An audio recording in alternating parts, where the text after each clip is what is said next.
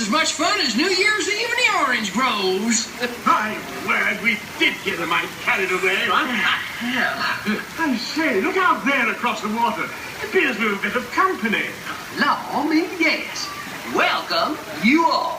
Permit us to introduce ourselves. My name is Claude, and my loquacious cousin over here is... I'll introduce myself, if you don't mind. Hi there. I'm, now, let's see now. It's right on the tip of my beak. Clyde Birdbrain. Oh, yeah. I'm Clyde Birdbrain. I say, perhaps you good people have never conversed with toucan birds before. Well, neither did we, till one day we discovered this magic sunshine pavilion. By Jove, yes. I remember just how it happened many, many bird baths ago. There we were in an explorer's launch on a mysterious river in deepest Adventureland. Off in the distance comes the fierce roar of an African lion. And as we round a bend in the river, a huge bull elephant bellows forth in protest of our intrusion. Suddenly, the treetops explode in a frenzy of outraged birds. Oh, come, you can jolly well do better than that. I can jolly well do one at a time.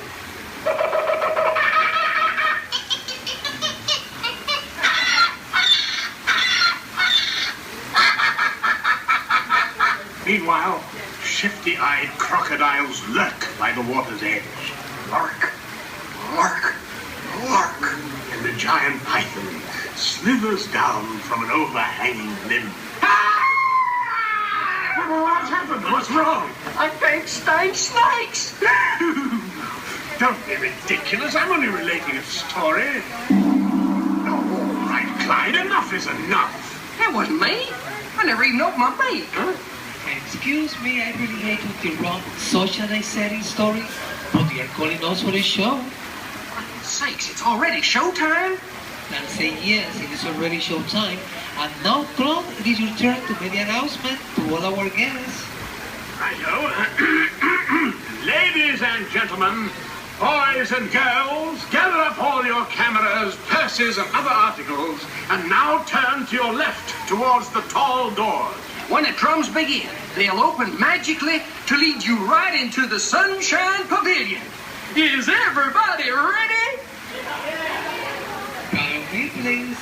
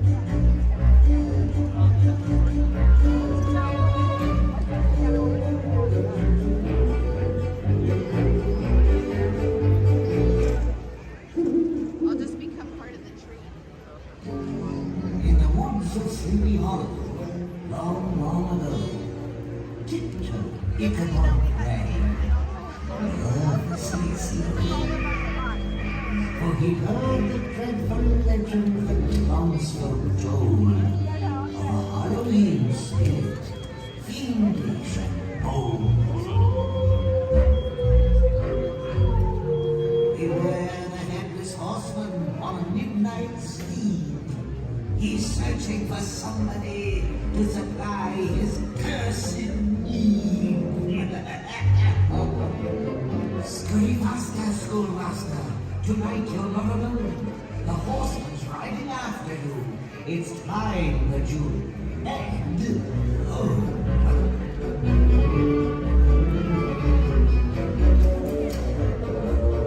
Travel quickly, cross the bridge. Don't look back. Do not delay.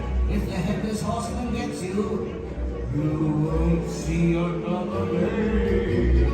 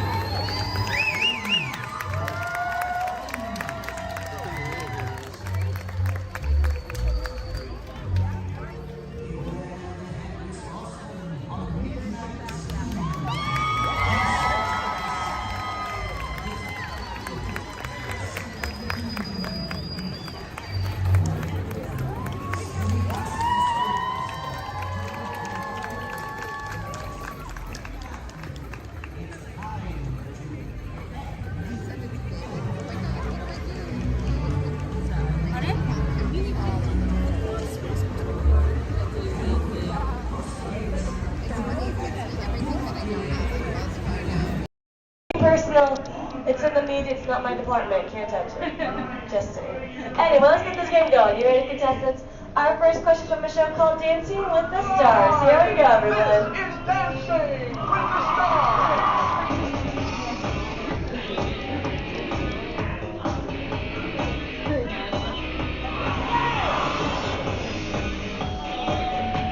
The NFL legend who danced his way to victory in Season 3 of Dancing with the Stars is A. Jerry Rice, B. Emmett Smith, or C. Apollo Antonova. All right, everyone, take it to the contestants. Contestants, what do you think the answer could possibly be? Contestant number one. You sure they're going to be a better answer? Like maybe like change it B? Maybe like to change it to something different? Like maybe you see something. B, Emmett Smith. Okay, how about you, Team 2? What do we think? You sure you don't want to change it to what contestant one said? Like, because I think there could be a better answer. Like maybe if you change it. B. Okay, you sure? Last chance. You're sure? All right, contestant 3, what do you think then? B, Emmett Smith. Well, let's find out what we've got. Emmett and Sharon! Sharon, let's go, Bobby. Emmett Smith. Good job, contestant 1 and 2, getting a shine star up on your board. Don't worry, still 2 questions left to go. And this one's from a long-time running show. It's called America's Funniest Home Videos. Here we go.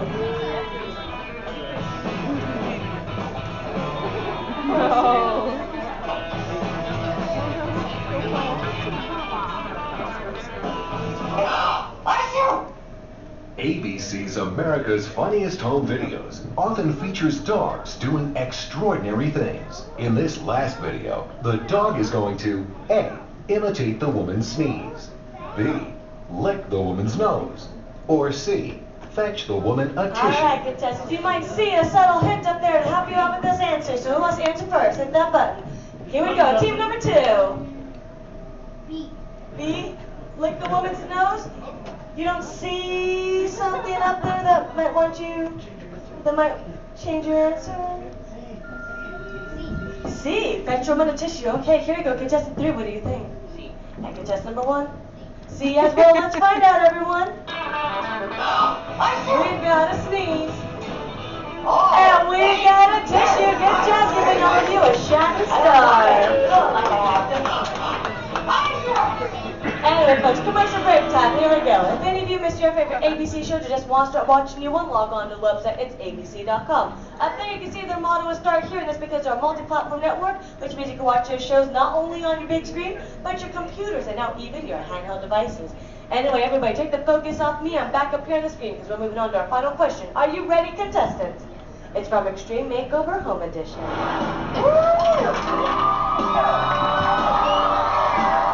We finished the house! When you want to say with me, bus driver! On ABC's award-winning Extreme Makeover Home Edition, Ty Pennington is famous for saying these words before every new home is revealed. A. Bus driver, take it away. B. Bus driver, move that bus. Or C. Bus driver, hit it. Here we go, contestants. Here we go, team number 2.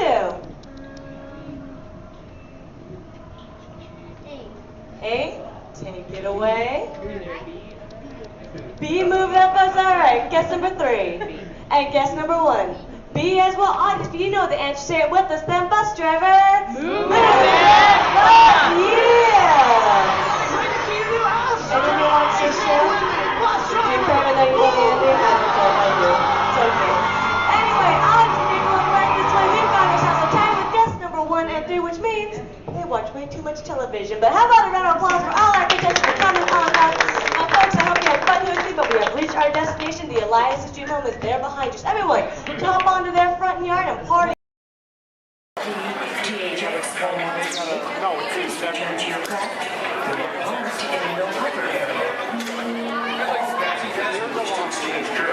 Prior to their departure, are invited to visit the exchange office, open daily during regular flight hours.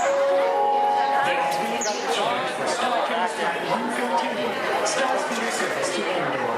Flight 114 will now be departing from gate number 2. This is a gate change only.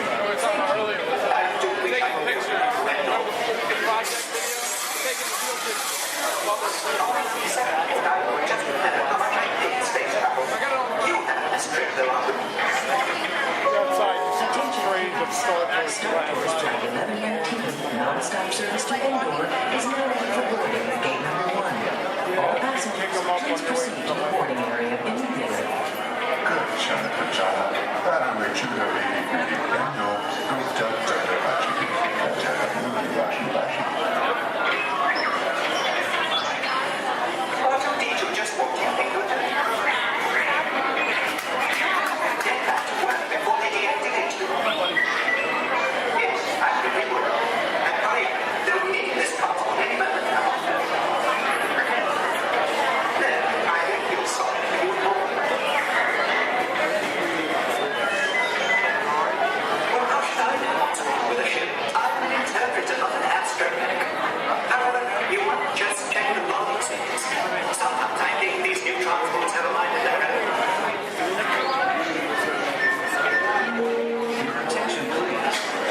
Interplanetary travelers must have a current passport and the necessary visas prior to leaving the spaceport.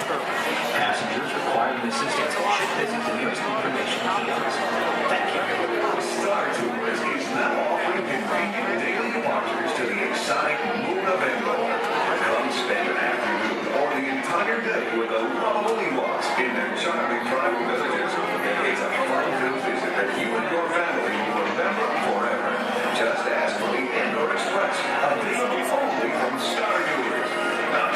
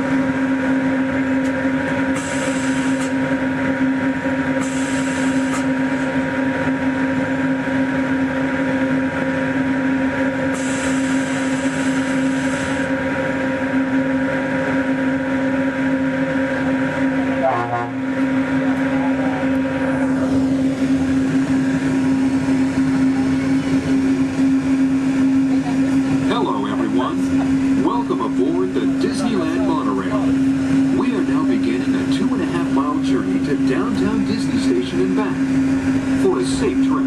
Remain seated, keeping your hands, arms, feet, and legs inside the cabin. Be sure to watch your children, and no smoking, please. Bienvenidos. Para su seguridad, permanezca sentado y mantenga las manos, brazos, pies y piernas dentro del tren y cuide a los niños. Por favor, se ruega no fumar. You're riding aboard a Mark 7 monorail, the latest generation of Disneyland monorails.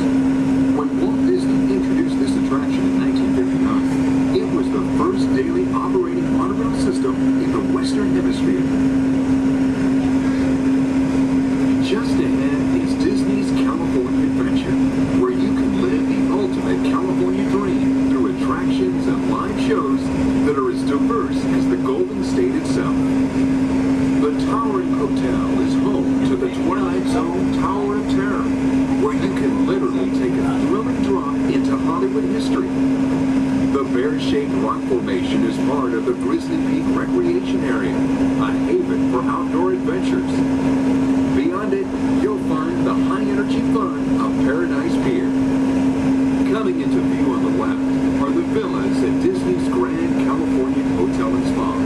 It's the first Disney Vacation Club resort on the West Coast and shares the same arts and crafts style as the famous hotel, which we are now entering.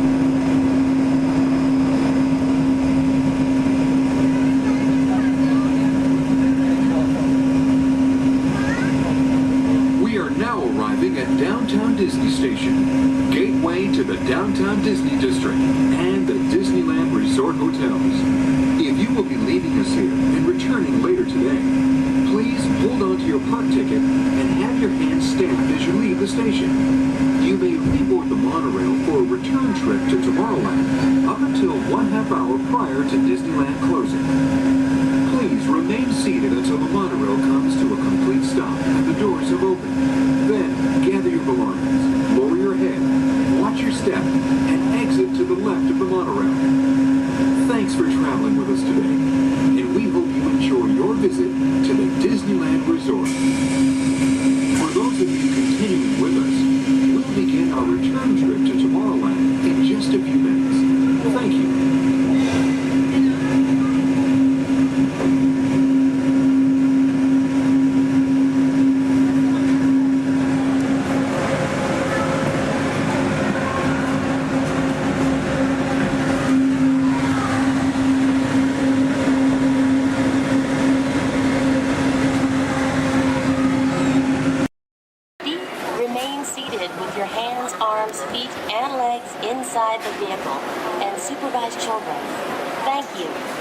La estación de control de cinturones de seguridad está a la vuelta de la esquina. Por su seguridad, mantenga sus manos, brazos, pies y piernas dentro del vehículo y cuida a los niños. Vehicle 3 is clear for your flight. Okay, here we go.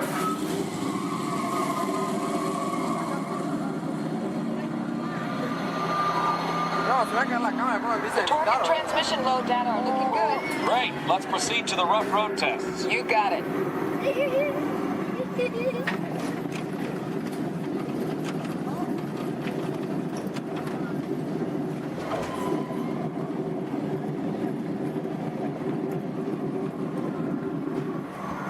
Okay, I'm going to take you right up to the cones, hit the brakes, and see if I can steer you through. Hold on.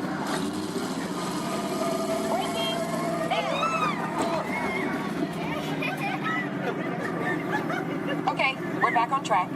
Let's do that other sequence. Okay, let's try it again, this time with the anti-lock brakes. ABS reactivated. Braking! All right, that's the way it ought to be. You see how ABS lets you keep control of the vehicle while braking?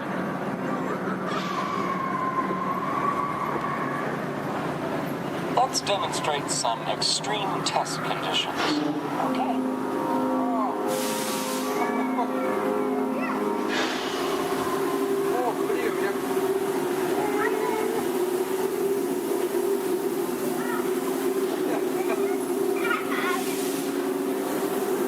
Did you remember to turn off those robots?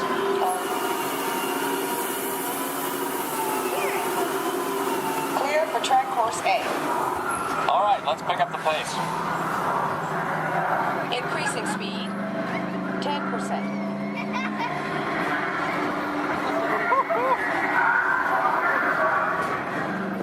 20%.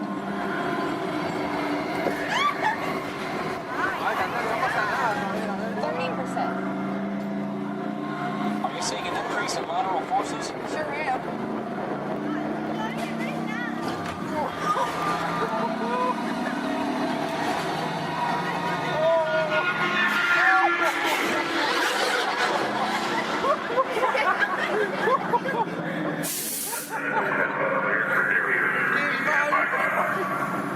Ready for the barrier test. Oh, chocamos acá.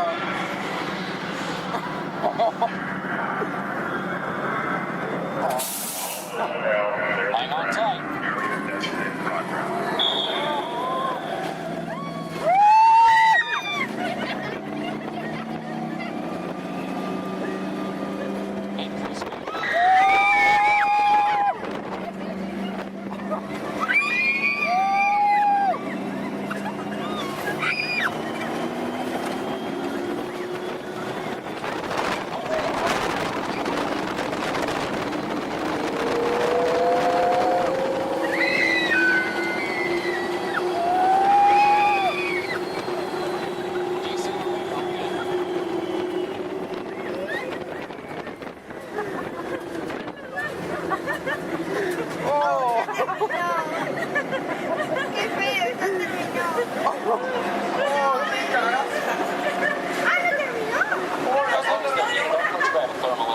Will do. Cameras on. Looks like all test parameters. Well, all right. That completes our test schedule. Let's download the data. Hey, thanks for being such a great test crew. Come back and ride anytime. Bye now.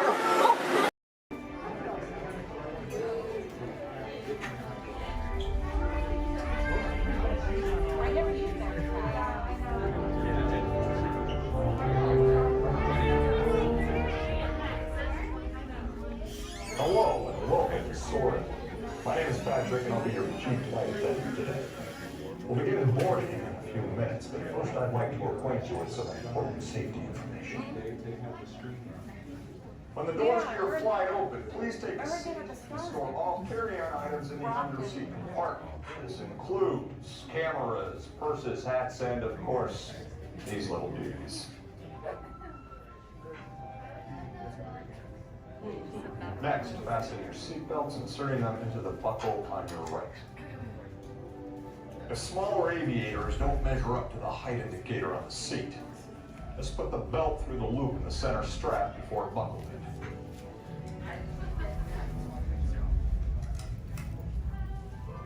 Nice work, pal.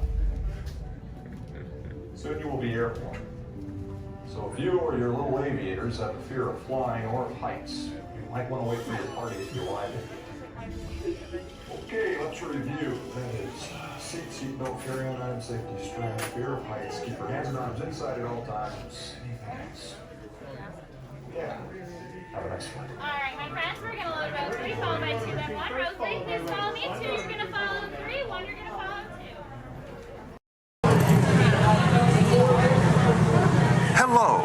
If you are new to the area, the Monstropolis Chamber of Commerce would like to welcome you. While you're in town, be sure We interrupt this program for a special report. A child is on the loose in Monstropolis. A human child! If witnesses are to be believed, there has been a child security breach for the first time in monster history. We can neither confirm nor deny the presence of a human child here tonight. I tried to run from it, but it picked me up with its mind powers and shook me like a dog. It's true! I saw the whole thing! Happy birthday, Schmoopsy Boo! Oh, googly bear!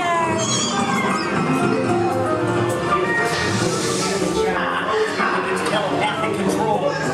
Made me dance like a chicken. I lost words of my own. Then it grabbed me with its giant forked tongue and rolled me up and down like a show. Oh, we gotta get you home.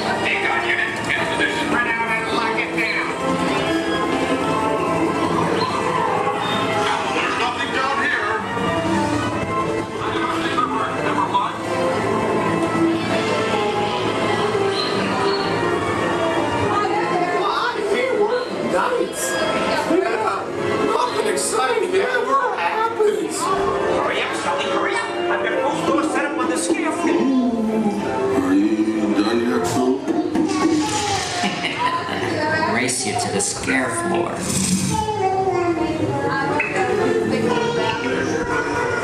Almost there.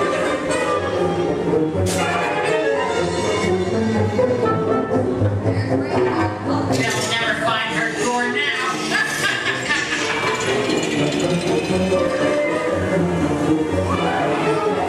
Oh, there's your door. We're almost there, kiddo.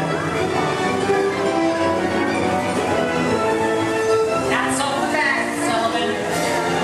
They'll never get her home now.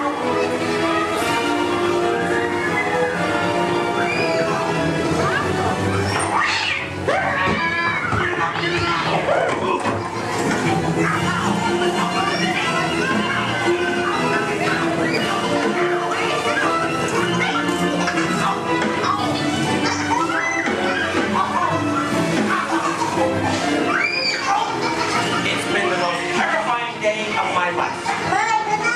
But I love you, kiddo. Good night. Kitty's gotta go now. Sleep tight.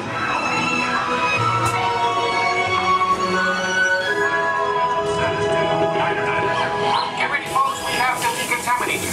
Sorry, Manny. We have to do this for your own good.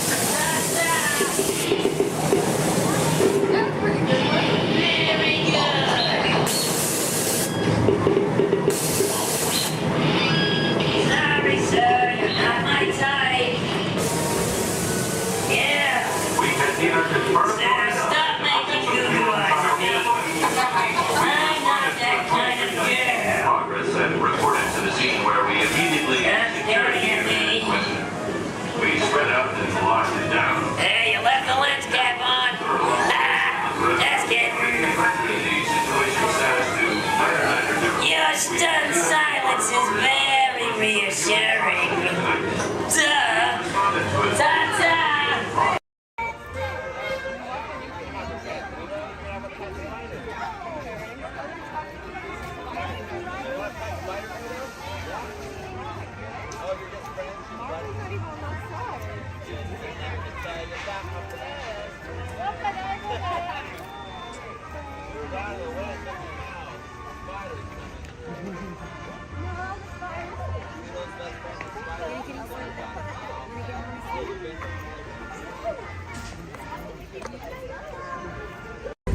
In the life cycle, there are winners and there are losers.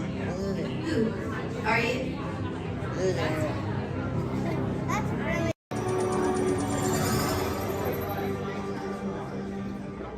Greetings, Terrans.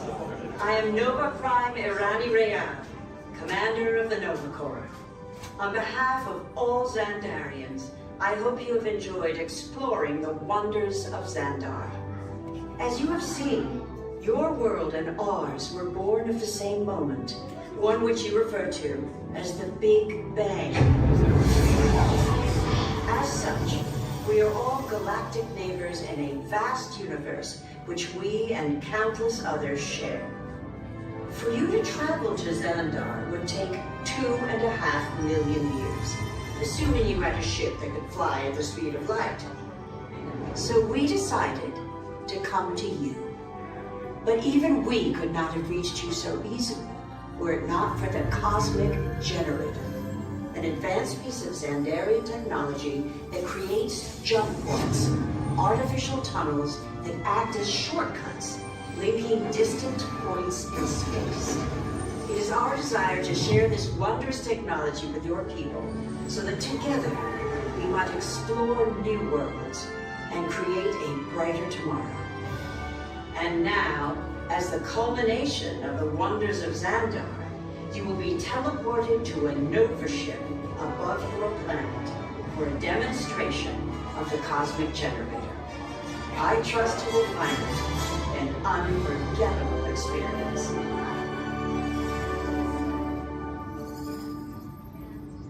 Welcome, people of Epcot, Epcoters, Epcotians, citizens of Epcot.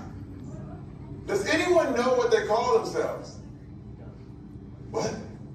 I'm on? Someone needs to tell me what I'm on. Welcome, Epcot Terrans. I am Centurion Tal Merrick, and we're just about ready to teleport you up to the ship for the demonstration.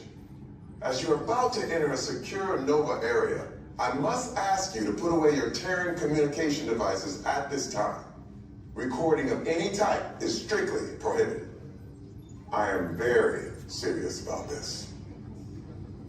Now, please step forward into the chamber. You're gonna love this.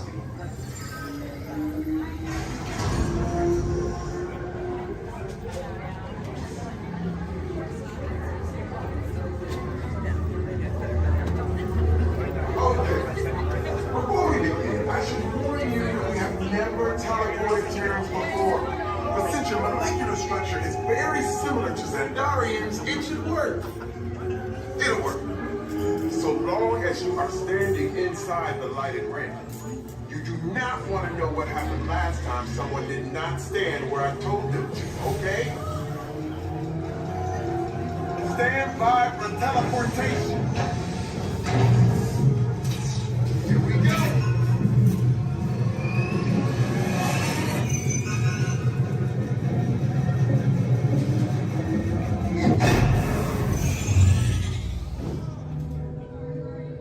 You made it.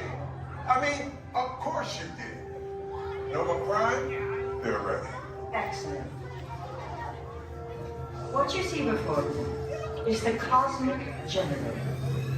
And in just a few moments, we'll be activating it so you can experience for yourselves what's happening. I'm not sure. Our power's out. And the cosmic generator is gone. Cheerio, Monarch. Go to Code Red. Prepare the fleet. And call the Guardians. Now. There is no cause for alarm. Turn off that alarm. I've got an important transmission coming in.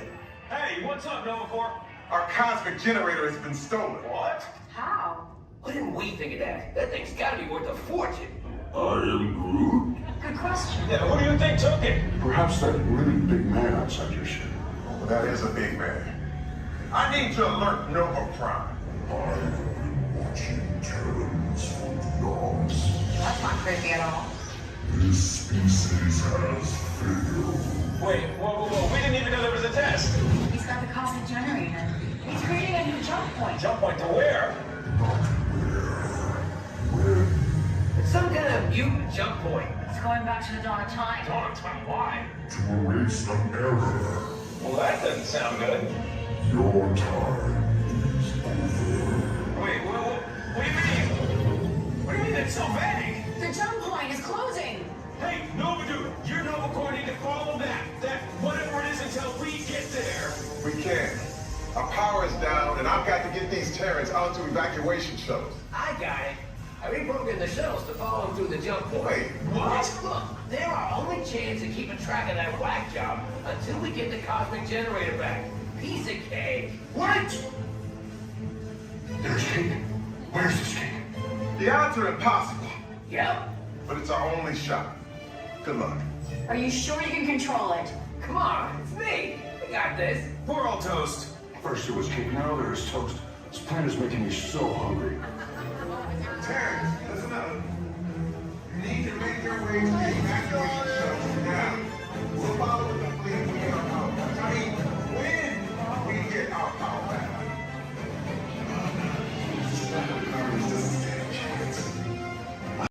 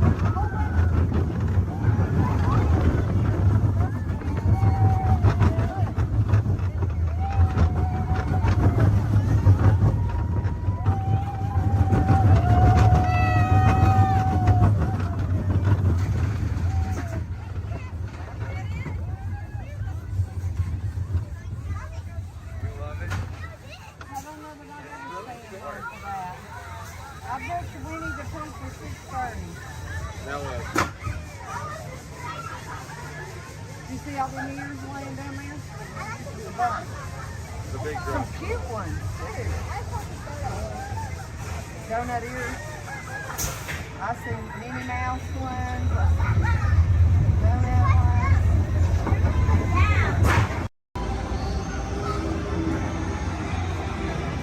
Any good food that not I should try on Tuesday? Hey, stay there.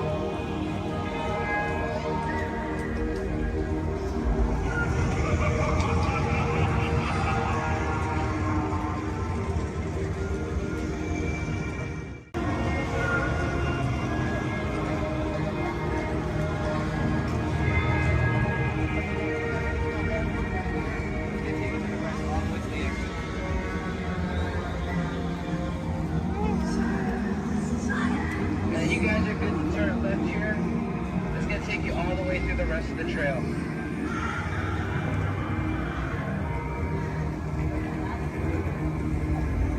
And just that quick note,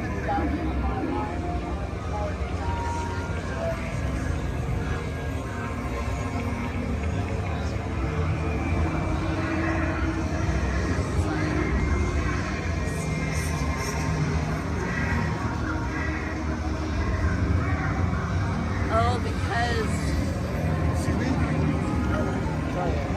that's where Maleficent is, over there. So the thorns, I see. Yeah, like you're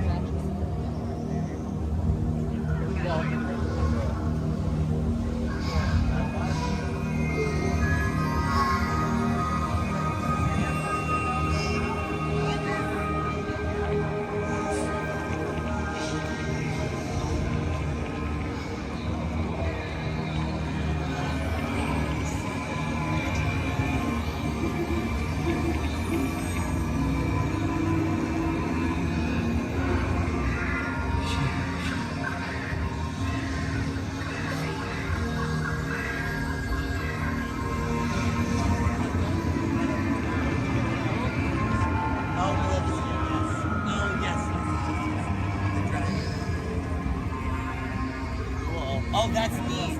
Yeah.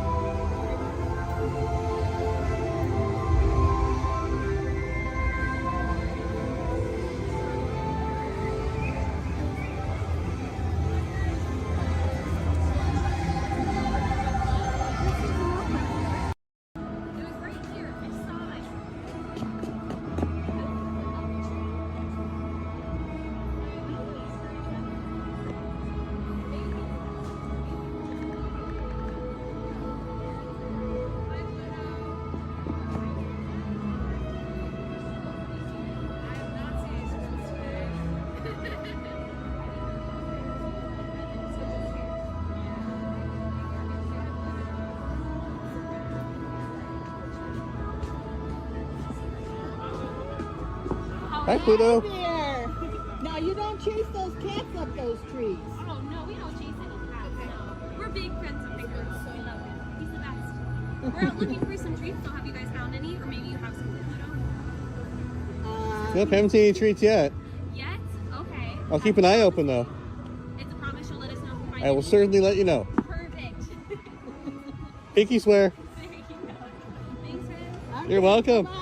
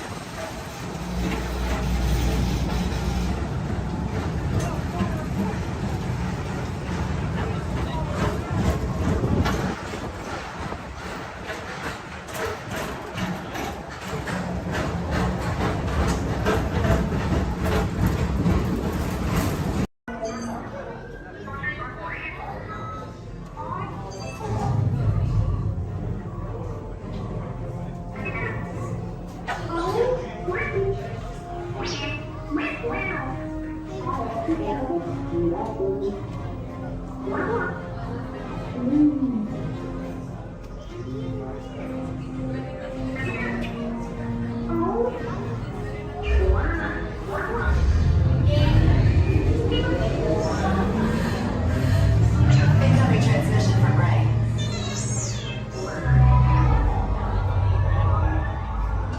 BB-8, is everyone assembled? Good. Should we be in flight prep?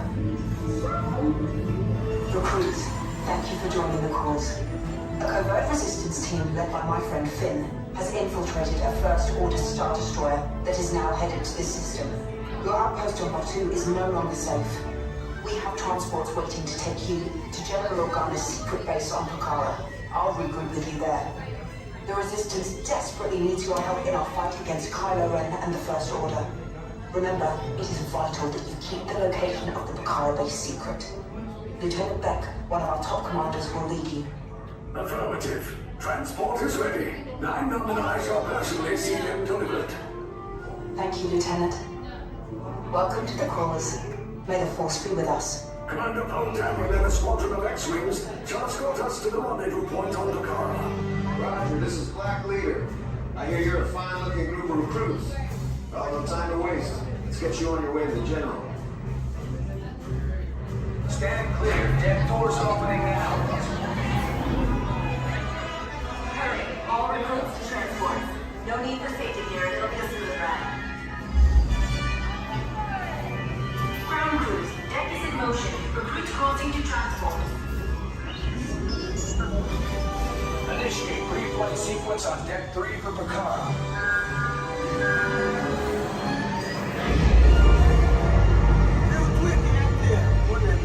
Affirmative. Deck 3, you are clear for launch.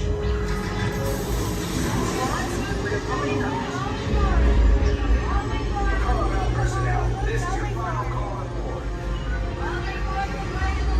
Transport away from the blast doors, all the way forward.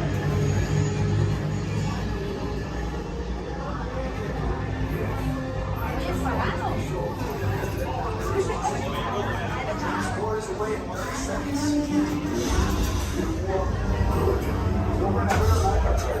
Yes, check the hyperdrive also. Transport takeoff in 20 seconds.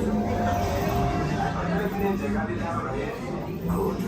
Airspeed sensor? Thank you, 9 Black Leader, are you and your team ready? Affirmative. Engines are hot. Red 2, blue 5 reporting. Red 2, check. Blue 5 standing by. Engage repulsors and hold on, recruits. More ships. Launch.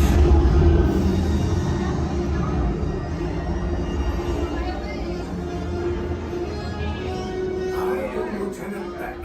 As you heard from Ray, I have been tasked with getting you to Pucara. Red 2, blue 5, keep tight now. Let's get ready to make that jump to light speed on mark.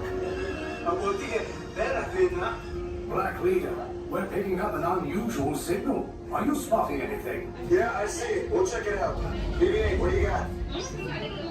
There appear to be a number of small craft heading our way. Raise the shields. We got company. First order TIE fighters. Reroute. Red 2, Blue 5, we got a clear path, so transport can make the jump. They're all over us. I'm hit. We lost Red 2, more incoming. Blue 5 taking evasive action. Try to shake him, Blue. I'm trying. We lost Blue 5. I'm gonna try to draw him away. Copy that. Get us clear so we can make the jump. Be ready. You won't have much time. Where are all those TIE fighters coming from? You're looking at the airport. Star Destroyers.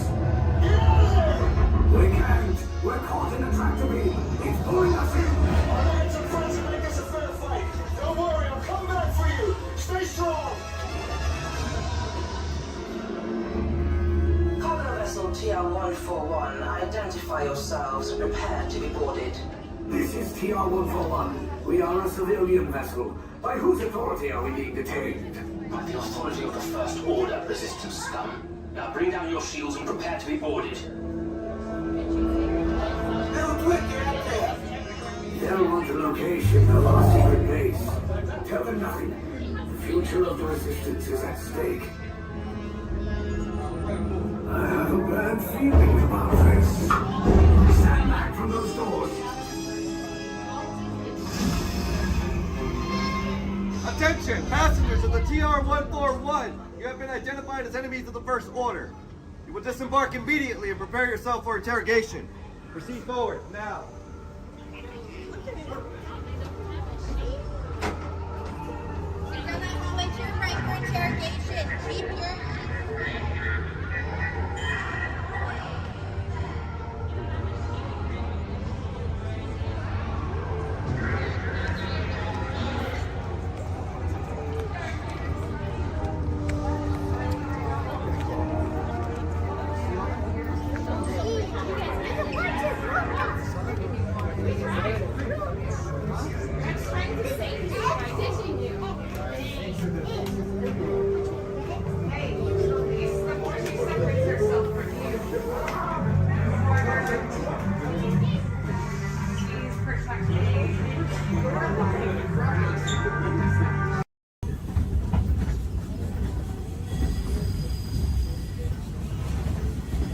Folks, we're just about out of the woods and into the forest. The enchanted forest of Fantasyland, where magic... Listen. Hear that? There it is! On that big metal snake! Oh, Peter, that's not a snake. It's a train. Train, huh? Well, I think it's finally time I trained my shadow to stay put! Come here! Hey! Get back here, Shadow! Shadow! Oh, Tinkerbell, we really must find some stronger thread. Told you it's enchanted, and not just the forest. From the tips of castle spires to the sands under the sea, magic and happily ever afters await around every corner in Fantasyland. Now, sit back, relax, and enjoy living with the land. Por su seguridad, permanezca sentado con sus manos y brazos, pies y piernas dentro del barco y cuida a los pequeñitos. A manera de recordatorio, no tomar foto con flash y luz de video antes de llegar a Disneyland.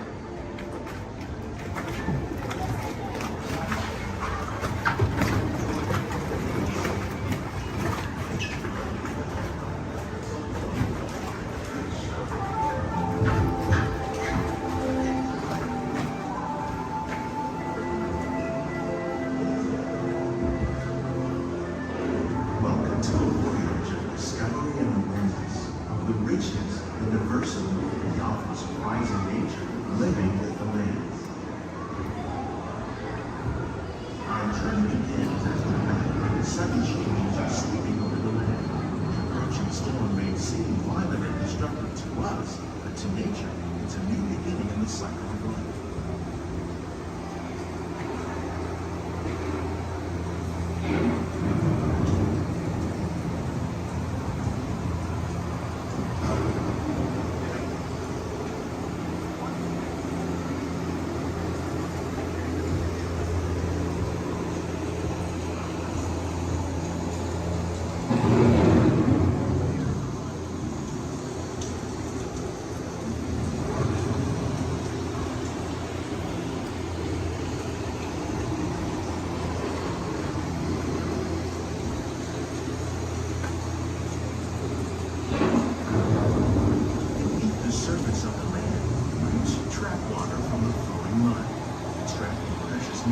and mineral. These elements, when combined with sunlight, create the diverse living systems of our planet.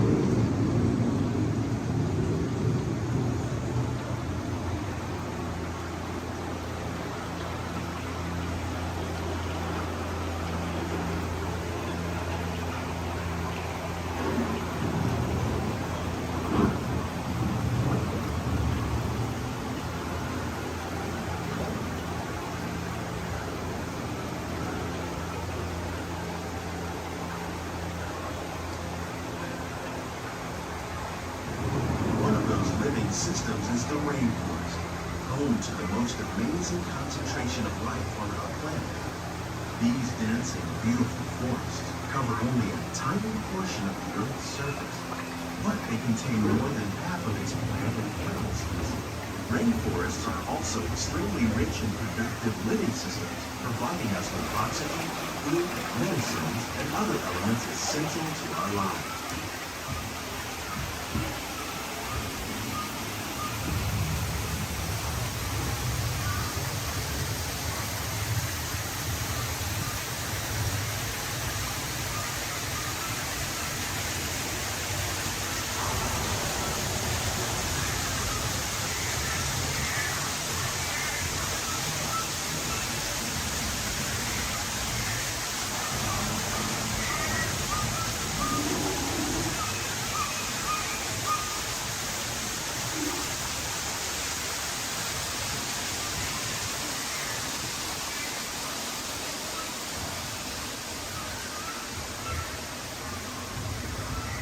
In the desert, nature has created a very different, no less beautiful living system.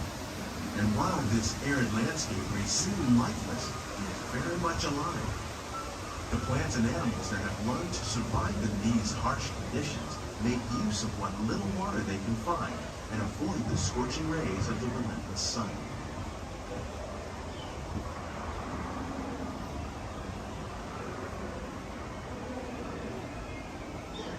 The American prairie once appeared as desolate as the desert, but over time, rainwater and nutrients gradually penetrated the hard surface of this land. Even the hooves of the mighty buffalo helped create the rich soil that will one day become home to the American farm.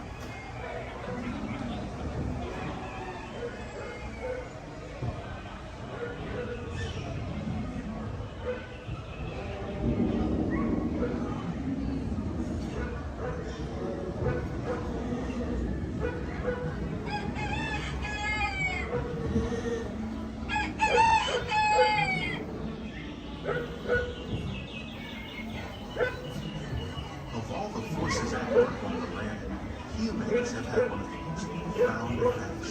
The need to produce food for a growing world led to the enormous use and sometimes overuse of the land. In our search for more efficient ways to grow food, we often fail to realize the impact of our methods.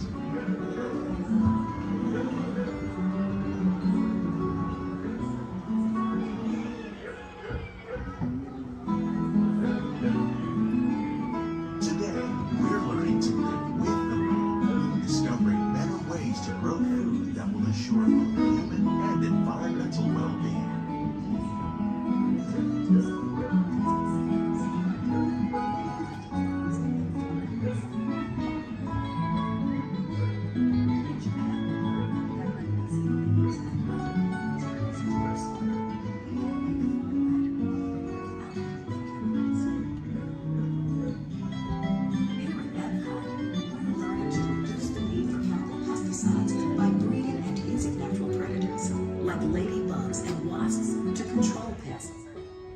In the farmlands across America, we're learning that by plowing under vegetation containing natural fertilizers, we can enrich the soil without the use of chemicals.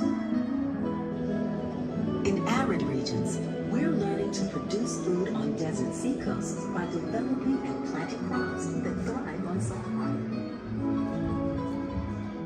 In Japan, we're learning that by mixing leaves and other living materials into our soil, we can make farmland more fertile without the need for chemicals. Here at Epcot, we're learning to reduce the need for chemicals. How will we meet tomorrow's growing needs for food production? yet still respect the needs of the land. Some of the answers are being discovered just ahead. To help us maintain these carefully controlled ecosystems, and for your safety, please remain seated in your boat at all times.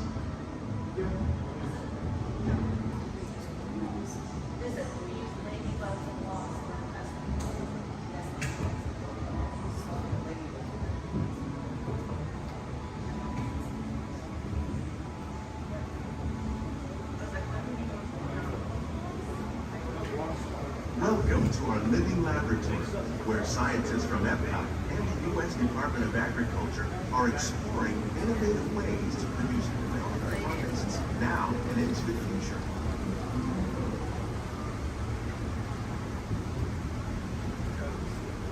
The tropics are home to the greatest diversity of plants on the planet.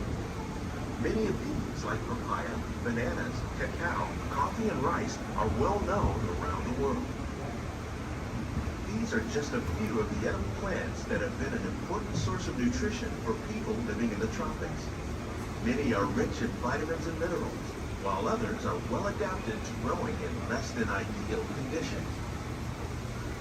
Some, like the water lily, thrive in wet, swampy areas and waterways. All parts of this plant, even the flower petals, are edible. The starchy fruit of the plant has long been used to make flour for baking.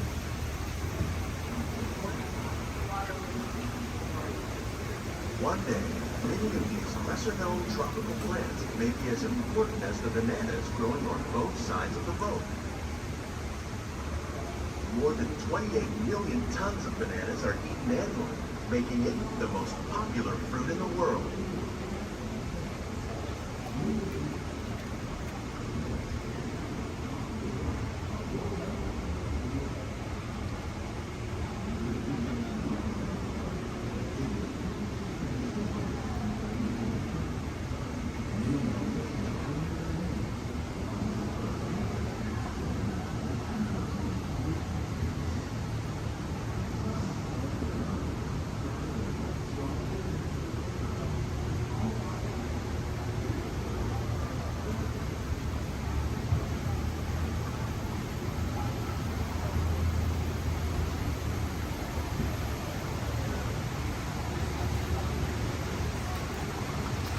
When we mention farming, you probably don't think of fish.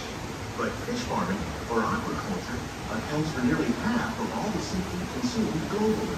Tilapia, bass, and catfish, like the ones you see here, are three of the more popular crops raised by fish farmers. The sustainable system we're using here recycles the water in the tanks. As a result, we're able to save millions of gallons each year. Our small fish farm produces nearly 5,000 pounds of fish each year to serve in restaurants around Walt Disneyland. Innovations like this one can play an important role in our efforts to produce bountiful harvests and still protect natural resources.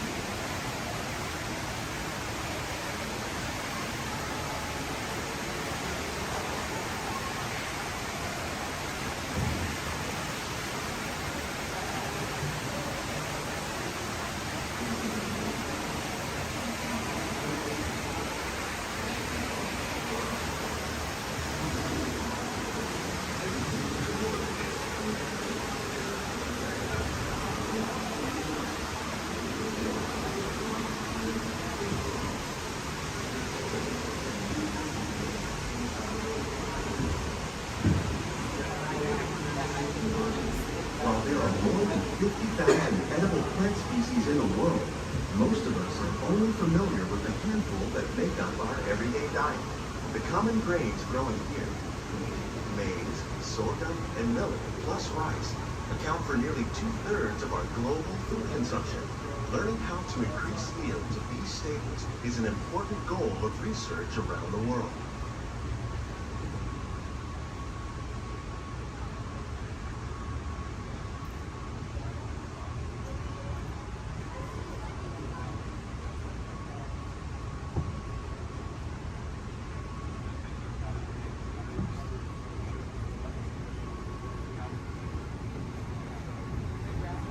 These plants are definitely on their way up. Innovative growing techniques like these increase yields while more efficiently using resources like water, fertilizer, and pesticides. Another innovation at work here is our integrated pest management program. By populating our greenhouses with beneficial insects that prey on harmful pests, like aphids and flies, we are significantly reducing our reliance on conventional pesticides. We're growing these crops using our nutrient film system. This technique precisely controls and recycles water and nutrients. With it, we can produce over 27,000 heads of lettuce a year in this one small area.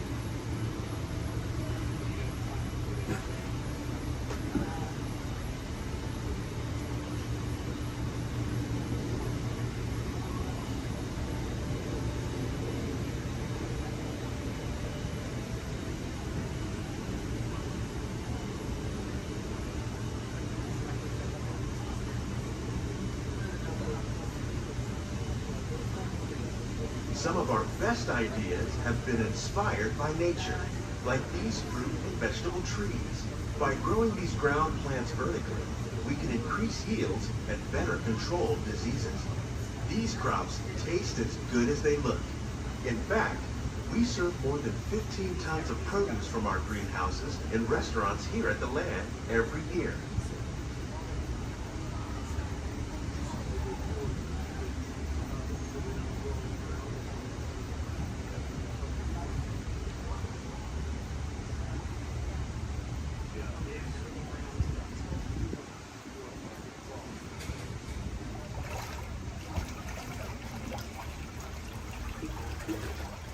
The future of agriculture may include innovative ideas like this vertical growing system.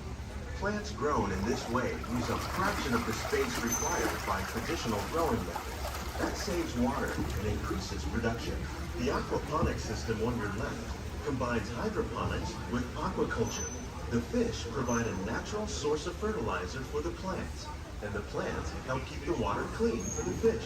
It's another great way to produce more while using less. In our lab, Epcot scientists are working with the U.S. Department of Agriculture on a number of innovative projects. The goal of these efforts is to produce higher yielding and better quality plants.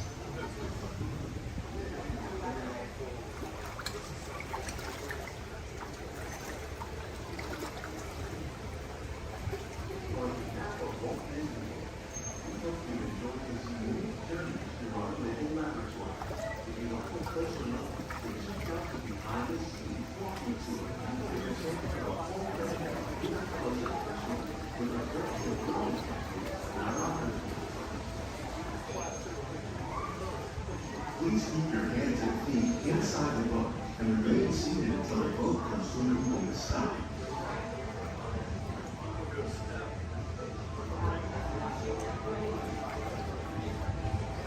These greenhouses represent just a fraction of the work being done worldwide to produce bountiful harvests for our growing population. Scientists, farmers, and even backyard gardeners are doing their part to improve the quantity and quality of foods that we all rely upon. Together, we can continue to find more ways to increase food production and protect our precious natural environment. Only then will we truly be living with the land.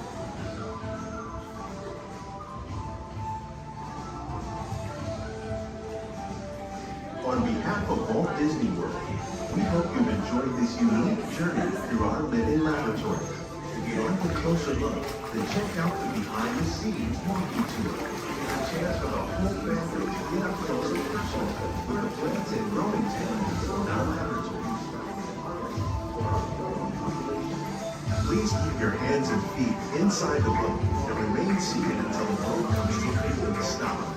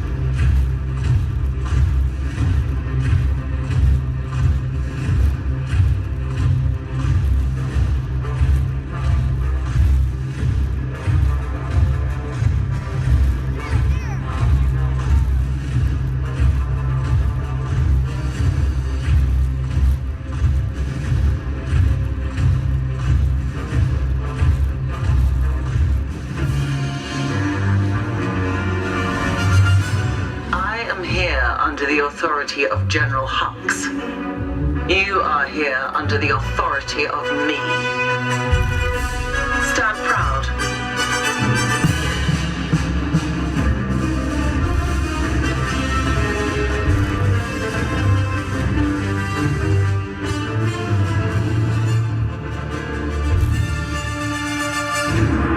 Troops in this division are held to the highest standard. Mine. Show me fearless.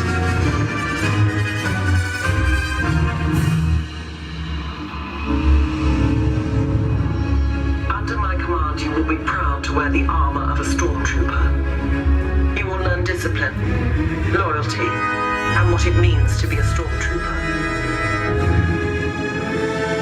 Battle starts.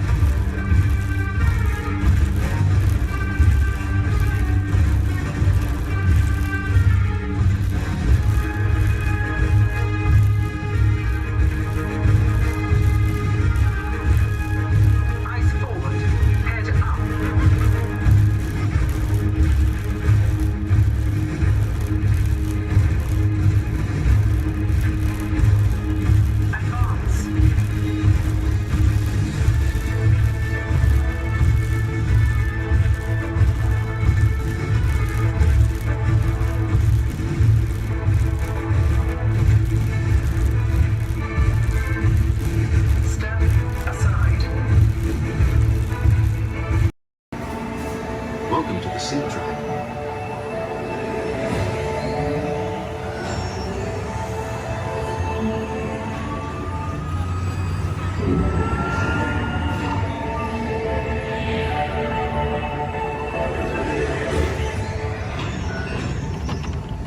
We'll begin with the capability test to see how your vehicle designs perform under challenging weather and surface conditions.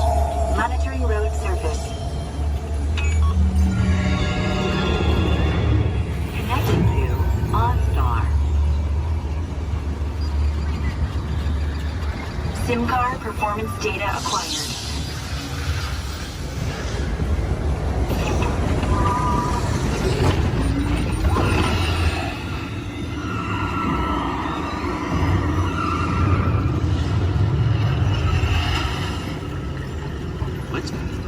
Let's see how your designs hold up now. Commencing SIM car off-road and extreme weather sequence.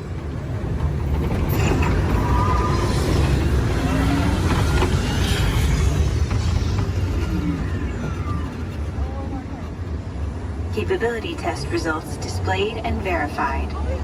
Now let's see how your vehicles compare when it comes to their efficiency.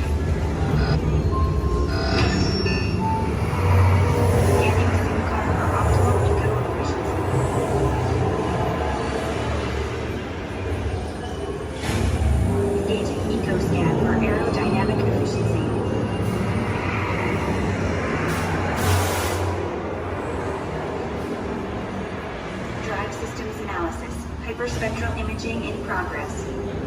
Calculating total enviro impact.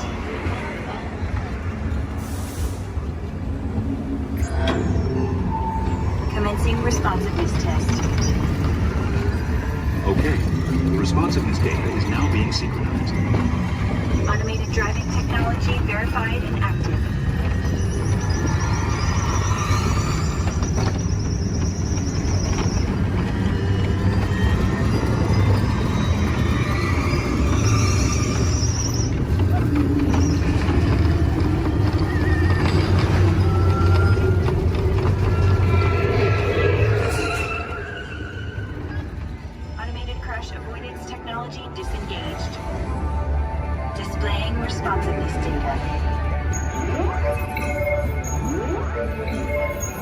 comes the final test. Energizing for power test.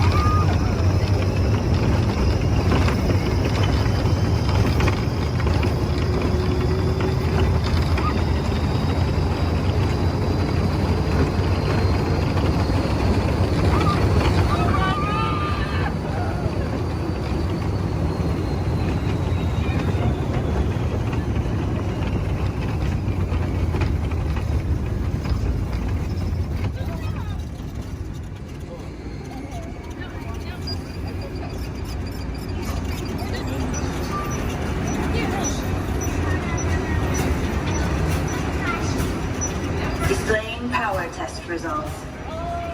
SimTrack performance testing complete. This concludes your performance testing. You'll be able to see how your Chevrolet custom concept vehicle designs compare to the sim car after you disembark. Please watch your step as you exit, and remember to take all your personal belongings with you. Be sure to check your final performance numbers in our scoring area.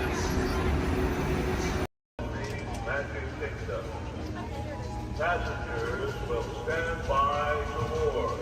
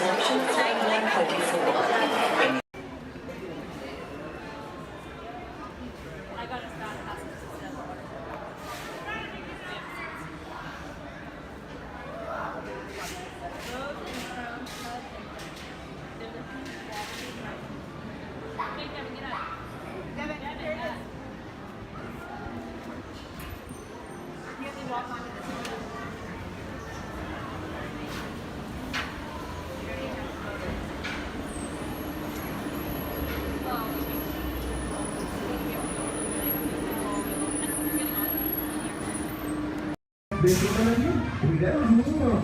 Here we go.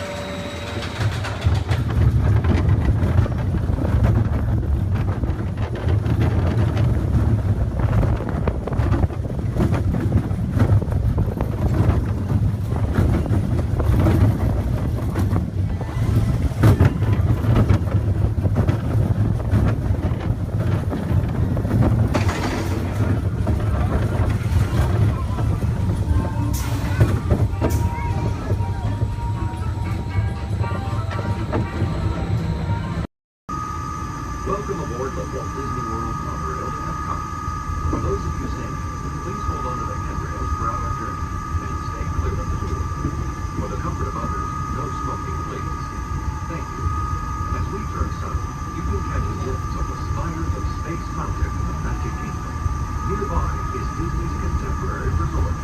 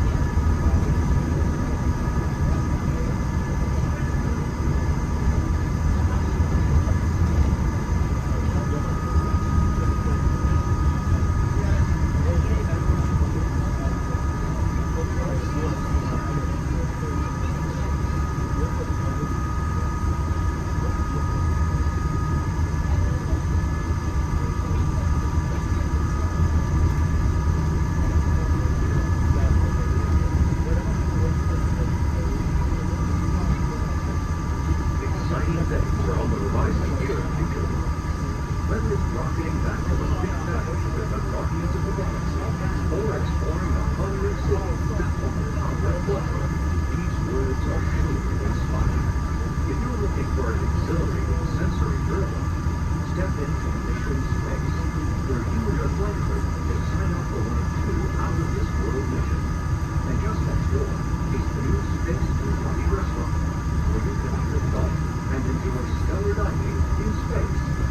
At Test Drive, you can experience the exhilaration of test driving a vehicle all on the fastest ride ever created for Walt Disney. Across the Lucas and World Showcase, you'll find representatives from the postcards, making this a truly international experience. Some exciting new adventures from around the world are coming to France, Canada, China, and the United Kingdom. Join us tonight at the Lagoon to celebrate together during the nighttime spectacular. There's even more things to explore, and you go around the world with a package of experiences.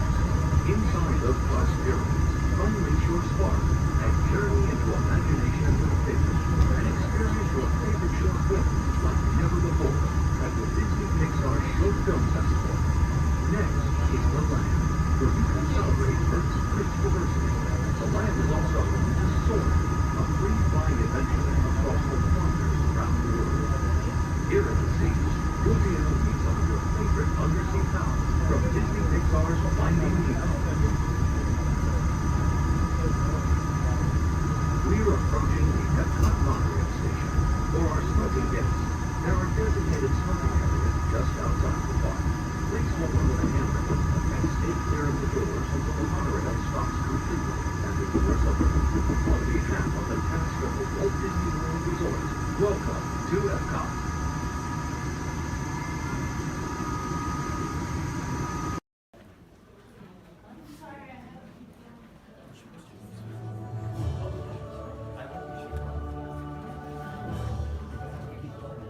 Hello.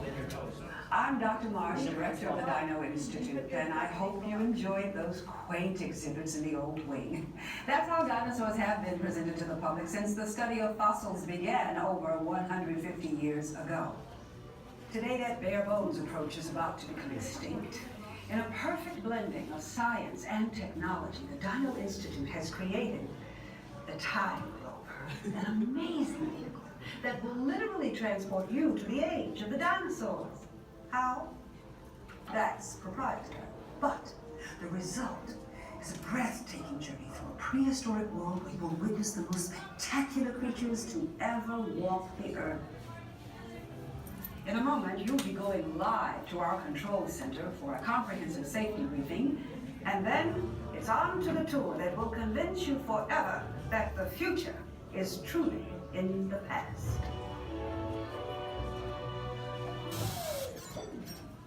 Hello there. Welcome to our little trans-dimensional joyride, folks.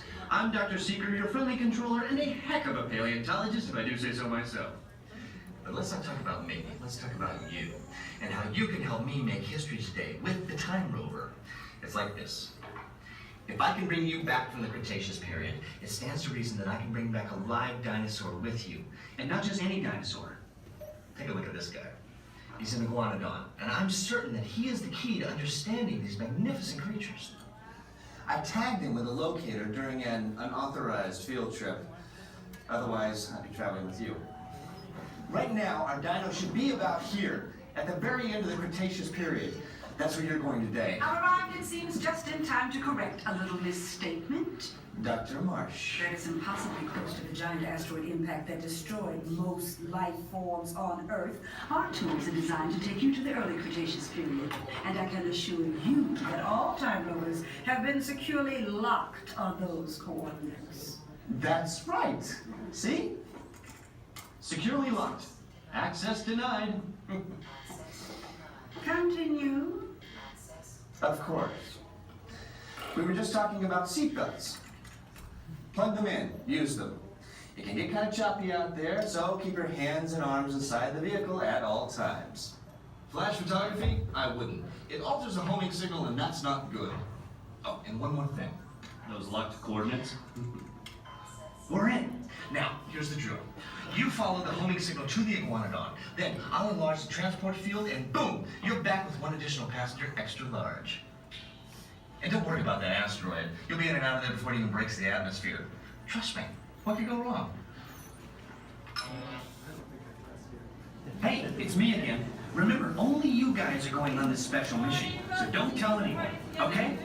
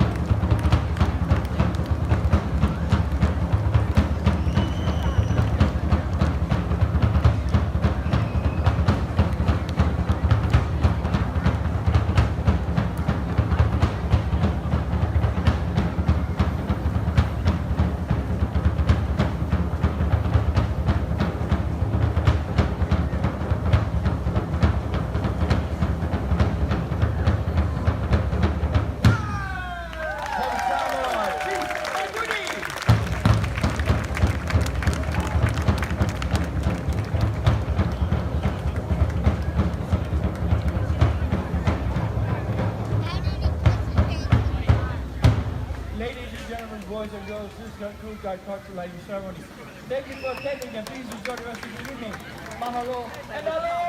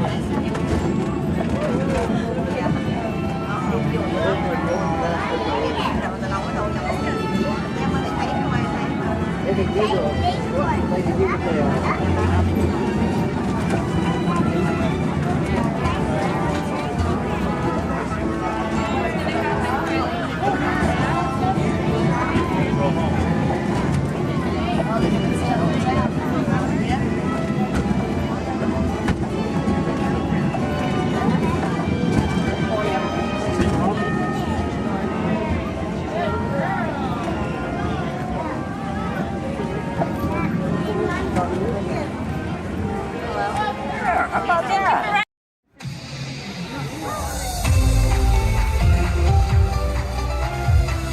To all who come to this happy place, welcome and good morning, everyone. We have some extra special friends here to welcome you all today.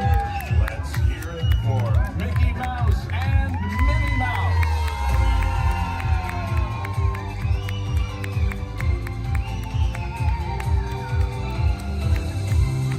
Well, hi everybody. Good morning. Gosh, it sure is great to see so many amazing friends. It certainly is. Oh, I have a feeling today is going to be the best day ever. You said it, Minnie. And now that we're all together, we've got a surprise for you. When everybody heard that you were going to be here, they just had to come and give you a great big Magic Kingdom welcome.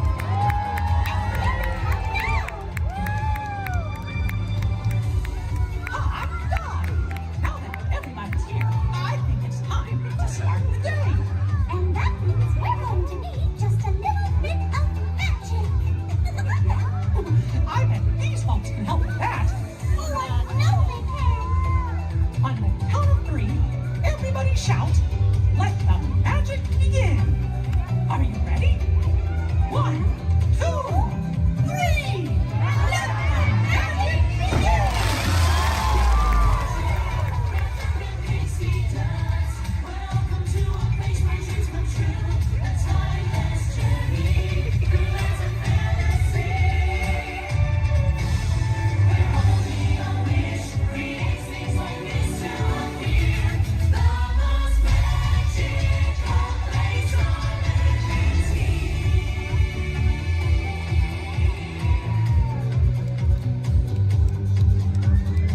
Well, what are we waiting for? Let's get going. Bye-bye, everyone. See ya real soon.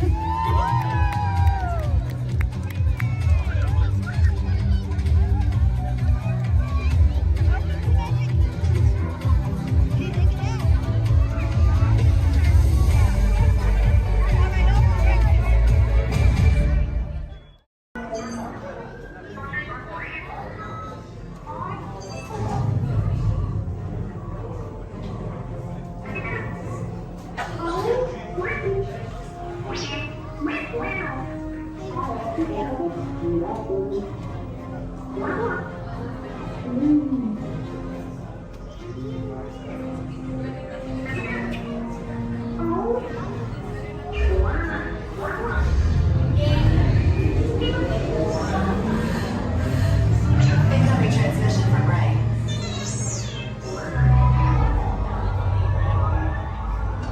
BB-8, is everyone assembled? Good. Should we be in flight prep? Recruits, thank you for joining the cause. A covert resistance team led by my friend Finn has infiltrated a First Order Star Destroyer that is now headed to this system. Your outpost on Lot 2 is no longer safe.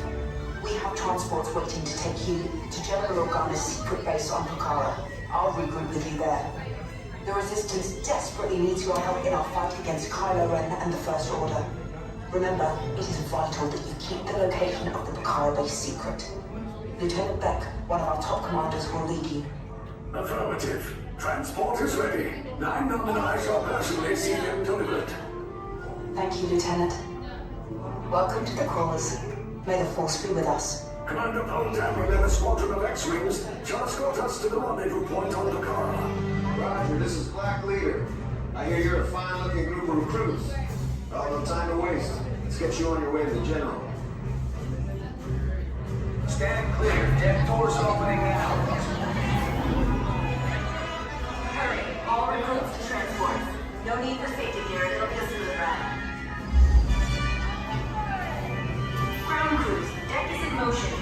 Escorting to transport. Initiate pre-flight sequence on deck 3 for Picard.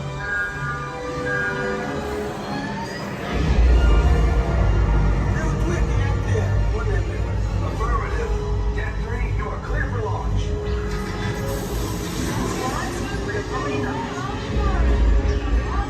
Combat personnel, this is your final call on board. Transform away from the blast doors. All the way forward.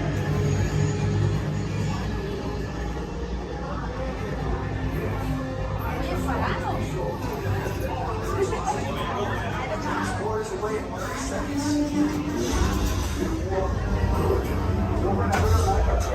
Yes, check the hyperdrive also.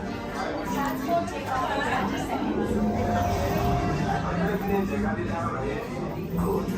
Airspeed sensor. Thank you, 9 number. Black Leader, are you and your team ready? Affirmative. Engines are hot. Red 2, blue flag reporting. Red 2, check. Blue 5 standing by. Engage repulsors and hold on, recruits. More ships. Launch.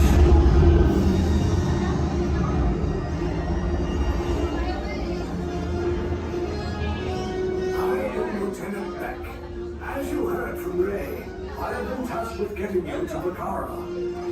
Red 2, blue 5, keep tight now. Let's get ready to make that jump to light speed on my mark. Black Leader, we're picking up an unusual signal. Are you spotting anything? Yeah, I see it. We'll check it out. BB-8, what do you got? There appear to be a number of small craft heading our way. Raise the shields. We got company. First order TIE fighters. Reroute. Reroute. Red 2, blue 5, we got a cue path, so transport can make the jump. They're all over us. I'm hit. We lost Red 2, more incoming. Blue 5 taking evasive action. Try to shake him, Blue. I'm trying. We lost blue 5. I'm gonna try to draw him away. Copy that. Get us clear so we can make the jump. Be ready. You won't have much time. Where are all those TIE fighters coming from? Star Destroyers. We can't. We're caught in a tractor beam. It's pulling us in. Our hands are friends and make this a fair fight. Don't worry, I'll come back for you. Stay strong. Cargo vessel TR-141, identify yourselves and prepare to be boarded. This is TR-141. We are a civilian vessel. By whose authority are we being detained? By the authority of the First Order, Resistance scum. Now bring down your shields and prepare to be boarded. They'll want the location of our secret base. Tell them nothing. The future of the Resistance is at stake. I have a bad feeling about this. Stand back from those doors. Attention, passengers of the TR-141. You have been identified as enemies of the First Order. You will disembark immediately and prepare yourself for interrogation. Proceed forward, now.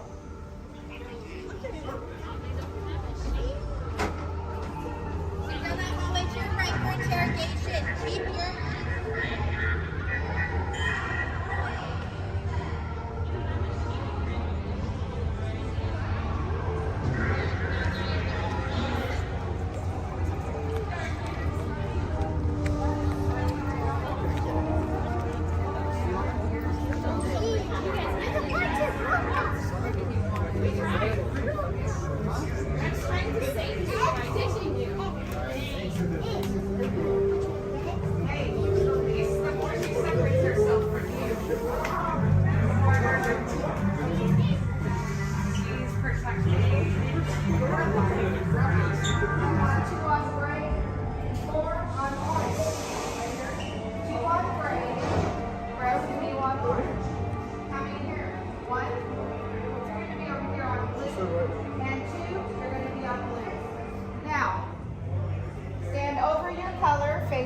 your shoulder to shoulder.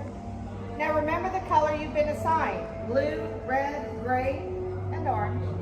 It'll be an important part of your interrogation process. You're going to need to know that color at the end of your interrogation and possible long-term motive.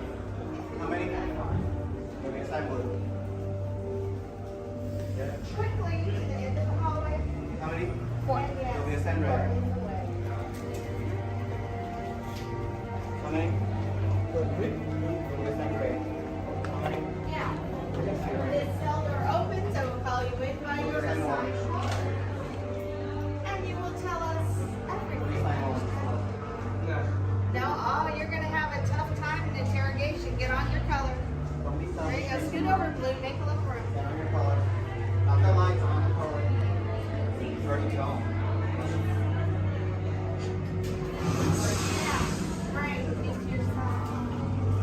Everyone has been assigned a color. Look down and memorize it. Do not forget it.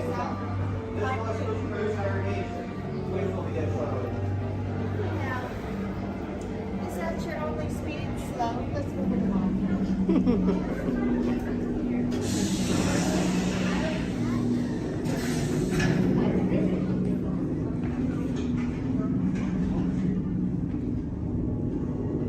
Leave us. Yes, General. Enemies of the First Order, we will soon snuff out your meager resistance. You chose the wrong side, and now you will pay. The Resistance prisoners. You have what I want. You know the location of the secret base, and I will take it from you. We're needed on the bridge. Keep the prisoners here. I will return to finish this personally.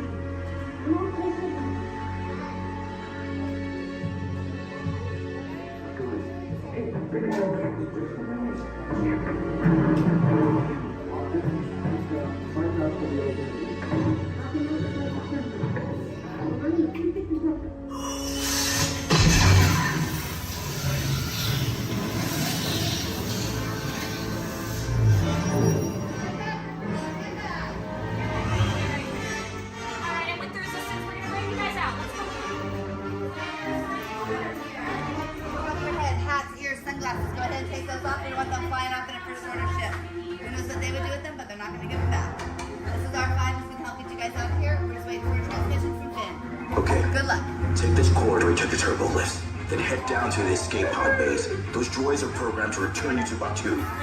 Hurry and don't get caught. Lieutenant Beck will guide you. Recruits, for your safety, stay seated with seatbelts securely fastened. Keep hands, arms, feet, and legs inside the transport and supervise your children. Tell them it's a prisoner transfer. Did it work? Good. Now get a move on. There's a clear path to the turbo lifts at the end of the hallway. Turn right. Probe droid. You're lucky it didn't spot you. Take those turbo lifts and stay out of trouble. Hey, you're not authorized. Wait, those are the prisoners.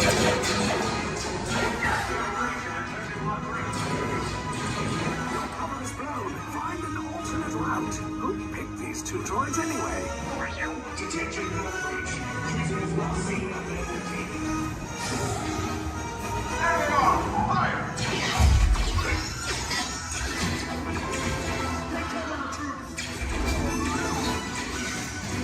The escape pod just below us. Take those down. Copy. Hurry! No, not up! I said down!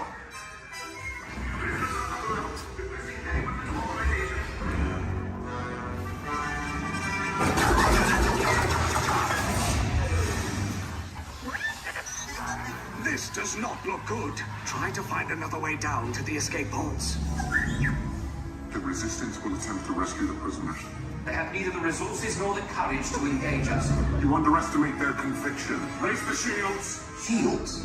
I see no evidence. Now! Sound the alarm! All personnel to their stations! Sir, the prisoners have escaped. How brave. But ultimately hopeless. There's nowhere to run.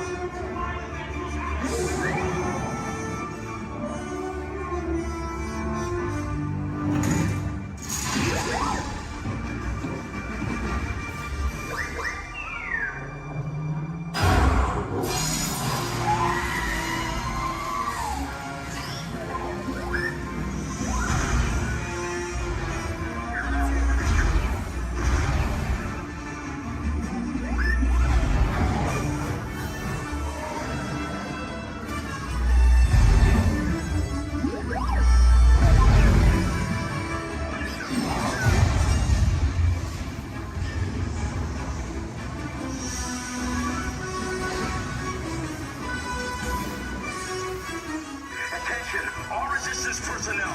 Abandon ship. I repeat, abandon ship. Destroy the back. There's no escape. You will tell me the location of the secret base, and then I will destroy you and the Resistance.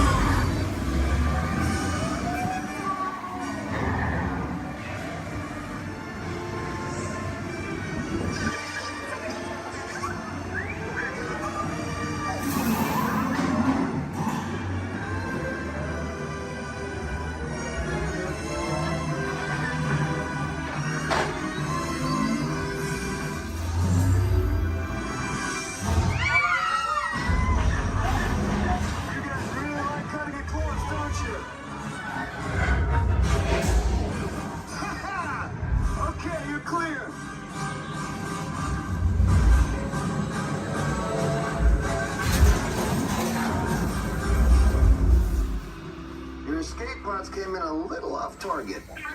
Ground crews will meet you outside the wreck. All right, nice job, recruits. Not what you signed on for, but hey, you're Resistance now. I think I have that authority. Right, Beck? Where's the lieutenant? I need eyes on Beck. I know, scout for his pod beacon. More escape pods down in Sector 4. Verification pending from Key Command personnel. Where's the lieutenant? I need eyes on Beck. Lieutenant Beck here. Beck! You're alive! I should hope so. Great job, recruits. Thanks to your heroism, the location of the Resistance base is secure. Bravo! Yes, R5, you too.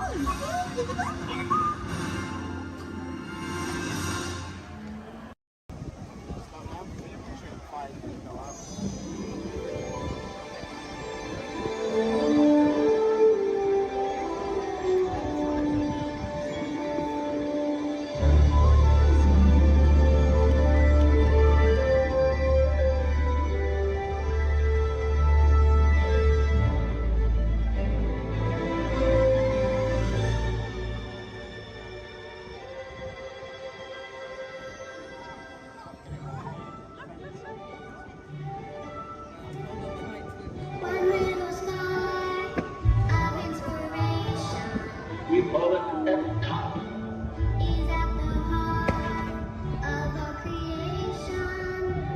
EPCOT. Experimental, prototype, community of tomorrow.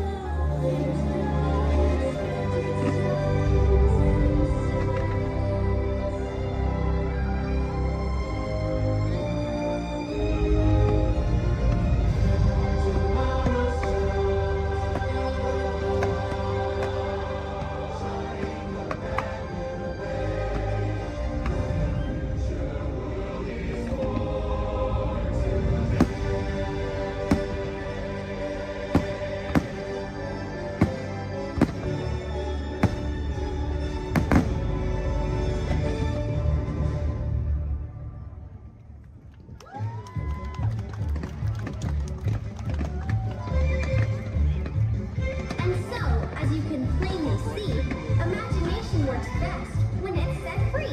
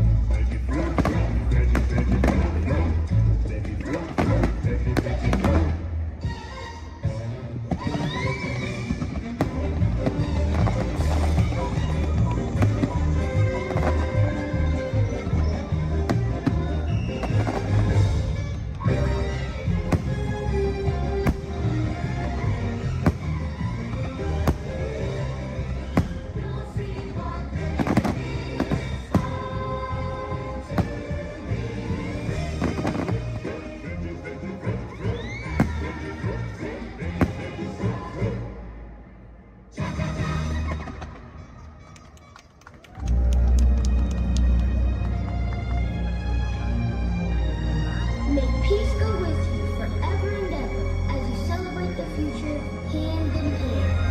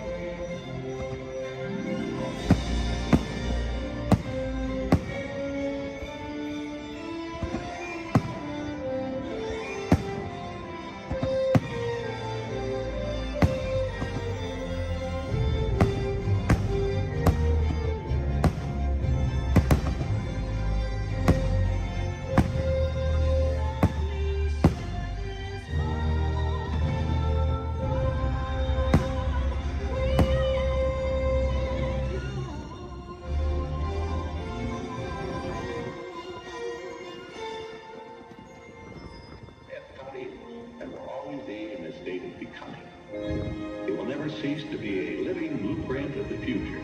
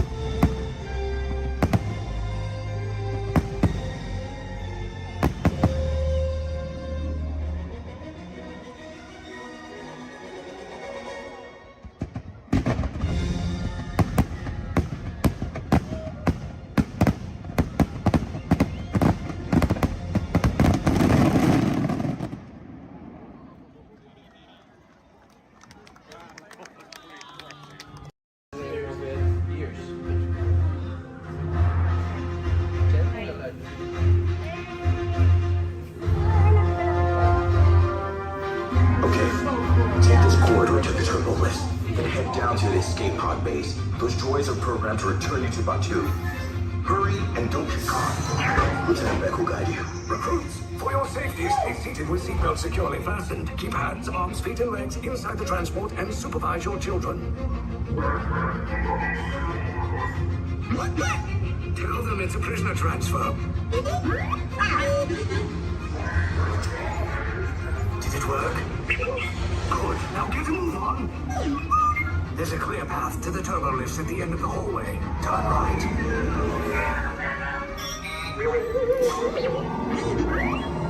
A probe droid. You're lucky it didn't spot you. Take those turbo lifts and stay out of trouble. Hey, you're not authorized. Wait, those are the prisoners. Your operation is touching block range. Cover is blown. Find an alternate route. Who picked these two droids anyway?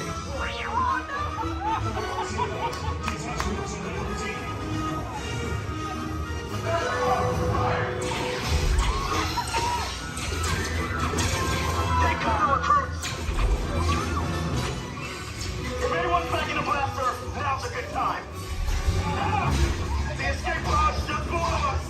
Wait, why are you going up? I said down, up is bad. Up is real bad.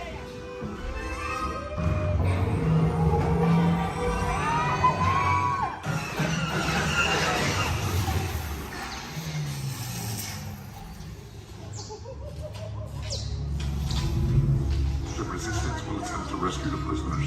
They have neither the resources nor the courage to engage us. You underestimate their conviction. Raise the shields! Shields? I see no evidence. Now! Sound the alarm! All personnel to their stations! Sir, the prisoners have escaped. How brave, but ultimately hopeless. There's nowhere to run.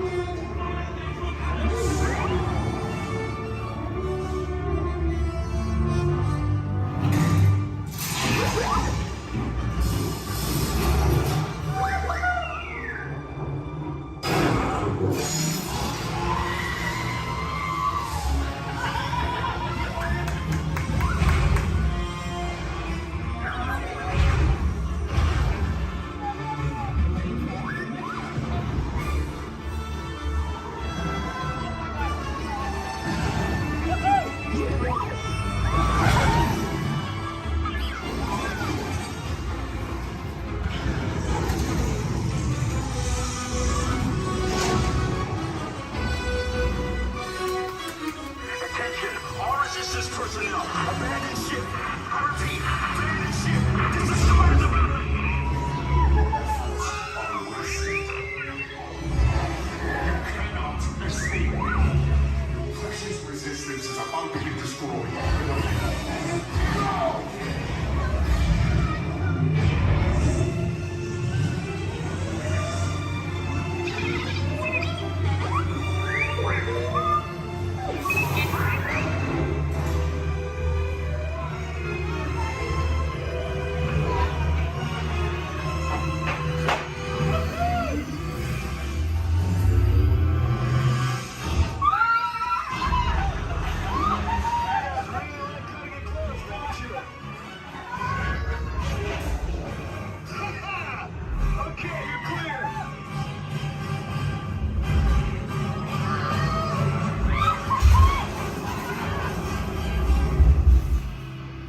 Escape pods came in a little off target.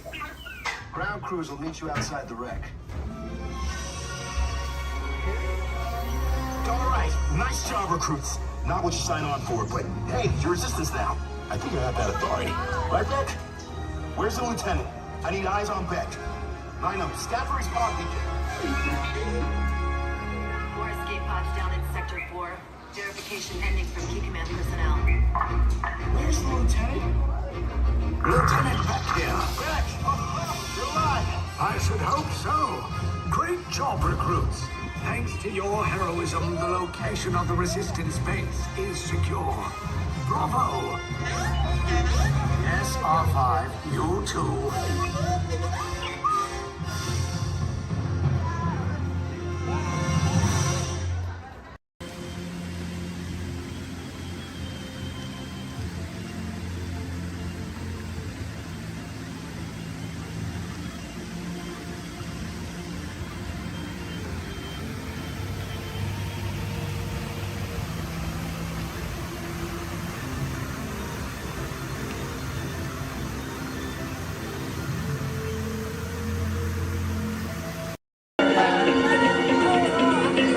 happen. Robots have been a part of our imagination for longer than you might think. The idea dates back to ancient times, when Egyptians created talking statues to serve and protect people. And Greek engineers built water clocks with moving mechanical figures. As centuries passed, inventors built many mechanisms to imitate human movement. These early robots captured everyone's imagination. Who knew? Perhaps one day a mechanical being might really be able to walk, talk, And here he comes, ladies and gentlemen, walking up to greet you under his own power. even help people. In 1920, a Czechoslovakian writer was the first to call these automatic helpers robots. From then on, robots became popular in stories, art, and especially in the movies.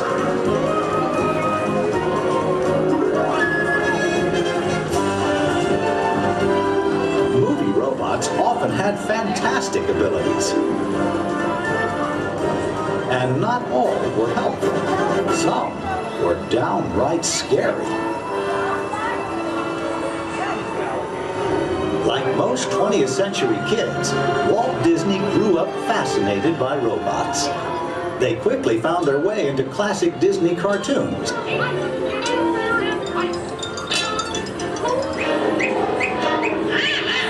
Walt's passion for robots soon took them out of cartoons and into real life.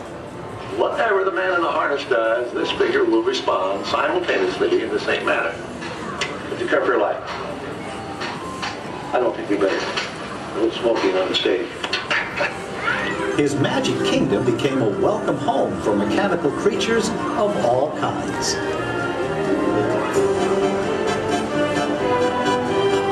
Walt's pioneering work in audio animatronics made robots familiar entertainers at Disneyland, delighting millions of visitors. Meanwhile, in the world of science, advances in hydraulics, microcircuitry, and digital computers were turning science fiction into science fact. Robots had stepped out of the realm of imagination. Today, they are everywhere we and they look. In outer space, in factories, even in our homes. For years, the biggest challenge robotics engineers faced was something we usually take for granted, the simple act of walking. Of course, walking on 2 feet isn't always so simple, especially when we're young. Even as adults, walking has its ups and downs, because it requires well-developed balance and coordination. Making a humanoid robot walk on its own 2 feet is very complicated. Yet this is the challenge that Honda, the mobility company, took on almost 20 years ago. Honda's first prototype walked in a straight line only, and falling down was a big part of learning. The next prototypes had better balance, but turning was a very slow process. Step by step, the engineers persisted. They built more and more capable models, and finally succeeded in making the most sophisticated humanoid robot the world has ever seen. A machine designed to help people. Honda's advanced step in innovative mobility. Asimo.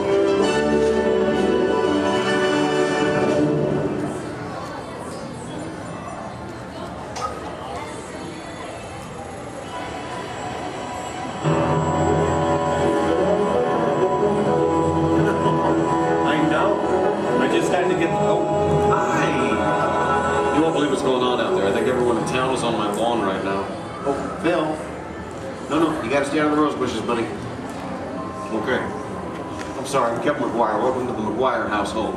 You see, we've been chosen as the first family to test the Honda Asimo robot, and I just sent it out to go check on the mail. It was so much fun watching the neighbors' faces when they first see Asimo. Like, they all... No, you can't borrow the robot. Just... Okay. Now, if you're not familiar with Osimo, you're going to be amazed at the way it... You know what? You're just going to have to see it to believe it. Of course, when we first met Osimo a couple of weeks ago, we learned that its name stands for Advanced Step in Innovative Mobility. Oh, here it comes now. Everyone, say hello to Osimo.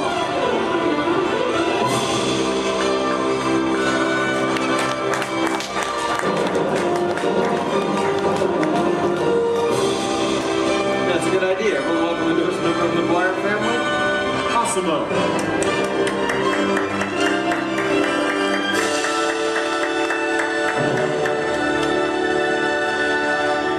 Hello, everyone. Oh, Osimo. Did we have any mail?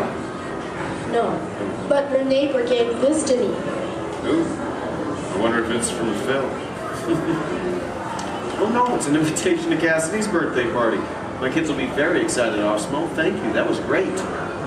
Well, I'm an amazingly capable humanoid robot. Yes. How can I help you? Well, actually, my parents are coming over later because my wife and I... Oh my goodness, I completely forgot. I was supposed to call my wife as soon as you got here. I was just having so much fun with the neighbors, but... You know what? We should probably call her right now. Come on, I've got her on speed dial.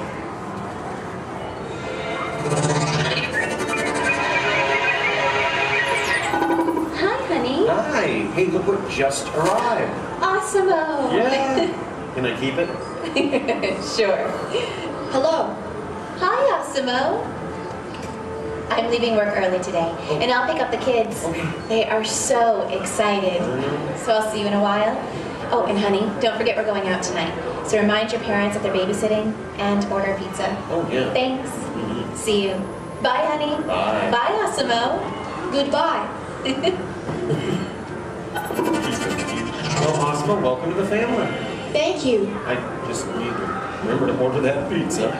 What do you think, sausage or pepperoni? What am I talking about?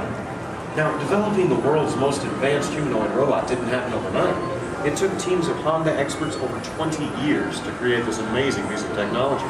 And we're talking about experts in the fields of physics, anatomy, mathematics, computer sciences, chemistry, mechanical, and electrical engineering. Oh, check this out. Osimo? Come this way, please. Now, if I'm sitting down, or in a wheelchair like my wife, Osimo's camera eyes are at about the same level as my eyes, and this makes communication very simple. In fact, if you take a look at the screen, you can see Osimo looking at me. Hello, Osimo. Hello, Kevin. Oh, Osimo, please turn out to all of our new friends. And everyone, wave and say, hello, Osimo. Hello, everybody. And there you are. Now, you might be wondering why Osimo isn't on wheels or treads or something like that. Well, Osimo is designed to help people and to be a helper in our world, a world where we need to reach for things and pick things up, or to navigate along floors and sidewalks, even just to climb a set of stairs. What better design than that of a humanoid robot? One that has 2 arms and 2 legs. And Osimo, how tall are you? I'm 4 feet and 3 inches tall. Which is the perfect height for opening and closing doors, or turning lights on and off, even working at table services, or just moving things around the inside of a house. And Osimo, how much do you weigh? I weigh 119 pounds. And I wonder what all that would be in metric. Carry the one. I'm 130 centimeters tall and weigh 54 kilograms. All right. Oh, and how fast can you walk? I can walk about 2 miles per hour. And in metric, that would be about... That would be about 3 kilometers per hour. Yeah, that's great, Osimo. Thank you, Kevin. Now, in order for a robot to operate in our world, it must have the ability to walk. And walking can be very complicated. Follow me on this. You see, with each step that I take, my brain sends thousands of signals at lightning fast speed throughout my nervous system. Now, these signals travel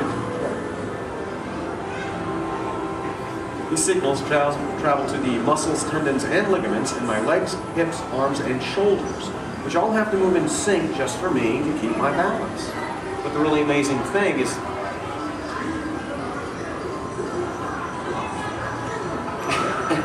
really amazing thing is that Osimo does something very similar to this. It uses motor sensors and computers to keep its balance and walk like a human. Now, Osimo can also sidestep in a straight line or on a curve. And this makes navigating through a house with all of its constantly changing obstacles very simple. And believe me, Osimo, that move's going to come in very handy with my kids and all of their constantly changing obstacles. But what's even more impressive, not only can Osimo walk forward, but Osimo can also walk backward as well, constantly adjusting its center of gravity with each step, just like us. And Osimo's balance is so good, you know what? Let's just show them. Osimo, please balance on one foot, like this. Yeah. Now Osimo makes it look easy. How about the other foot? All right. And Osimo must constantly analyze the data from all of its sensors and 34 separate servo motors. Well, Osimo, I guess it's true. There's really nothing you can't do, except fly, right? But I could play soccer. Yes, you can. You know, I think Molly left her soccer ball here, so yeah. Why not show everyone? Okay. Oh, hold on just a moment. Let me get some goalposts so we can make it official. All right, Osimo, bend it like Beckham. And that's a goal! Very nice, Osimo. Yes. Now, it looks simple, but kicking the soccer ball actually requires some technically advanced balance, stability, and coordination. But you know, Osimo, with your ability to understand vocal commands and navigate effortlessly through the environment, it's easy to see how helpful you're going to be around the house. Oh, telephone. Okay, Osimo. I'll get it. Hey. Hey, is Osimo there? Yeah, right here. Hello. That is so cool. Osimo, we'll be home in like 5 minutes. Osimo, I told everyone in school they can come over and meet you. And I invited everyone in the neighborhood. Hold on. Also your video. Yeah, Osimo, you're a star. Bye, Osimo. Okay, my kids. I know. How about a bye, Dad? Bye, Dad. Love you. You're cool. Well, Osimo, looks like you're pretty popular with my kids. Oh, come on. You know what I'm talking about. Actually, what my kids are talking about is Osimo's DVD, Step to Safety with Osimo, in which it shows how we can use Osimo's unique walking ability to help teach young children safe ways of crossing the street. But Osimo can be helpful in many different ways. In fact, Osimo, could you use your wireless networking capabilities to go online and look for tonight's weather forecast? Yes, I will go online. Great. My wife and I are going out for our anniversary tonight, so good. Yeah. Partly cloudy, with a high in the mid-60s. Perfect. I'll just remind her to bring a sweater. We can have dinner on the patio. Now, even though Osimo's current role is to help her in the home today, someday Osimo might be able to work in dangerous situations, like fighting fires or working in unhealthy environments, cleaning up toxic spills. And there's even the possibility... But I'm not only designed to help, I can also have fun. I think I know what you're talking about. Everyone, would you like to see Osimo dance? Yeah? All right, how about this, Osimo? You lead, I'll try to follow. Go ahead and kick it.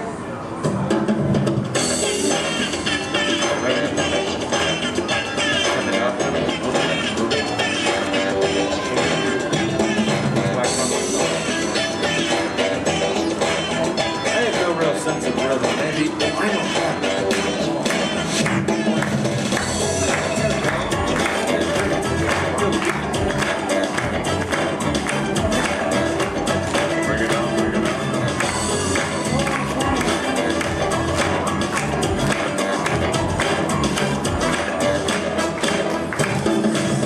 Very nice, Osimo. Take a bit of something. Hey, guys. It's on, Dorothy. Hello. Oh, hi, dear. Hi, Mom. What are you doing? Trying to keep the rhythm. Tell them to be over in a while. Oh, your father says to tell you we'll be over in a while to watch the kids. Okay. Ask about the robot. Oh, did that cute little robot arrive? Yes, Mom. Osimo's right here. Oh, good. Well, we'll see you soon. Okay. Make sure our room is ready. Make sure our room is ready. Dad, I can hear you. We can all hear you. So Can hear you, girl. we're good. Okay, honey. Bye. Bye. How do I turn this thing off, girl? Use the remote. It is the button on the right. My parents and technology don't always mesh well. There you go. Although, you know, this is the first time in a long time my parents have actually volunteered to watch the kids. I wonder why. It's a mystery. Anyway, if you'll excuse me a moment, I need to go check on them. A second, Asano? Could you do me a favor? Yes, Kevin. Could you go upstairs and look into the room on the right to see if it's ready for my parents? Of course. Great. Now, what you're about to see is one of Osmo's most challenging maneuvers, made possible by combining all of its onboard technology. The ability to climb a set of stairs with balance and precision is a culmination of over 2 decades of research and development. Now, first, Osmo stops momentarily at the foot of the stairs and adjusts its position by reading a mark on the floor using the sensor in its torso. Oh, are you all ready, Osmo?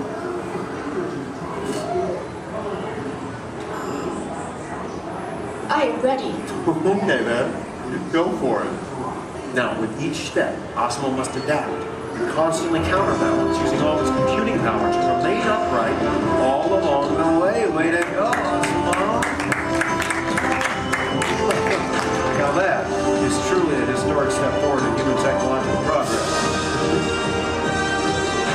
Okay, Osmo, go ahead and take a look into the room and see if it's ready for my mom and dad, please. And boom. That looks perfect. Thank you, Asano. You're welcome. Now, if you thought going up the stairs was difficult, it takes even more balance and coordination to make it back down whenever you're ready, Asano. Once again, Asano will find its position by reading a mark on the floor using the sensor in its torso. And when it's ready, it will descend the stairs, constantly adjusting with each step.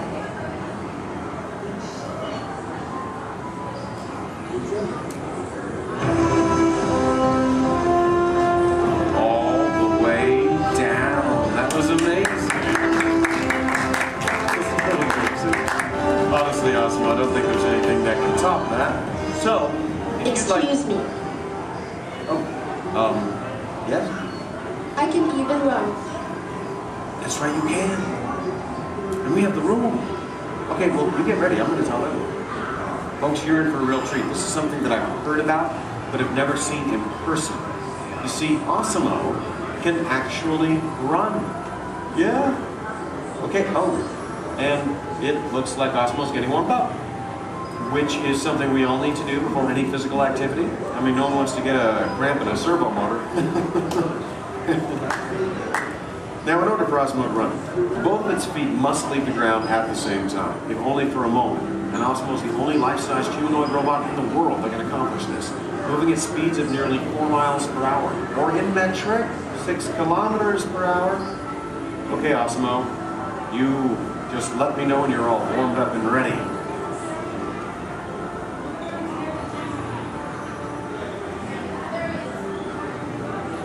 I am ready. Alrighty then.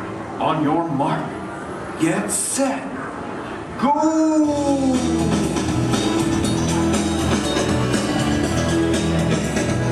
That was it, man. Watch me turn around. I want to show this to you in slow motion. Now this is truly an amazing accomplishment. Asimo's airborne, meaning both of its feet leave the ground for about 0.08 seconds, running very similar to that of a human. Very impressive, Asimo. Thank you, Kevin. Now, if you'd like to learn more about Asimo, please visit the website, asimo.honda.com. As for you, I think it's time to get you ready to meet the rest of the family. So, why don't we say goodbye to all of our new friends? Excuse me. Yes?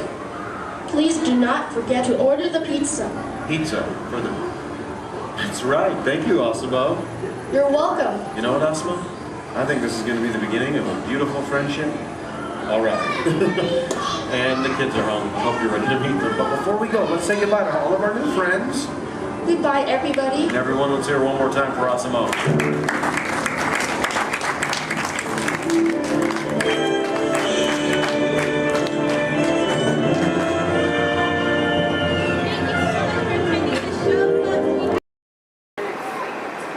Please stand clear of the doors. Por favor, manténganse alejado de las puertas.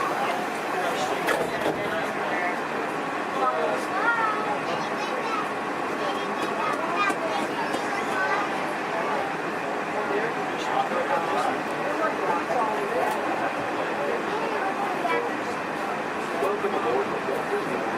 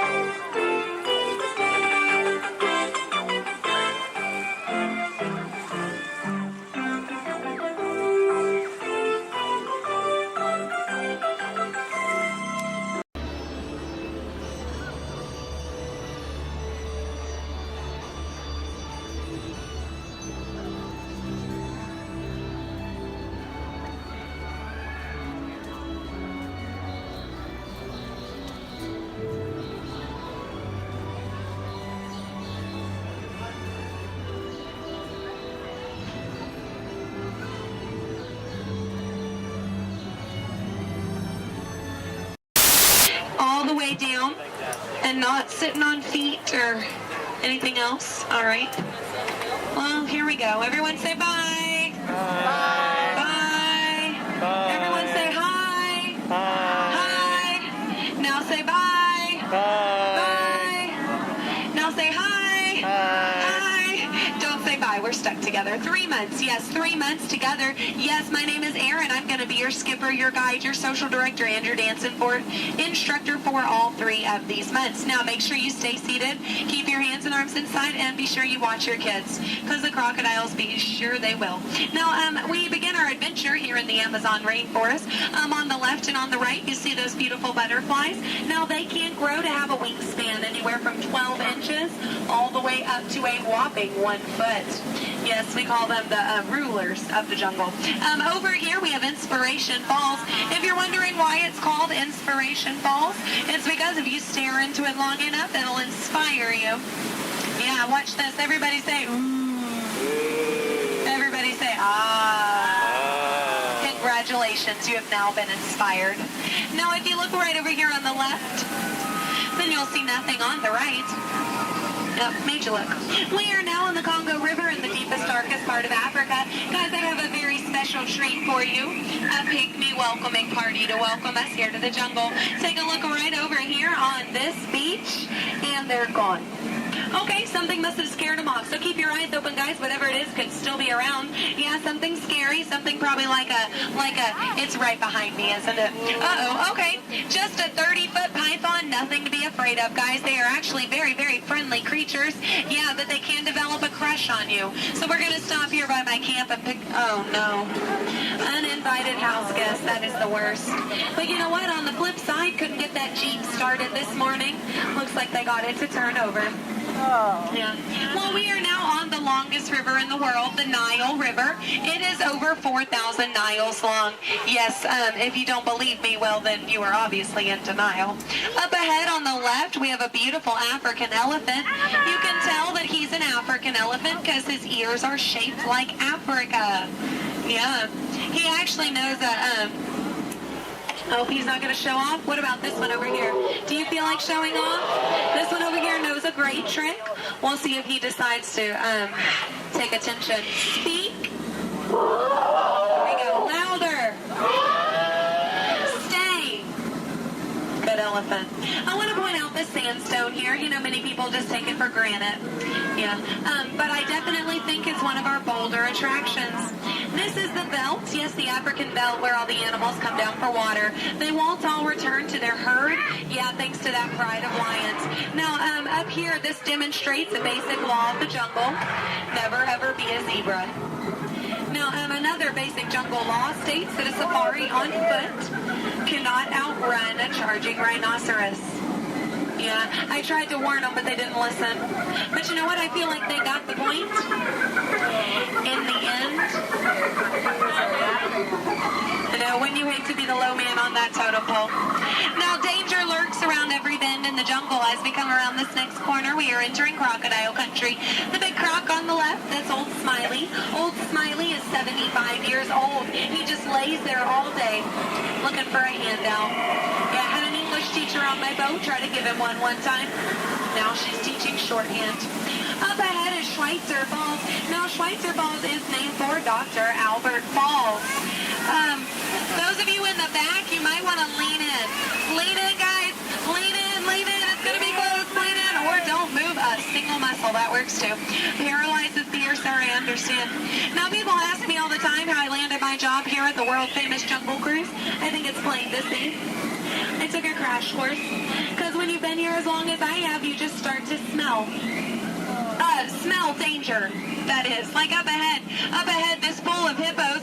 Guys, I know they look cute, but they can actually capsize the boat. I'm going to use my gun to scare them off. Cover your ears, guys, this is going to be loud. Shoot! Shoot! Shoot! Shoot! Shoot! Shoot! There we go. Yeah, it's actually a little known fact about hippos. They are terrified of shoes. Now, up ahead, headhunters. This is bad. This is bad. This is a very bad place to be headed. All right, stay calm, guys. Don't lose your heads. Yeah, there's my last crew in that boat over there. Bunch of numbskulls. Now, that dance that they're doing, that does mean they are going to attack. But they only attack from the right-hand side. Stay focused on the right, and they can't ambush us. Over the top of the hill. They're on the left. Get down. Get down. Get down. Get down, sir. Don't worry about looking stupid. I'm doing it for you. Get down.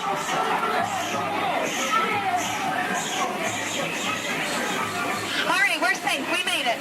Now, this is it, folks. The 8th wonder of the world. The reason you rode the Jungle Cruise today. The backside of water.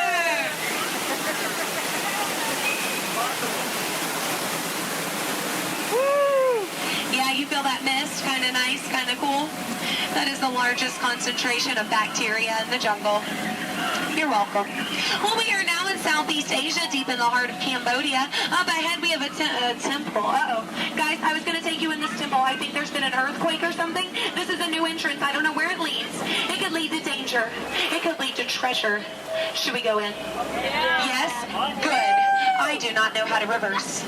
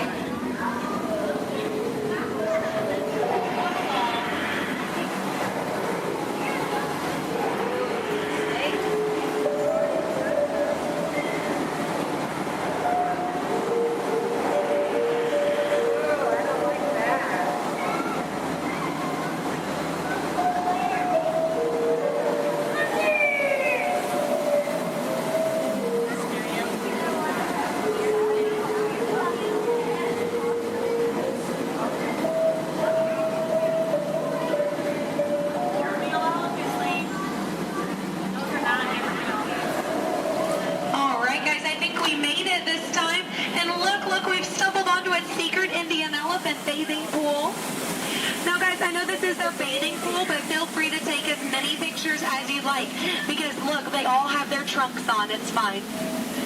Now, some of these elephants are very, very friendly, and they might try to spray the boat. So we are just going to scoot on through. Oh, no, up ahead. Up ahead. Get down. Duck, duck, duck. Goose. All right. No. Oh, no. Oh, no. Both sides. Oh, no. Get down.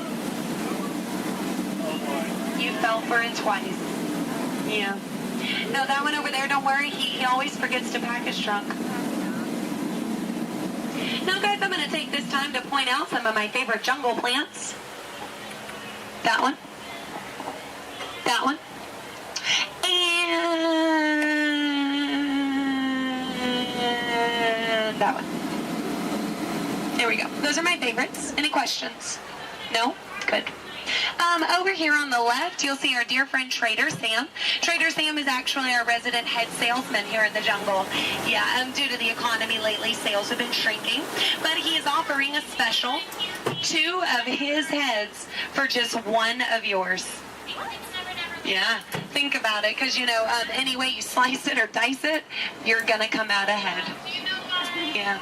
All joking aside, Sam is a really lucky guy. He was the only man from his entire tribe to go to college. Yeah, he actually got kicked out, though, before getting his degree. He got caught trying to butter up one of his professors. Yeah. But he's a nice guy. He actually threw a dinner party last night. Yeah, he invited all the skippers. I got there 20 minutes late, though. All I got was the cold shoulder. Nothing left but finger foods. Yeah, and I was looking forward to it. I mean, his wife makes a great stew. I told him so, and he said, I know. I'm going to miss her. Yeah. You know what Sam's favorite Disney song is? You Got a Friend in Me. Yeah. I'm not making these up, guys. They're actually written in the script. Yeah. Yeah. Now we are approaching the dock, yes, which means it's the most dangerous part of our journey. My attempt to dock the boat. So make sure you stay seated. Watch your elbows over here on this side. We don't want unnecessary peer pressure up ahead. Now, when the boat and the dock reach the same speed, you'll exit out the same way you came in. Everybody over here will use the back door. Everybody over here and in the center will use the front door. Just remember not to cross the crates. Yes, don't cross over the boxes. I don't want you to trip and fall. You'll have 2 bad trips on the same boat. I thought one was enough. Now, guys, we've really been through a lot. I have to tell you, out of all the crews I've had today, you guys have been the most recent. There we go. That is an honor only a few thousand people get a day. So you should feel very, very special. No, really, guys, if you find yourself passing by the Jungle Cruise later, I understand. Hey, you. Yeah. But if you want to stop and say hi, I'll be around. And around. And around. Stay in school. No, I'm kidding, guys. I'm kidding. 4 years of college. Yeah. My mom is so proud of my brother. He's a doctor. I tried to be a doctor. I really did. But I don't have the patience. Yeah. No, is that... Those are raindrops I hear hitting the top of the boat. So, yeah, it looks like we're going to get a little wet. Just a reminder, our dock is made out of pure hickory. Yes, so as you exit, you will be stepping out onto a slippery hickory dock. Make sure that you watch your step on the way out. Yes, watch your step, but don't step on your watch.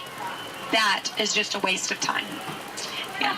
Now, guys, if you did enjoy your cruise today, my name is Skipper Aaron. If you did not, the name's not important. No, it's not. Now we are, here we go. Oh, here we don't go. But I'm out of jokes. Ooh, why is Cinderella so bad at soccer? She keeps running away from the ball. Yeah, but I mean, can you blame her? She had a pumpkin for a coach. Yeah. Oh, why does Peter Pan fly everywhere he goes? Because he can never land. Yeah. Why does Tigger bounce everywhere? He would really hate to step in poo. Yeah. What was Aladdin doing in the Haunted Mansion? He was looking for a boo. Yes.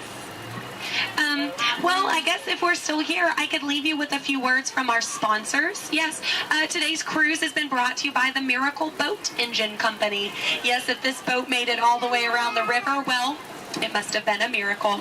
Yes, and Animal Crackers of the World, teaching children everywhere that all animals taste exactly the same. Delicious. And, the Cannibal Cafe, finding new and interesting ways to serve you every day. Now serving shish kebabs, shish freds, and shish teds. Yes. Now, guys, if you are planning on catching the fireworks tonight, just make sure you let them go. Okay? They're going to be very hot. They can explode in your hands. Yes. All right, here we go. Now, guys, there's a dock on the left and a dock on the right. It is a paradox. Don't let it confuse you. Yeah, but the skipper on the left and the skipper on the right, we just call that a paradox. Look, they can't even deny it. It's true. Guys, I really don't want to say goodbye to you today, so I won't say goodbye, but I will say this. I mean it from the very bottom of my heart. Get out.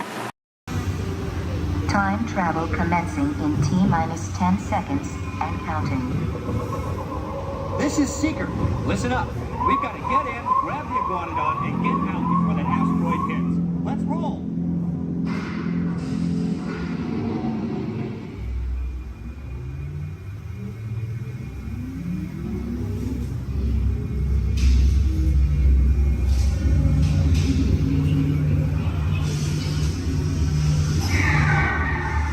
Okay, now, let's go get that dino. Computer, what are you tracking?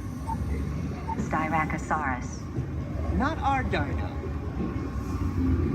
Warning, meteor shower in range. Just little one. Oleoramus. Hadrosaur. Raptor. Time to get serious. Locking autopilot on homing signal now! Hang on! I'm tracking a big dino on the scope. Could be ours. Computer, full stop. Identify. Carnivores. Definitely not our dino. Go, go, go!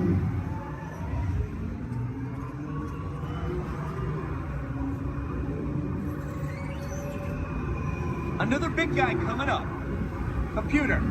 Slow and identify. Sauropod. Still not our dino, but at least this one's a vegetarian.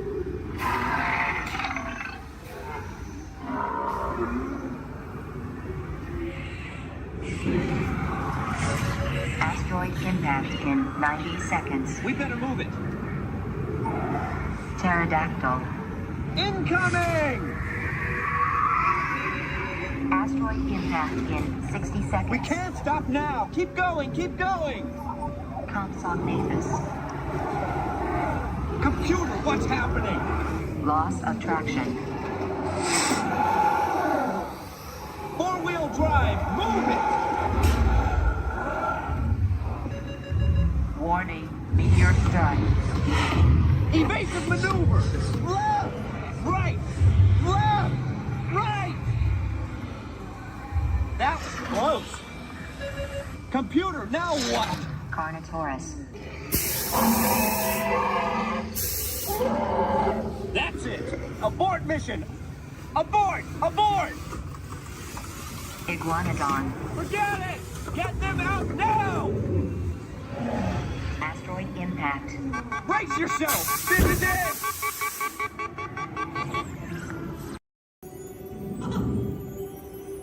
Oh boy! Oh, steady! Whoa! Hi, Mouseketeers! Well, here we go again, so hang on. Anything goes. You ready? And let the show begin! Here's my pal Walt to tell you how the magic is made. There's a lot of satisfaction in developing ideas into reality. When we consider a new project, we really study it. Not just the surface idea, but everything about it. And when we go into that new project, we believe in it all the way. We have confidence in our ability to do it right, and we work hard to do the best possible job. There's really no secret about our approach. We keep moving forward, opening up new doors, doing new things, because we're curious.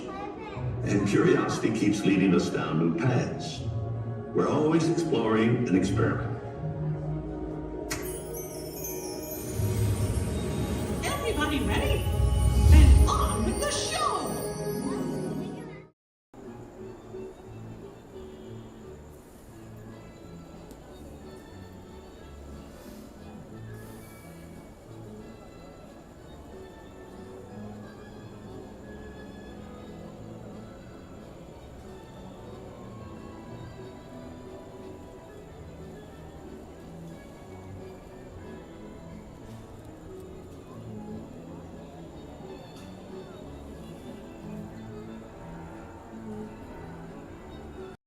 Yes, Webb had some of the brightest minds in the world, but I keep things around here pretty chill, so the kids can create the next big idea that will give you the tools to become the next generation of heroes.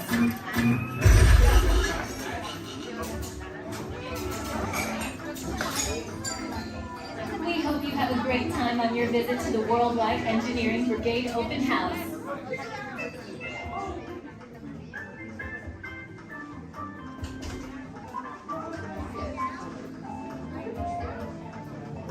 And now, our project lead, the brilliant... Peter Parker! Hey, what's up? I'm Peter Parker. And here at Web, we get access to some pretty awesome tech, like vibranium from Wakanda, or this crazy alien juice stuff. We have Kim particles and Star Tech. It all helps us develop really cool stuff, like these spider bots, for example. Check it out. They have this really cool self-replicating feature. Because? This is awesome. Buddy, you could stop doing that now. But anyway, you guys are here today to help us test the Web Slinger vehicle.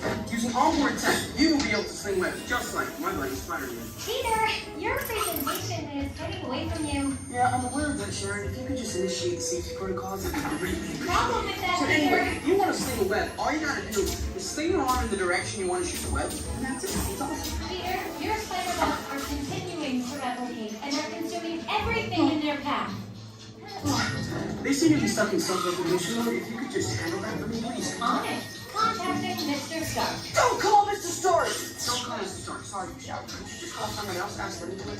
Okay. Contacting Spider-Man. Here. I'm gonna go find Spider-Man for us all, because he's around here somewhere. Okay, goodbye. Spider-Man! As you may have noticed, the spider bots are locked in that awesome self-replication mode. In spite of what you see, they were created to be robotic helpers that can break down raw material and create all kinds of useful tech. But because they are stuck in self-replication mode, the spider bots are currently consuming everything in sight and multiplying at an alarming rate. If left unchecked, my calculations predict this will lead to the devastation of the entire Avengers campus. That should be safe until Spider-Man gets here, as long as they don't get into the alien fluid. This is now a bigger problem. Activating threat level protocols.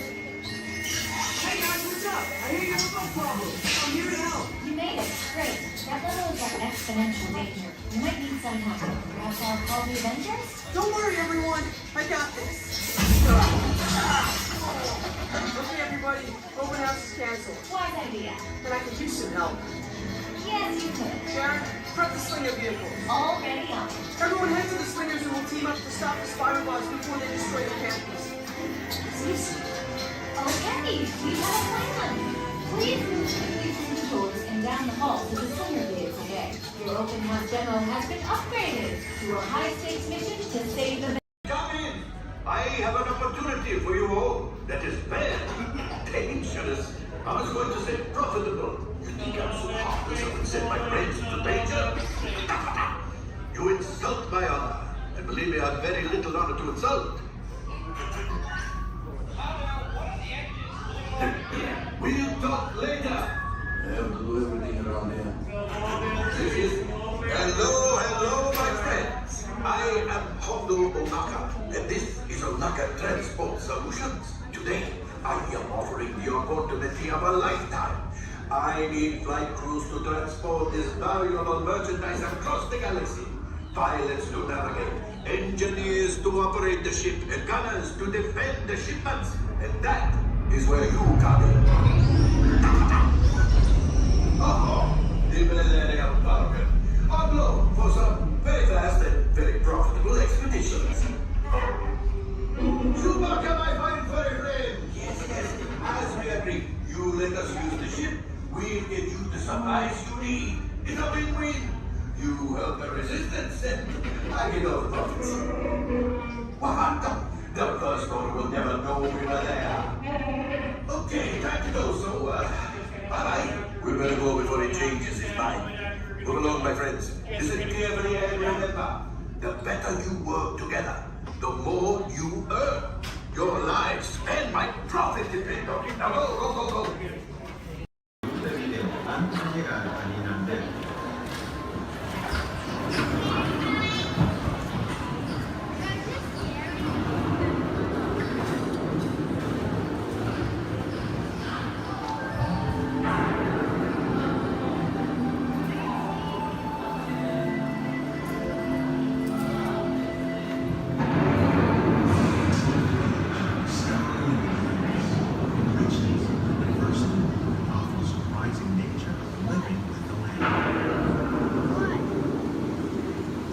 journey begins as dramatic and sudden changes are slipping by the way.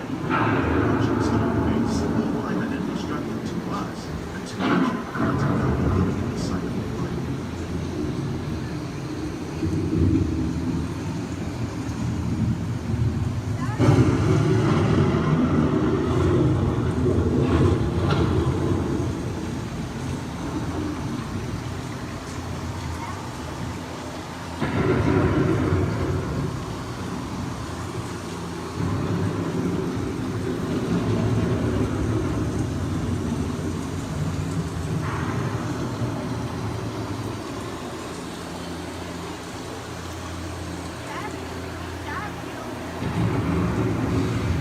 The surface of the moon moves trap water from the flowing mud, extracting precious nutrients and minerals.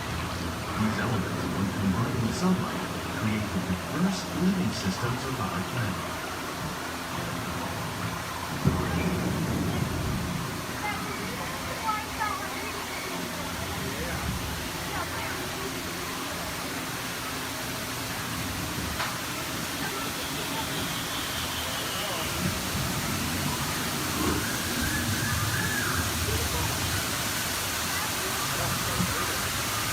One of those living systems is the rainforest, home to the most amazing concentration of life on our planet.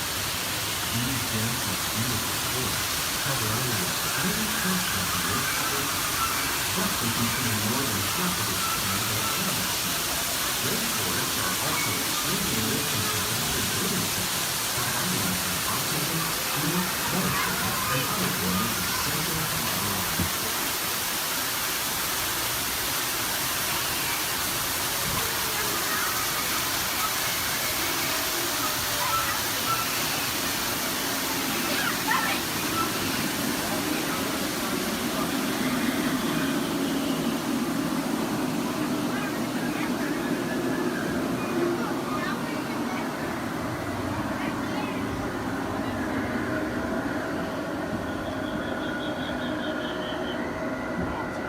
In the desert, nature has created a very different, known as beautiful living system. And while this arid landscape may seem lifeless, it is very much alive. The plants and animals that have learned to survive in these harsh conditions make use of what little water they can find and avoid the scorching rays of the relentless sun.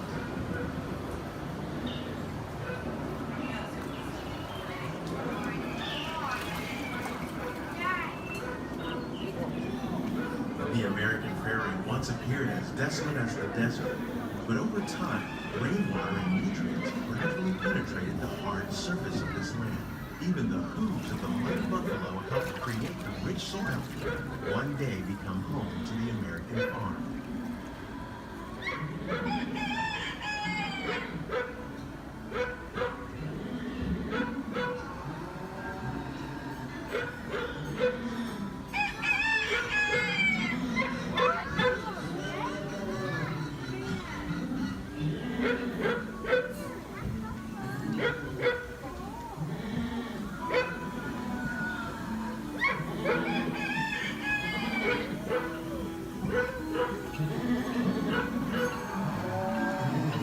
Forces at work on the land, humans have had one of the most profound effects.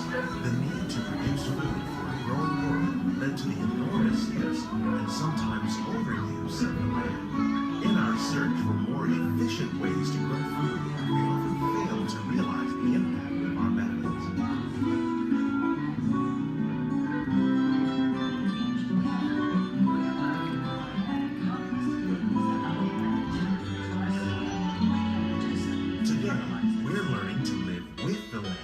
Discovering better ways to grow food that will assure both human and environmental well-being. Fertilizers, we can enrich the soil without the use of chemicals. In Saudi Arabia and Mexico, we're learning to produce food on desert seacoasts by developing and planting crops that thrive on salt water. Here at Epcot, we're learning to reduce the need for pesticides by using natural predators like ladybugs and wasps to control pests. In Japan, We're learning that by adding composted leaves and other plant material to our soil, we can reduce the need for fertilizers. In farmlands across America, we're learning that by plowing under vegetation containing natural fertilizers, we can enrich the soil without the use of chemicals. In Saudi Arabia and Mexico, we're learning to produce food on desert seacoasts by developing and planting crops that thrive on salt.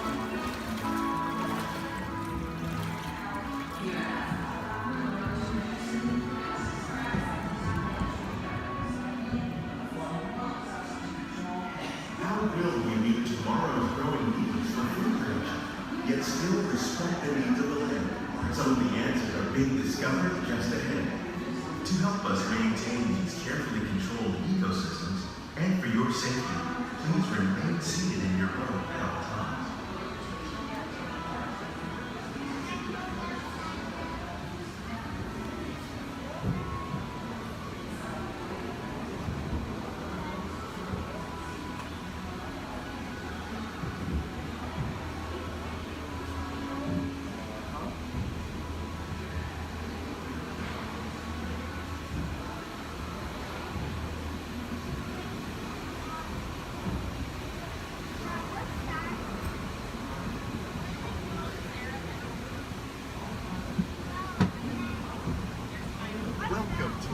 Laboratory, where scientists from EPCOT and the U.S. Department of Agriculture are exploring innovative ways to produce bountiful harvests now and into the future.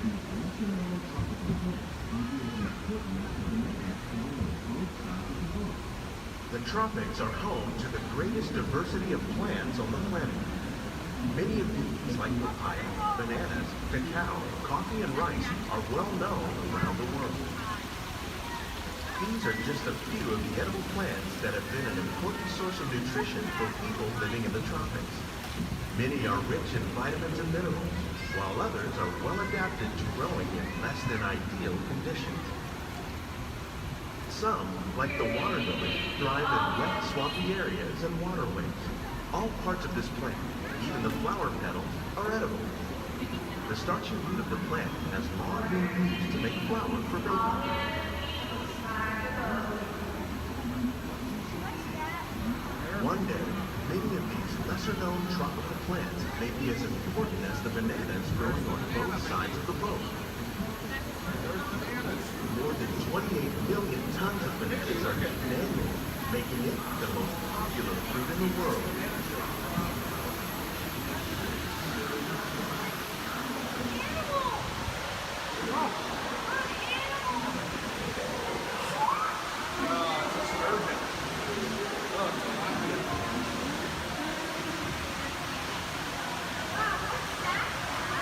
When we mention farming, you probably don't think of fish, but fish farming or aquaculture accounts for nearly half of all seafood consumed globally.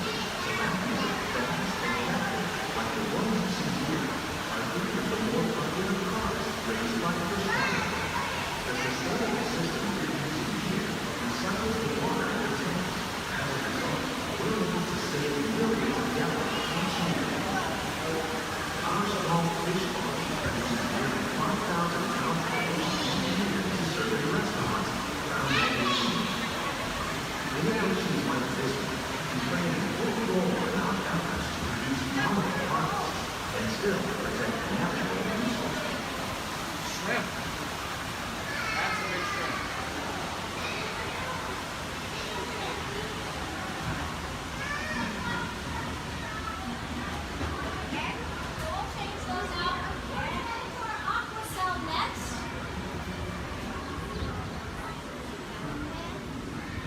Little sunflowers.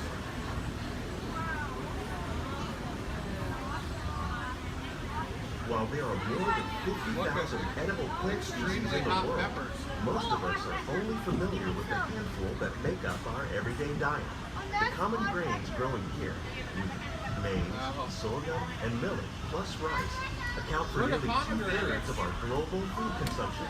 Learning how to increase yields of these staples is an important goal of research around the world. A blue agave. A monkey puzzle tree.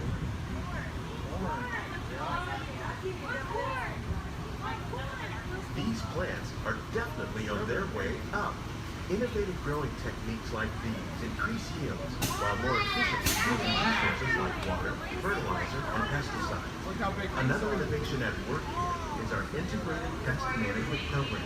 By populating our greenhouses with beneficial insects that prey on harmful pests, like aphids and flies, we are significantly reducing our reliance on conventional pesticides. We're growing these crops using our nutrient film system. This technique precisely controls and recycles water and nutrients. With it, we can produce over 27,000 heads of lettuce a year in this one small area. Look at the cucumbers.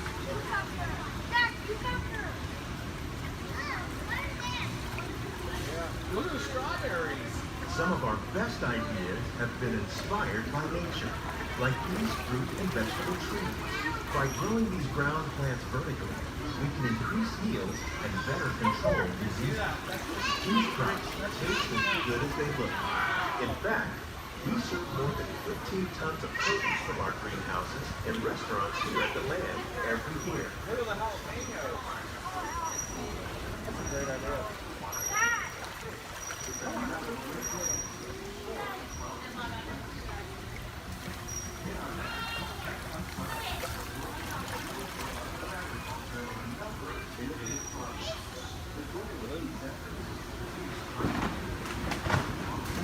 The future of agriculture may include innovative ideas like this vertical growing system. Plants grown in this way use a fraction of the space required by traditional growing methods. That saves water and increases production. The aquaponics system on your left combines hydroponics with aquaculture. The fish provide a natural source of fertilizer for the plants, and the plants help keep the water clean for the fish. It's another great way to produce more while using less. In our labs, Epcot scientists are working with the U.S. Department of Agriculture on a number of innovative projects. The goal of these efforts is to produce higher yielding and better quality lives. Together, we can continue to find more ways to increase production and protect our precious natural environment. Only then will we truly be living the land.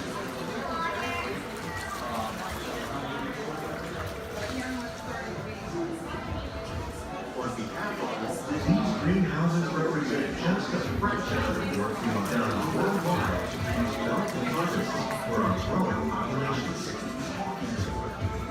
Scientists, farmers, and even backyard gardeners are doing their part to improve the quantity and quality of foods that we all rely upon.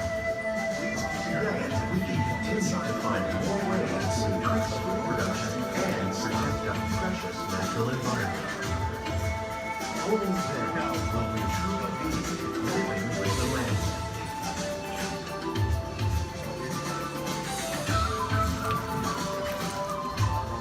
On behalf of Walt Disney World, we hope you've enjoyed this unique journey through our living laboratory. If you'd like a closer look, then check out the behind-the-scenes walking tour. It's a chance for the whole family to get up close and personal with the plants and growing techniques in our laboratory. Please keep your hands and feet inside the boat and remain seated until the boat comes to a complete stop.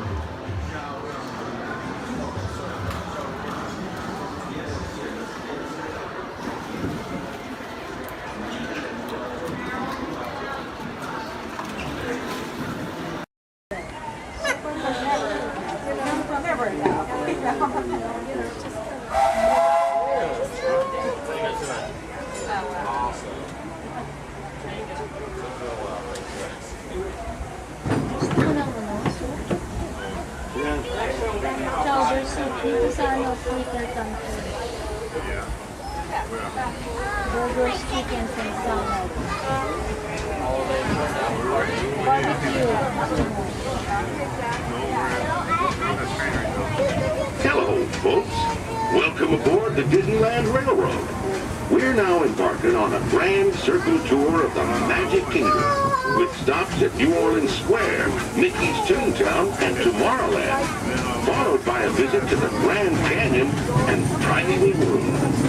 We got a lot of traveling ahead of us, so remember, for a safe trip, you need to stay seated, keeping your hands, arms, feet, and legs inside the train. And please, watch your children. Bienvenidos a bordo del Disneyland Railroad. Para su seguridad, permanezca sentado y tenga brazos, pies y piernas dentro del tren. Y no es gracias.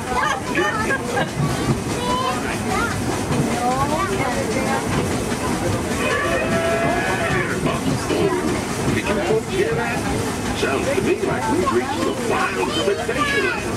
You just might run into a lot of savage critters out there, including lions and tigers and tiki birds. Everybody must be on the lookout.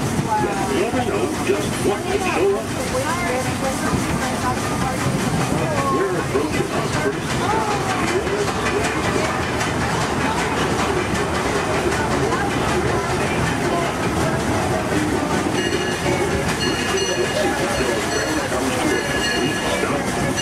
Watch your step, don't get lost. Have a good time in the frontier, you hear? For those of you continuing on, we'll be resuming our trip in just a moment. This is Walt Square. Take a drink.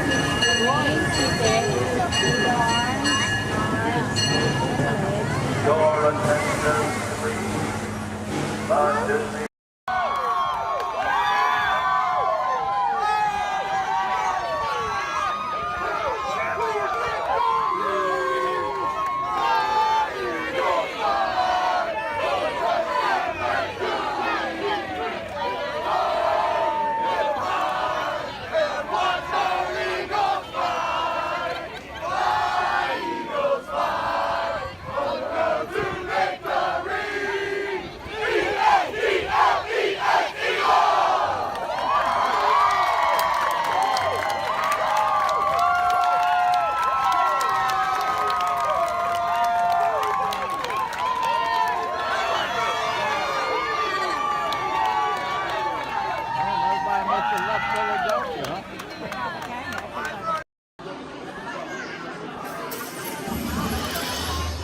If you have just joined us, greetings, Terrans. I am World Mind, the Xandarian sentient supercomputer. In my extensive database are stored the combined knowledge of every Xandarian that has ever lived. Recently, I have been learning so much more about you, Terrans. We Xandarians and Terrans have much in common, including our mutual love of exploration. Xandarians have explored many celestial bodies, what you Terrans call planets, and many fascinating life forms.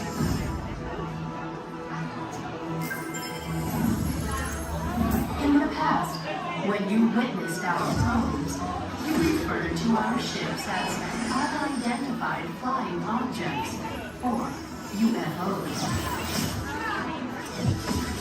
Peter Quill told me that many of you Terrans still believe that these UFOs are flown by little green dudes with big eyes and small mouths and antennas. In your Terran year of 1977, your scientists launched spacecraft on an exploratory mission.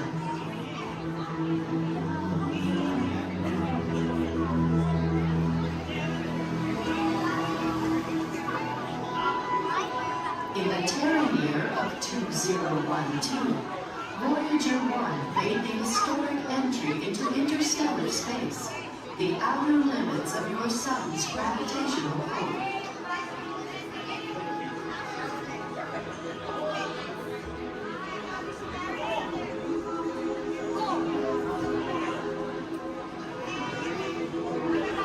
Voyager 2 entered interstellar space 6 years later, and I detect that both are still sending you data about their surroundings.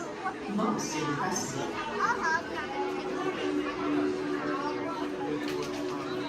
What I find intriguing is that not only are your Voyagers receiving and sending data, they are also serving as ambassadors, carrying greetings from you Terrans to the universe.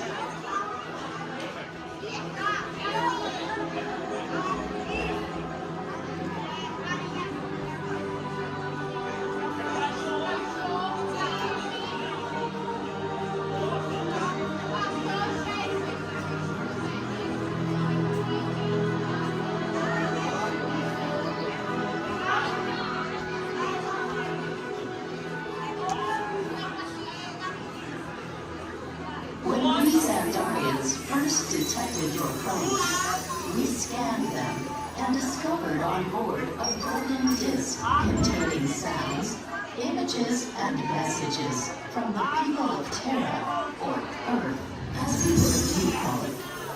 Peter Quill has claimed that the most important item on the disc worth sharing with the universe is the musical message from your Terran, Chuck Berry.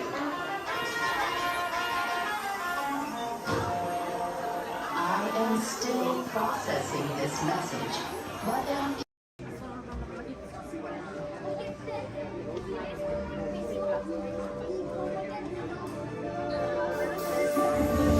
I see we have new visitors. Welcome, Terrans, to the wonders of Xandar. I am World Mind, sentient supercomputer of Xandar. I hold the knowledge, memory, and experiences of all Xandarian citizens, past and present. This gives me extensive knowledge, yet I am constantly learning, and I am now learning about you and your planet, Terra.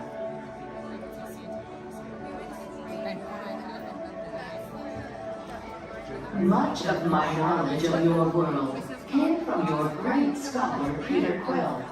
However, many of his facts have yet to be confirmed, such as the incredible importance of a legend called Footloose.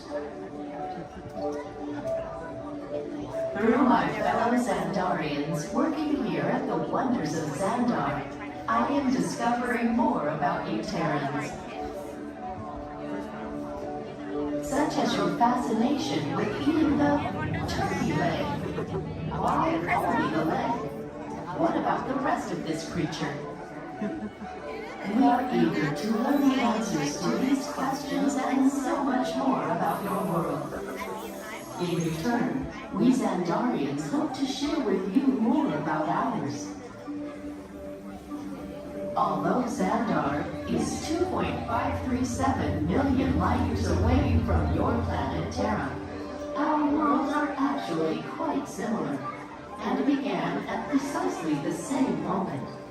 We refer to this as time zero, before the existence of anything. Our worlds were born of a single point of matter and energy that blasted outward in what you Terrans refer to as the Big Bang. And from nothing came the beginning of everything. Incredibly hot and extraordinarily powerful, this explosion filled the cosmos with a cloud of rapidly moving particles.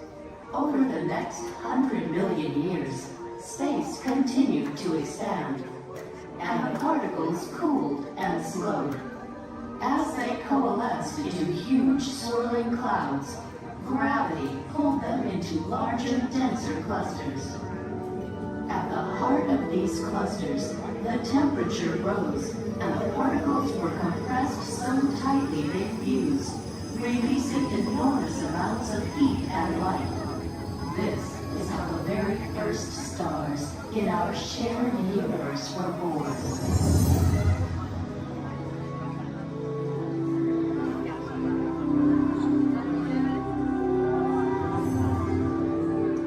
The singularity is just one of the commonalities between our two worlds that we will explore today. Welcome, Terrans, to the wonders of Xandar.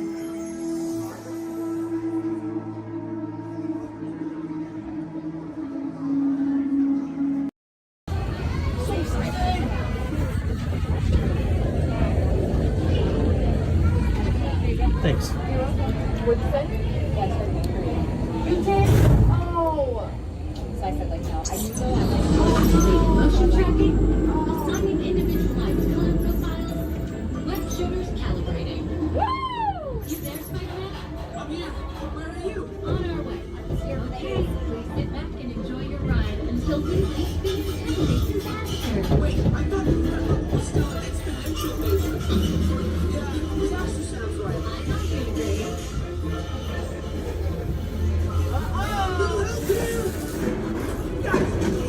I'm glad to see you guys.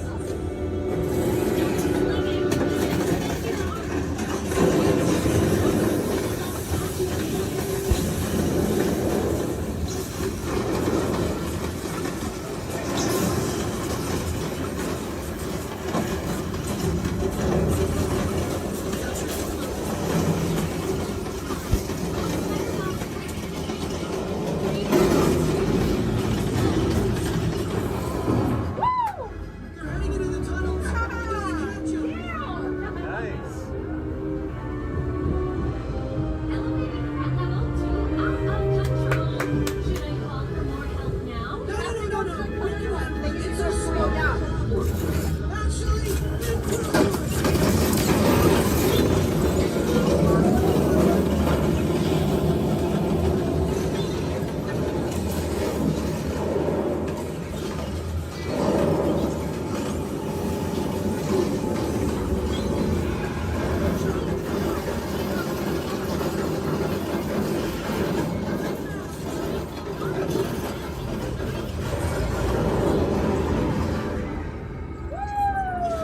we got him. Right? We did it! I'm detecting unstable spots ahead. Right? Elevating threat level to legit crazy! Yeah, that sounds right.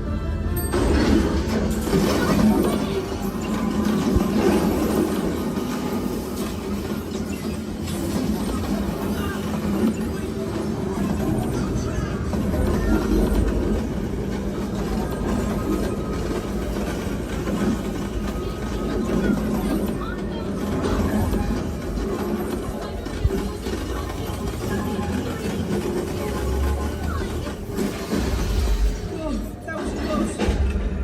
Spider-Man, the threat level's at the worst Guys, I need your help. ever. Is that you? Yeah.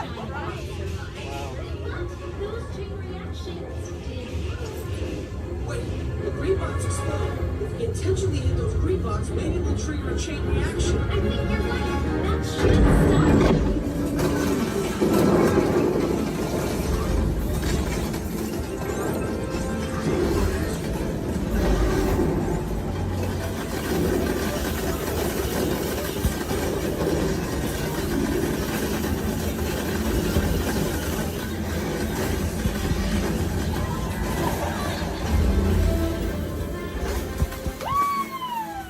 We did it! I can't believe the chain reaction thing worked. You guys were amazing. I'm very impressed, Spider-Man. You really solved the problem. Well, we couldn't have done it without them. That was also your idea.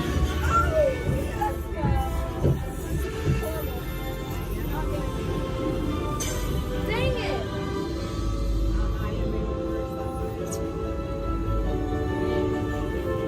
For your safety, please remain seated.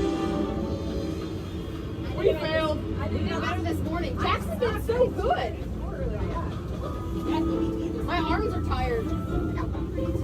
Reinforcements, remain seated inside the transport.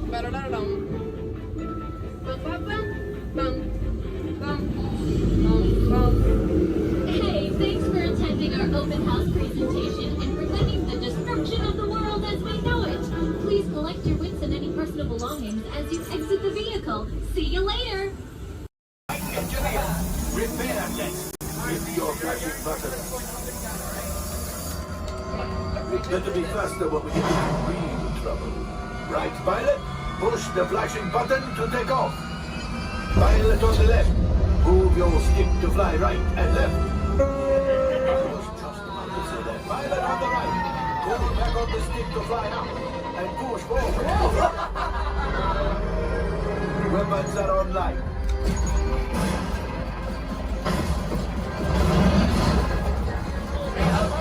Pilot, hit the boosters. Now let's go get that coaxium.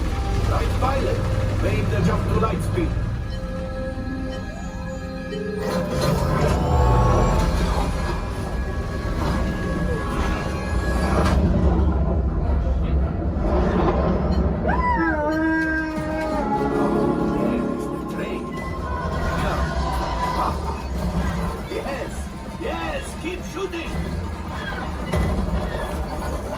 They've locked onto us. Take evasive action.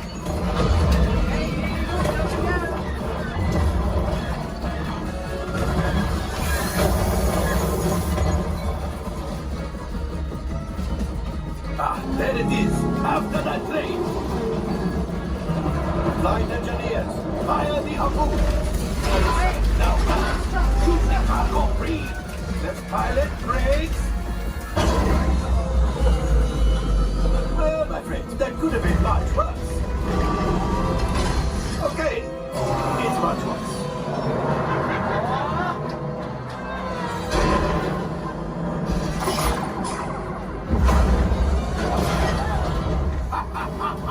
Yes, you got one. Excellent, my friends. Power up the ship. Well, I have the axiom. You see, just as I promised, my friend, now that the resistance has what they need, maybe it's something from unknown. Pilots, line up behind the train so we can harpoon that last car. Colors, shoot the train. Yes, keep mashing those controls. The cargo is ready. We keep shooting. Good job, my friends. Yes, yes, yes. We got the coaxium! I will grab it! You keep up to the train!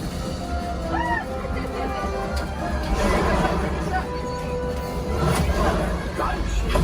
Oh, gunship! Things are getting too hot! We've got to get out of here! Yes, a distraction! Fire the missiles at the train! Hurry!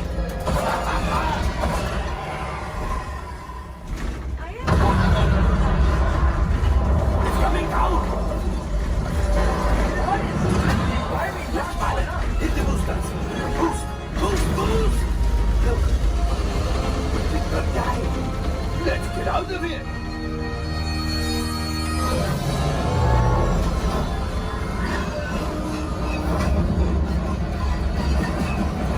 Your hyperdrive has failed. Pilots, evasive maneuvers! We've got company! True is right! If we leave them back, they may find the resistance! You did it! Watch out! Oh, that's going to be the mark.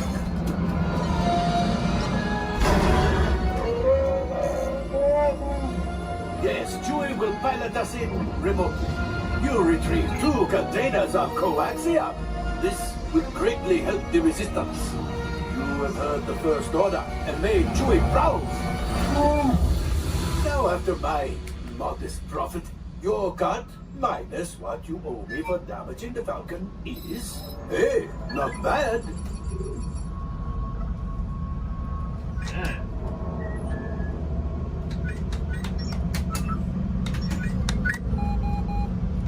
R5, damage report. Engine failure, all right. Hyperdrive leak, that is not too good. Have a fire over here. Multiple hull ruptures, well, it could be worse. Life support failure, that? Okay, that's something. Yeah, I'm just going to cut you off there. It might be fun. Step by step. Time for you to go. And don't worry, the payment is on the way. Oh my god, you look just like if you see I'm like and then move on.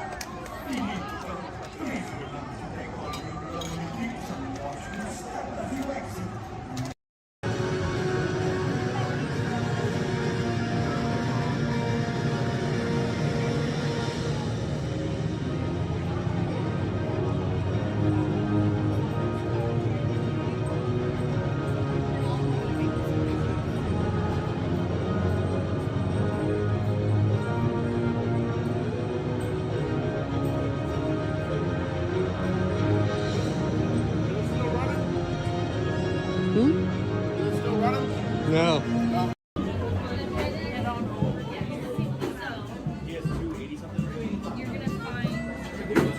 Excuse me, choice.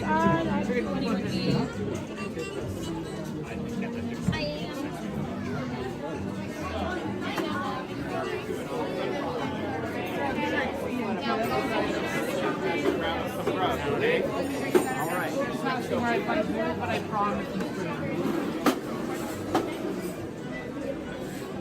Turn right over here. Pass right by, go keep under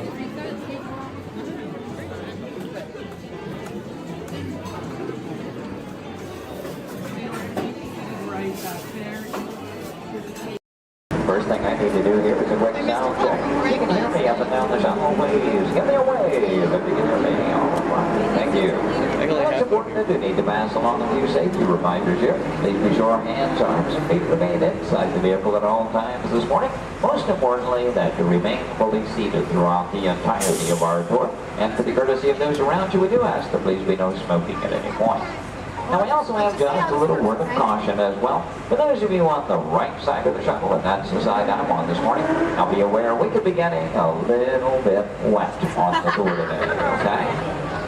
However, for those of you on the left side of the shuttle who are smiling about that situation, now realize on the left side you could get soaked. On the left side is the wet side. In reality, you do need to do any seat rearranging. Please go ahead. Do that right now before we get underway. Once our shuttle goes into motion, I will ask everyone to remain fully seated throughout the tour. The left side is the wet side. The I left won't side. promise you soak necessarily. However, the best chance to get a little bit wet on this tour is on the left side of the shuttle, so please take that into account. For those of you wanting to get wet today, that'll be your best opportunity. And I'd also like to take the opportunity to welcome you here to Disney's Hollywood Studios, the Florida counterpart of Walt Disney Studios in Burbank, California. My name is Jerry, and I'll be your guide on the tour today. Behind me at the wheel of our vehicles, our driver Ashley, and she'll be steering us behind the scenes of our working production facility. We'll be getting underway here in just a few moments. If you would, please listen to these additional safety announcements. Welcome to the Studio Backlot Tour. For a safe trip, please remain seated with your hands, arms, feet, and legs inside the tram. And be sure to watch your children. Thank you. Bienvenidos. Para que tengan un viaje seguro, permanezcan sentados, con las manos, brazos, pies y piernas dentro del tren. Y vigilen a los niños. Gracias. And with that, we are all clear. Thank you.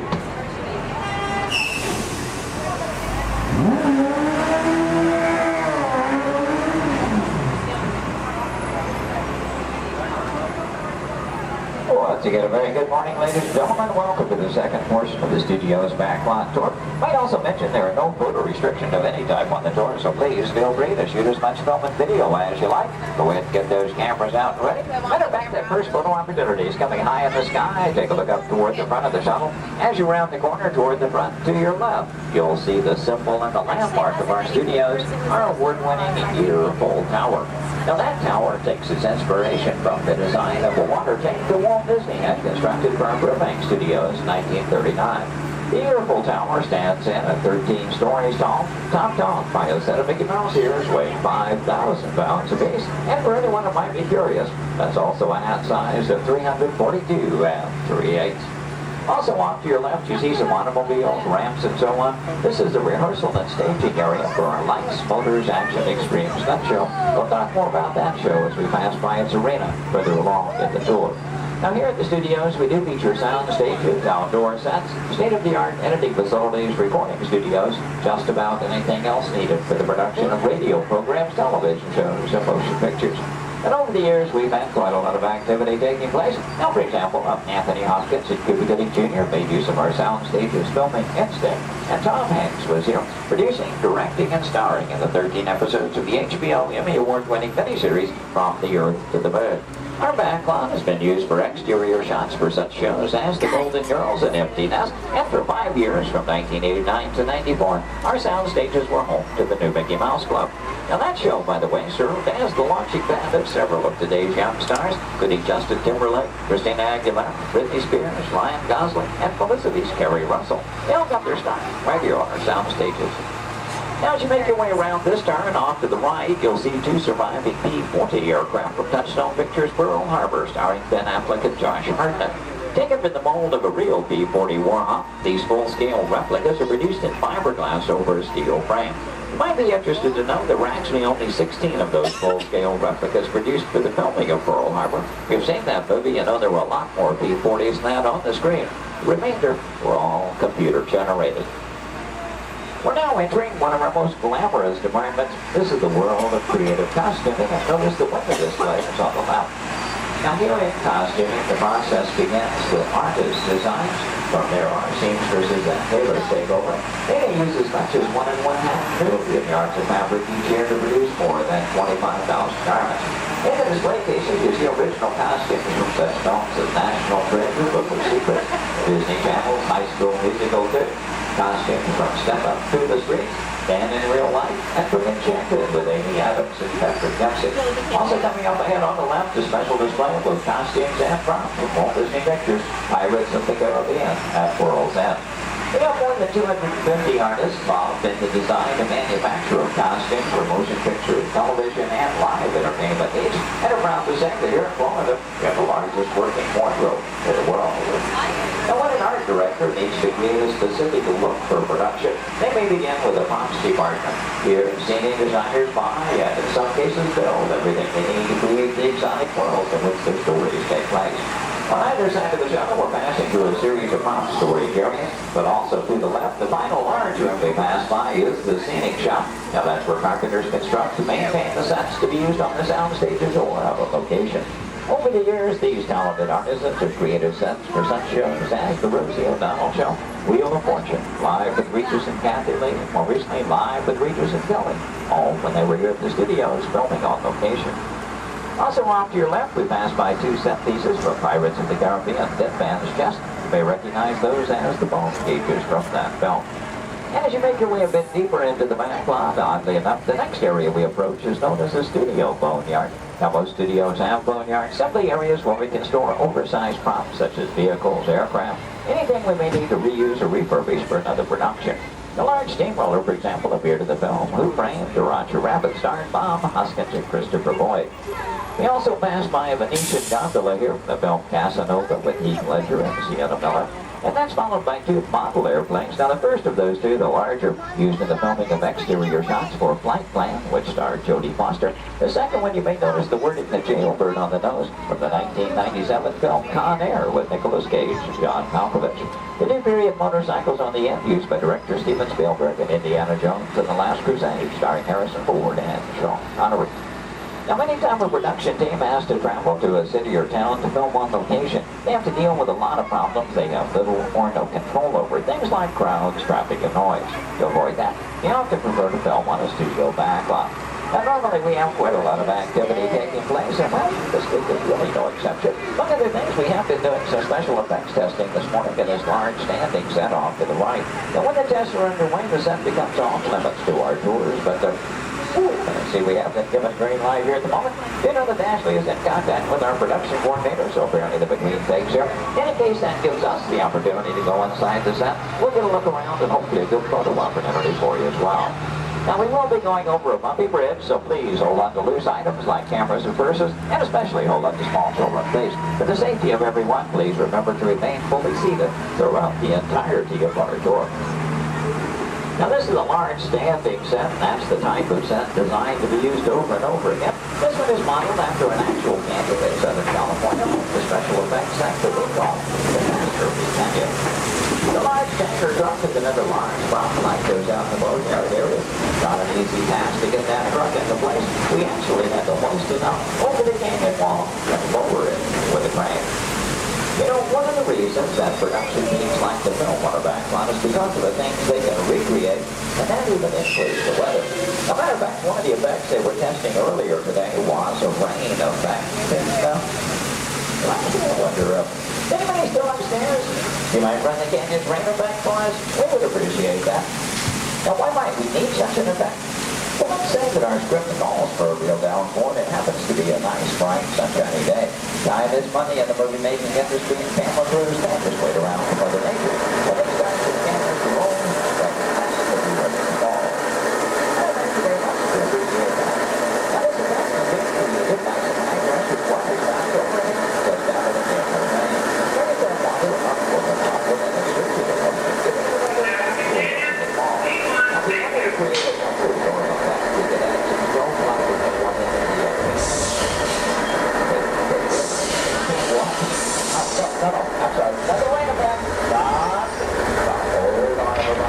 like we're gonna do it.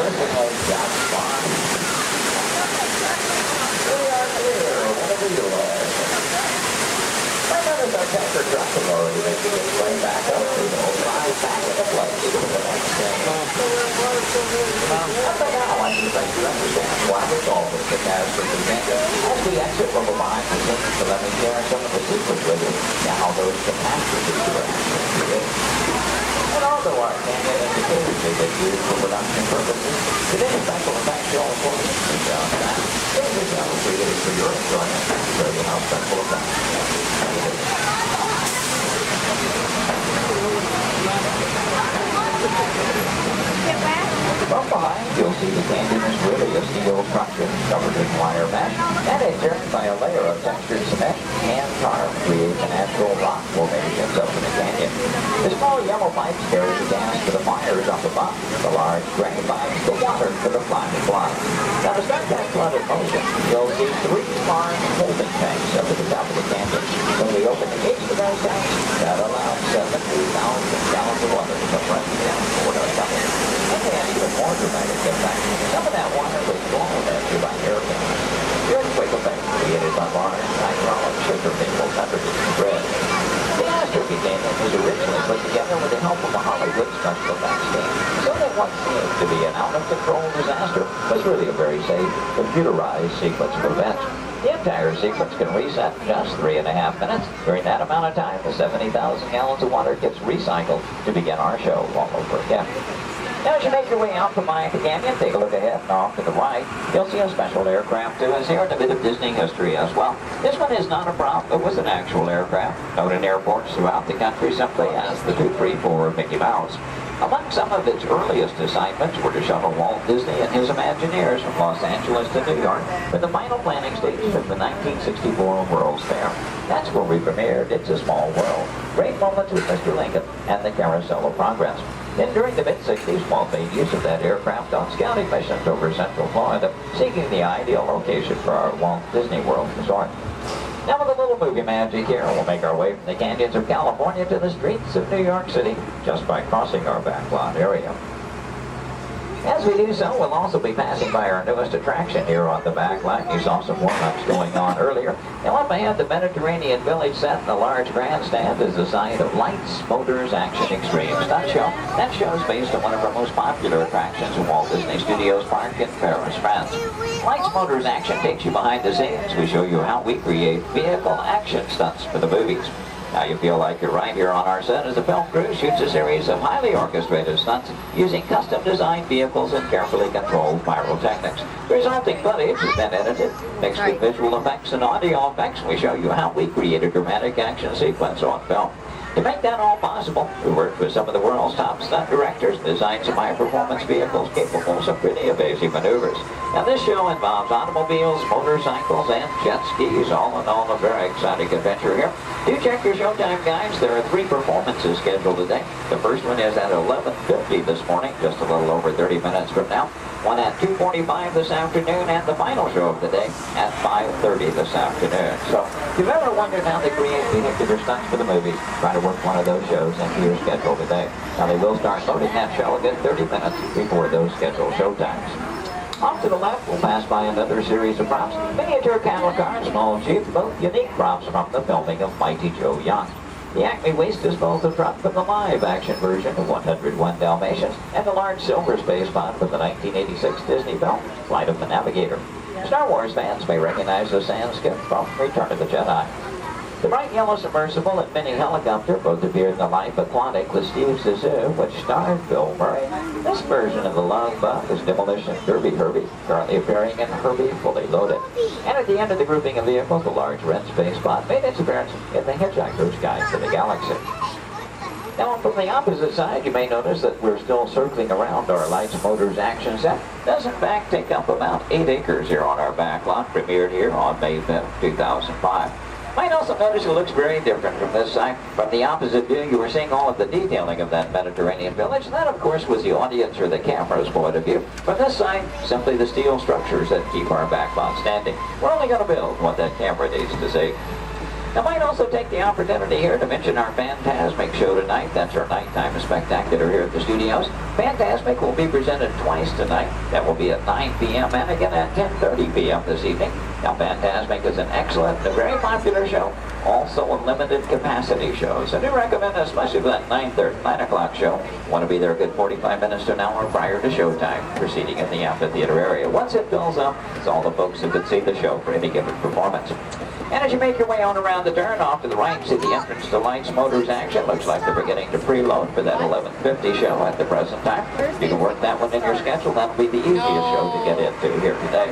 And as you make your way on around the turn, take a look down the street, get a view of our very own New York skyline right here in Central Florida. And this illusion is created by an old movie trick known as forced perspective. The skyscrapers at the end of the street are actually just painted glass. The tallest of which are about 4 stories tall from a block and a half away.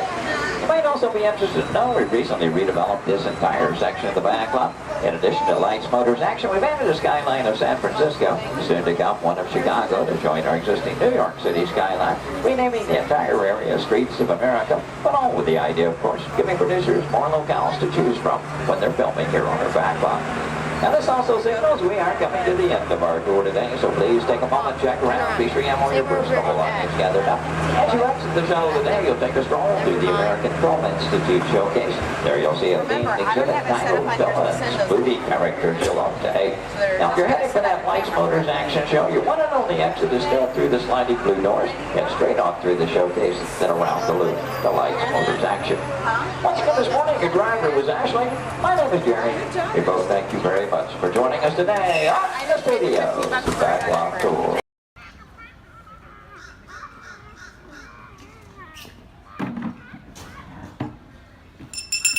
Hear ye, hear ye! I am James Jefferson, the town crier of Liberty Square. But my friends call me JJ. Come on, everyone, gather round. You're just in time. Come closer, all ye people, gather round and listen well. I've got a satchel full of history's greatest tales to tell. Your hair will stand on end with all the history and such. Unless, of course, you're bald like me, in which case, not so much. Hey, Sam! It's Sam Eagle, everybody! Tell us, Sam, what great American story are we sharing today? Today we shall salute the Declaration of Independence. Ah, a great story indeed. The people of the colonies, they said, let freedom ring!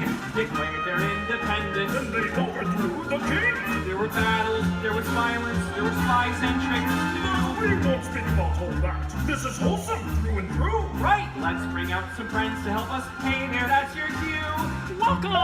Hiya! Woo! Great moments in history. La la la la la. Great moments in history. And this one features more. And here's what you will take away in all your minds and hearts. Great moments in history. Great moments in history, but just the American parts. Hi-ho, and welcome to Great Moments in History. But just the American parts. That's right, Sam. And as the official Liberty Square historian, I have drafted tributes to every important event in American history. JJ, please remind everyone which great moment we are sharing today. The Declaration of Independence! Excellent! I read it every night before bed, and so should you. And now I will recite from memory the entire Declaration of Independence. When in the course of human... Excuse me, Sam? Kermit, you are interrupting America. Sam, the gang and I were talking, and we had some ideas to make your show more entertaining. Entertaining? Mm-hmm. In a theme park? Yeah. Highly unusual. Aw, please, Sam? JJ, I could use a little help here. Sure, Kermit. Let's put this to a vote. All those in favor of making Sam's story a little more entertaining, say aye. Aye. The ayes have it. Oh, it appears democracy has spoken. All right, Kermit, you and your band of weirdos can come. Okay. But please, do it with dignity. Oh, sure, Sam. We always do things with dignity. Hey, Kermit, the all-chicken chorus is ready for their big number. The cluck heard round the world. Hit it, girls! Too soon.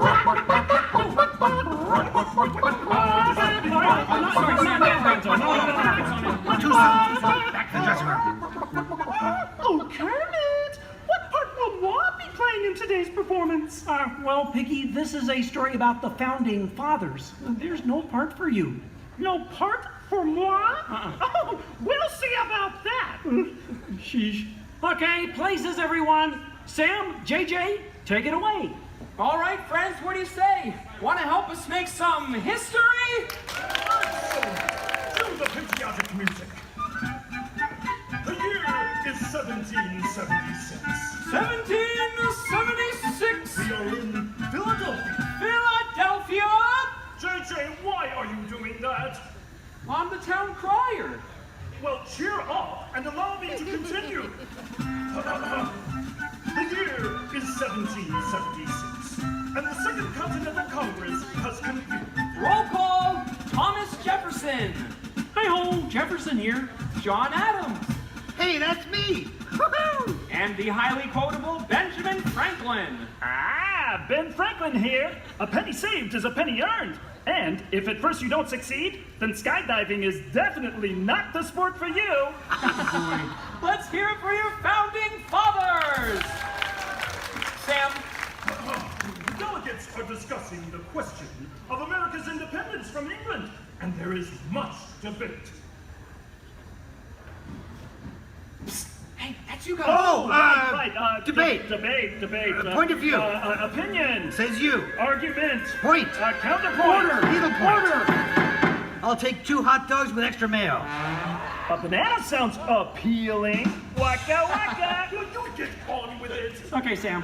Guys, look, let's get down to business. Does anyone have any arguments in favor of independence? I do. Our continued association with England has grown intolerable. King George has altered our government, enforced cruel repression, and abolished our rights. Wow, nice job, Gonzo. How did you remember all that? I stapled it to my arm. Oh, yeesh. That's gonna leave a mark. Okay, now, does anyone have any arguments in favor of England and King George? Boo! Come on, no King George! No King George! No King George! No King George! No King George! No King George! Did someone call moi? Piggy, what are you doing here? I told you there's no part for you in this show. Of course there is. After all, who better to play royalty than moi? All hail King George! Piggy, women aren't kings, they're queens. Fine. All hail Queen Georgette! Good grief. I protest. This is not historically accurate. The king was not at the Congress. You got a bear playing Ben Franklin.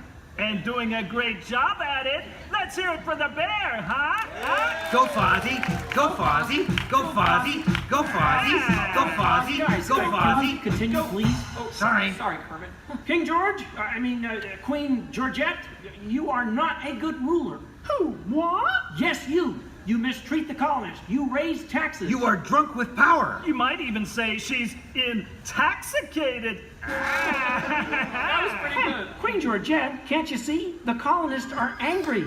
We are angry. The colonists are irate. We are irate. The colonists are revolting. We are revolting. And say that again. We are revolting. Sorry. Okay, it's time to vote. JJ, if you please. All right. All those in favor of declaring their independence from England and Queen Georgette say aye! Aye! The ayes have it. Let's declare our independence. Yeah! Queen Georgette, it appears you lose. Wait, what? I lose? Well, sure, Piggy. You see, in the American Revolution, England loses, which means the king, or the queen, loses. Excuse me? It is I, Georgette Washington, and I cannot tell a lie. I look fabulous! Piggy. This is a Oh boy, nice outfit. Enough of this nonsense. Can we please move on? Sure, Sam. Now, we need someone to write the declaration. We need someone with the brains, someone with the wit, someone with a pen. Sheesh. Okay, I, Thomas Jefferson, will write the declaration, but I'm going to need everyone's help. Let's start with a list of demands, shall we? I demand a new cell phone, a bigger dressing room. I want a case of rubber chicken. Somebody said chicken? Okay, girls, get it. A case of banana.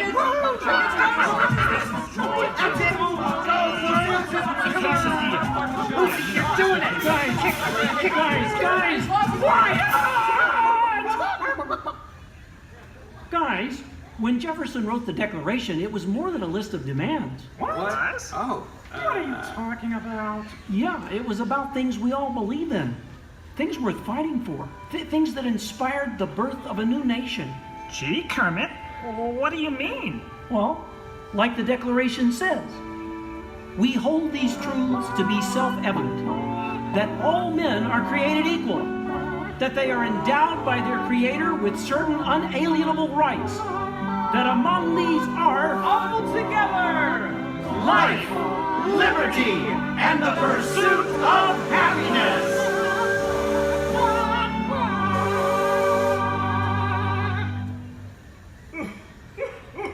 Sam, why are you crying? I thought that was pretty good. It wasn't good. It was glorious. Yes! Way to go, everyone. Hey, Sam, looks like now you're the town crier. Just ring the bell. Let freedom ring! Great moments in history, the 4th day of July. Great moments in history, we said King George goodbye. And here's what we will take away in all your minds and hearts. Great moments in history, great moments in history, great moments in history. Great moments in history, with just the American parts. Thanks, everyone. We couldn't have done it without you. And to England, no hard feelings. You're still one of our best friends. Thank you all for joining us for a great moment in American history. We hope you come by again soon and have a magical stay here at the Magic Kingdom. Bye-bye. Bye-bye. Bye-bye. Goodbye. So long, everybody.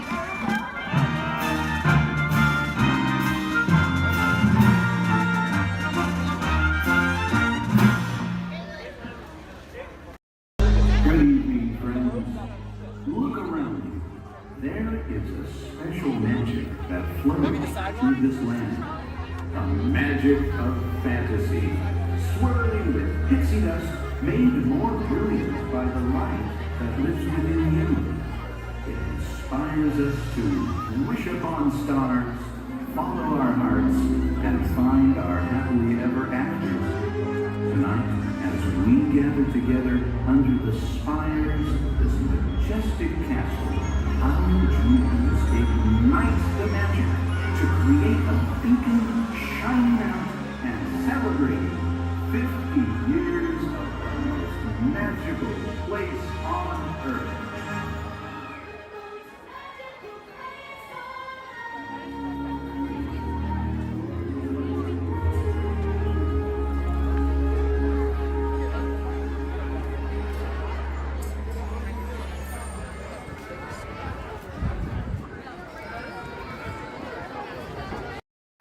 ask everyone to please remain seated throughout the show, and please keep your hands, arms, feet, and legs inside the vehicle at all times. Oh, don't forget to supervise your children, and for the safety of our cast, we ask that you please refrain from the use of flash photography and external video lighting.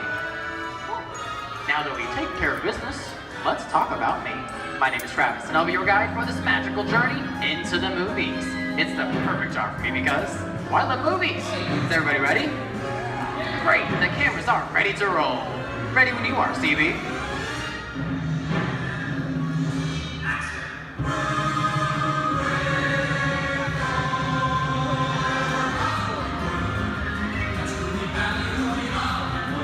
And we are rolling.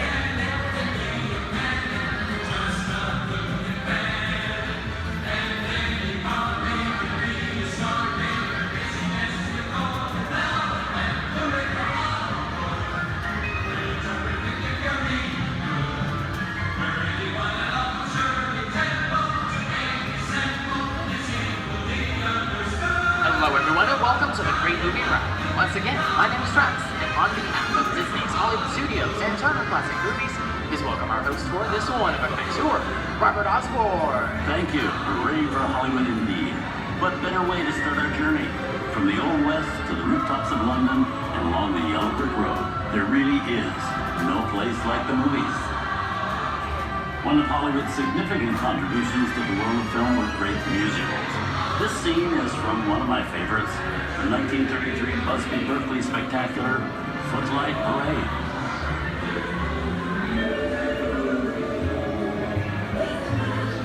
Here's one of the most famous of all dance sequences. It's from the 1952 musical classic, Singing in the Rain. Here's Chick Kelly singing in the rain. Literally.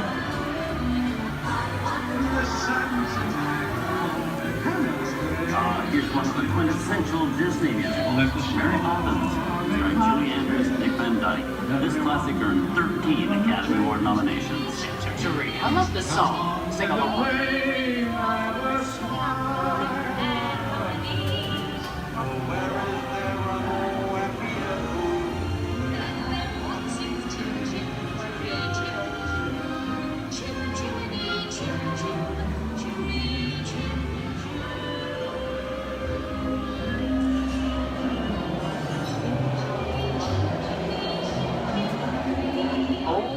Those wallets and purses, folks. This doesn't look like a very good neighborhood. Here's the birthplace of the gangster film, the seedy underbelly of Chicago from The Public Enemy, starring James Cagney. Released in 1931 before strict censorship rules were enforced, Public Enemy is a gritty, realistic, and violent look at the world of gangsters of the Depression era. I've loved this movie. In one famous scene, James Cagney shoves a grapefruit in May Clark's face. She can never look at breakfast in the same way again. These tough guys could turn anything into a weapon. You're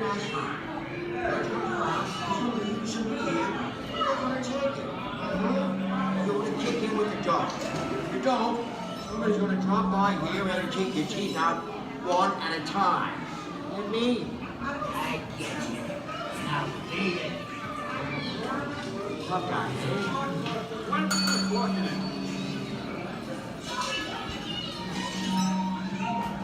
Sorry about the delay, folks. I don't want to run a red light, even in the movies.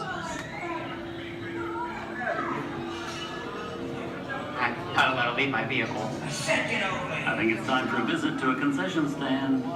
Bye. So Osborne, wait. Okay, Muggsy, whatever you say. Hey, how'd you know my name anyways?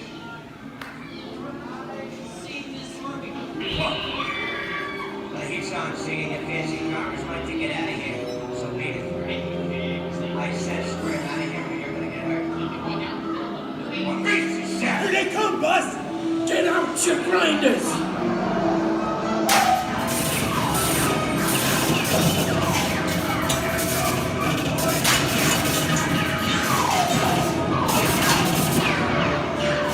I'm hit! I'm hit! Muggsy! They got spin! Muggsy! Muggsy! Where's his pay? His pay!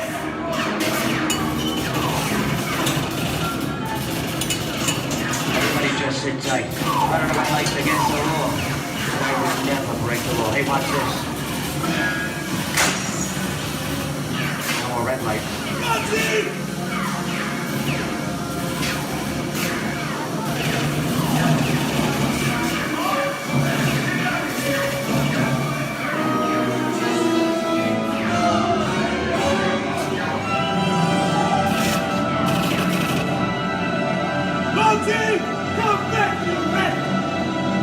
Sorry, boys, I'm making my getaway. Give my regards to the warden. Suckers. What are you looking at? Everybody just mind your P's and Q's and, maybe you won't get hurt. Oh. This must be the west side of town, huh? Western films depict the legendary American wild frontier, where cowboys and their loyal steeds maintain order in towns against the untamable wilderness. John Wayne and Clint Eastwood are two of the iconic stars who epitomize this ideal of the stoic gunslinger.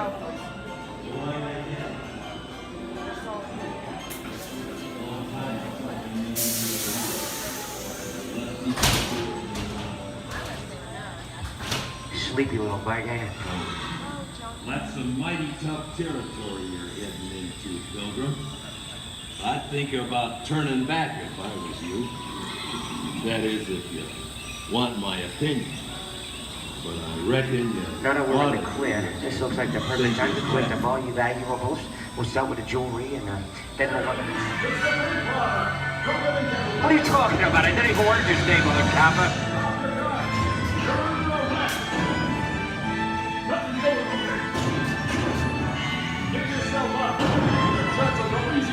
This is nuts. Nuts to this. Look at it this way. Think anyways.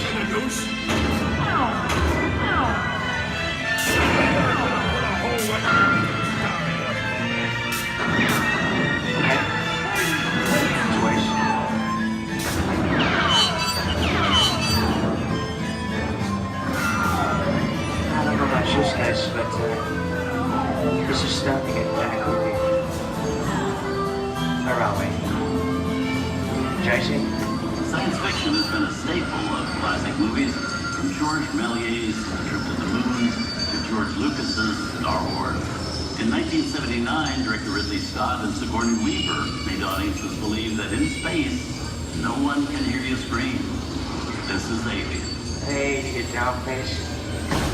How do we get out of here? Warning. Remain in your vehicle. The area you are entering is extremely dangerous. Proceed with caution.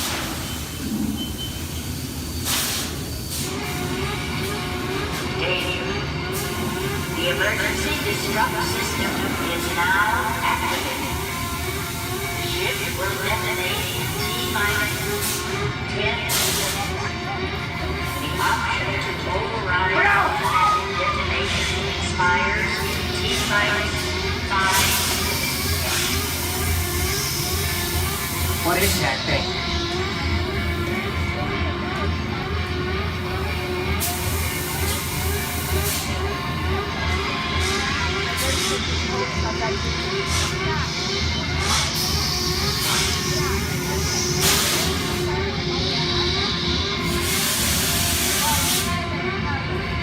Get it together.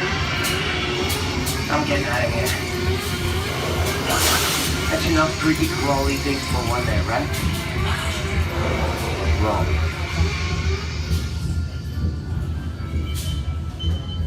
Steven Spielberg and George Lucas cemented their status as the blockbuster boys with their first partnership. Here from that legendary collaboration is Harrison Ford as archaeologist Indiana Jones in Raiders of the Lost Ark. Snakes. Why did it have to be snakes? Some of the biggest horror stars of Hollywood appear in the ancient story of a cursed Egyptian temple, a priceless jewel that beckons to all, but be warned, temptation always leads to destruction. Get a load of that show, guys. Time for me to get back to work. Good thing I don't believe in ghost stories. Don't nobody move while I go get the goods. I don't think they'd notice a few extra bodies around here. If you know what I mean.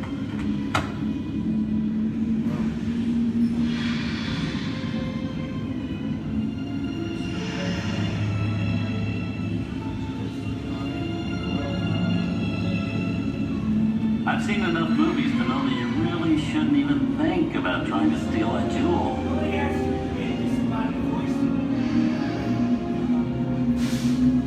Halt, unbeliever.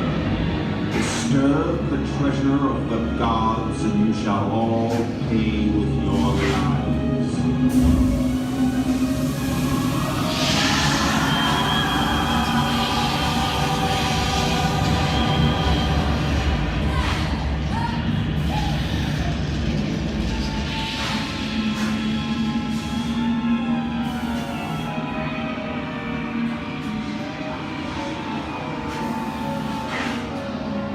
Not bad for my first movie, huh? The twist ending.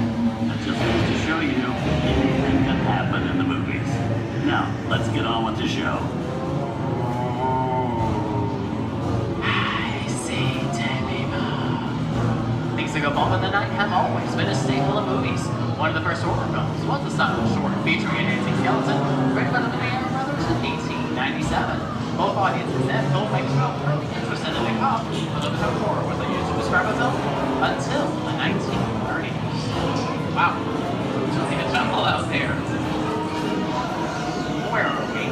This is the jungle home of one of the most famous movie characters of them all, Tarzan. The movie's most popular Tarzan is undoubtedly Johnny Weissmuller, who's run through 12 films as the King of the Jungle. Over there is Reno Sullivan as Jane, and Tarzan sidekick Cheetah, who was portrayed by over a dozen chimpanzee actors over the years.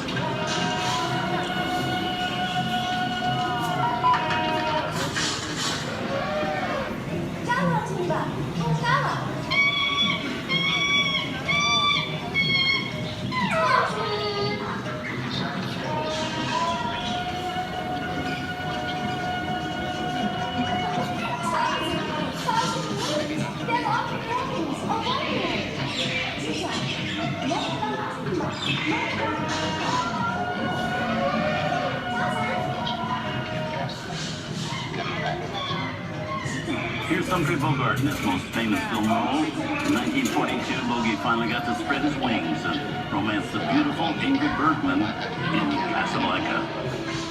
Look, I know that it'd be noble. It doesn't take much to see that the powers of three little people don't amount to a hill of beans in this crazy world. Someday you'll understand that.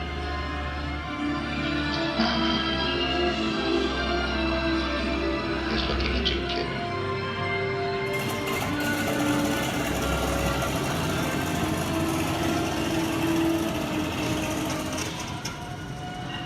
Inside of us, we both know you belong to Victor. Heart is work, the thing that keeps you going. That flame you can ground, you're not with it. And now, one of the most famous movie stars in one of his greatest roles, Mickey Mouse, as the Sorcerer's Apprentice in Fantasia. When the film came out in 1940, Walt Disney promised to add new musical sequences in the future. His nephew Roy kept that promise 60 years later for the release of Fantasia 2000.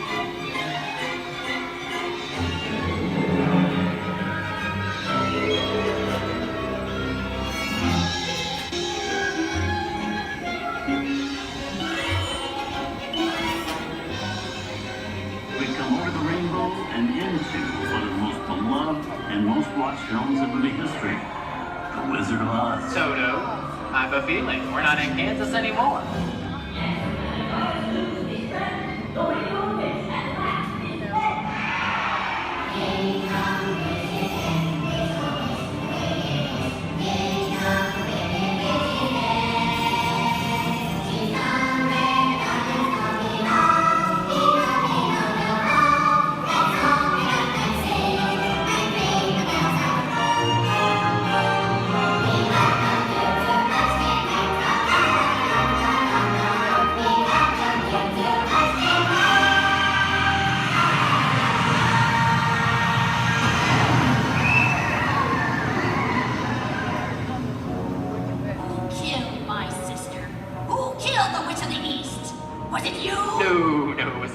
I didn't mean to kill anybody. Well, my little pretty, I can cause accidents too. Oh, rubbish. You have no power here. Now be gone before somebody drops a house on you too.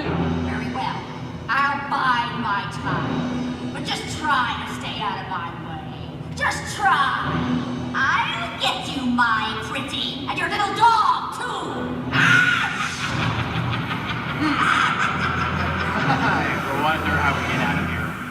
folks think? Which way do we go? Follow the yellow brick road. Follow the yellow brick road. Follow the yellow brick road? Oh, why would I think of that? Sing along, folks. You know the words.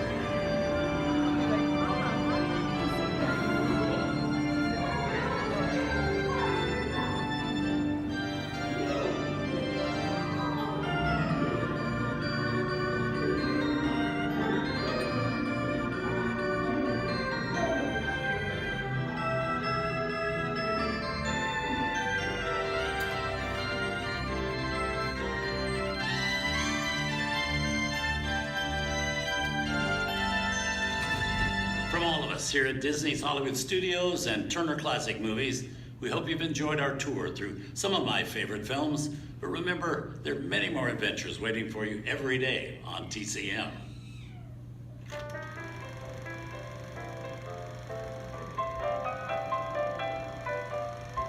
We didn't need dialogue. We had faces. Wait a minute. You ain't heard nothing yet. Step in time!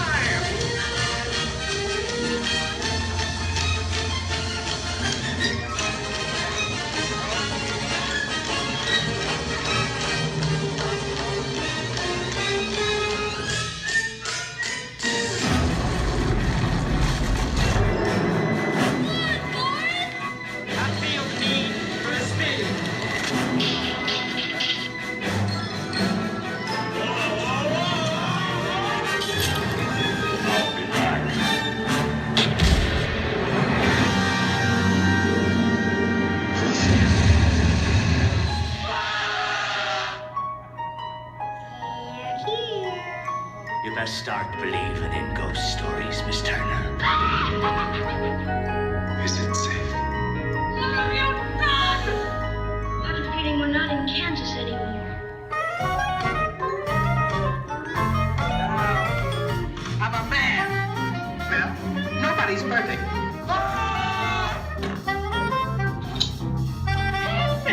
Shut up.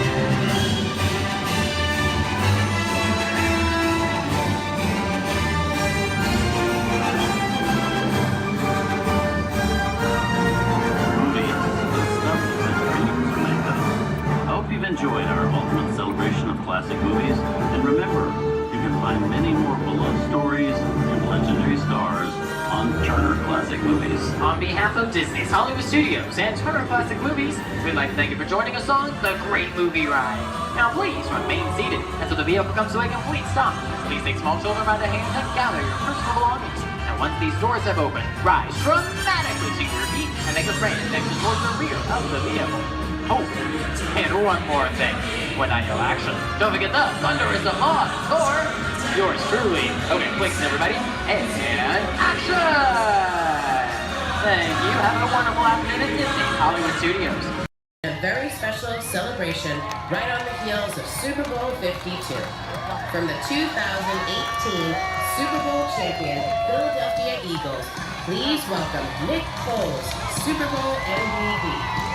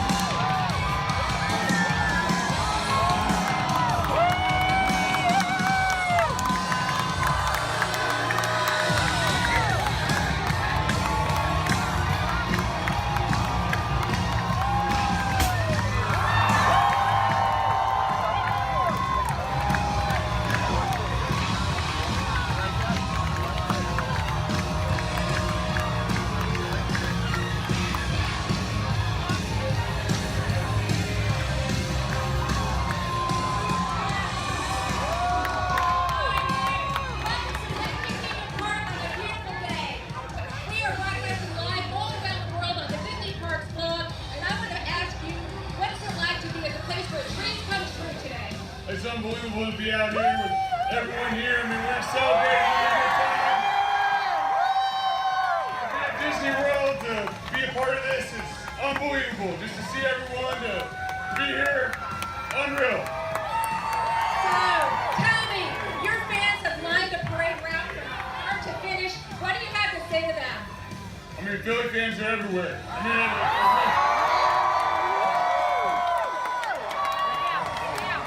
there we go. Hey, yeah, it's all right to yell we're world champs. It's all right to yell we're world champions.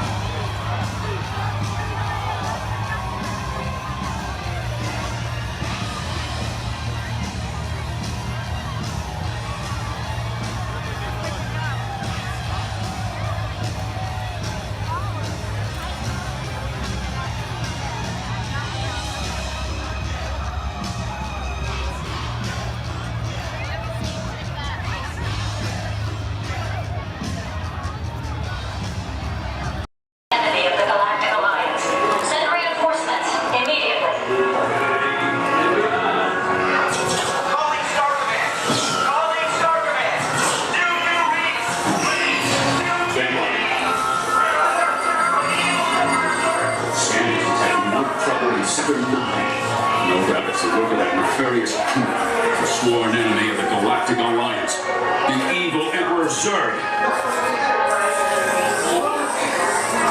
His robotic army is stealing crystallic fusion power cells. Without those cells, we'll all be powerless and at the mercy of Zurg. Star Command picked a fine time to send the new recruits.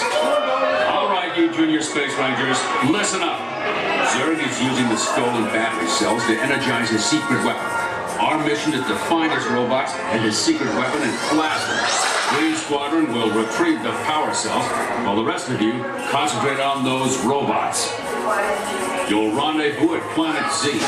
I will remain here at Star Command to coordinate the mission. Battle stations, report to the flight deck for immediate launch. To infinity and beyond.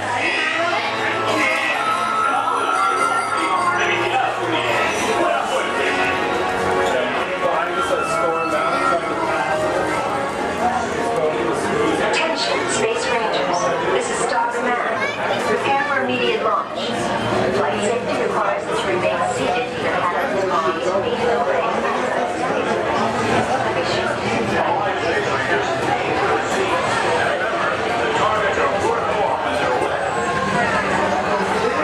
Please face forward and back to your seat. Joystick spin control is now activated. You are now in command of your space cruiser. Joystick spin control is activated.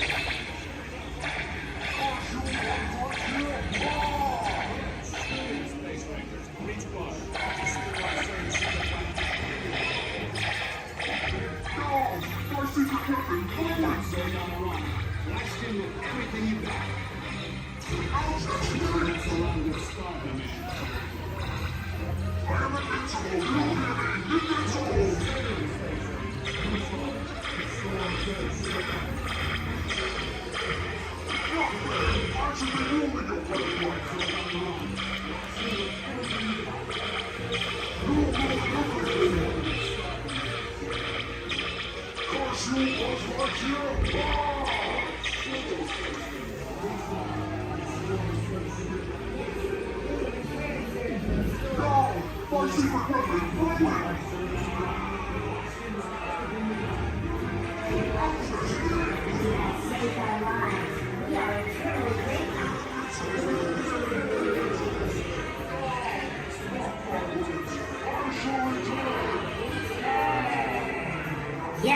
we may return sir to the store. He is a bad toy.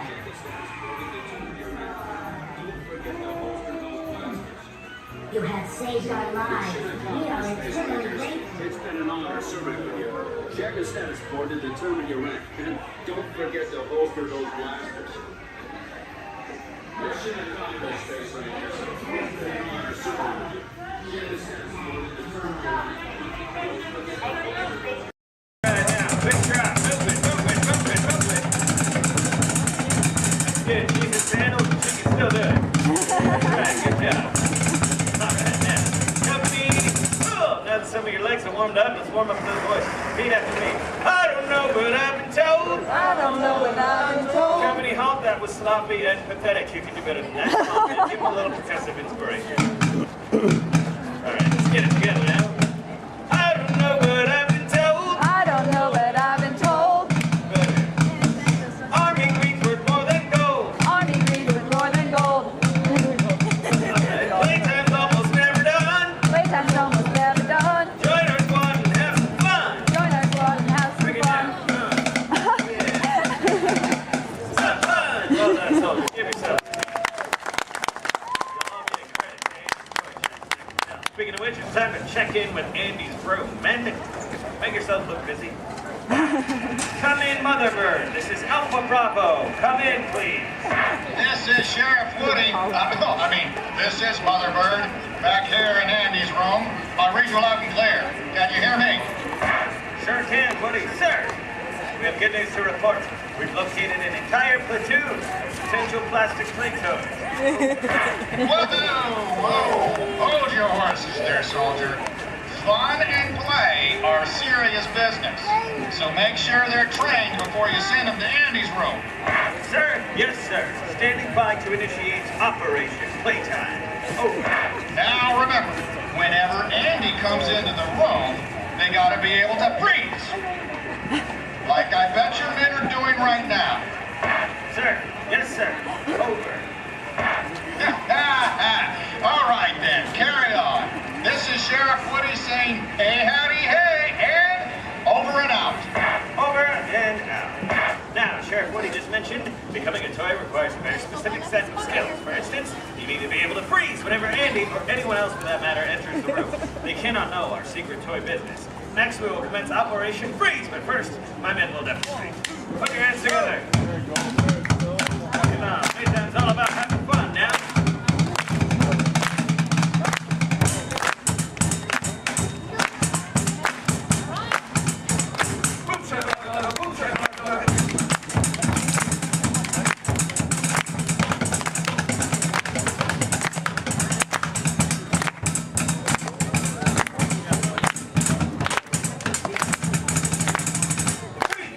Well done, give him a hand. This operation, I need a front line of volunteers right on up here. Cross this way. Come on up. Don't be shy. Move it.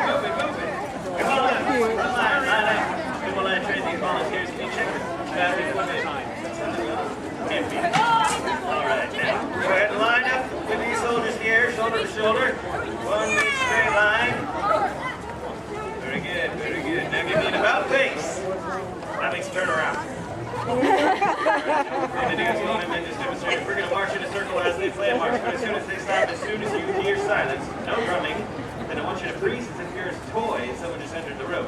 So first, let's set you up with a good toy pose. Let me think here, something maybe we all know. Let's make it simple. First, I want to see you pose like a big, mean teddy bear. When I yell freeze, show me a big bear pose. Ready? Freeze! Very good. Now, as I mentioned, while my men play, we will march in a circle, following me this way, and as soon as they stop, I want to see you frozen. Then take it away. Nice and swing. Here we go. Get there, buddy. All right. Very good. It's a good marching line. I'll tell you that. Now, let's do that now. As soon as they stop. All right. Now, let's try it again. This time, let me see you frozen like an action figure. Maybe your favorite action sports star. Think your favorite sport and then pose like you're playing it, right? Following me this way. Here we go.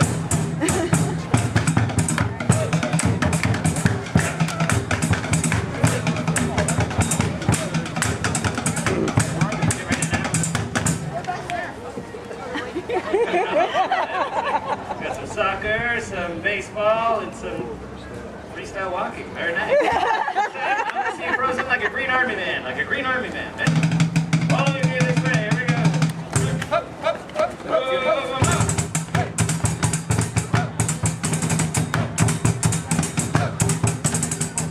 Look at your army man posing.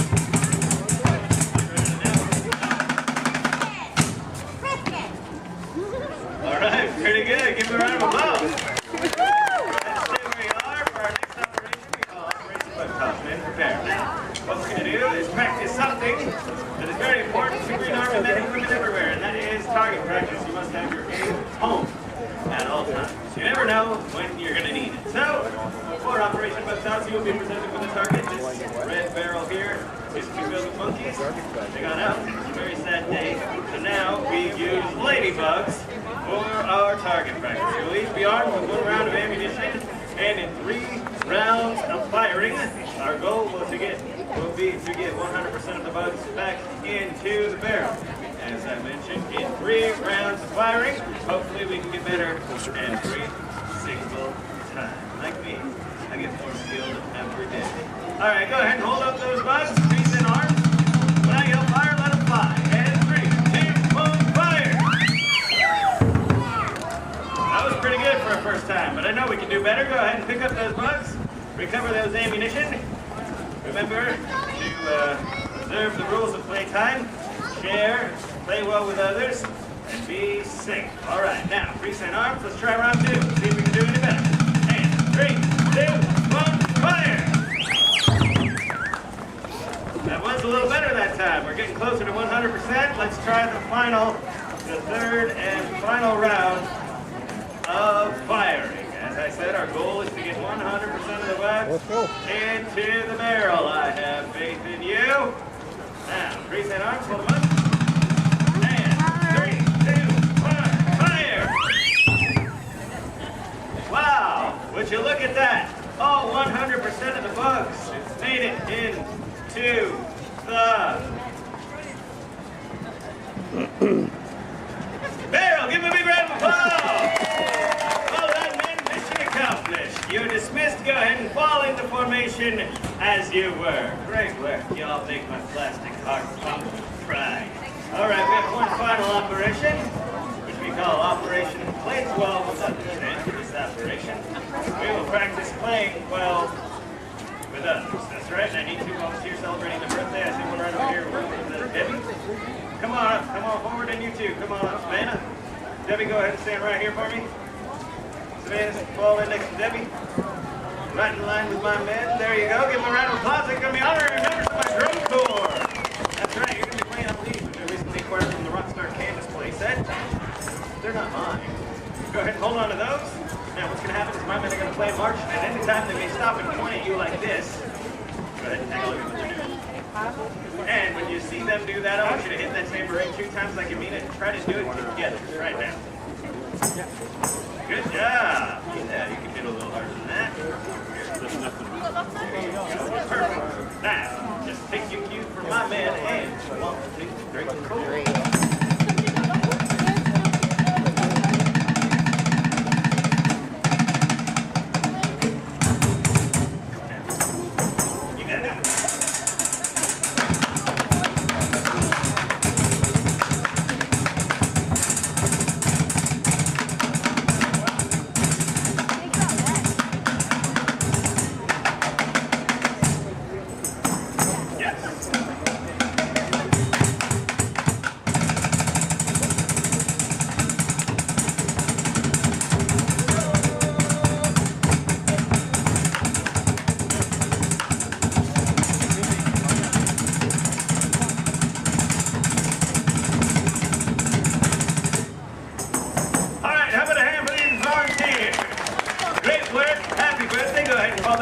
occasion. Well, I've been very impressed with all of you. Your observations of the rules of playtime. I think it's time to make you official honorary toys. Men, pack it up while I administer the oath. Everybody raise your right hand.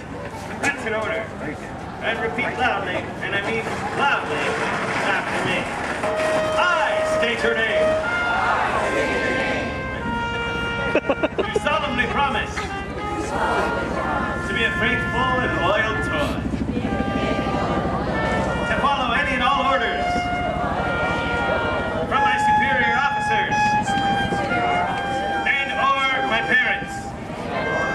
You can thank me later. And above all, my mission is fun. F-U-N. Now give yourselves a big hoopah! Congratulations, soldiers. You're now official honorary toys. Your first official order of duty is to enjoy the rest of your day. Stay out of the sun as much as you can because you are honorary toys, and after all, plastic melts. All right, men, mission accomplished. Let's head back to the toy bin. Great work, everyone. We go to the fighting army.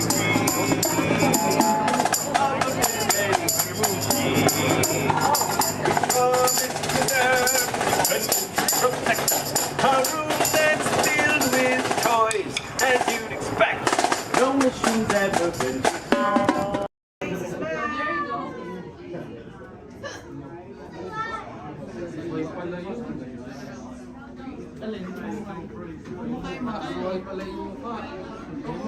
As promised, your time has come.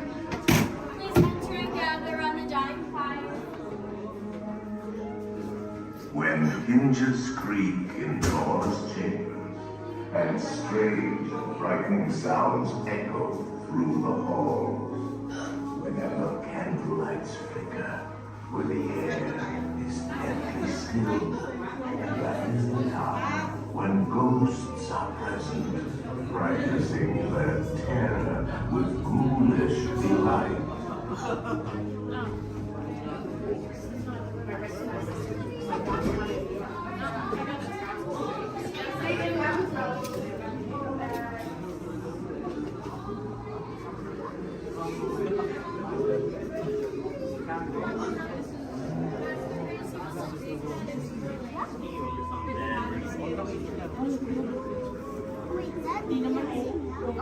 Welcome, foolish mortals, to the Haunted Mansion.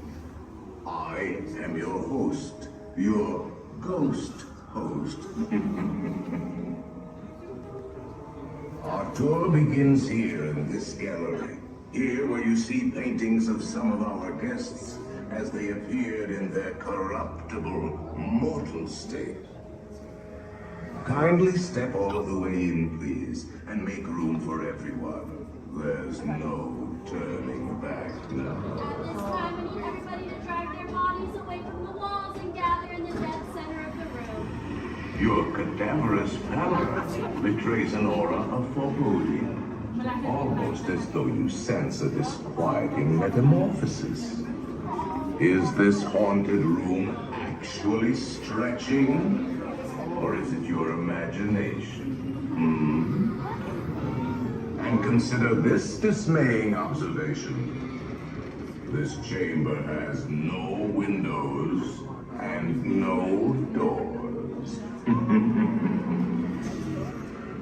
Which offers you this chilling challenge to find a way out.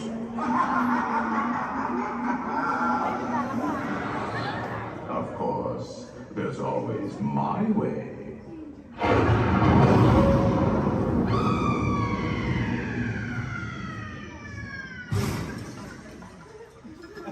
Oh, I didn't mean to frighten you prematurely.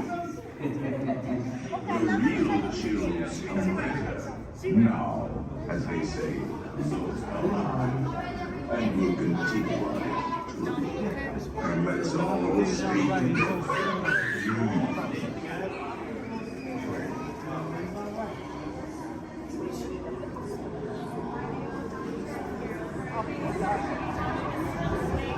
You didn't say a word about it. I'm just going to go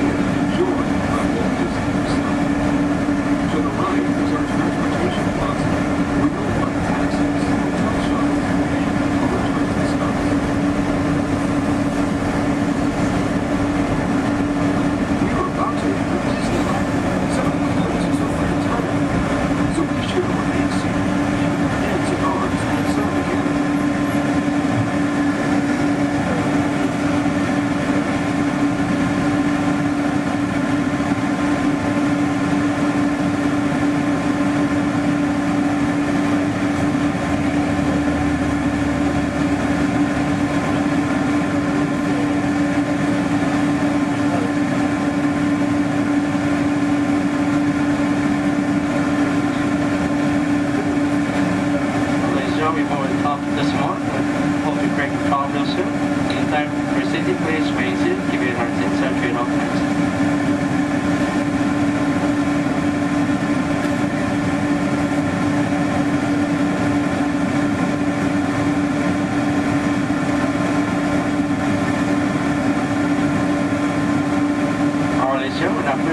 Please remain seated. Keep your hearts in, saturate all times.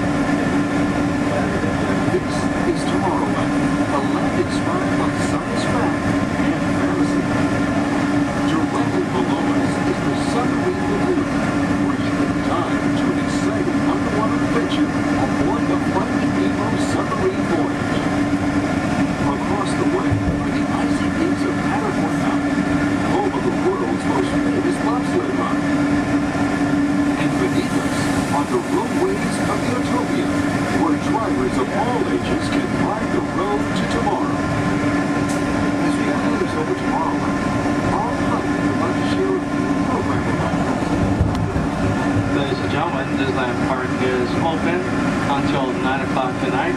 Meantime, a monorail train is departing every 5 minutes from the Tomorrowland station back to downtown Disney. If you would like to leave the park and return later today, please make sure you have with you your valid Disneyland passport ticket and a hand stamp so you can re-enter the park anytime up to 1/2 hour prior to Disneyland Park's closing. You can get your hand stamp whenever you depart today. Today here at Disneyland Park, we'll have Celebrate a Street Party down Main Street USA at 5:30 p.m. And also tonight, as part of Halloween time at the Disney Resort, we'll have Halloween Scream, a bonus surprise in the sky at 8 p.m.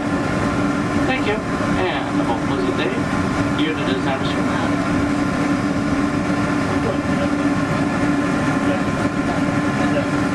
Just into the right of the train are the sparkling gold spires of one of Disney's most beloved attractions. It's a small world. Beyond it is the wacky world of Disney's classic cartoon characters, Mickey's Toontown. We're now riding alongside the happiest kingdom of them all, Fantasyland, home to Pinocchio, Snow White, Peter Pan, and other storybook characters.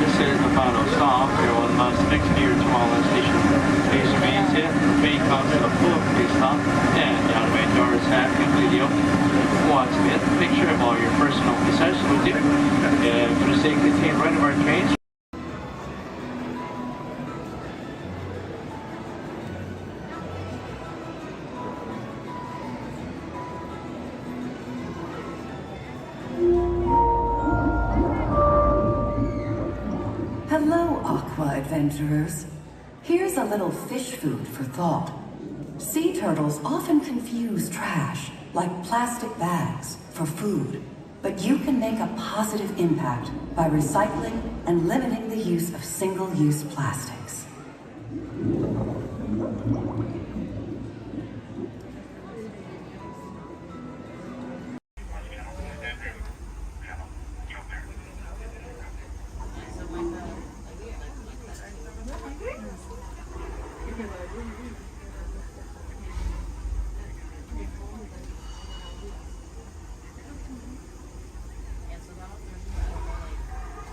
All aboard! For those of you just joining us, welcome aboard Excursion 3 on the Disneyland Railroad. For your safety, please remain seated at all times, keeping your hands, arms, feet, and legs inside the train. Please supervise all children, making sure they are seated away from the train openings, either fully on a lap or on a bench. Our next stop will be the Land of the Future Tomorrowland Station. Oh, they're doing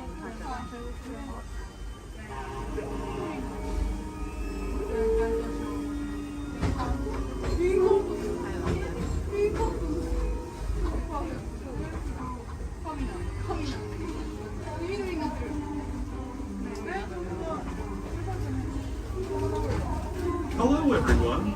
Thanks for joining us on the Disneyland Railroad. For a safe ride, remember to stay seated with your hands, arms, feet, and legs inside the train. And please watch your kids. ¿Qué tal, amigos? Y bienvenidos a bordo. Para su seguridad, permanezca sentado y mantenga las manos, brazos, pies y piernas dentro del tren y cuide a los pequeños. Gracias. As we leave Toontown Depot, we get a real nice view of the happiest land of them all, Fantasyland. You can see people stepping onto It's a Small World just below us. And, off in the distance, majestic Matterhorn Mountain.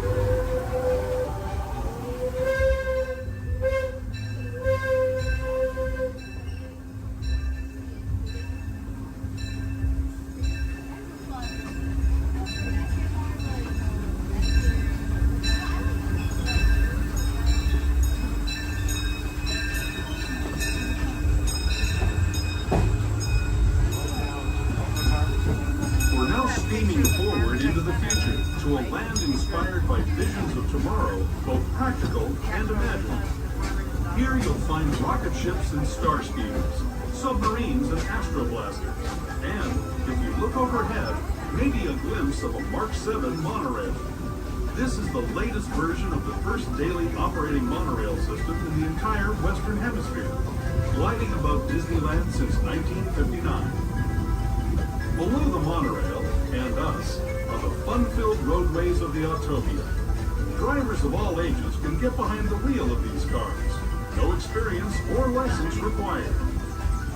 If you're into soaring spaceships or doing battle with evil empires and emperors, Tomorrowland is definitely the place for you. Speaking of which, we're pulling into Tomorrowland Station right now. If you're leaving us here, just stay seated until we come to a full stop. Gather your belongings, including lightsabers and astroblasters, and step carefully from the train. Thanks, and have fun in the future. For the rest of you, just sit tight. We'll be on our way again in just a minute.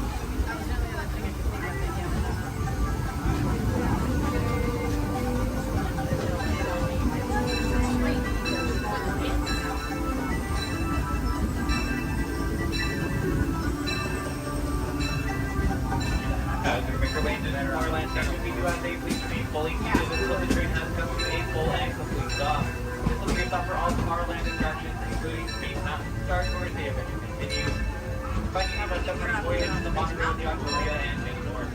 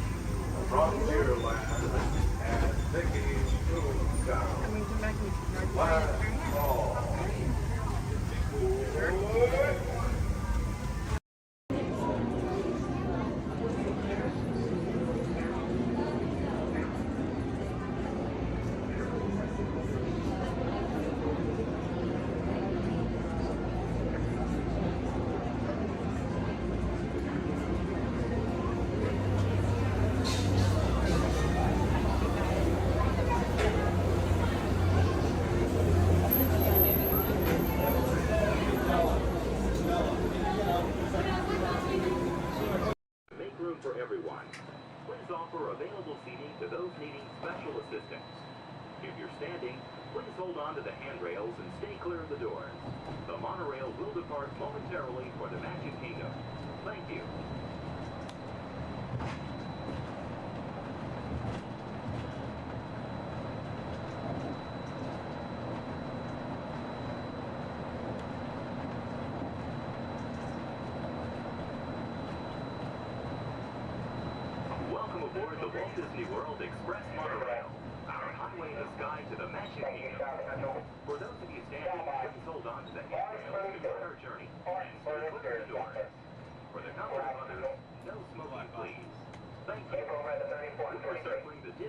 swimming in Seven Seas Lagoon. Rising from the Magic Kingdom on the opposite shore is Cinderella Castle. You can also see Disney's mountain range, Big Thunder Mountain, Splash Mountain in Frontierland, and Space Mountain in Tomorrowland. To the right-hand side on the shores of Bay Lake is Disney's Wilderness Lodge, which captures the spirit of the National Forest Service lodges built in the West during the early 1900s. Also on Bay Lake, you can enjoy a natural setting at Disney's Fort Wilderness Resort and Campground. More information can be found in River Country, Disney's version of the old fashioned swimming pool. All right, please. Hold at 66 and notify. 10-4, notify Central. Notify Central. Central 3. Central, Pages Radio. Yes, 1.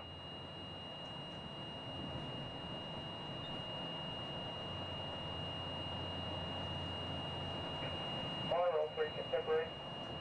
3 by. Channel 43. 10-4, right.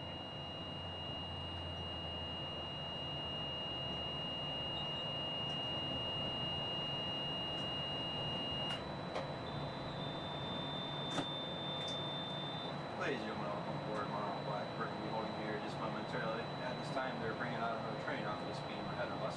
Therefore, we're going to have to wait here until that is complete. Once the train is on this beam and the alignment is switching back up, we'll be prepared to proceed. I apologize for any delay. We'll be on our way as soon as possible. Thank you. Turn stop, orange.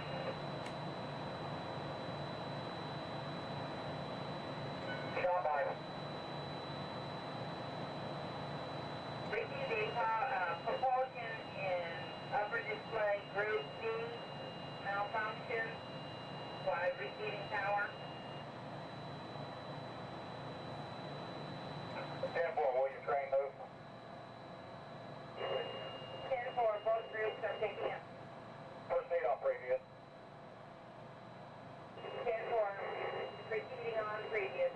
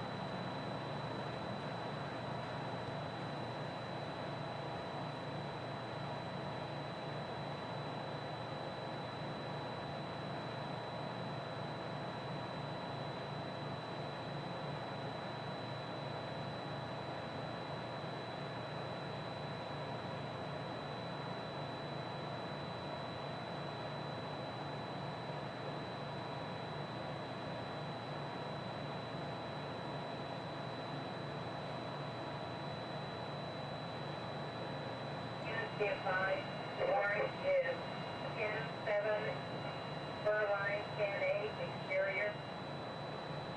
Right, stop. Central, orange. Central.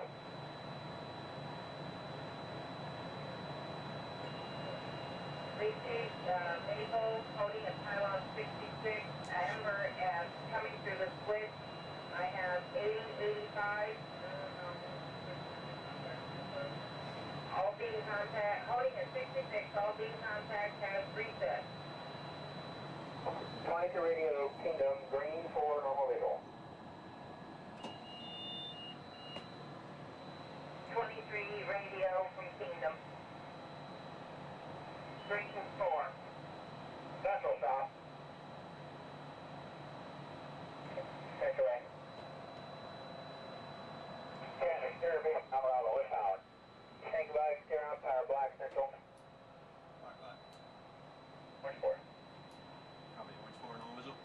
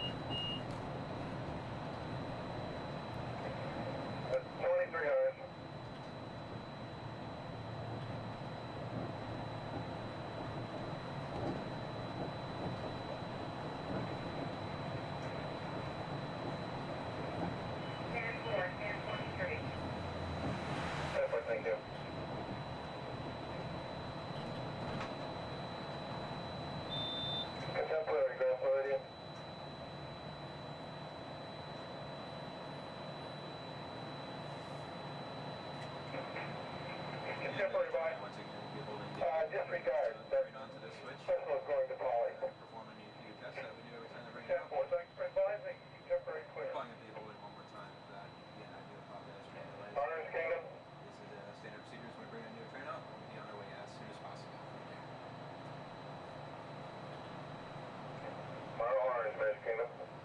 Ready by. Maple check green, please. What's your green?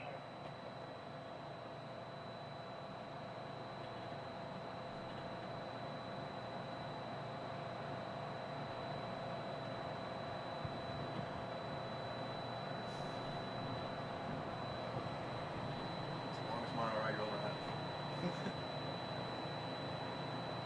Well, the fun thing is I had the rest of my group on the boat there, and I was telling them I might beat them. That's them on the boat? Yeah. They're gonna beat you. Hey, Mom, look over by the Contemporary. Central orange.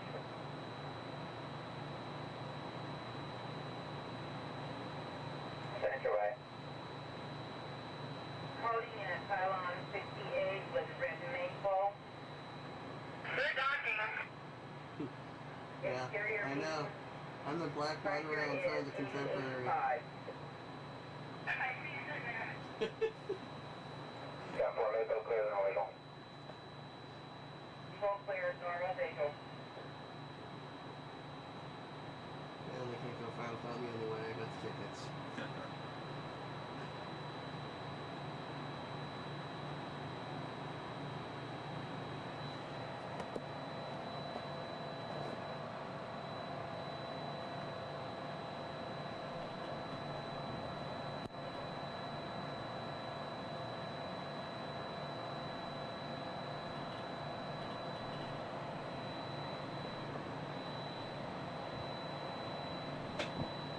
We are entering Disney's... While your group is together, now is a great time to pick a place to meet if you become separated in the park. Should you become separated, stop by City Hall on Main Street, USA for assistance. Guest relations at City Hall can also help you plan your day, make dining arrangements, or provide a special guided tour of the Magic Kingdom. As you approach the entrance, please keep your party together and have your tickets ready. If you are traveling from another Disney theme park, please have your tickets and hand stamp ready as you enter the Magic Kingdom.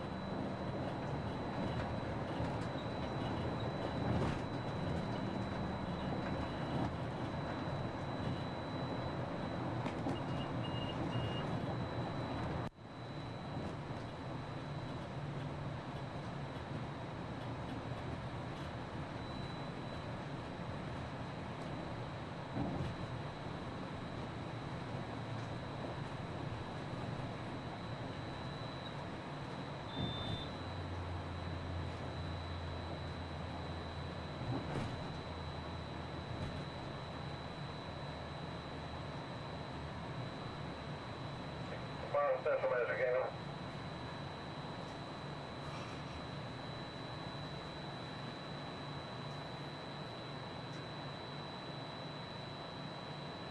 Central Kingdom. Sanctuary. One egg of orange bench seat is loose. Temporary, thank you. Orange Central. Orange. All doors closed. Kiosk counter notified status.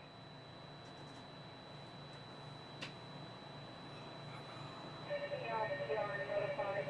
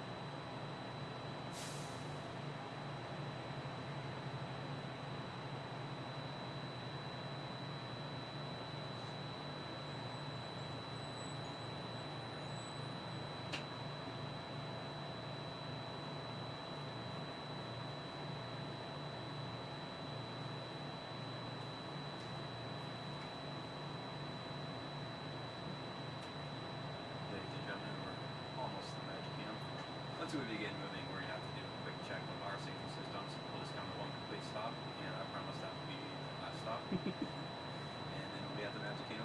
Once again, I apologize for any delays. We should be on our way just momentarily. Thank you.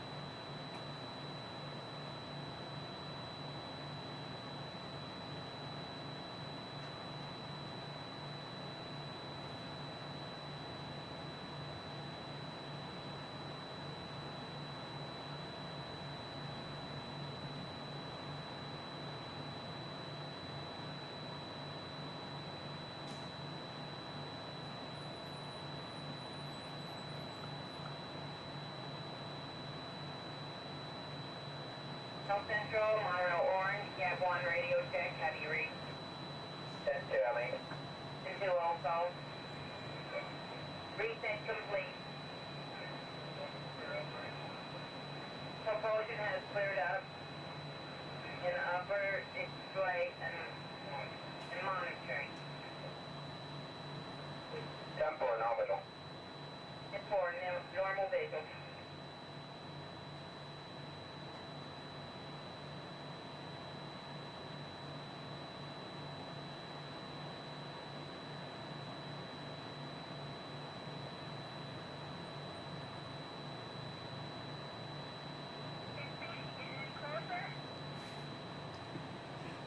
Almost there.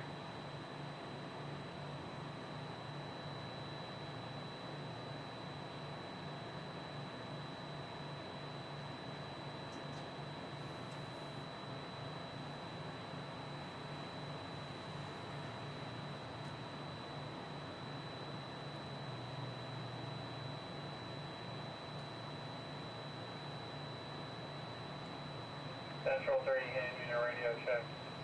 10-2, Ellie. 10-2, thank you. Pretty clear. Go.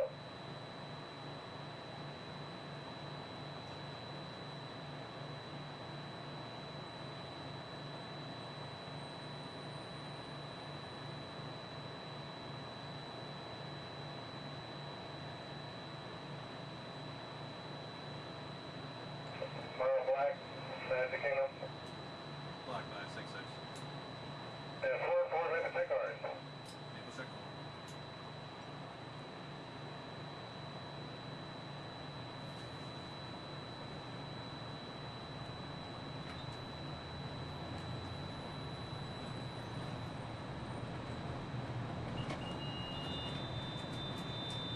Central Black.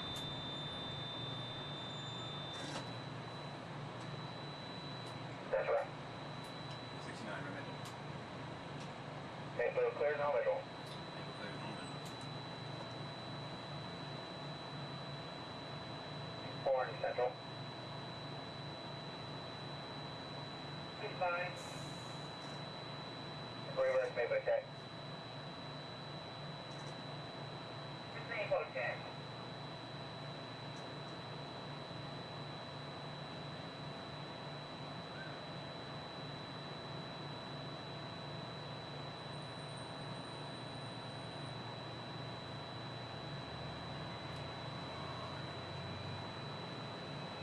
Another reason why it's going so slow is Central, Orange. it's a training and that train. Central. Yeah. Usually we get this done a lot quicker. Yeah, it's a good time to do it too. Yeah. Nice and slow. Yeah, just probably hardly Check anybody forward on with the train dispatch, anyway. normal visual.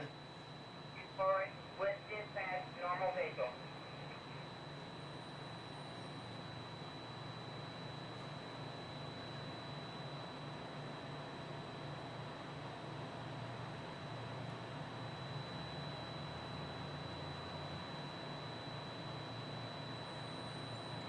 Exterior Toronto Central 4 trains, train order black, coral, green, and orange, placement OT Central. Goodbye. Black, coral, green, and orange on exterior. Black, coral, green, orange.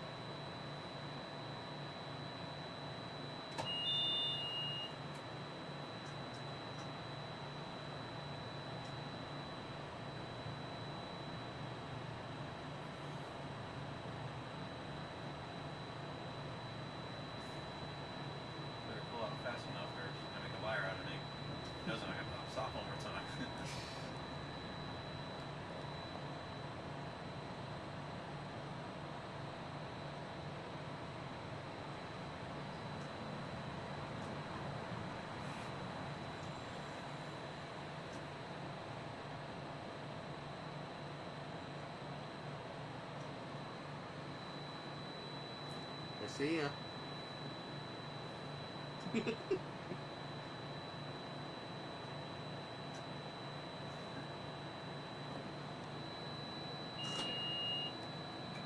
Ladies and gentlemen, we are approaching our station at the entrance to Main Street, USA, gateway to the 7 themed lands of the Magic Kingdom. Smoking is not permitted at the Magic Kingdom except in designated areas. Please consult your guide map or ask a cast member for the location of designated smoking areas. If you are standing, please hold on to the handrails and stay clear of the doors until the monorail stops completely and the doors open. Ladies and gentlemen, this is the Magic Kingdom Monorail Station. On behalf of the cast of the Walt Disney World Resort, we'd like to welcome you to the Magic Kingdom.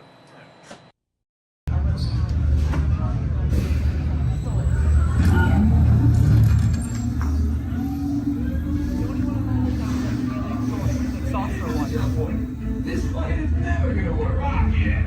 Well, okay. I've locked onto your vehicle. We'll be right behind you. Nothing to worry about. Unless we cannot stop this from immediately, Master. We're likely doomed. You're gonna need it.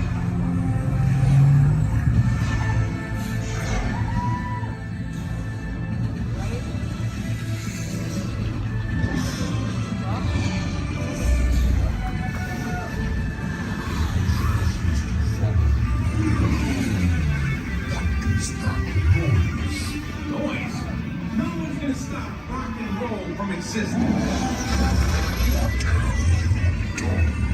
What have we done? I think we're coming back.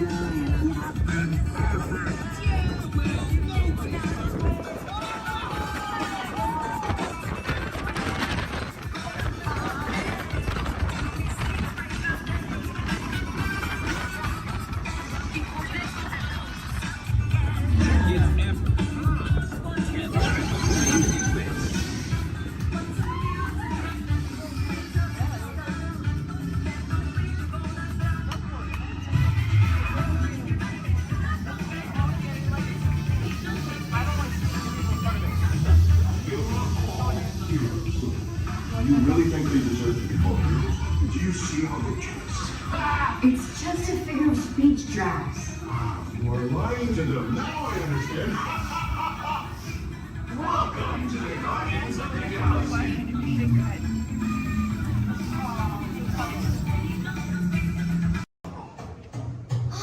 Where is it?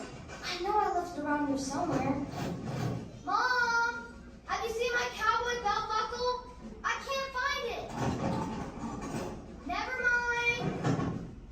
Yeehaw! It's rodeo time. Well done, cowboy.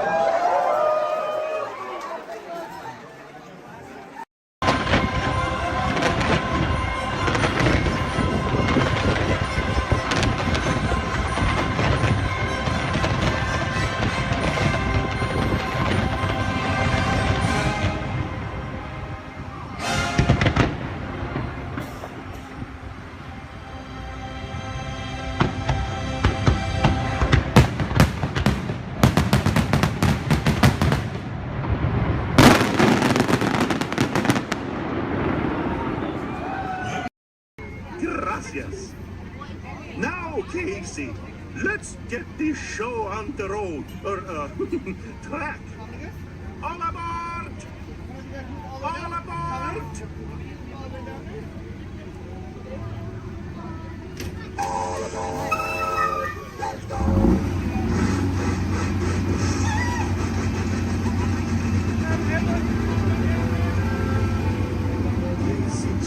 Coming down the track, coming down the track, with the smoking sack. Even Marvin coming round the hill, Casey's here, every jacket chill. Every time it's funny little whistle sound, everybody moves to the circus grounds. Time for lemonade and Cracker Jack. Casey G is back, Casey G is back. Every time it's funny little whistle sounds, everybody moves to the circus grounds. Time for lemonade and Cracker Jack. Casey G is back, Casey G.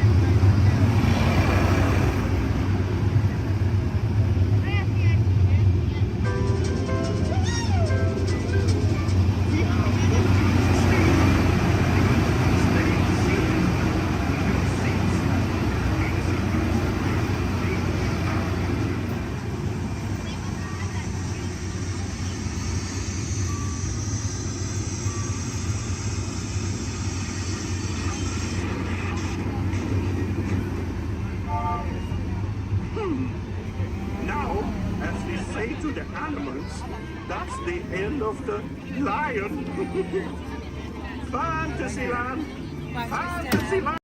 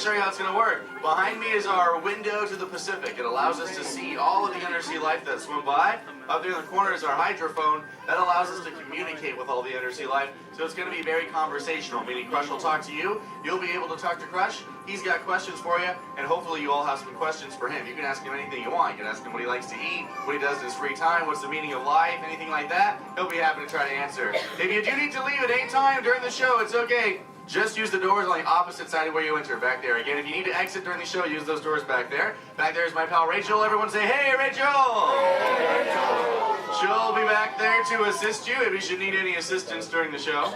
I'm going to turn down the lights and the music now so we can see and hear just a little better. We do have some last-minute rules and regulations to go over, but my friends the Moonfish have volunteered to show you the rules visually. So, hey, Moonfish, come on out. All right, first rule inside, please no eating during the show. And no drinking, no smoking.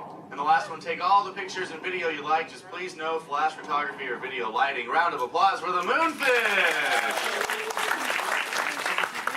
All right, Crush is up there serving. He said when you're ready, just call him down. So on the count of 3, yell, hey Crush. Ready? 1, 2, 3. Hey,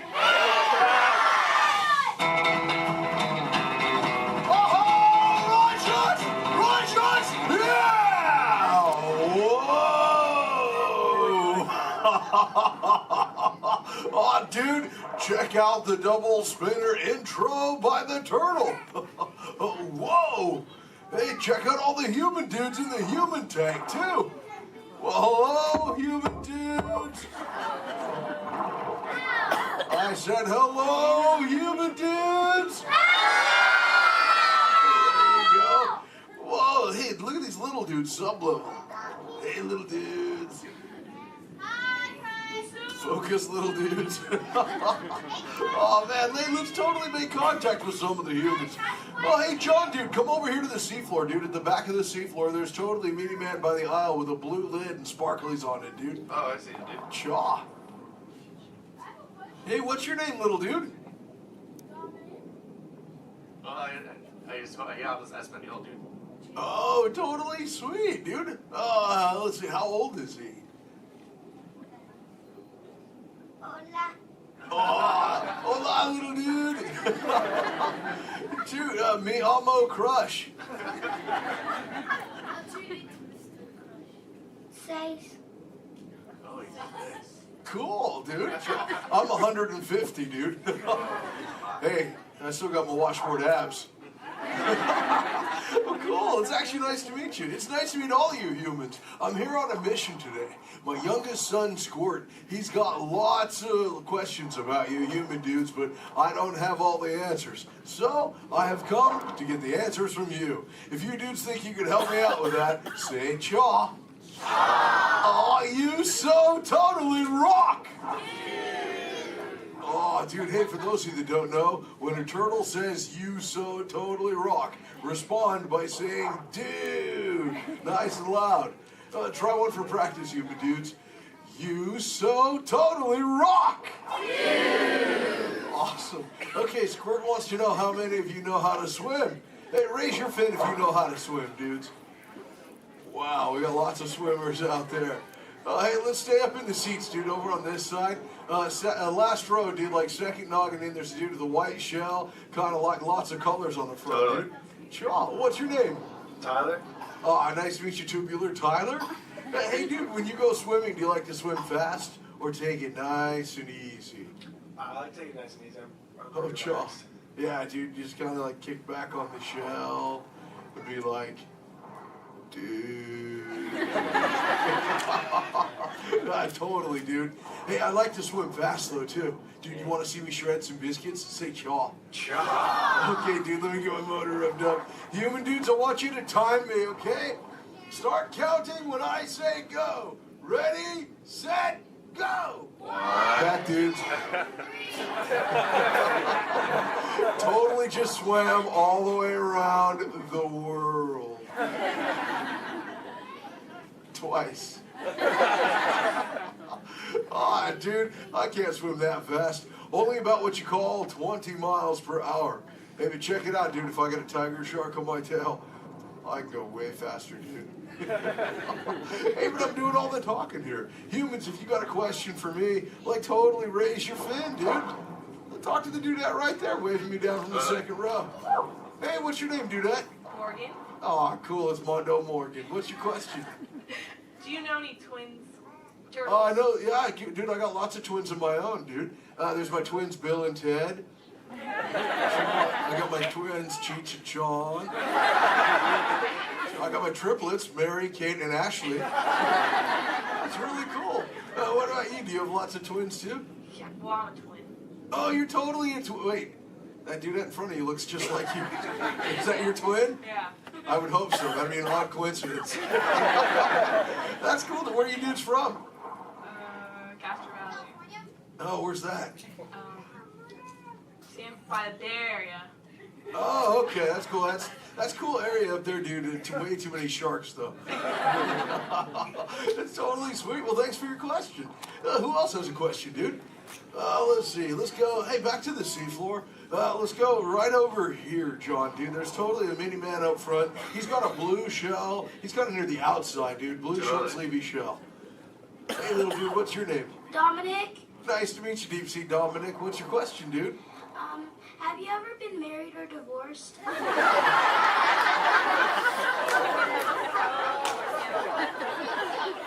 That's a pretty specific question. Actually, dude, most turtles, dude, we don't stay with the same dudette like our entire lives, but I have actually found one that's kept me around forever, dude. Her name is Shelly. She's my turtle dove, dude. We've been together for 130 years, dude. But it's still so awesome, it only feels like the first 75. It's really cool. Hey, can I tell Shelly you said hi? Can I tell her you said hi? Hi. Oh, dude, she'll totally love to hear about you, dude. Let's see, who else has a question? Let's see. Let's go. Hey, John, dude, jump across the aisle up here near the front. There's totally Mini Man. He's getting his fin waved by another dudette. Hey, little dude, what's your name? Braden. Oh, cool, dude. What's your question, Boogie Braden? How many kids do you have? Yeah, I got 65, dude. Sean, like I said, well, I already told you about my twins, dude. Like Squirt, he's my youngest. And then there's Sheldon, Shelby, Michelle, Herschel, Rochelle, Trishelle, Shell, Lola Ding Dong.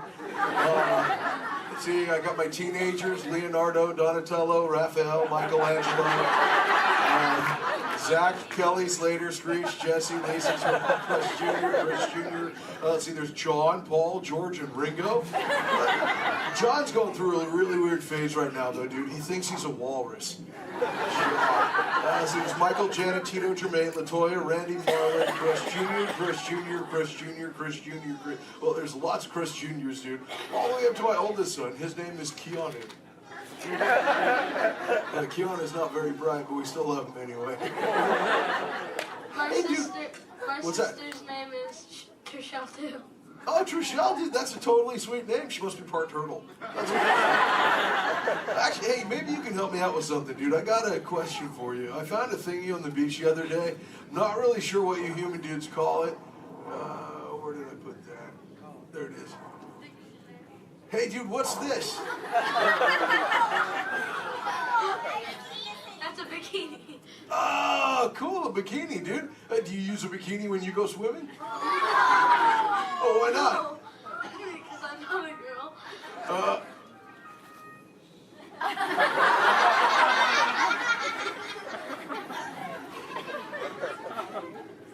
This is for chicks, dude? Does it make me look fat? Anyway, dude. Oh, let's see, dude. Hey, John. Up in the seats, dude, over on the other side. First row on the outside, second noggin over. That dudette with like the specs on the noggin, she had her fin raised too. Where, dude? Sure, from the two noggins to the outside. Oh, totally.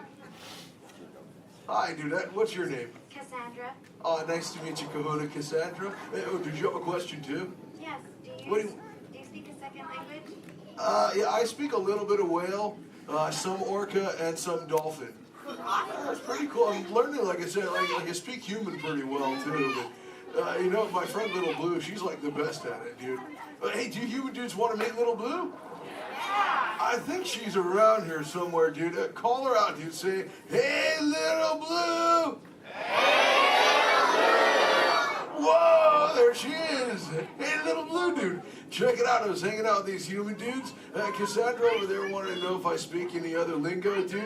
I told her I was speaking just a little bit of whale, dude. I can speak whale. I totally Okay, know. everyone, repeat after me. Hello.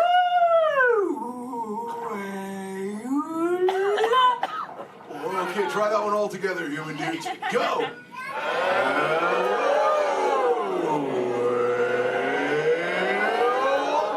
Wow, you human dudes speak whale really good, dude. That was just like excellent. Oh, too bad there's no whales around here, though, dude. You know, sometimes you speak whale and there are like 80 whales swimming around you. Yeah, totally. Not today. No whales around here, dude. No whales. No whales in the ocean today. Just trying to speak sea. Where? Whoa! Oh, dude, look out! The humans call the whale, dude! Grab shot! Swim away!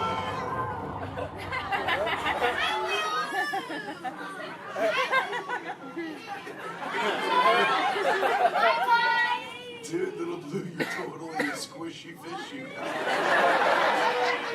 What should we do? Tell the whale to go away. Can't humans tell the whale to go away?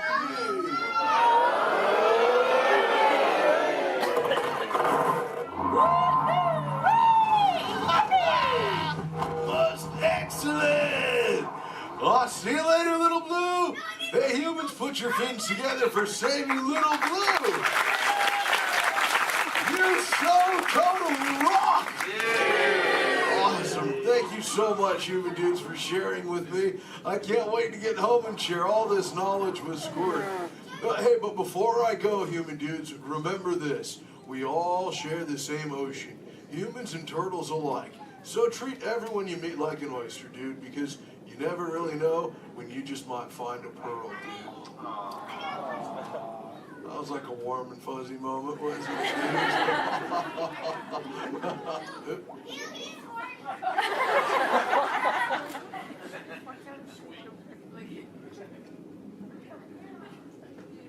That wasn't me, dude. That was my twin. See you later, human dudes. Rock on! Clear is the element Bushman! Awesome! Alright, you dudes, find your next buddy and discover into the doors in the back. Thanks for swimming by. Bailey's echolocation's awesome. We're gonna do it. Everyone, both fins up, go. Okay, sub-level, really good. Back bench, solid. Grandma, in the corner, this is where we put our fins up. Good job, Grandma. Good job. Fins up, eyes closed, go. How many fins am I holding up now? No, you gotta go. Yeah, you so totally rock. Start things rocking. Now show me those hands, people. You got clearance. Let's roll.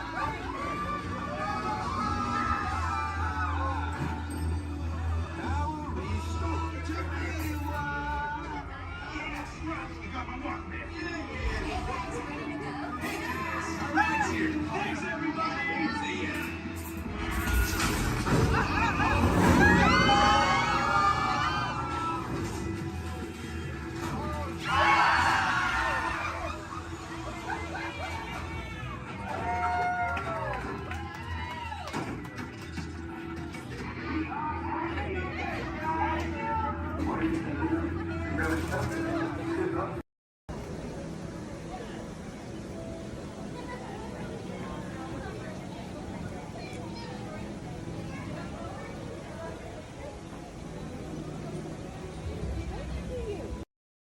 name is Alexis. How's everyone doing this wonderful evening? Good. That was the most believable I've heard all night. But we're going to try it again anyways, folks. How's everyone doing this wonderful evening? Great. Woo-hoo. All right. Once again, my name is Alexis. I'm going to be your storyteller and captain for the evening. Just as a friendly reminder, please keep your hands, arms, and fingers inside the boat because Monstro does not like finger food. Oh, my folks, it looks like we are being swallowed by Monstro the whale. This is the very same whale that swallowed Pinocchio. But not to worry, folks, because Pinocchio was a smart little puppet. He lit a fire in here that made Monstro sneeze, and Monstro sneezed so hard that he blew his tail right off. Now, Monstro's not half as scary as he used to be. Haha. Around the bench to your left, you'll find the cave of the big bad wolf. And across the way, the homes of the three little pigs, the one made of straw, the one made of sticks, and the one made of 100% wolf-proof brick. Just beyond this bridge to your left, you'll find the village of Alice in Wonderland. Alice's home is the one in the corner with the thatched roof, and if you follow this long cobblestone walkway, you'll find the home of the White Rabbit. This is where Alice fell down and began her adventures in Wonderland. To the right, in the center of the canal, you'll find London Park, made famous by the film Peter Pan. This is where Wendy, John, and Michael, with the help of Tinkerbell and a few happy thoughts, followed Peter Pan all the way to Neverland, where you never have to grow up. Straight ahead, you'll find the city of Agrabah, city of mystery and enchantment. The busy marketplace below is where Aladdin and Jasmine first met, and Aladdin, being that prince of thieves that he is, he not only stole bread that day, he stole Princess Jasmine's heart. Aww.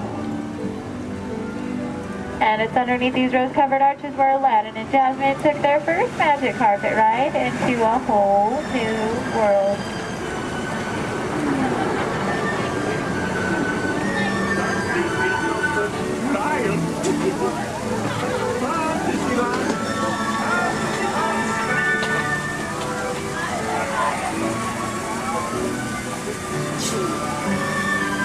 Now, folks, please be careful and please do not touch anything because we are entering the Cave of Wonders. As Aladdin and Abu discovered, this cave holds one treasure more important than all the others. A magic lamp complete with its very own genie.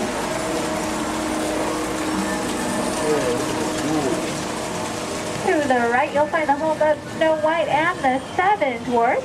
The Seven Dwarfs are still back up in that jewel mine, whistling while they work. See? And to the left, you might recognize this French chateau is the home of Cinderella and her evil stepsisters and wicked stepmother. But not to worry, folks, because Cinderella now lives in that pink castle high atop the hill, where her and Prince Charming have lived. Does everyone know the rest of the sentence? Happily ever after. To the right, folks, in case you are like Dory from Finding Nemo with a short-term memory, you'll find the city of Agrabah, city of mystery and enchantment.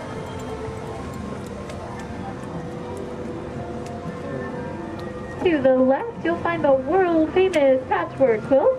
This patchwork quilt is comprised completely out of desert flowers, and it, along with every other plant and tree here in Storybook Land, are 100% real.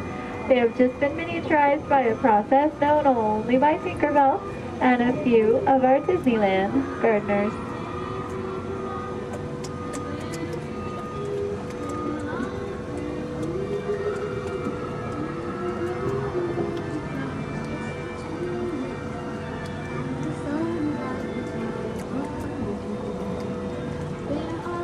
Coming up on your left, you'll find the humble home of Mr. Mole. And just beyond that, the not-so-humble home of Mr. Toad. Doesn't look like either of them are home right now. I've heard it's because they're on some wild ride. Bordering the canal to your left, you'll find the 3 Dutch windmills. The windmill in the center is best known for sheltering the local animals in Disney's animated film, The Old Mill.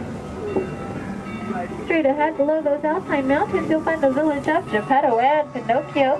That workshop near the waters where Geppetto made his wish-born Pinocchio to become a real-life boy. If you listen carefully, you just might hear them still celebrating inside.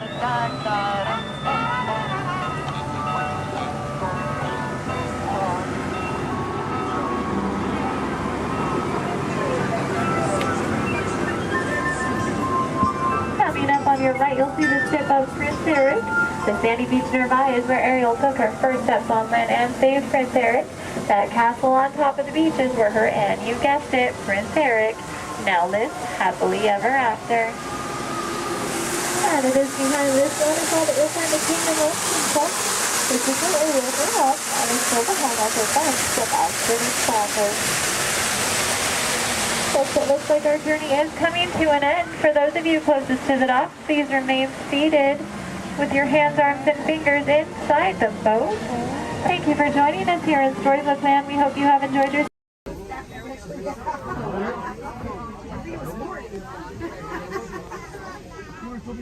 Looks like we're on our way, and I'm so glad to have you with us.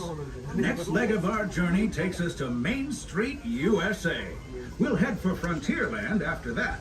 Stay seated and keep your hands and arms, feet and legs inside the train at all times. Oh, and please keep an eye on your children. Para su seguridad, permanezca sentado y mantenga las manos, brazos, pies y piernas dentro del tren y cuide a los pequeños. Gracias. Next up is a place that's always ahead of the curve, and not just because we're on the straightaway. Our metropolis of mechanical marvels, Tomorrowland.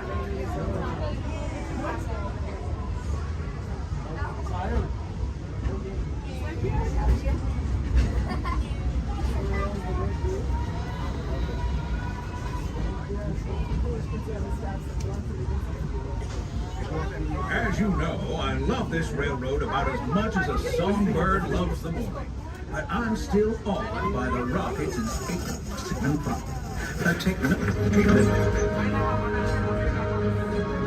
Unidentified users detected in upload conduit area. Scanning. Calculated. Locomotive maintaining trajectory. Intervention not required.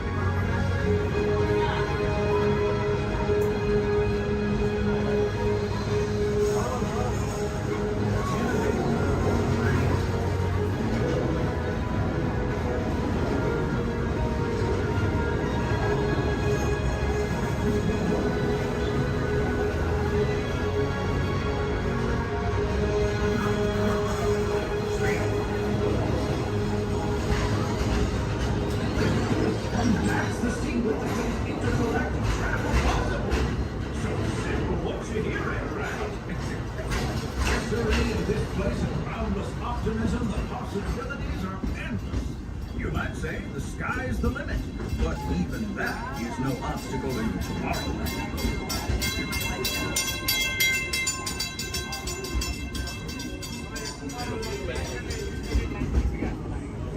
And blue bag.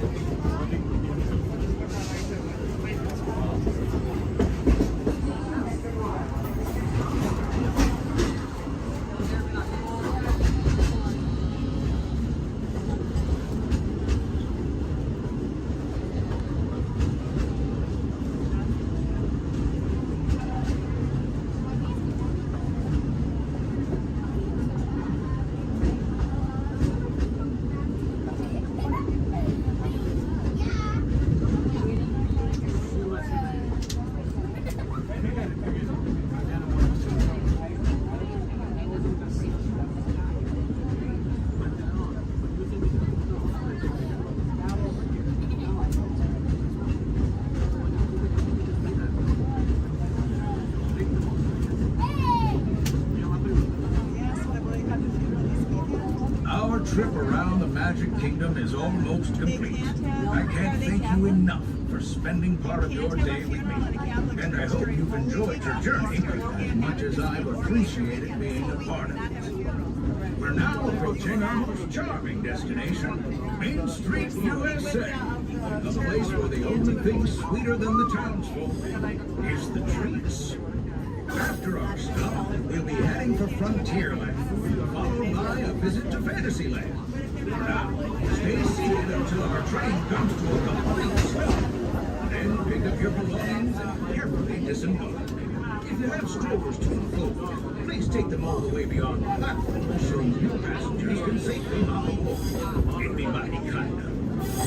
And while we're being neighborly, what say we give our fellow travelers a friendly wave hello? This is Main Street Station House. Welcome to Main Street, USA. As we come into Main Street Station, please remain seated until I give the all clear. Please remain seated.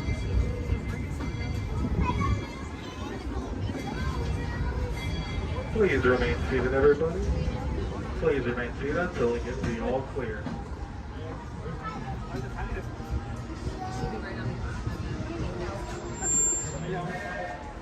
We are now all clear to enter Main Street Station.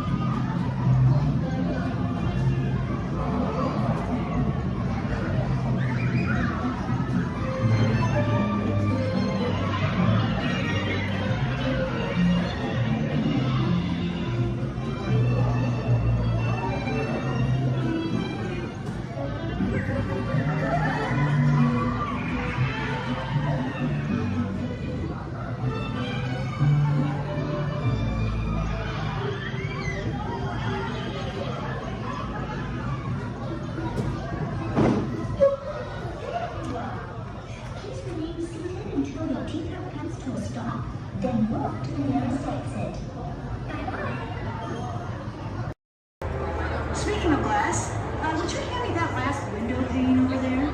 Certainly. Oh, but just be careful. You don't want to step on it. Oops. Looks like it's break time.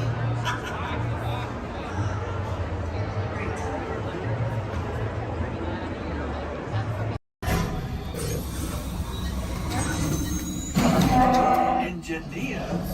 Automatic repair engaged.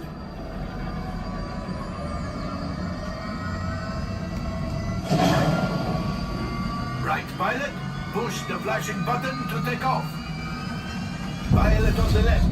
Move your stick to fly right and left. I was just about to say that. Pilot on the right. Pull back on the stick to fly out. And push forward to fly out. Oh, watch it. Julie is flying this thing looking the air. Weapons are online. Left pilot. Hit the booster. Now let's go get that coaxial. Right pilot, make the jump to light speed.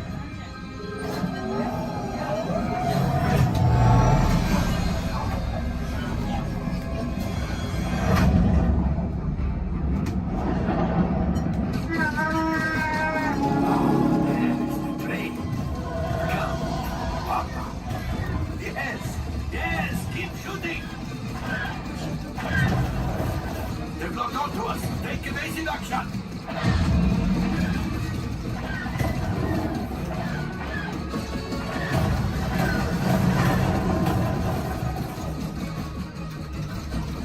Ah, there it is. After that train. Gunners, fire the auto. free. Let's pilot brakes.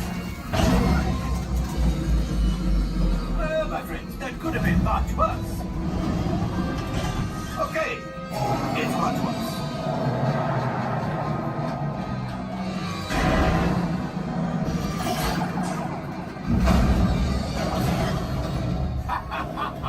Yes, you got one. Excellent, my friends.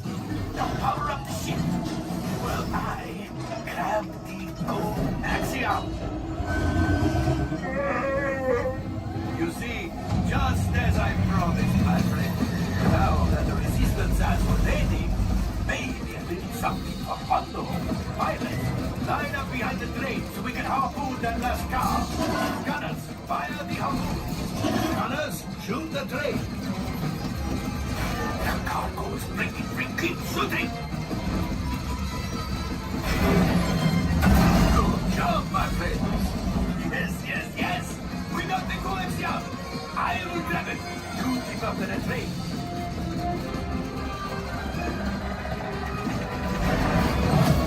Gunship. Oh, that's ridiculous. Things are getting too hot. We have to get out of here. A distraction! Fire the missiles at the train!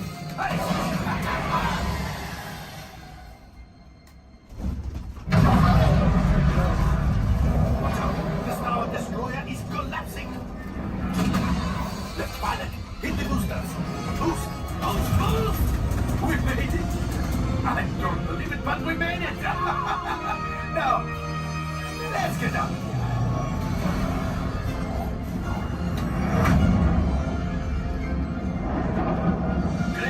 My friends. You retrieved 2 containers of coaxium.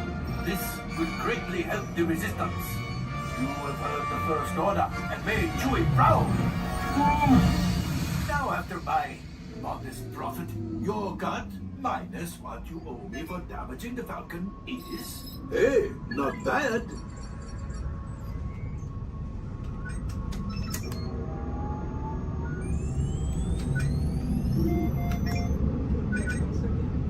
R5, damage report. Engine failure. All right. Hyperdrive leak. That is not too good. Multiple hull ruptures. Well, it could be worse. All right, I'm making an executive decision. Everybody out. Go on, get out.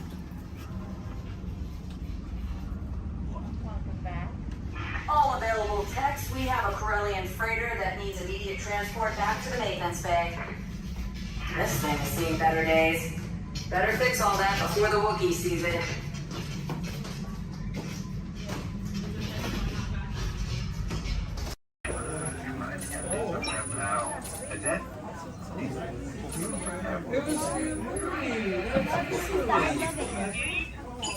Ha! Gotcha. Oh! What are you guys still doing here? Tour's over. The cages are open and the creatures are loose. You gotta get out of here. Wait! Don't get out of here. I could use a hand. My little pal Groot is lost in the fortress somewhere, and I need to find him before he gets ate. I found his tiny little heat signature, see? All those other heat signatures are, well, don't worry about them. Listen up. You guys can be a big help while I look for my pal. A gantry lift full of warm parents makes a really great distraction. I just need you to wave your arms, scream, whatever it takes, and then all these things will, never mind. You in? It doesn't matter. That was rhetorical. Now let's move. Meet me at the gantry lift. Yeah, I'm gonna go back that way.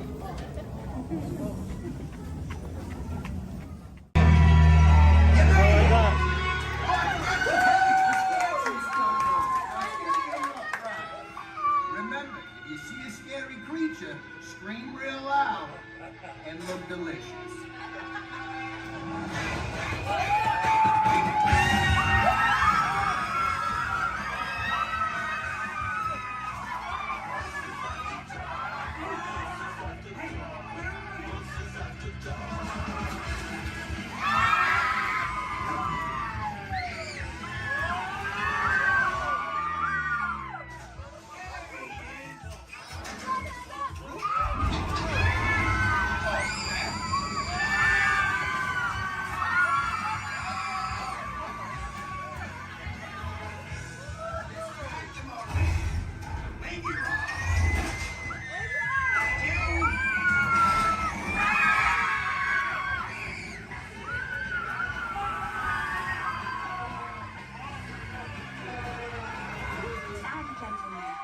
기분 좋으셔도 He's gather your purse souvenirs.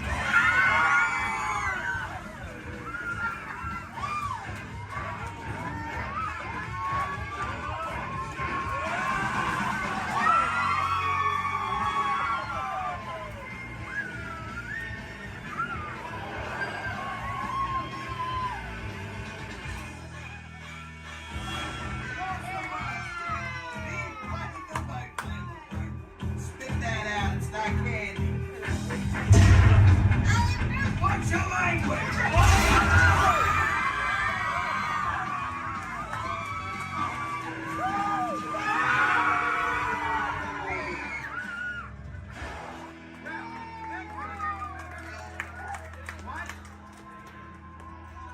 Hold very, very still.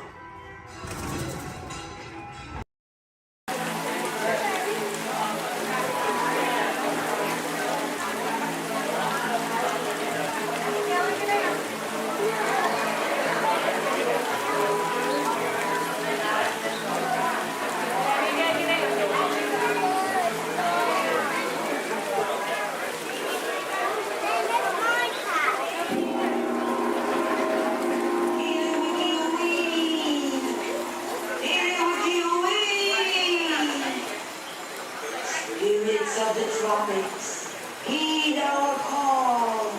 Descend with your rhythms for one and for all.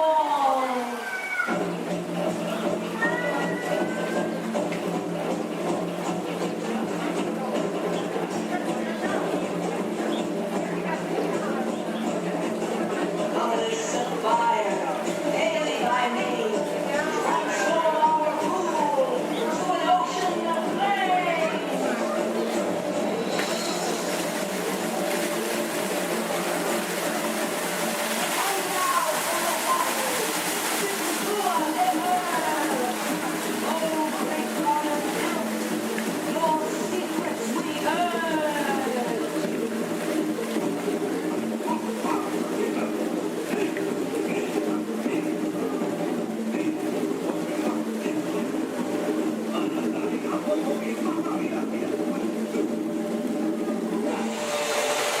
Wowee! Phew, that's almost as much fun as New Year's Eve in the orange groves. My word, we did get a mite carried away. Yeah. And say, look out there across the water. It appears we're a bit of company. Law me, yes. Welcome, you all. Permit us to introduce ourselves. My name is Claude, and my loquacious cousin over here is... I'll introduce myself if you don't mind. Hi there. I'm, well, let's see now. It's right on the tip of my beak. Clyde Birdbrain. Oh, yeah. I'm Clyde Birdbrain. Oh, I say, perhaps you good people have never conversed with toucan birds before. Well, neither did we, till one day we discovered this magic sunshine pavilion. By Jove, yes, I remember just how it happened, many, many bird baths ago. There we were in an explorer's launch on a mysterious river in deepest Adventureland. Off in the distance comes the fierce roar of an African lion. And as we round a bend in the river, a huge bull elephant bellows forth in protest of our intrusion. Suddenly, the treetops explode in a frenzy of outraged birds. Oh, come, you can jolly well do better than that. I can jolly well do one at a time.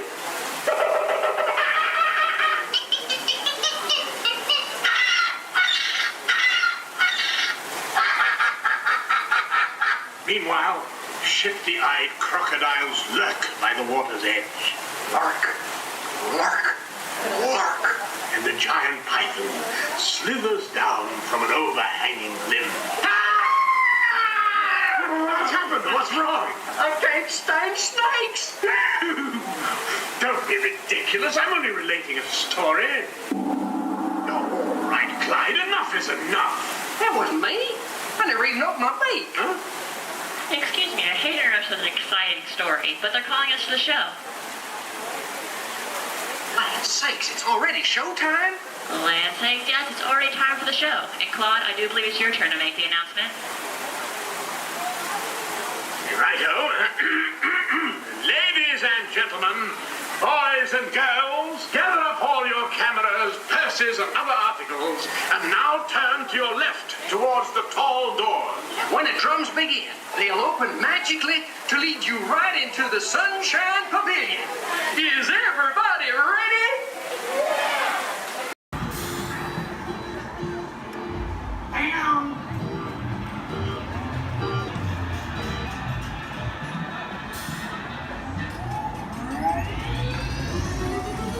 Here we go.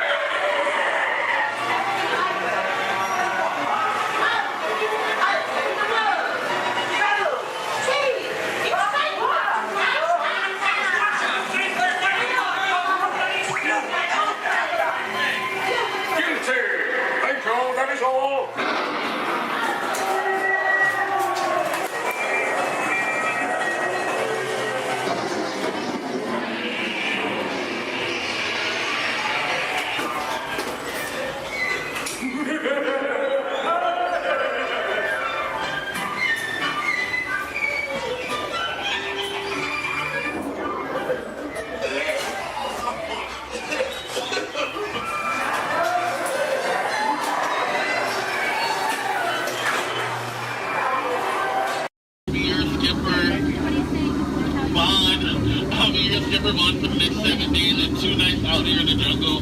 But before we go any further to increase our chances of fun and survival, please keep our hands, arms, legs, and feet inside the boat at all times, and please remain seated. Oh, and watch our children. Because if you don't, the crocodiles will. Yeah, they have an excellent day here. So now we start our adventure off of the Amazon River. It's the home of some of the most beautiful butterflies. Did you guys know that their wingspan can grow from 12 inches to a whopping 1 foot? Yeah, we call them the rulers of the jungle. True monarchs for you. And now we come upon Inspiration Falls. We call this Inspiration Falls because the longer you stare at it, the more it inspires you to go. Like deeper and deeper into the jungle, that is. Can everyone say ooh? Everyone say well, that sounds like inspiration means that we're going to keep on traveling. Well, we're not just crossing different rivers, we're actually crossing into another continent. We're now on the Congo River in the deepest, darkest part of Central Africa. Ooh. I didn't think so. Now, if you guys have not seen it before, there's a Jungle Book. You might get it because it's like a book in the jungle. Never mind. So now up ahead, we have a pygmy welcoming party just for you guys. Everything's in full swing. Everyone should hear, as you tell from the music, that no one is here. I cannot see anyone. Canoe? No? Okay.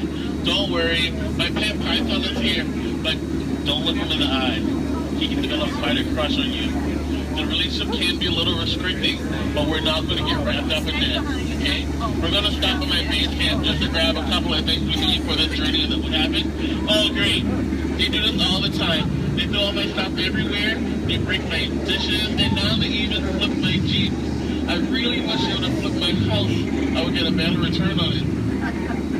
Well, anyway, we're in the Nile River. The Nile River goes on for now and now. You make a left, it goes on for a couple more now. But if you don't believe me, then you must be into... No. Just believe our disagreement. Come on, guys. Anyway, this is the African elephant. One way you can tell it's the African elephant is because of its big floppy ears. Can you guys get the second way you can tell they're African elephants?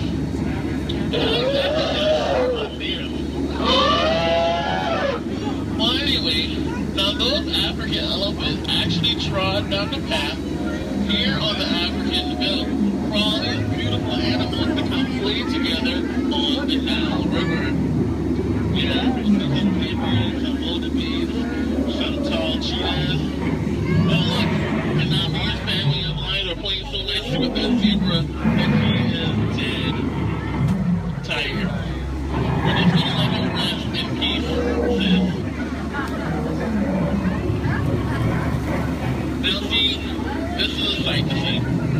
I told these guys that a rider can outrun a horse. Did they listen? No. Well, I guess they'll get the point in the end. Oh look, that's my friend Ina. Everyone say hi, Ina. Alright, bye, Ina. So now we're going into crocodile country. Please hold your favorite child close. You know who they are. Here we have Smiley and his girlfriend Ginger. Be careful, Ginger Snap. Yeah, she is one top cookie. I'm sorry, that was a crummy joke. I thought I was milking for what it's worth. And look up ahead, we have what we call falling water, named after Dr. Albert Falls. Did you guys know that there's 100,000 different types of bacteria in that one waterfall? Yeah, feel that mist on your face. If you don't feel it now, you're gonna feel it later. Oh, and now it's time to talk about me. Now, as it is plain to see, this is how I landed my job here. I actually took a crash course. My career never took off the way I thought it would. Never since then, I was playing it. But that'll the tail end of that story. Thank you guys for listening. And now we have apples. Don't worry, guys. I will scare them away with my trusty gun and some discouragement. Down apple, bad apple. What would your mother think? Thank you. Yay, I'll see you later. So now we are headed to Headhunter territory. This is a terrible place to be headed. Yeah. Now up ahead, this is my last group. They're a bunch of boneheads. The guy in the front, that is art, and that's a sculpture. Now these guys are dancing in a circle only for one reason. They forgot how to square dance. And they're attacking. Everyone, get down! Use your children as shields. I mean, shield your children. Shield your children. They're the future. Yeah. Ricochet, ricochet. Ricochet. If you guys get hit with a spear, please take it out and throw it back. We cannot take any souvenirs with us. And now this is awkward. We're going behind a waterfall. Please, nobody move, okay? I don't want to get my hair wet.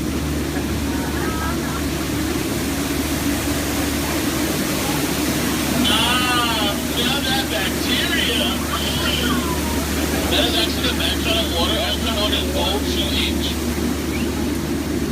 So now we're on the heart of Cambodia, on the Mekong River. Apparently, there was an earthquake, because now this temple looks a little... They do have their trunks on. And a lot of you guys may think that's water coming out of their nose. Well, it's not. And this guy here, if you guys can make practical jokes, sometimes he sprays a bullet. So I think we're going to miss it this time. So if we go back really, really fast, we can miss him. Maybe not. You might want to duck, duck, duck, duck, duck, duck. Goose is a very fun game to play. I'm actually a two-time world champion of duck, duck, goose. Ooh. So now this is my favorite part of the cruise. I'm going to point out some of my favorite plants. Pay attention, please. That one. That one over there. The green leafy one right there. And then the tall one in the back. Did you see that? Yeah. Okay. And here we have Trader Sam. Everyone say hi, Sam. Hi, Sam. Hi, guys. So, Sam is actually the head salesman of the jungle, but recently his sales have been shrinking. So he's got a great offer going on for you guys. 2 of his heads for 1 of yours. So no matter which one you guys place it or dice it, you always come out ahead. So now we're returning back to civilization. Please keep your hands, arms, legs, and feet inside the motor all the time. And please remain seated. This is kind of awkward. I'm horrible with goodbyes. So I'll leave you guys with these parting words. The same thing my mom told me when I turned 9 3/4. She said, "You're a skipper, Vaughn. Now get out." Oh, please watch ahead and watch your step. If you miss your step, Attention all visitors from Galaxy M31. Please keep forward-facing tentacles clear of oncoming vehicles. Thank you.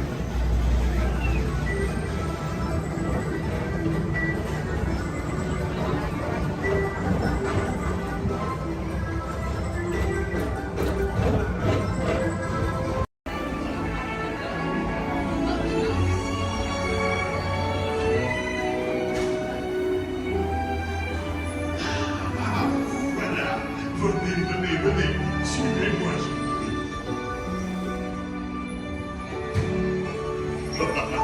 Your chef family is waiting for you.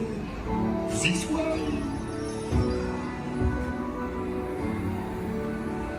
Qu'attendez-vous?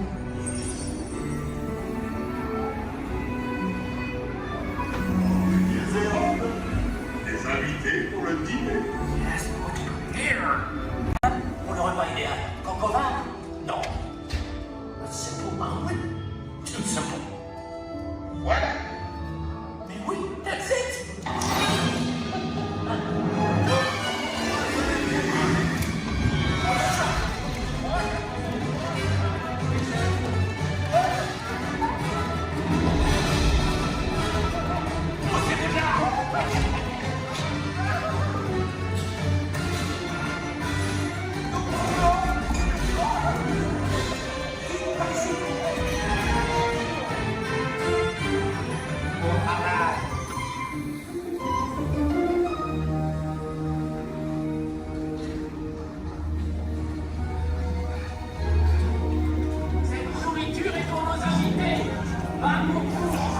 Hey guys, the food is for them, not you.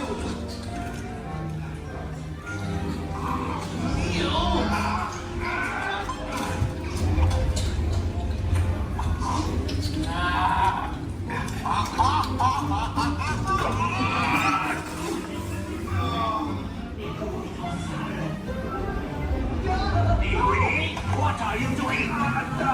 Que manigancez-vous? Out of my way!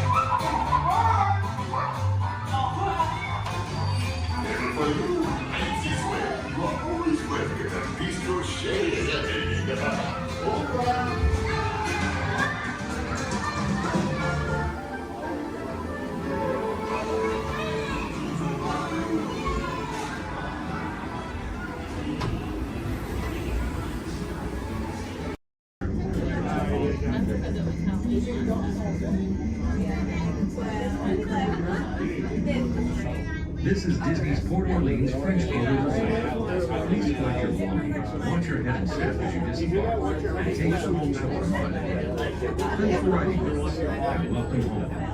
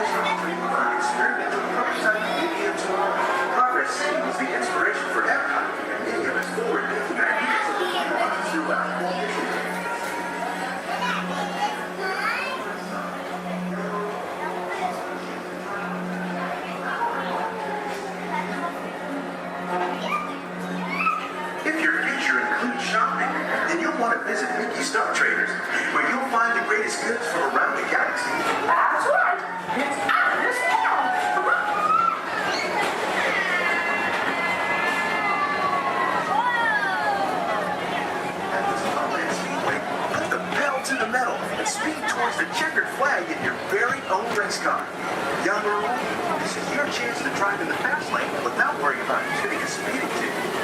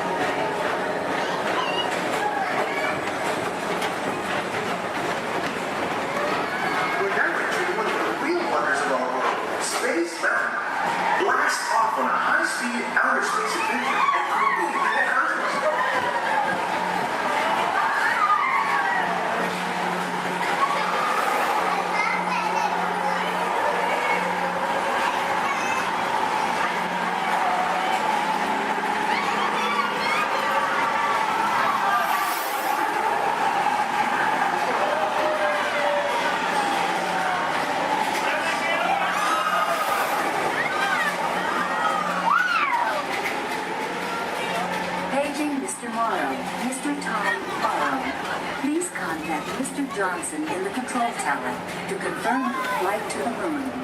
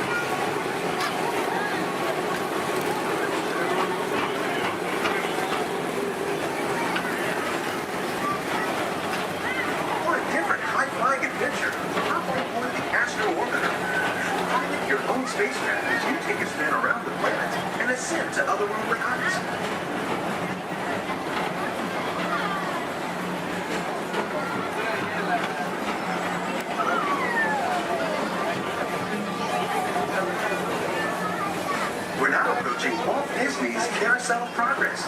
Inside this rotating theater, whole families welcome you into their homes of yesterday and today, starting way back at the turn of the 20th century. First presented at the New York World's Fair, this legendary circular theater celebrates the progress that has made our lives better. It's a perfect reminder that there's always a great, big, beautiful tomorrow shining at the end of every day.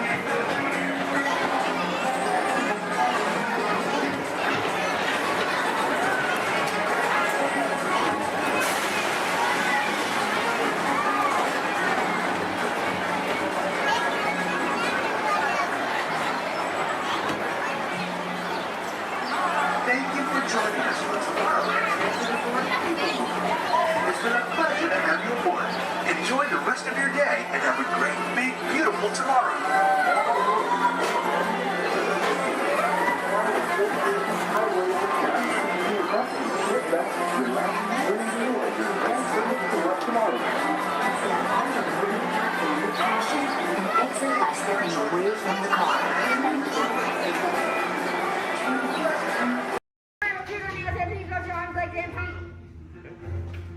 Alright, recruits, this right up front, his name is R5. He'll get you guys back to about 2. Good luck and may the force be with you. Right, friends, it looks like we have an incoming transmission from 6. Stand by. Okay, take this corridor to the turbo lift, then head down to the escape pod base. Those droids are programmed to return you to Batu. Hurry and don't get caught. Lieutenant Beck will guide you. Recruits, for your safety, stay seated with seatbelts securely fastened. Keep hands, arms, feet, and legs inside the transport and supervise your children. Tell them it's a prisoner transfer. Did it work? Good. Now get a move on. There's a clear path to the turbo lifts at the end of the hallway. Turn right. Probe droid. You're lucky it didn't spot you. Take those turbo lifts and stay out of trouble. Hey, you're not authorized. Wait, those are the prisoners.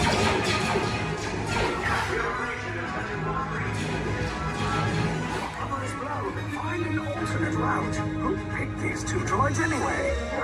Detention will breach. Prisoners not seen and never There they are. Fire!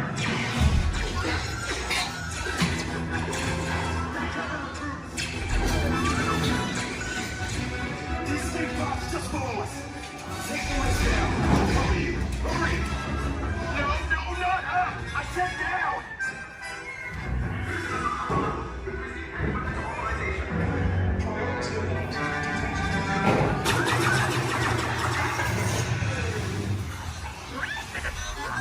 This does not look good. Try to find another way down to the escape pods.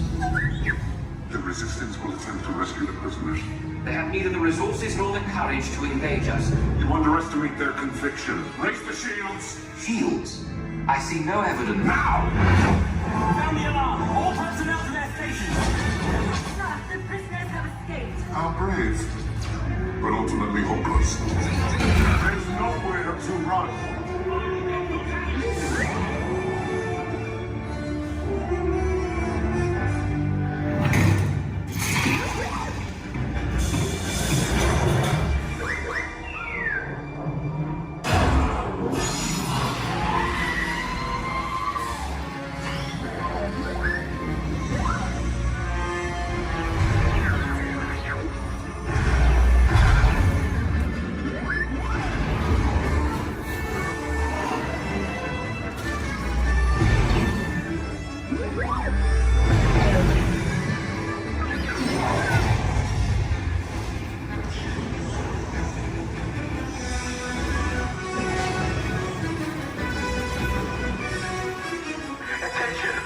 Resistance personnel, abandon ship. I repeat, abandon ship. This destroyer's about. There's no escape. You will tell me the location of the secret base, and then I will destroy you and the Resistance.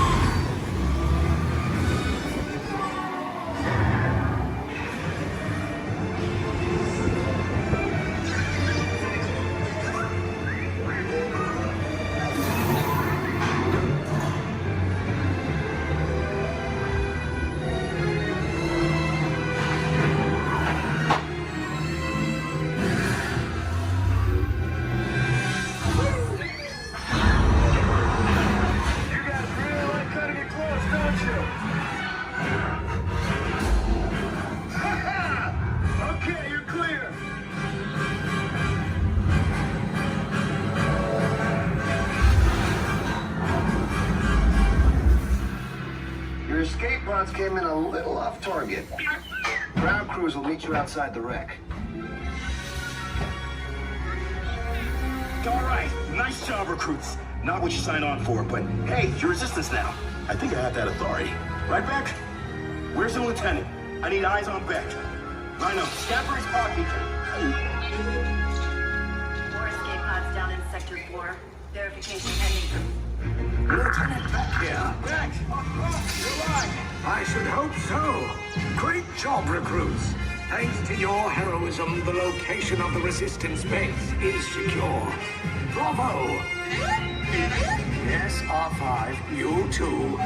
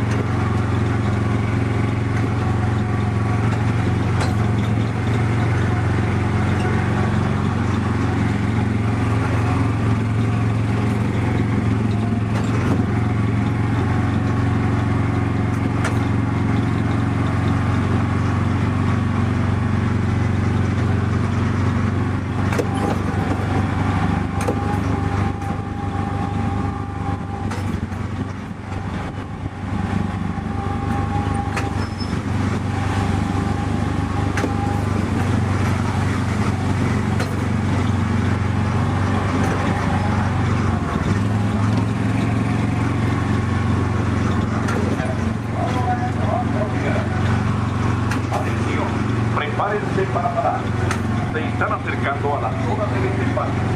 Por favor, reduzcan la velocidad y mantengan una distancia mínima de un largo de auto entre su vehículo y el de adelante. Para parar su auto, quiten el pie del pedal. Gracias.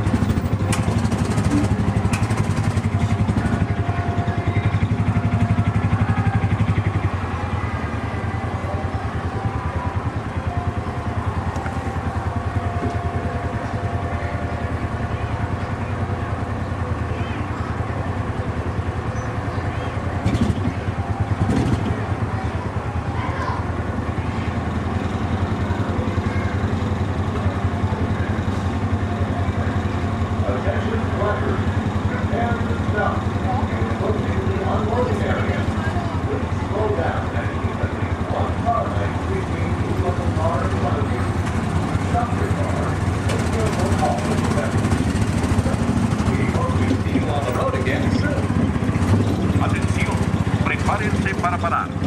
Se están acercando a la zona de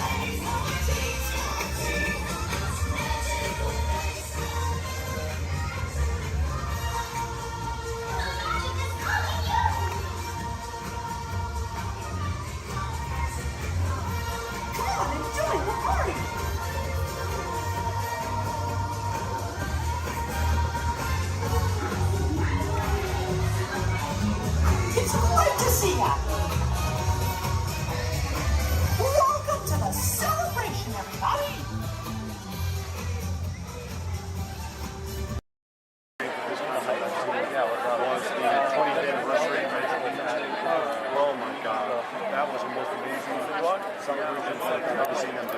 What they do?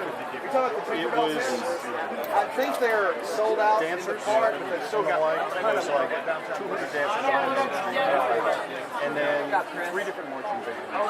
And the whole day of the year, you just get nothing going on. Reading the meditation synced with his dad. I was the only one that got that joke. Then the celebration really began. Nothing to see here. Ladies and gentlemen, boys and girls, 55 years ago today, Walt Disney dedicated the happiest place on earth. Since then, Walt's dream has brought joy to millions around the world. Join us now as we go back to that memorable day, July 17, 1955. To all who come to this happy place, welcome. Disneyland is your land. Here age relives fond memories of the past. And here youth may savor the challenge and promise of the future. Disneyland is dedicated to the ideals, the dreams, and the hard facts that have created America, with the hope that it will be a source of joy and inspiration to all the world. And now, let's all join together in singing Happy Birthday to Disneyland. Are you ready?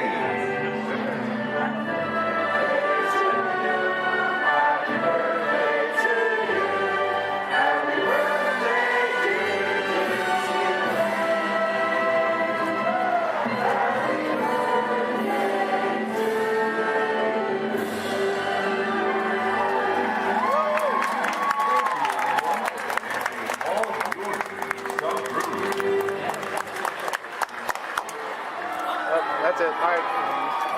Everyone go home. Oh, dancing.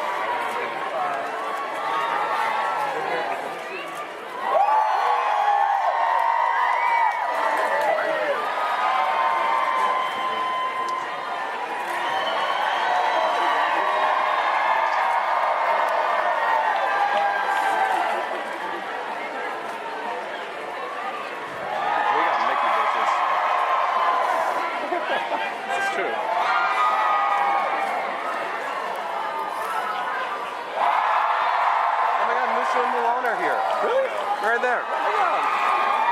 Behind the light post. They keep doing this like cool Oh, Pluto. We should go say hi to Pluto.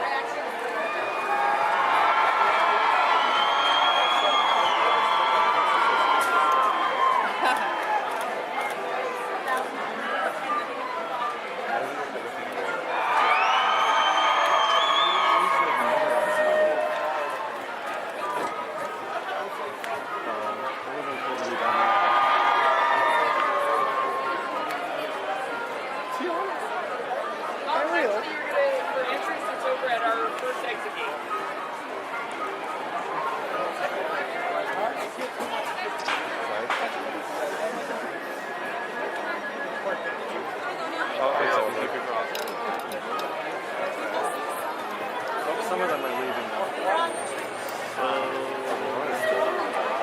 It's over. Everyone go home.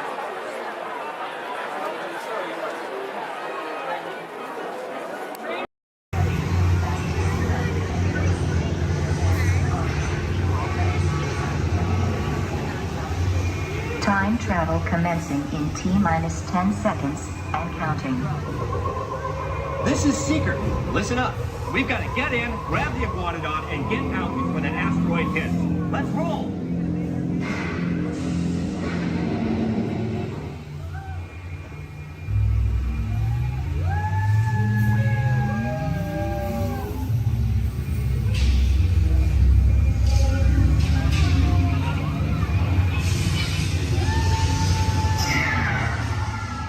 Okay, now, let's go get that dino. Computer, what are you tracking? Styracosaurus. Not our dino. Warning, meteor shower in range. Just little one. Oleoramus. Hadrosaur. Raptor. Time to get serious. Locking autopilot on homing signal now! Hang on! I'm tracking a big dino on the scope. Could be ours. Computer, full stop. Identified. Carnotaurus. Definitely not our dino. Go, go, go!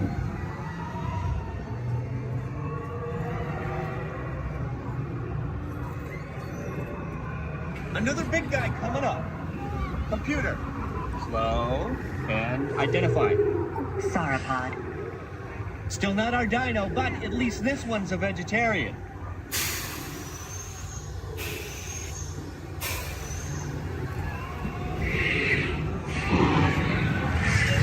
Asteroid impact in 90 seconds. We better move it. Pterodactyl. Incoming!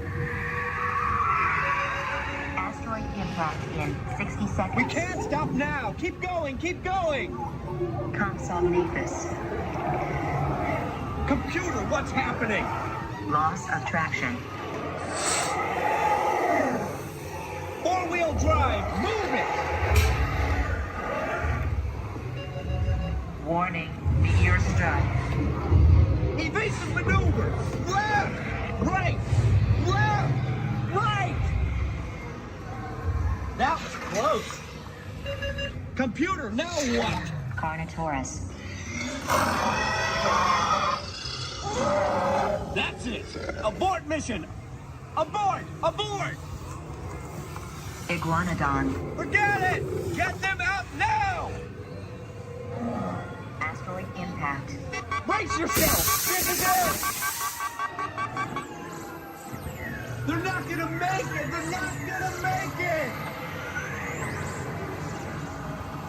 Mission accomplished. You made it! I knew you would, and guess who made it back with you? I better find him before security does. Thanks for everything!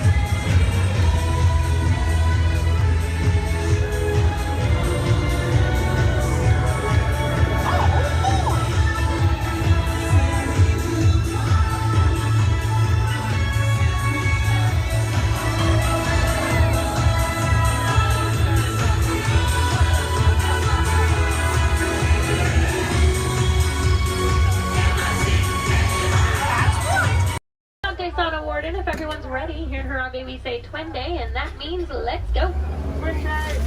Jumbo friends, my name is Rachel, and I'm going to be your safari guide out on the Harambe Wildlife Reserve. Just a couple friendly safety reminders before we do head on out, though. Make sure we stay fully seated the entire time.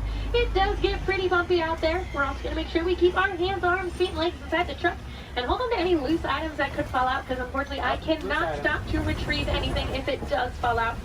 Now, the first part of the reserve that we are heading into is the Little Aturi Forest. Now, the animals here in the forest are known for their camouflage, so we may have to look a little bit harder for them. Although over on the right side, the brown colored animal with those striped legs, that is an okapi. Now, okapis might look like they are related to zebras with those striped legs, but they're actually one of the only living relatives of the giraffe. Now, if you look closely at its head, they kind of have the same skull shape the giraffe has. They also have the same tongue that helps them get into vegetation. Now, that black and white bird that's hanging out down there kind of by the water as well, that is a saddle-billed stork. They can stand at about 5 feet tall with a wingspan all the way up to about 9 feet long. So if you look up above you, that is about the length of the canopy that's on top of your head. Now, they get their name from the yellow saddle shape on their beak, and they do also mate for life. So once they find their partner, they're with them for the rest of their life. Definitely be on the lookout for another one. There's usually another one that hangs out pretty close.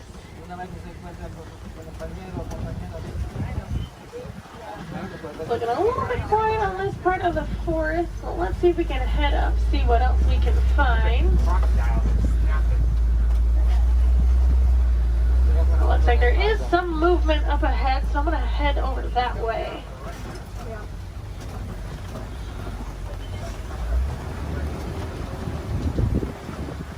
Alright, so coming up on the left, you might see there's some light tan colored animals kind of huddled underneath the tree, kind of by that bamboo.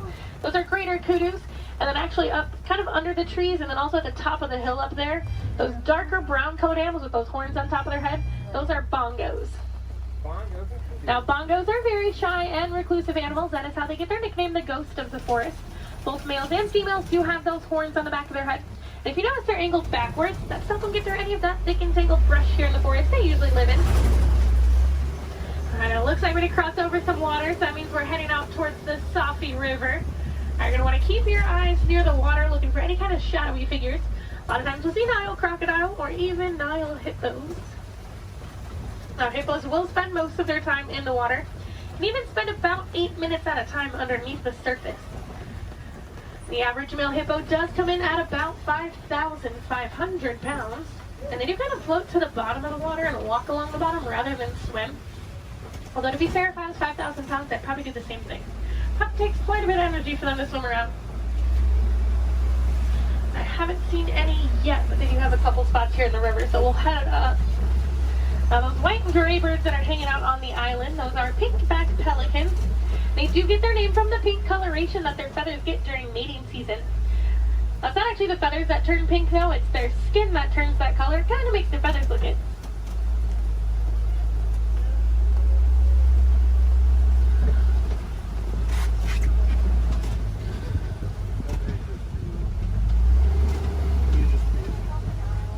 The hippos are being a little bit shy right now, but I do know we are heading towards crocodile territory. Aha, down there on the left, there are some crocodiles down there. Now, the average Nile crocodile does come in at about 16 feet in length, weighing about 500 pounds. Although they can grow to be about 20 feet long, and I do know there's at least one down there that's a little bit over 700 pounds. Now, when it is super hot, you will see them hanging out with their mouth open. That's because, unlike you and I, they can't sweat. So they do open their mouth. It does help them regulate their temperature, keeps them a little bit cooler. You'll notice a lot of the animals here in Africa actually have some sort of natural cooling capabilities. It does get pretty hot out there. Now, we are going to start making our way out towards the savannah. That does happen to be one of the largest parts on the reserve. It's also home to some of the more famous animals like lions, elephants, and giraffes. So hopefully we'll see some of those out there today. Now, coming up on the right side of the truck, though, this tree that almost looks like it was planted upside down. That is a baobab tree, also known as the tree of life or the upside down tree. And they will remain leafless or dormant up to 9 months out of the year, and that's to help conserve any kind of water or energy the tree does have. And I'm already seeing quite a bit of movement down there, so we're going to head down, get a little bit closer to everything. Now, unlike the animals in the forest, the animals out here on the savannah do rely on speed and agility to protect themselves. Even giraffes can run at about 30 miles per hour. That is a pretty funny run if you've ever seen it. Kind of see the head move way before you see any other part of the body move. Alright, coming up, those animals with those really big horns hanging out there on the right, those are Ankole cattle, also known as the Watusi cattle, after the Watusi tribe that did first domesticate them. They are one of the only domesticated animals here on the reserve, and those horns might look really big and heavy, but they are actually mostly hollow with kind of a honeycomb structure on the inside, so they are fairly light. Now, these zebras that are hanging out here pretty close, these are Hartman's mountain zebras. If you look closely underneath their neck, you'll see a little flap of skin. That is called a dewlap. Now, that does help them regulate their temperature. They're also the only zebra species that has it, so it does help us identify them as Hartman's mountain zebras. Now, a group of zebras is called a dazzle. And if you've ever wondered if a zebra is black with white stripes or white with black stripes, just look at their nose. If they have a black nose, they're black with white stripes, and if they have a white nose, they are white with black stripes. Alright, we are going to slowly start making our way towards those giraffes.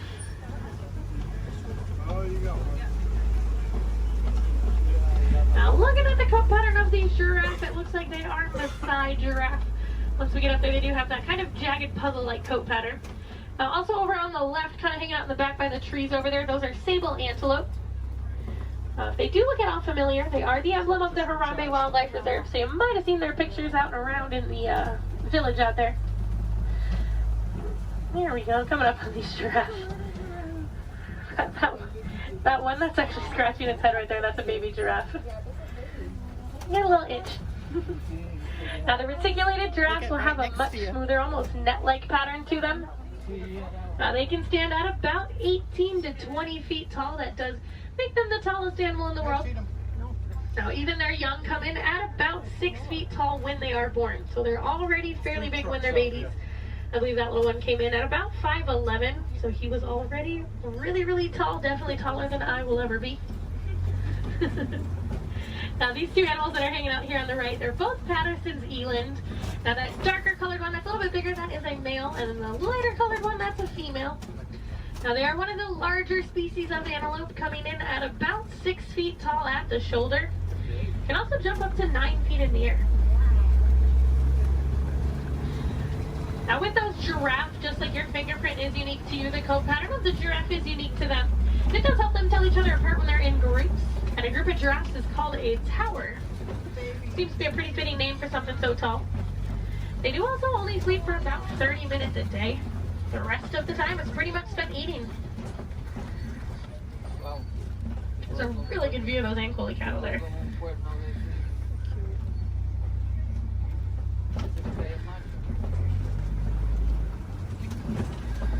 Alright, let's see if we can head up a little bit farther into the savannah, see what else we can find.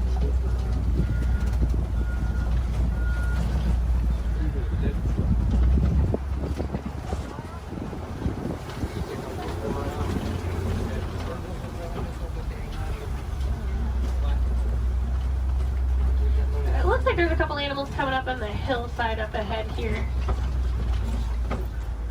Once I make the turn, they're going to be on the right side. Those are white-bearded wildebeest. We might get a little bit closer to them in a moment, though. Now, they are a large herding animal. They take part in the Great Migration, which is so large it can actually be seen from space. There's easily over 1 million, usually more like 1.5 million that will migrate every year together.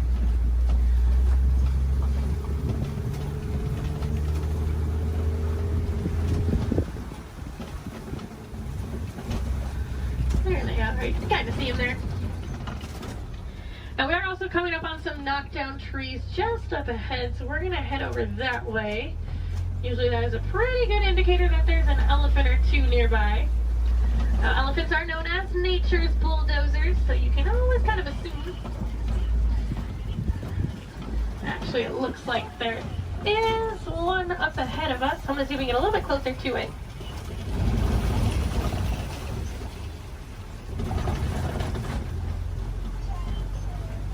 Now, in the meantime, while we are heading up to that elephant, also over on the left, there's a bunch of mandrills walking around on top of the rocks there. Now, mandos are one of the largest species of monkeys. An adult male can come in at about 100 pounds. They do have those vibrant blue cheeks, and as they get more excited or even more angry, they actually get even more blue.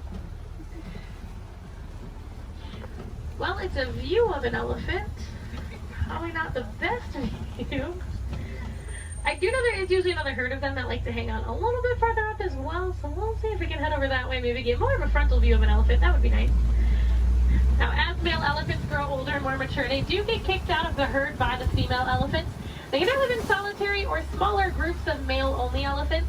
They do tend to get a little bit too rough with the young ones, and the females are not a huge fan of that. Well, you can kind of see that one a little bit better. Now, we can also tell that's an African elephant, not only because we're in Africa, but if you look at the ear shape, it almost looks like the continent of Africa. Makes it super easy to identify. Let's see if we can head up and find the herd. Thanks to our team's conservation efforts, they found that elephants are afraid of bees. So because of that, farmers have been putting up beehives around their crops. It's a much safer alternative for the elephants. It keeps them farther away from the crops, but it also keeps our locals and our farmers happy. Now, I thought it was so funny that such a large animal was afraid of such a tiny little insect. And it's actually the noise that the bees make. So elephants do have really sensitive ears, and that buzzing noise bothers their ears more than anything.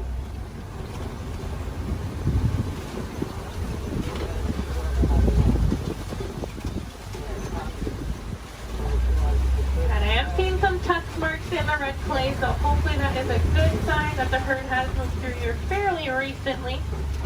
Now, just like you and I might take a multivitamin every day, the elephants do eat that red clay. It gives them a little more nutrients they may not always get from their daily diet. Female elephants do also have one of the longest gestation periods, coming in at about 22 months. So I'm not sure I blame the females for wanting to kick the males out after a while. Personally, I might do the same thing if I had to go through that. Looks like there were a few of them moving up ahead, so we're going to see if we can get a little bit closer to them.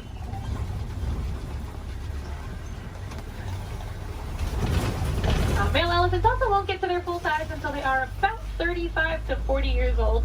That is about half of their lifespan. In the wild, their lifespan is about 60 to 70 years, and that full size can come in at a whopping 15,000 pounds. So that does make them one of the largest land animals.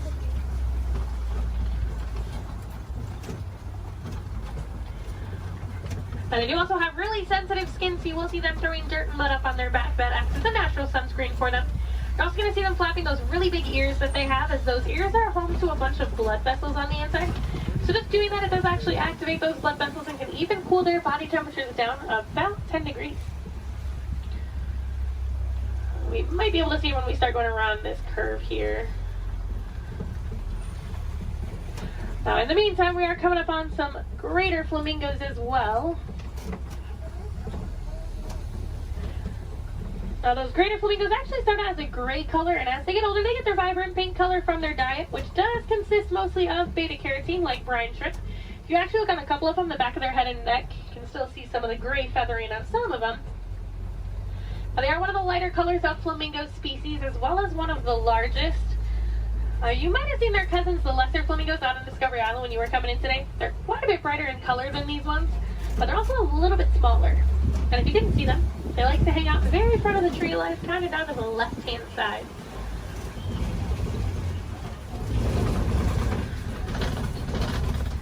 It looks like those elephants are wanting to be shy, but we are coming up on some white rhinos.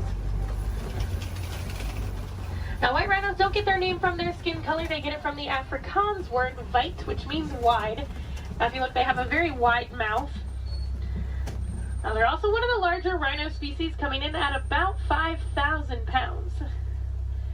Now, one of my favorite facts about them, even though they are 5,000 pounds, when they run, they can actually get all four of their little legs off the ground. So kind of like how a horse gallops. So they are very graceful for how large they are. Oh, there's one running. It was, for like a hot second, it was actually doing like the actual full run. I'm mad he stopped. Oh, he said, I got snacks over here. I'm coming over here. And usually if you see a couple, there's quite a few. So there might be some more around. So we'll definitely be on the lookout for some more. A group of rhinos is also called a crash. That is a pretty good name for them because they are almost blind. They kind of seem more like shadows. It's really funny when they stand really close to the road. Sometimes when you try to sneak by them with the trucks, they don't realize we're there until they hear the truck and they're like, ooh, they like jump and run back. Well, we are coming up on a couple cheetahs. There's a cheetah laying down right on top of the hill there that's really close, and there's a couple more walking in the back. Yeah. Now, cheetahs are one of the fastest land animals. They can go from about 0 to 60 miles per hour in just about 3 seconds. Now, they do get to that speed fairly quickly, but they can't actually maintain it for very long. It's more like a short sprint of a couple hundred yards. Looks like there's a couple more walking up ahead here. Now, they will use that long tail of theirs. Kind of works as a rudder to help them turn. Their nails also don't retract, so they do stay out. It does help them gain traction when they are running those speeds. And unlike most big cats, they will do most of their hunting during the day and do tend to be way more active during the day. They're also one of the only big cats that can purr. So kind of like your household cats, just a little bit bigger.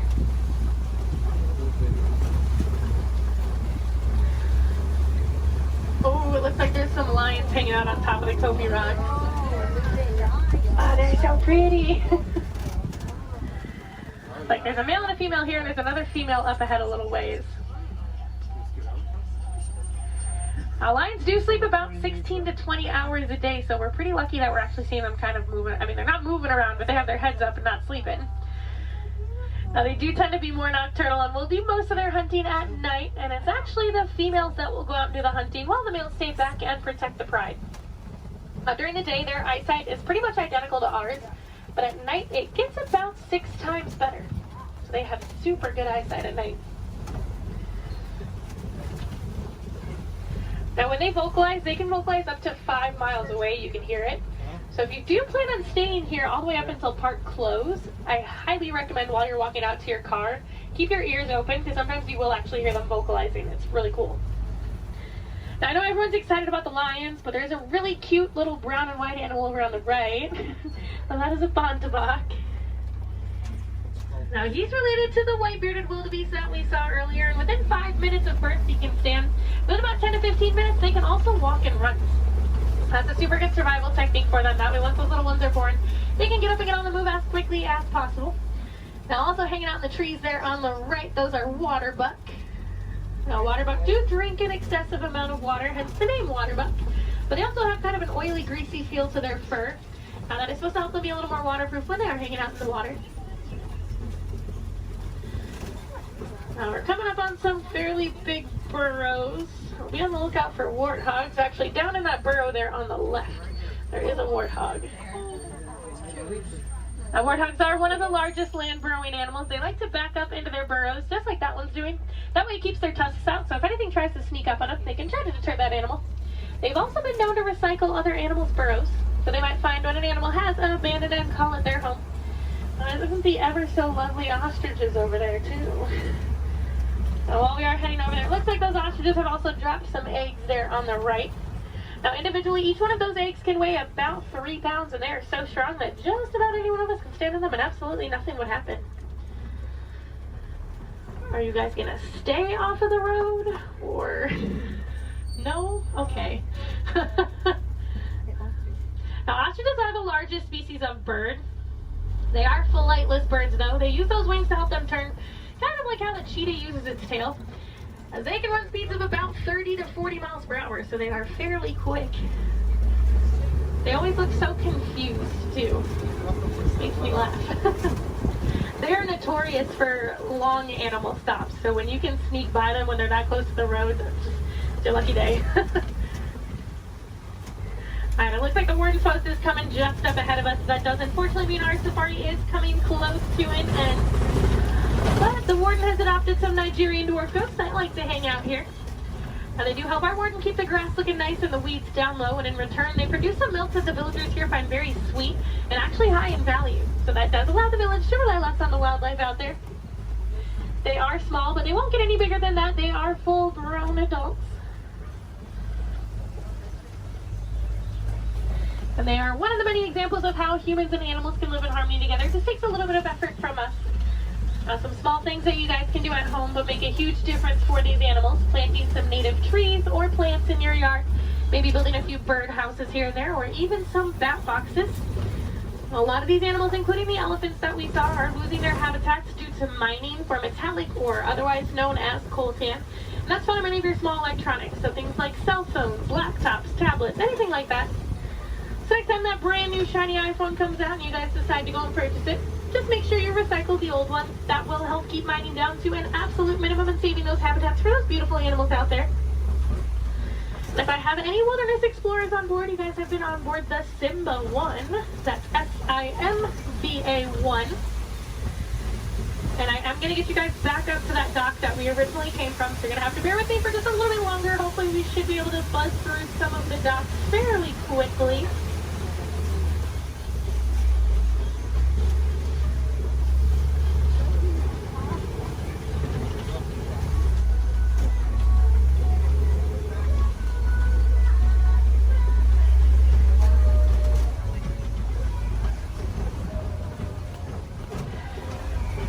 Now, if you guys did enjoy seeing the animals here on the safari, there are plenty more for you to see today. Now, actually, when you guys get off of the truck, when you hop down that little pathway there and go down the hill, if you guys take an immediate left, you'll actually be on the Gorilla Falls Exploration Trail. Now, over there, they have naked mole rats, meerkats. They have an underwater hippo viewing pool where you can usually get a little bit closer view of some hippos, as well as silverback gorillas. If you're heading over to Asia, right behind Tully River Rapids, you'll find the Maharaja Jungle Trek. Now over there they have Sumatran tigers, Komodo dragons, bats, and a whole bunch of different exotic bird species. Now both of those trails are about a 15 to 20 minute walking trail though, so you do want to give yourself a little bit of extra time. Now ECVs, strollers, wheelchairs, any of that can go through those. You don't have to park them, so you can bring them with you. And if anyone has Disney Plus at home, if you have not seen it already, there is actually a whole series on there called The Magic of Disney's Animal Kingdom. And they do go into way more detail about the animals here on the safari, as well as the ones over at Epcot and Animal Kingdom Lodge. I know they have episodes on the giraffes, the lions, the rhinos, the elephants. You get to hear from the keepers that do actually take care of them on a day-to-day basis, so you get to know them a little more on a personal level.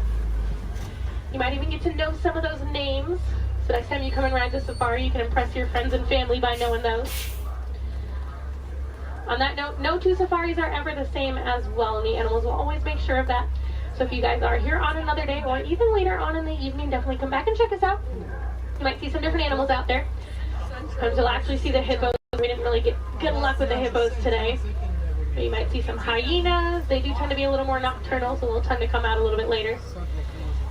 And you might see the lions actually up and moving around. You never know. They'll probably have a different safari guide as well, so you might learn some different facts you guys didn't hear from me this time around. As you guys are walking around the park too, I encourage you guys to be super aware of your surroundings. A lot of times you'll walk past different animal habitats and you guys won't even know it. On front of the trail life, you'll see those lesser flamingos that I kind of touched on a little bit. You'll see some kangaroos hopping around, some vultures, all kinds of stuff. And then towards the front of the park, actually one of my favorite animals likes to hang out there, the giant anteater. Now that's like if you're heading out of the park when you go over the bridge and there's like the spot where you can go on the left side and the right side to exit. She likes to hang out on the right side. So if you go down there, she tends to kind of hide those. So you have to look into her habitat a little bit to see her. But she's usually there. Alright, it looks like this truck ahead of us is just about loaded, so they should be on their way. So it's a really good time. Double check your rows. Make sure you do have everything. You don't want to leave anything behind because I will be heading out on another safari as soon as I drop you guys off. So it'll take a little bit of time to get those items back to you. The warden knows we are on our way, so we should be able to get cleared into that dock here fairly quickly.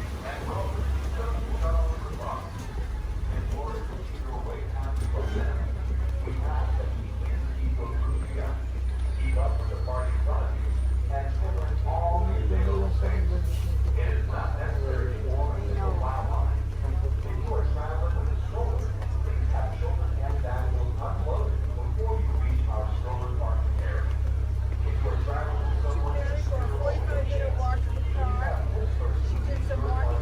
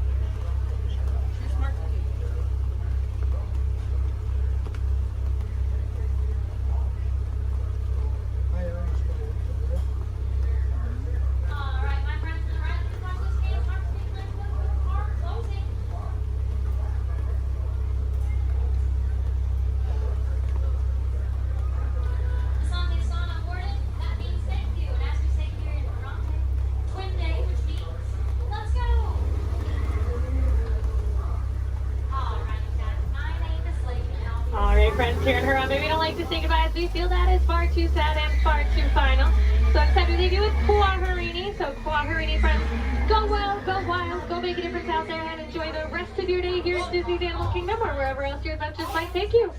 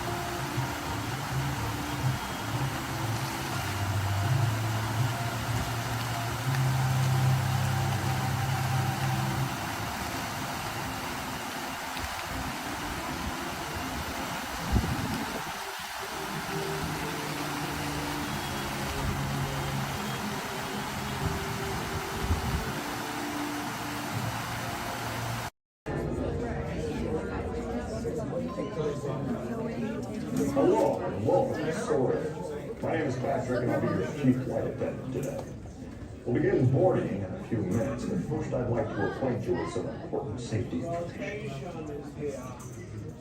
When the doors to your flight open, please take a seat and store all carry-on items in the under-seat compartment. This includes cameras, purses, hats, and of course, these little beauties. Next, fasten your seatbelts, inserting them into the buckle on your right. If smaller aviators don't measure up to the height indicator on the seat, just put the belt through the loop in the center strap before buckling.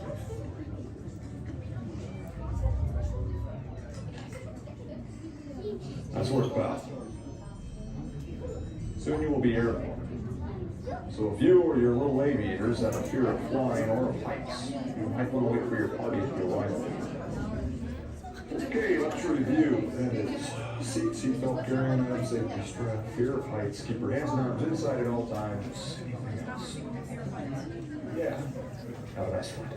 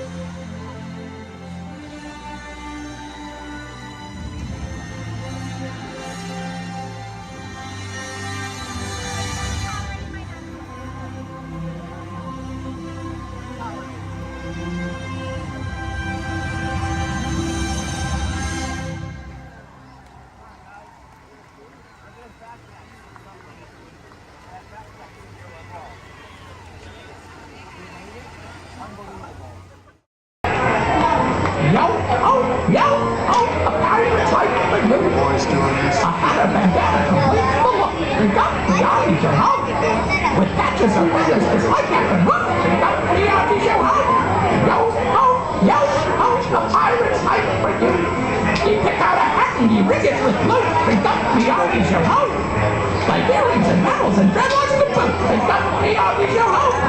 Yo, a pirate's life for you. That's up to you, ladies. That's up to you.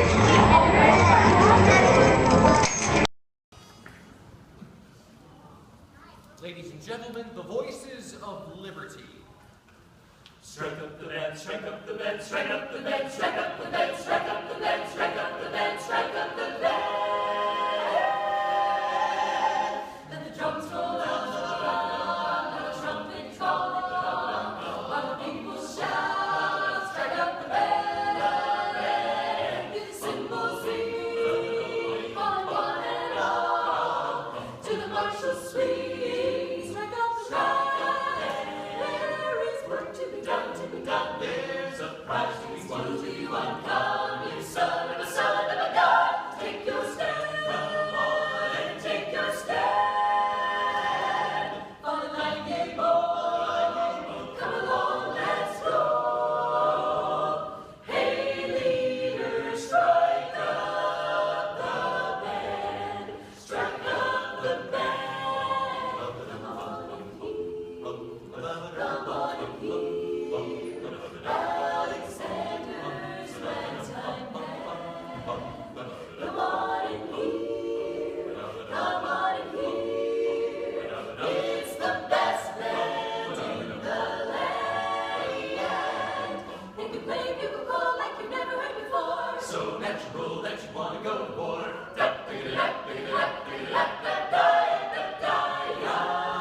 That's just the bestest band, whatever.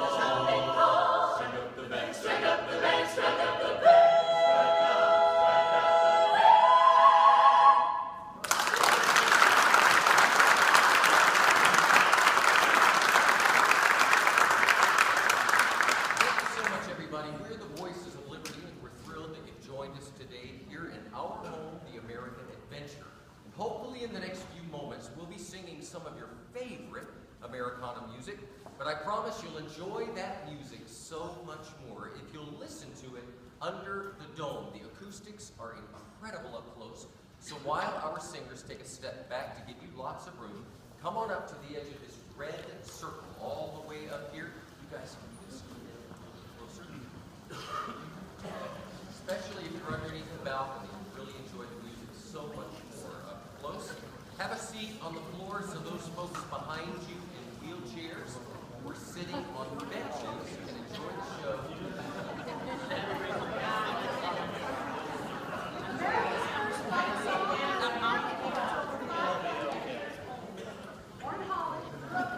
During the Revolutionary War, British incredible music on our ragtag troops. We liked it so much we sang it in every camp and battle, and we turned it into a song that the British later regretted. In fact, during the war, one British general was quoted saying, "I hope I never hear that song again." But he did at Yorktown when the British Army surrendered to General George Washington. Yankee Doodle, keep it up. Yankee Doodle dandy. Mind the music and the step, and with the girls be handy. Yankee Doodle, keep it up. Yankee Doodle dandy. Mind the music and the step, and with the girls be handy. Mind the music and the step, and with the girls be handy. Yankee Doodle went to London just to buy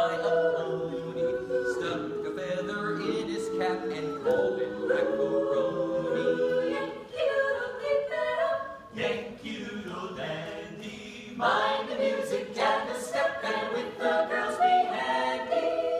Yankee-doodle, keep it up. Yankee-doodle dandy. Mind the music and the step, and with the girls be handy. Mind the music and the step.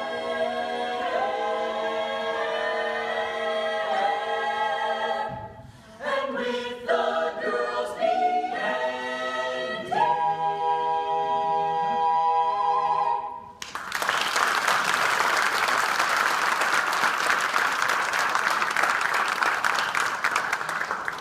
Well, there was a time not too long ago when many in our country knew full well the meaning of the word oppression. And out of that oppression were born songs of hope, songs of a better day.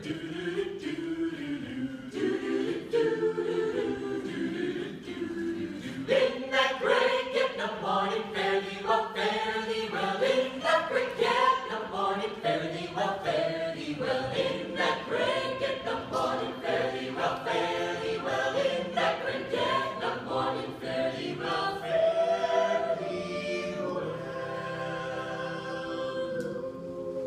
Sometimes I feel like a motherless child. Sometimes I feel like a motherless child. Sometimes I feel like a motherless child.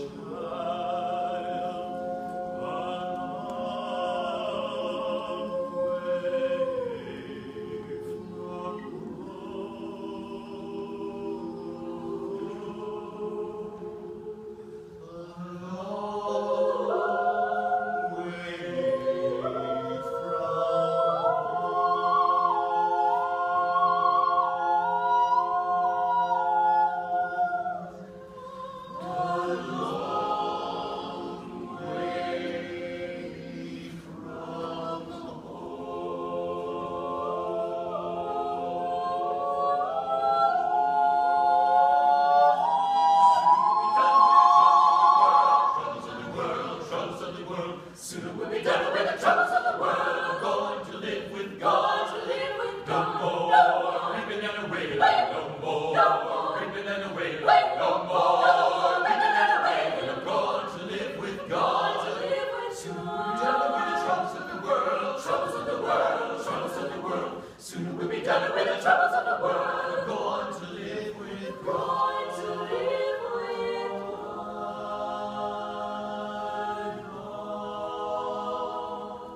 My trials, Lord, soon be over. If religion were a thing that money could buy, rich religions die.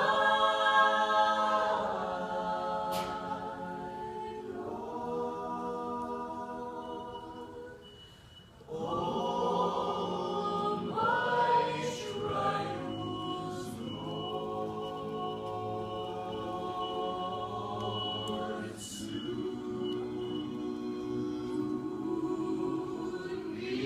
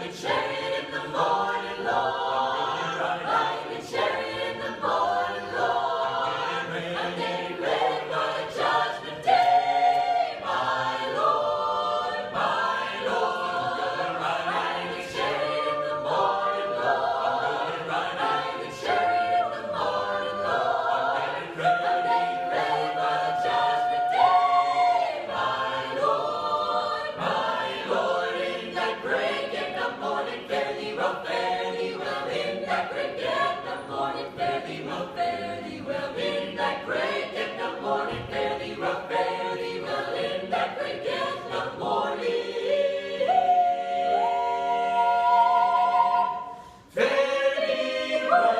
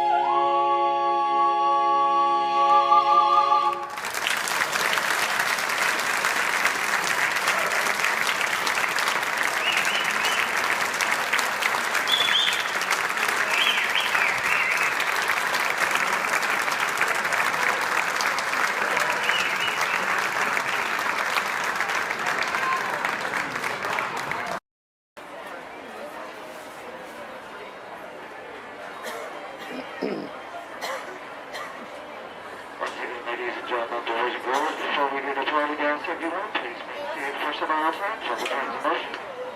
As well as if you're a small children, if you ask you guys to take it to the center of the bench, and a motion to the crowd to maintain, here we go. Our board.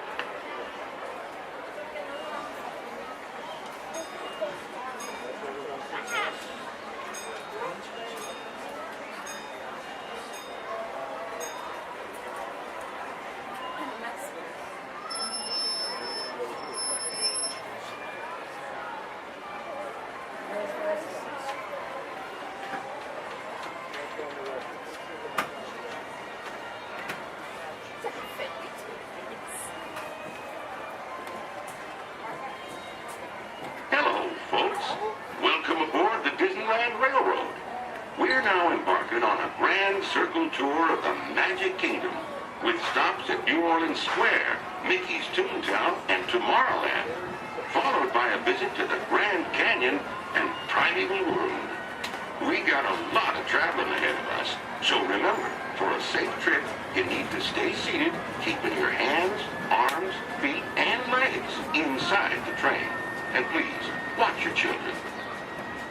Bienvenidos a bordo del Disneyland Railroad. Para su seguridad, permanezca sentado y mantenga las manos, brazos, pies y piernas dentro del tren y cuide a los pequeños. Gracias.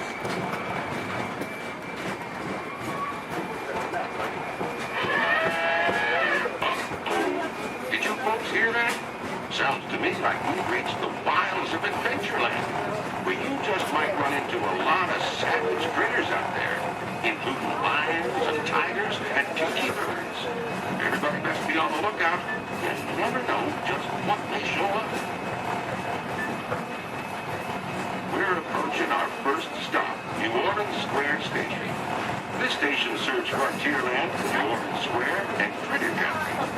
If you'll be leaving us here, please remain seated until the train comes to a complete stop. Then watch your step while getting on.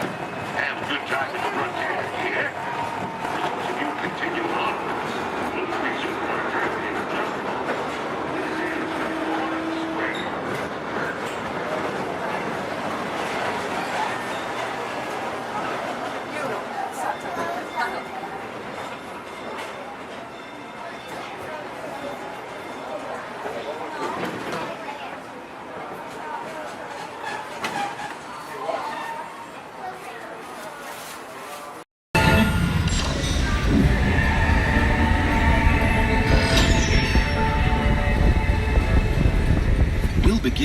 capability test to see how your vehicle designs perform under challenging weather and surface conditions. Monitoring road surface. Connecting to OnStar. SIM card performance data acquired.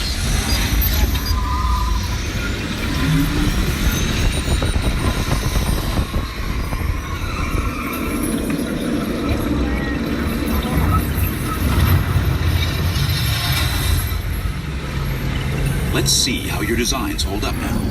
Commencing SIM car off-road and extreme weather sequence.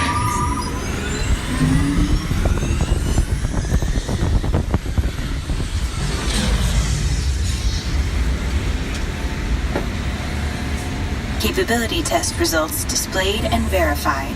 Now let's see how your vehicles compare when it comes to their efficiency. Scanning SIM card for optimal eco efficiency.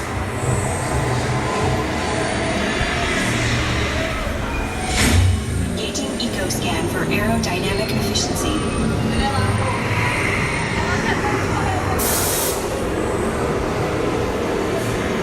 Drive systems analysis. Hyperspectral imaging in progress. Calculating total environment impact.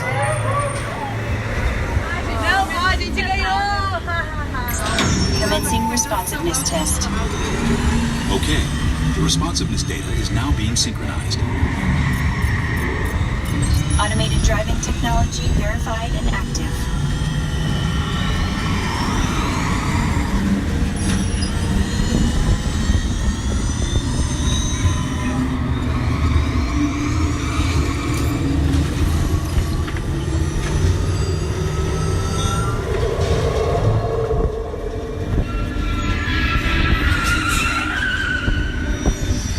Crash avoidance technology disengaged.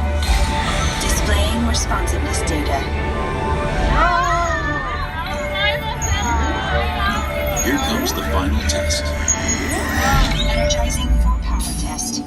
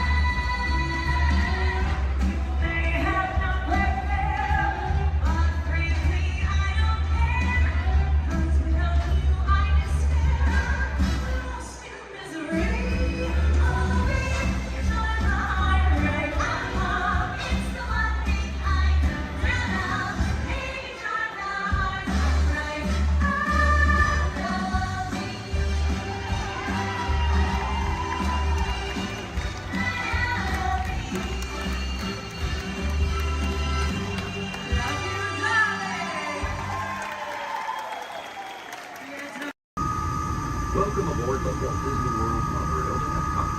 For those of you standing, please hold on to the handrails throughout our journey and stay clear of the door. For the comfort of others, no smoking, please. Thank you. As we turn south, you can catch a glimpse of the spires of Space Mountain in the Magic Kingdom. Nearby is Disney's contemporary resort.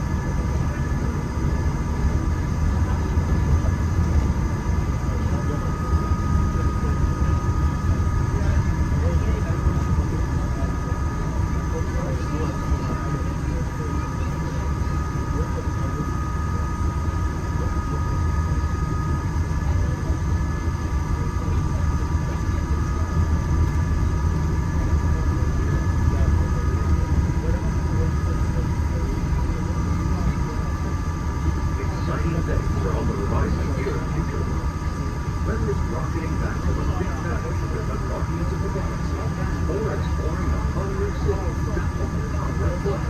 These worlds are sure to inspire. If you're looking for an exhilarating sensory thrill, step into Mission Space, where you and your flight crew will sign up for one of 2 out-of-this-world missions. And just next door is the new Space and Lunch Restaurant, where you can eat adult and enjoy stellar dining in space. At Test Drive, you can experience the exhilaration of test driving a vehicle all on the fastest ride ever created for Walt Disney. Across the river and World Showcase, you'll find representatives from the coastline, making this a truly international experience. Some exciting new adventures from around the world are coming to France, Canada, China, and the United Kingdom. Join us tonight at our booth to celebrate together during the nighttime spectacular. There's even more for you to explore, and you come around the world with a package of attractions. Inside the Plus Pyramids, unleash your spark and journey into imagination with pictures and experience your favorite short films like never before at the Disney Pixar Short Film Festival. Next is the Land, where you can celebrate Earth's rich diversity. The Land is also home to Soarin', a free flying adventure across the wonders around the world. Here at the seas, you'll be able to meet some of your favorite undersea pals from Disney Pixar's Finding Nemo. We're approaching the Epcot monorail station. For our smoking guests, there are designated smoking areas just outside the park. Please hold on to the handrail and stay clear of the doors until the monorail stops completely and the doors open. On behalf of the cast of the Walt Disney World Resort, welcome to Epcot.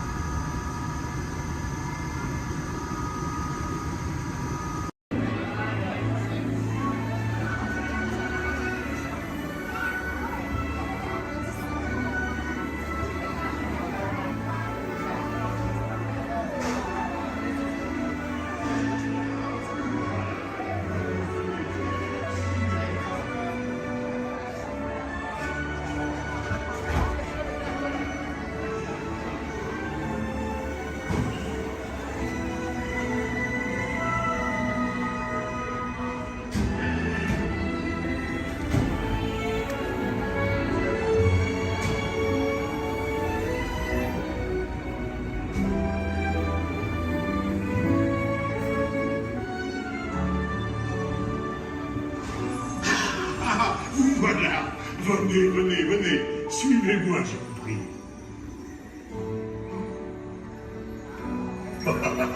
Chef Remy is waiting for you. This way.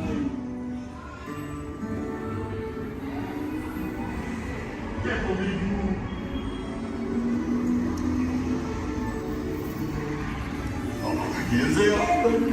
Des invités pour le dîner. On n'aurait pas idée en commun? Non. C'est vous, hein? Tout ce coup. Voilà. Mais oui, that's it.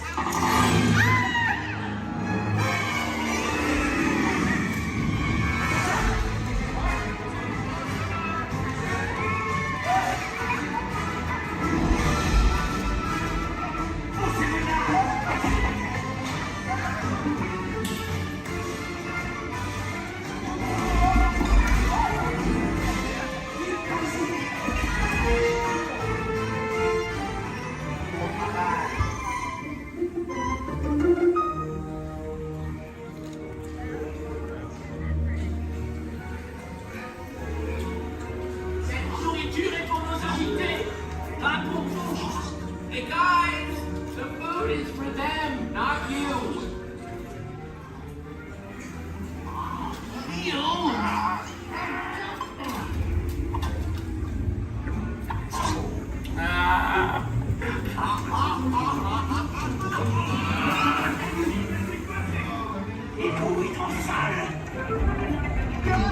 Wait, what are you doing?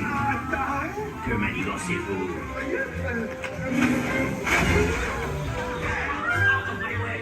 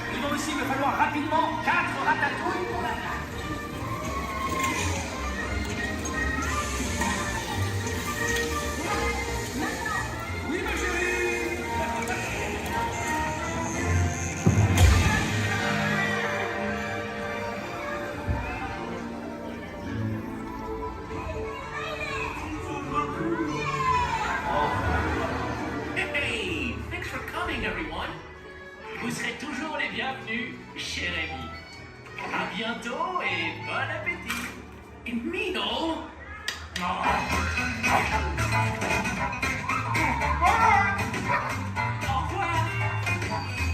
for you, right this way. You are always welcome and bistro chez Ravi. Au revoir.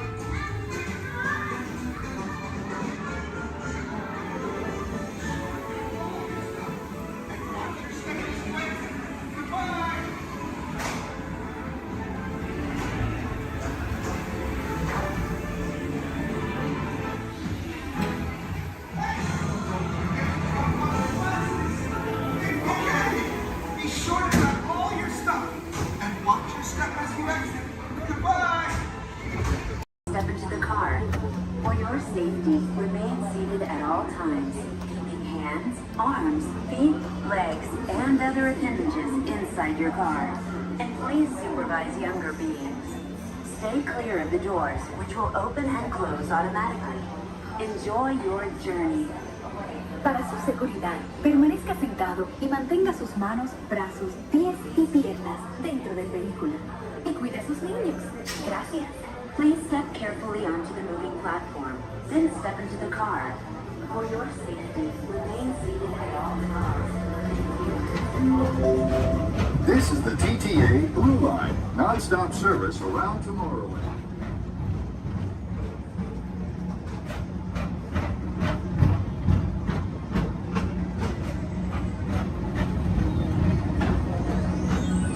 Greetings, intergalactic travelers. Welcome aboard the People Mover, presented by Enterprise.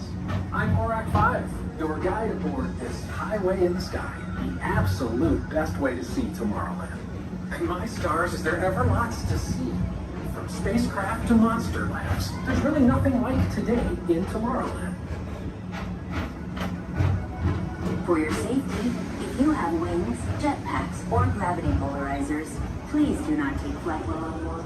Thank you.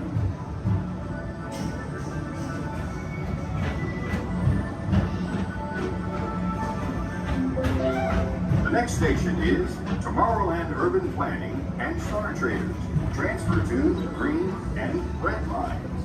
Don't worry, your express train keeps on rolling through the future, right by two of my favorite spots.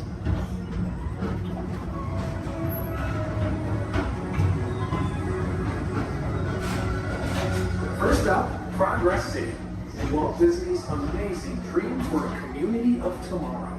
Did you know Progress City inspired Epcot and a lot of the visionary ideas throughout Walt Disney World? Look, there's even a tiny people mover. I wonder if that means there's a tiny Borak.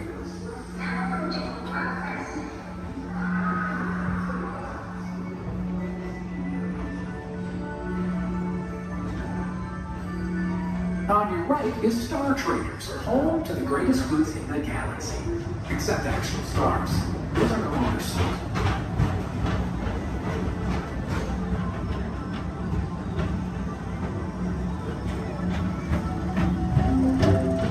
Now approaching Tomorrowland Speedway and Tron Light Cycle Run. I love a good circuit, and these are two of the best tracks of the cosmos for a bit of light, speedy competition.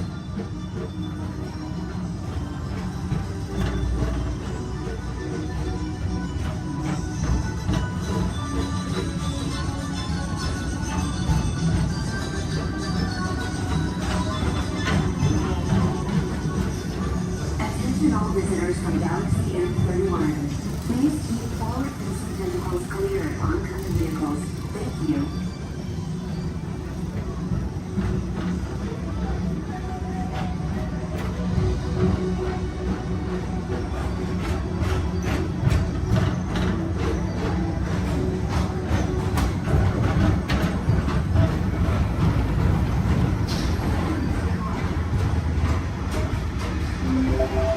This is Starboard 75. Or as we always call it, Space Mountain. Our high-speed rocket port to distant deep space destinations.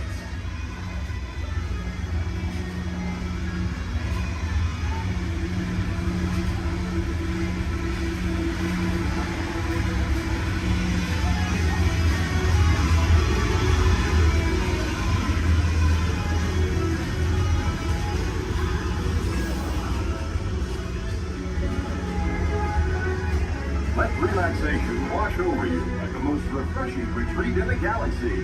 The coral rooms of Pisces 7. You H2O it to yourself. Book today.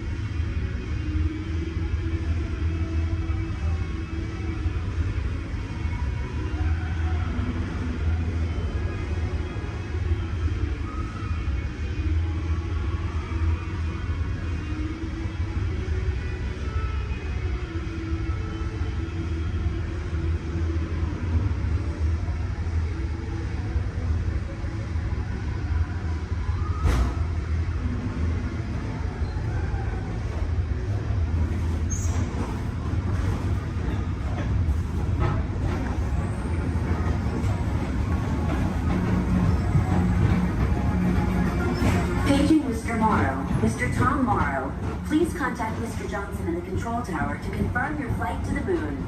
Thank you.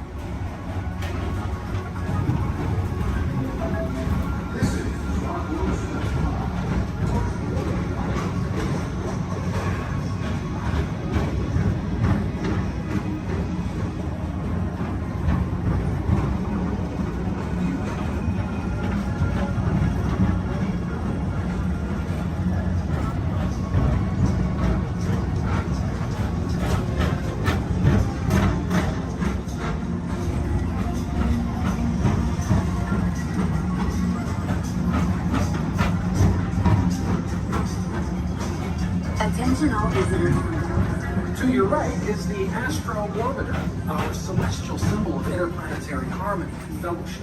Hop aboard and launch high above Tomorrowland for a spin amongst the planets.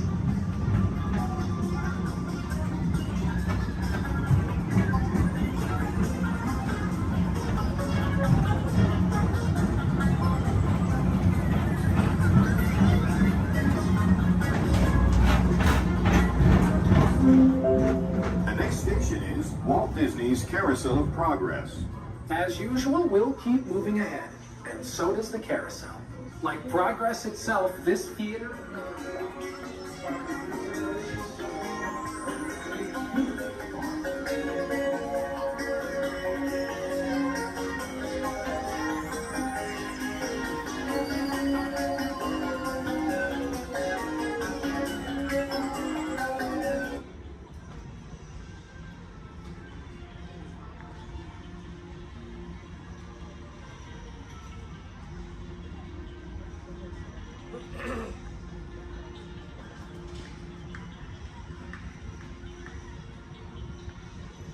Attention on the people mover, please stay seated.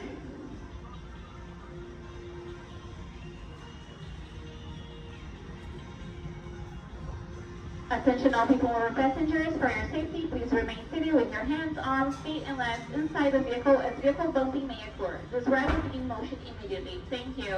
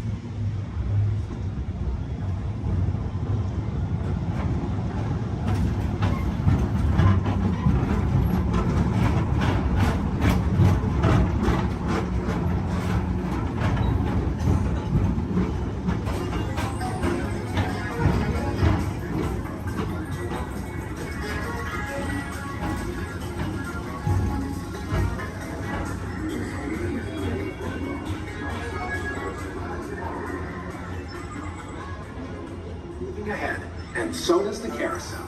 Like progress itself, this theater never stops, inspiring new generations to dream of a great, big, beautiful tomorrow.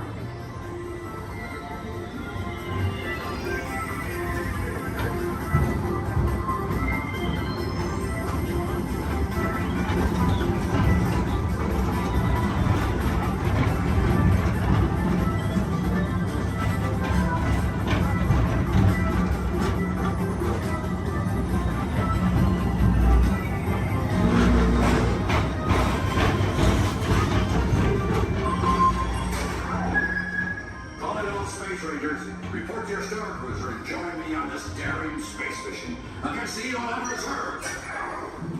Affirmative. We're on it, Buzz. You can count on us.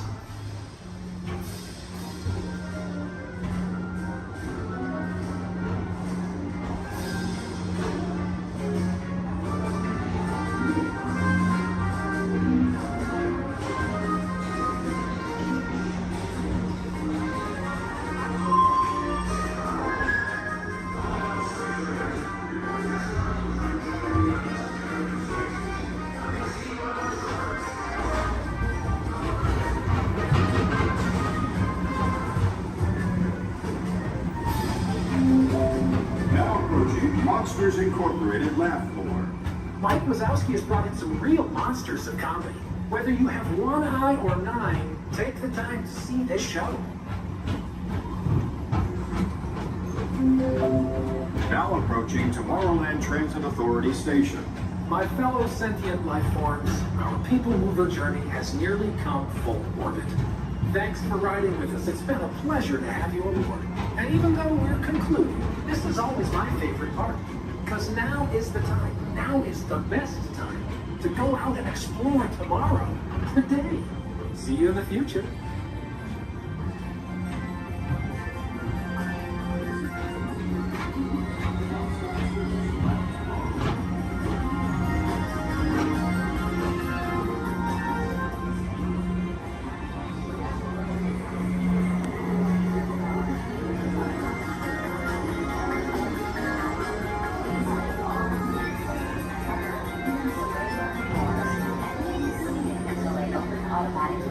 Step onto the moving platform with caution and exit by stepping away from the car.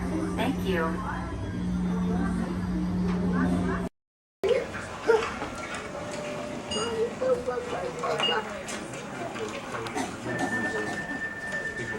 Sorry. Mommy, you wanted me to ride with you? Only if you want to. 'Cause otherwise, nobody's going to be there to hold your hand. You want to be able to hold my hand? Yeah. The next group's ready. Put my hands up in the car. You gotta get. Hi, everybody. Welcome to the test track. My name is Bill McHale. I'm up here in the control center. In just a couple of minutes, you're going to be out there on that track. But first, let's put together your test schedule. These are the same kinds of tests that are run at GM test facilities all over the world.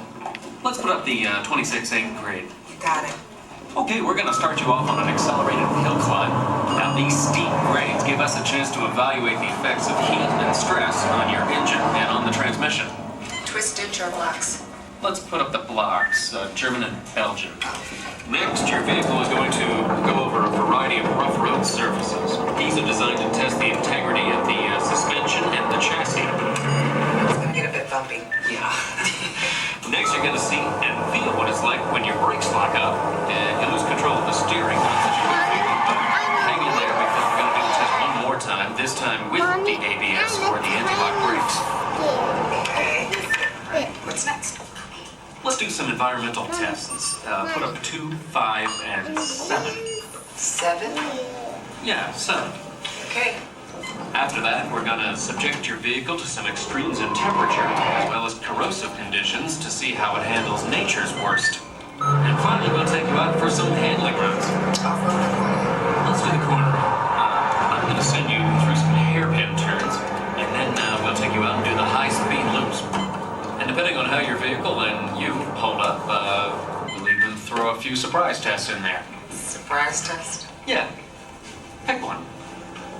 Now, if this whole routine seems a bit extreme, you're absolutely right. That's what a test track is all about. The cars you drive at home are made up of over 15,000 different parts, and every one of them has to pass the test under very extreme conditions before we ever let it off that test track and out onto the road. Now, as you can imagine, safety is a big concern of ours, so we're going to insist that you buckle up your safety belt securely. You'll be glad you did. Oh, we're ready.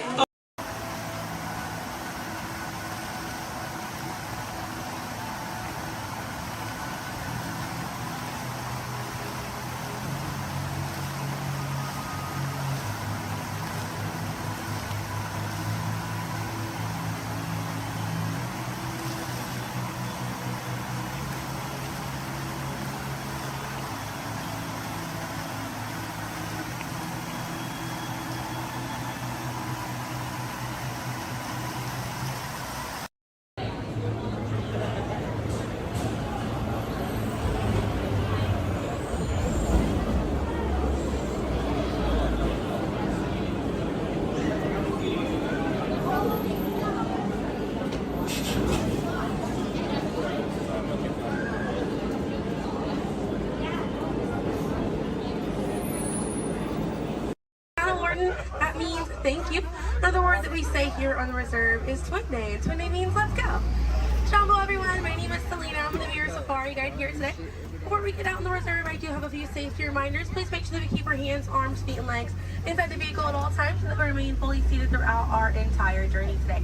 Now, if you take a look above your head, we have an animal spotting guide. You can use that guide to help me spot some animals out here on the reserve. I can't promise that we're going to see all of them, but I usually have some pretty good luck. Now we're going to be heading into the Little Ituri Forest here first, and this area is home to animals that tend to be shy. They like to use camouflage to blend in with their environments, but we're going to see what we can find today. And already see, looks like we're going to see that saddle-billed stork. They're high up on that left-hand side of the road there. And the saddle-billed stork gets its name after the little yellow patch that's on its beak. It's shaped like a saddle. Those birds are 5 feet tall and have a wingspan of 9 feet, about the same width of the canopy that's above your head. Now on that right-hand side there, we have the okapi. And the okapi have stripes on their legs that make them look like they're related to the zebra, but they're not. They're actually related to the giraffe. They have long, prehensile tongues that they use to grab vegetation. Their tongues are so long, they touch their eyeballs and clean their ears. As we're looping around here, you can see we have some greater kudu way up there, as well as the bongo. Now, the bongos are going to have that deep, almost penny color coat to them, with those antlers over there, and then the greater kudu are the tan colored coat right there. Now, the bongos are known as the ghosts of the forest because of how rare they are to spot in the wild. And their antlers, they angle backwards, and that's to help them get through thick vegetation and underbrush very quickly. Now, the greater kudu that we see right there, the greater kudu are one of the tallest antelopes in Africa, or the second tallest antelope here on the reserve. They stand at 55 inches tall at their shoulder, and they can leap about 8 feet forward. Now, coming up here on the left-hand side, we're going to see the black rhino.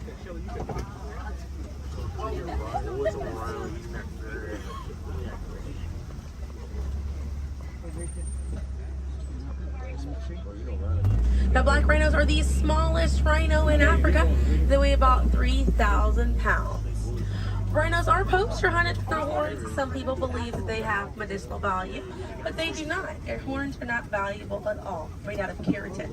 And that's the same thing that our fingernails are made out of. Really good view of that bongo there on the right hand side as we're passing by here.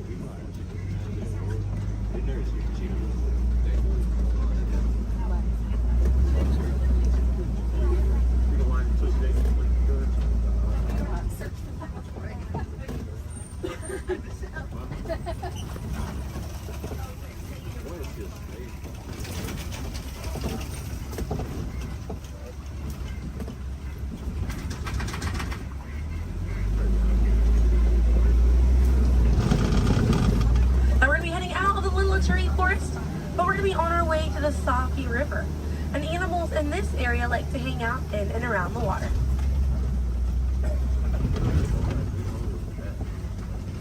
Now coming up on the right hand side, we're going to see some pink-back pelicans. And the pink-back pelicans get their name for the pink skin that occurs on their back during mating season. Now those animals are colonial nesters, so they'll nest between 20 and 500 pairs. That's a group of 40 to 1,000 pink-back pelicans.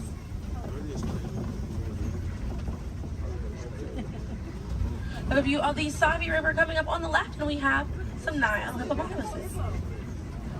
Now a group of hippos is called a bloat, and they spend most of their time submerged in that water to avoid overheating, but they will come out to graze. And they can stay submerged in that water up to 8 minutes at a time. And instead of swimming through the water, hippos will actually walk or run along the bottom of the riverbank, helps them glide through that water right there. One of the ways you can help out your waterways is by checking your sunscreen to see if it's reef safe. Another way is just being aware of how much water that you use and trying to conserve as much as possible.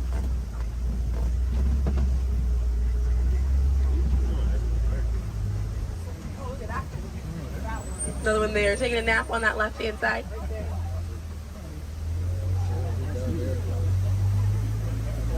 Now coming up on the left, we're going to see the Nile crocodiles.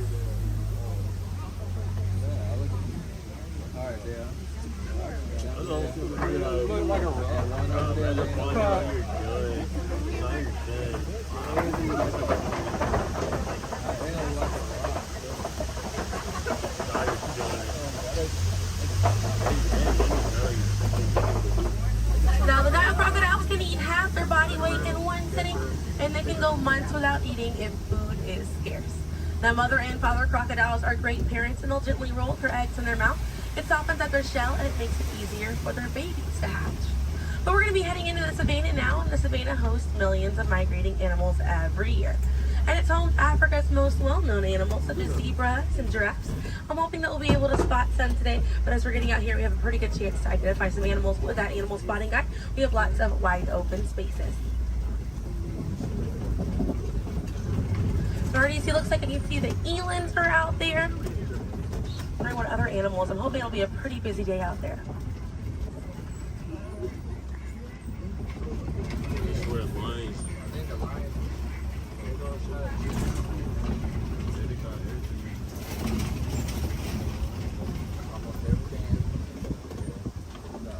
Let's see, also some springbok. It does look pretty busy out there.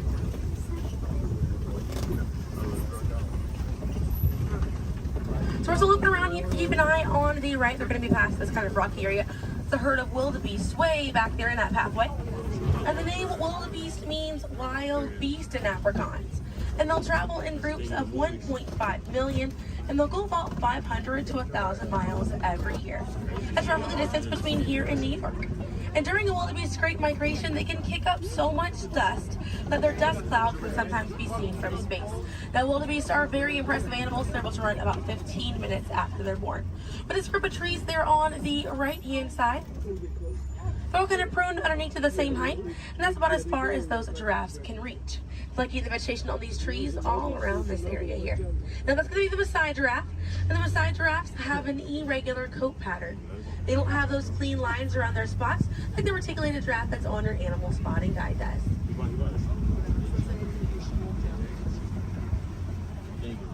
Now on the left-hand side, we do have the African painted dogs. There might be a little bit more people once we're a little bit further up here. Now, African painted dogs get their name after their fur pattern. It kind of looks like they have paint on them. It's unique to each animal, and that's how they identify each other. African bearded dogs are Africa's most successful hunters. They have a catch rate of 90%. Now, right here on the left-hand side, we're going to have a really good view of the Ankole cattle. We're going to sneak on by here. The Ankole cattle are the only domestic cattle breed that we have here on the reserve. They're in the bovine family, same family as buffalo and bison. And their horns right there, they grow about 3 to 4 feet in length, and they're filled with a honeycomb-like structure. It allows for blood circulation, and it helps keep them cool on hot days. Now, further back, that's a sable antelope in that back left corner. And the sable antelope are very special because of the symbol of the Harambe Wildlife Reserve, because of how courageous they are. So in a choice between fight or flight, the sable antelope will choose to fight, just so we should fight to protect these animals and the environment that they live in. And their antlers are angled backwards to deter animals like lions from jumping on their backs. And we have a really good view there of that Maasai giraffe. We're gonna have another pretty good view there on the right up ahead too. Maasai giraffes stand about 18 to 20 feet tall when they're adults, and when they're born around 6 feet tall. They have about a 6-foot drop the moment that they're born. And just like the okapi, they do have those long prehensile tongues that they use to grab vegetation. They kind of use like how we use our fingers to grab food.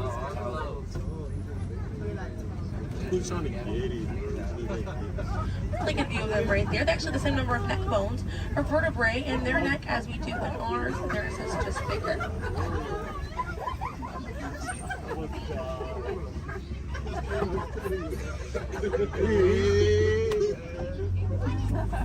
Group of giraffes is called a tower.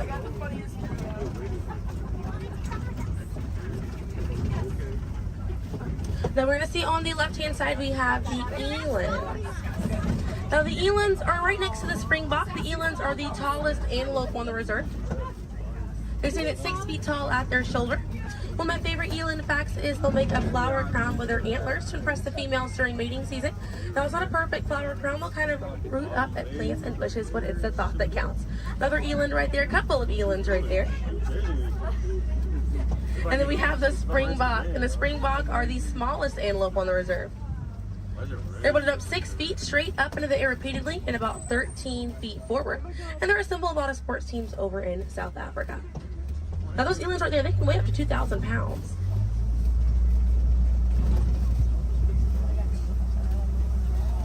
Another view of that Maasai giraffe right there.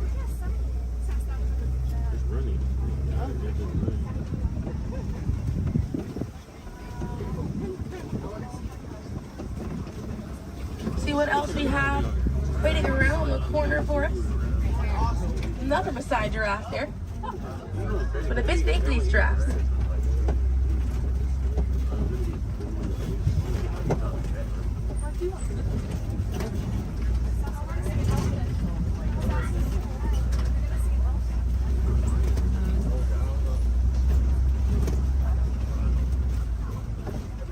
We're going to see the African elephant up here. It's going to be on the right-hand side of the truck.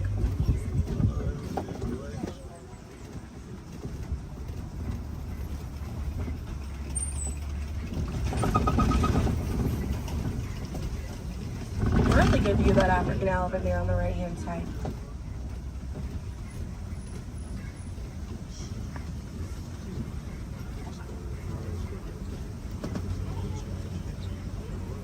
And on the left we have the mandrill.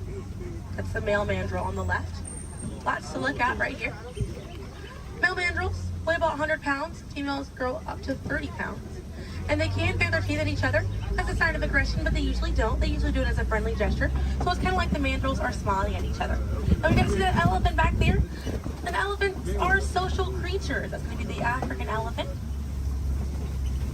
The females and their young will hang out in large groups together, and the males will form a loose bachelor group, or sometimes they will kind of hang out on their own, depending on their mood. And the way that African elephants stay cool is by flapping their ears. It runs air over the blood vessels that are dispersed all throughout their ears, and it helps bring their body temperature down.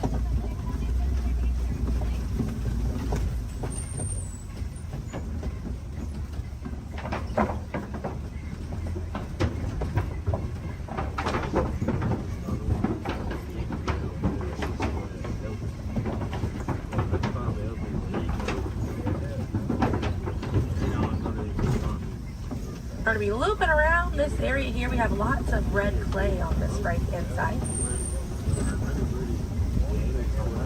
And if you keep an eye out, we're going to be able to see some tusk marks right around the corner here.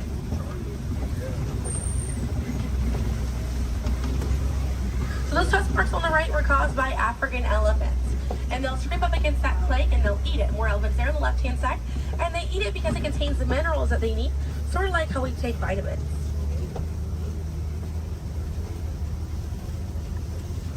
They're way off there on that left-hand side. They kind of look kind of tiny from here. We'll see if we can get another view of them a little bit further up.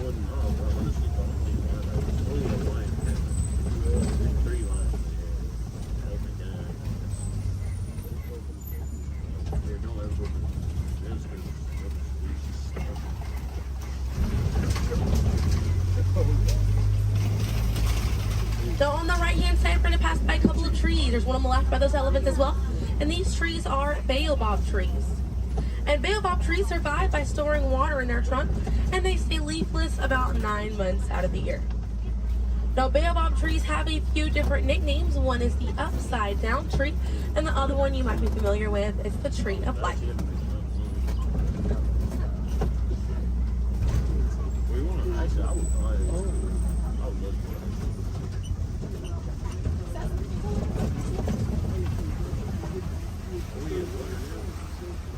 And we're coming up here on a group of flamingos.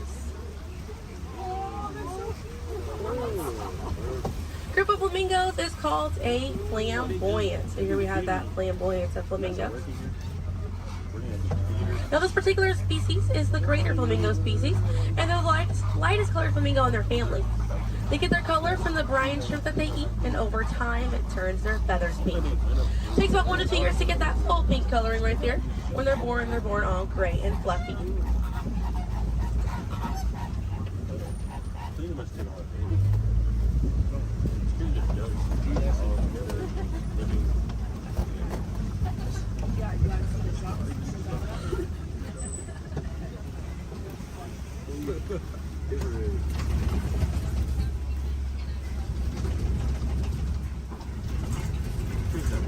We have some white rhinos right around the corner here.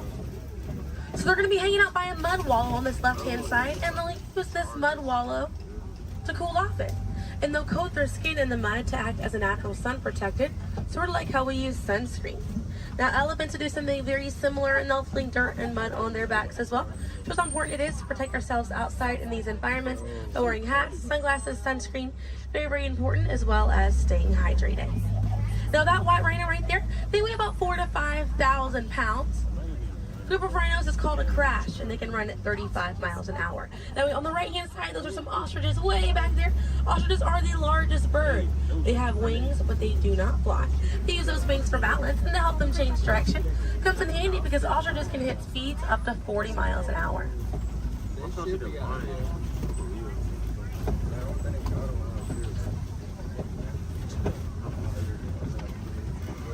You see some cheetahs right around the bend here.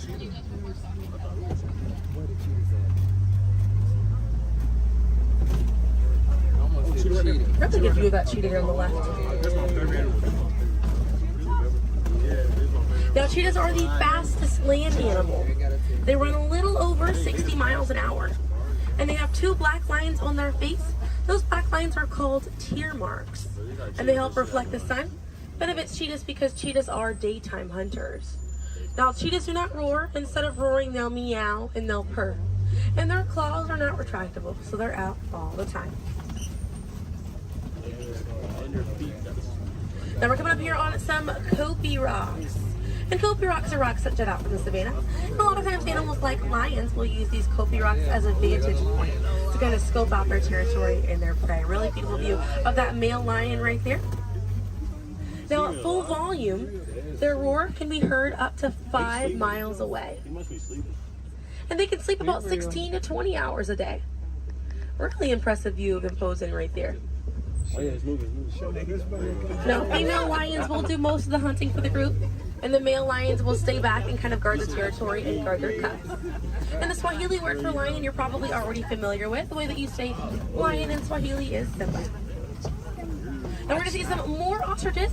We have some white rhinos over here too, and the lioness is there on the left. Looks like she's posing for us as well.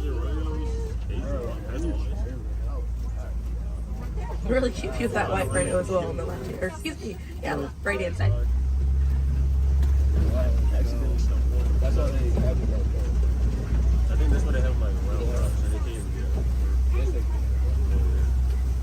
But they really try. Not really. I can see some warthogs right around the corner because it wouldn't be a safari without them. Few of them over here. Warthogs are in the same family as domestic pigs. They're really intelligent animals and are the largest burrowing animal as well. And oftentimes they'll reuse burrows made by other animals and they'll back themselves into it with their tusks spacing out for protection. They're pretty fast. They can also run at 35 miles an hour. They're kind of rooting up over there. And they also have a mud wall that they use to cool off and to coat their skin in it to get some relief from bugs and insects. Also have a really good view of these white rhinos again on that right hand side. Now the way to the difference between a white rhino and a black rhino because they're both the same color. So the shape of their mouth. White rhinos have a wide mouth and black rhinos have a V-shaped or pointed mouth.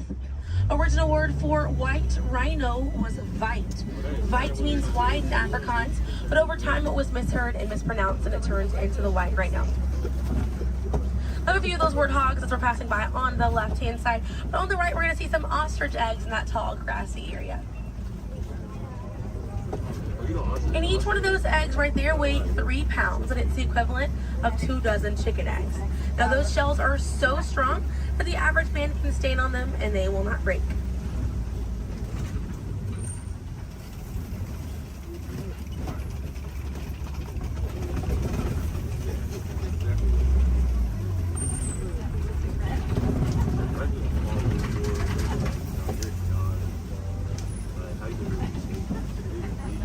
We're gonna see, looks like we have some Nigerian dwarf goats over here. And these goats are used for their dairy products, such as milk and cheese. So they take up a lot less land than cattle, so they're a bit easier on the environment, and they're very cute. Now their milk is considered high value, so selling that milk helps take away the need to rely on wildlife. Now if you do want to see some more goats today, you can head over to Rafiki's Planet Watch. They have a petting zoo area, an animators area, and a kind of behind the scenes look at Disney's Animal Kingdom. Very, very cool. Definitely check it out if you have the time. They have a conservation station over there, and inside that they do have an animal hospital as well. Pretty cool. It's going to be a train right away through the Wildlife Express. Those trains are going to start running at 9:30. The last train leaves at 4:30 today. The petting zoo is going to close at 5 o'clock once you're over there, and the animators experience is going to close at 4:45. But we got to see a lot of really cool animals today. If you'd like to learn some more information, you can check out DisneyAnimals.com, or National Geographic is a really good resource. Some ways to help out these animals at home include volunteering at your local nature center, or a conservation organization, or even joining a local beach or river cleanup. Some more simple ways to help out at home include turning off the water while you brush your teeth, or using reusable water bottles instead of disposable ones. Now, those small changes really add up to make a big difference. And on behalf of Kilimanjaro Safaris, my name is Selena. I'm from Pensacola, Florida, and it was an honor to be your safari guide here today. I hope that you were able to see the importance of these animals and the environment that they live in. Now here in the reserve, we don't like to say goodbye because goodbyes are far too sad and far too final. So I will leave you with the Swahili word, kwaherini. And kwaherini means to go well, with the intentions of seeing each other again one day. So kwaherini, my friends. Another word that we say here on the reserve is asante sana. And again, that means thank you. So thank you for joining me here at Kilimanjaro Safaris. I'll be dropping you off right around the bend here, right where I picked you up, so we still have a bit more of a journey together.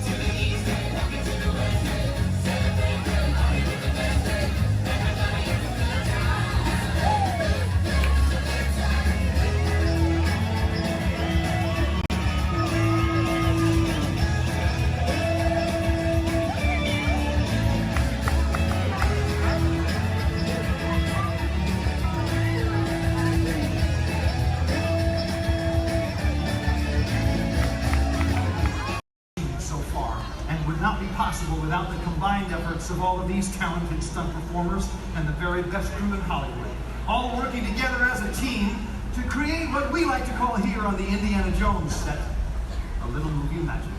Right, guys? Let's do it. You got it, boss. All right. Ready to hill. Thank you very much, Chaz. You set? We're good, John. Cameras ready, Jason? Standing by. Quiet and set, everybody, please. Roll cameras. Rolling. And speed. 16-3 Charlie, as your flight, take one mark. Playback.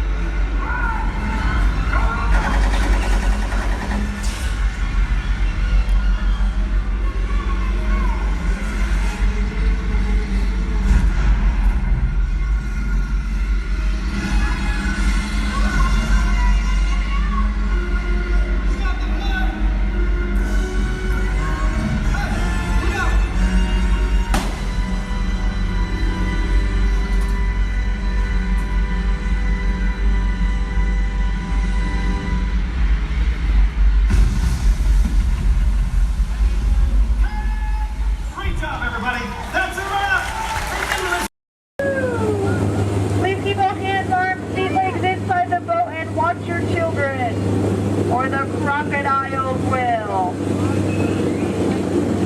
So who came to see some danger today? All right, we got some takers. It's right there, big white letters. Good thing I can read. You might have missed all signs of danger. Oh, look at it to the right. You'll see our first sighting of wildlife here in the jungle. Right there's a prime example of why some wildlife destroy their children at birth. We're now approaching ancient Cambodian shrines built by ancient Cambodian Shriners. This place is loaded with crocodiles. Speaking of crocodiles, to the left you'll see a Bengal tiger, known to jump over 25 feet, but don't worry, they're like 15 feet away, he should jump right over us. Watch out for Ginger, Ginger Snap. She's the one top cookie.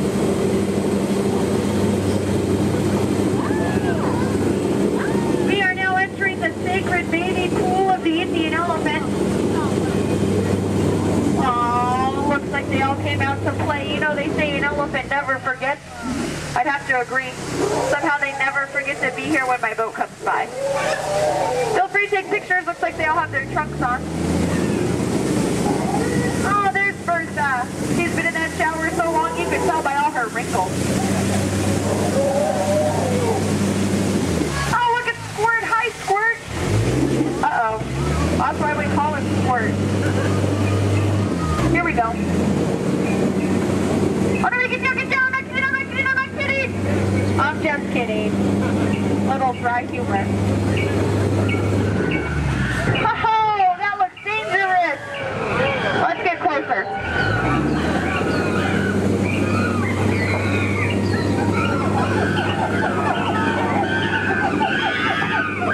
Looks like the gorilla took over this camp. Look what they did to that truck. Unbelievable. They left the lights on. What a shame. Uh-oh. The monkey has a gun. Let's get out of here. Woo! Now if you look over here to the left, real hard through the trees, through the bushes, you'll see absolutely nothing. Just ahead is beautiful Schweitzer Falls, named after the African explorer, Dr. Albert Falls. We'll be going over that later. Uh-oh. Everybody lean, lean, lean, lean, lean, lean, lean, lean, lean, lean, lean, lean. Woohoo! We are now on the Nile River, the longest river in the world. If you don't believe me, well then you're probably in denial. So here look, there's an African bull elephant. You can tell by his huge ears and enormous ivory tusks. Now, for those of you with a short memory, to your right, that's an African bull elephant. You can tell by his huge ears and enormous ivory tusks.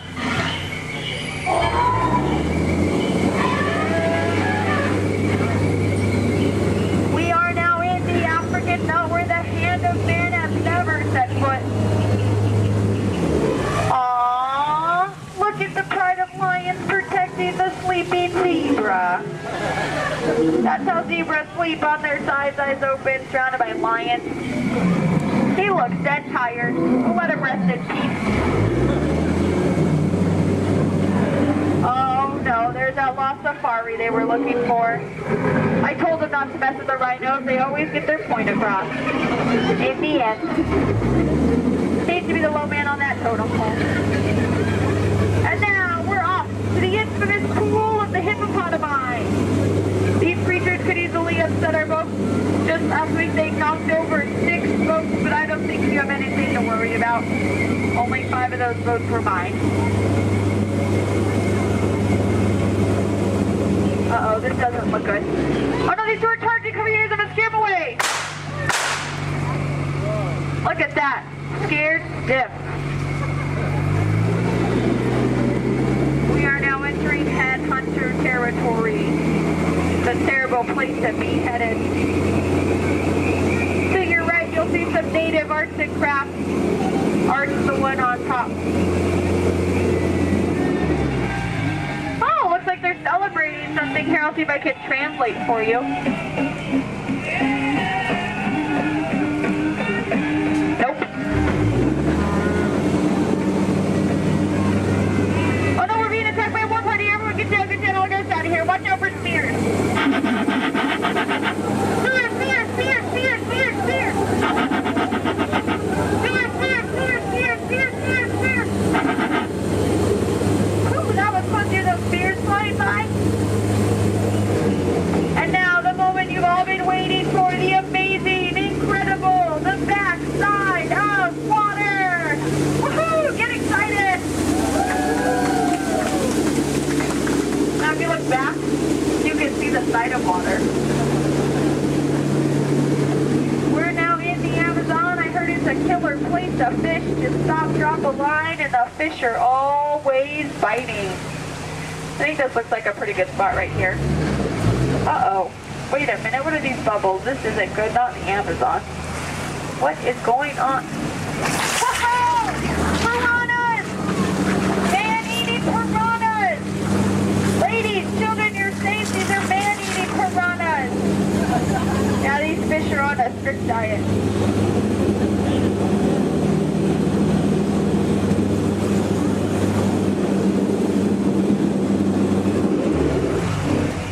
Here's Trader Sam. He's our head salesman here in the jungle.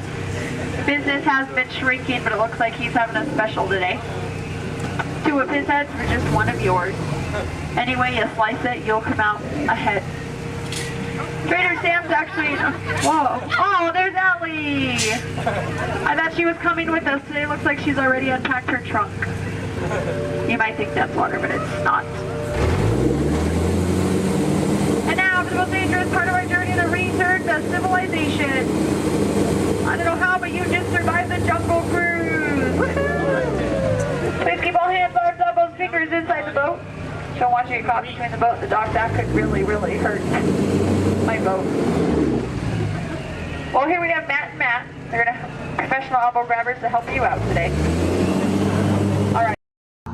Okay, take this corridor to the turbo lift, then head down to the escape pod base. Those droids are programmed to return you to Batu. Hurry and don't get caught.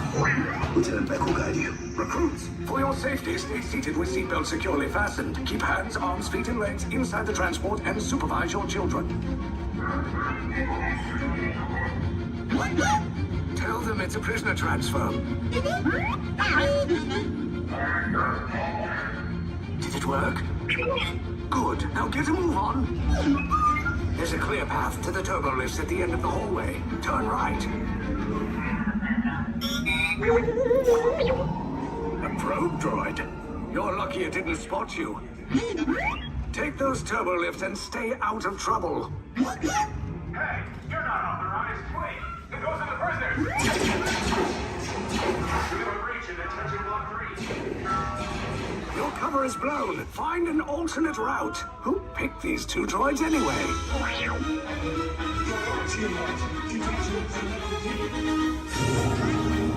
There we are! Fire!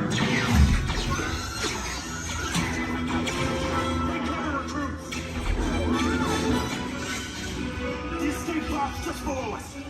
Take the lift down. Hurry! Hurry! No, not up! I said down!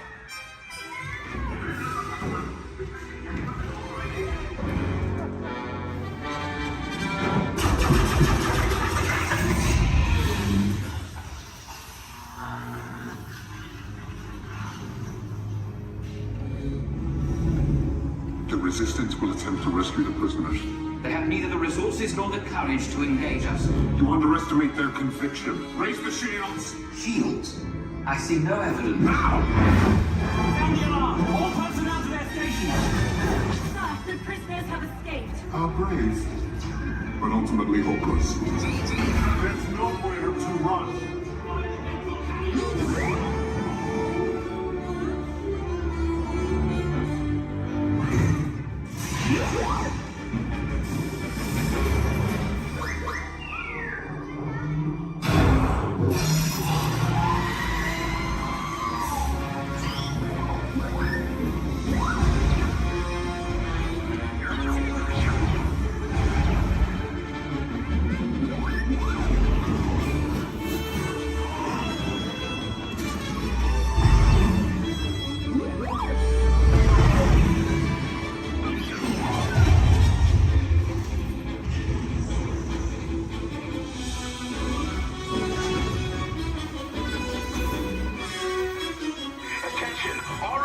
Personnel, abandon ship. I repeat, abandon ship. Just as short as about. There's no escape. You will tell me the location of the secret base, and then I will destroy you and the resistance.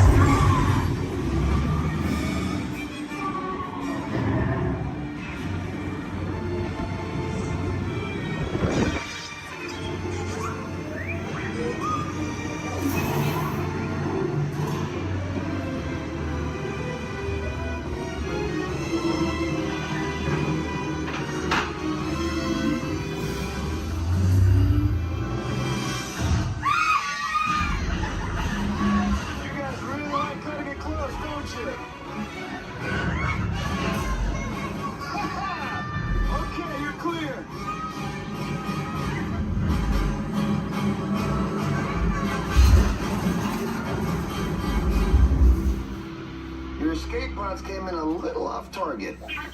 Ground crews will meet you outside the wreck. All right, nice job, recruits. Not what you signed on for, but hey, you're resistance now. I think I have that authority. Right, Beck? Where's the lieutenant? I need eyes on Beck. I know, Scaffold's pod beacon. More escape pods down in Sector 4. Verification pending from Key Command personnel. Lieutenant Beck here. Beck! You're alive! I should hope so. Great job, recruits. Thanks to your heroism, the location of the resistance base is secure. Bravo! Yes, R5, you too.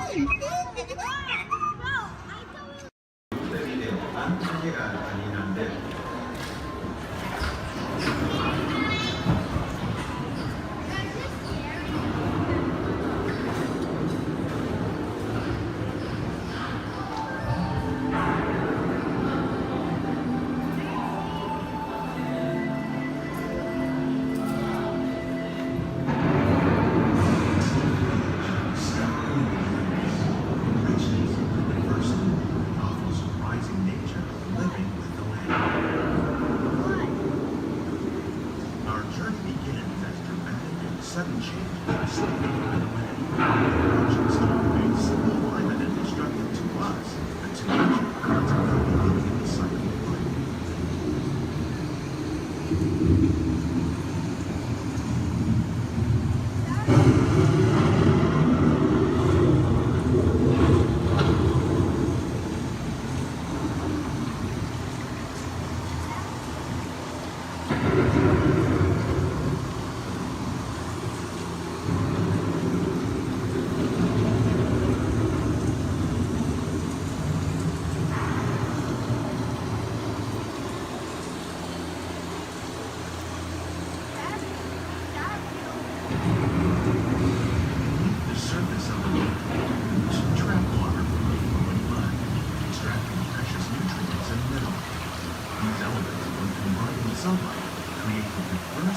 Systems of our planet.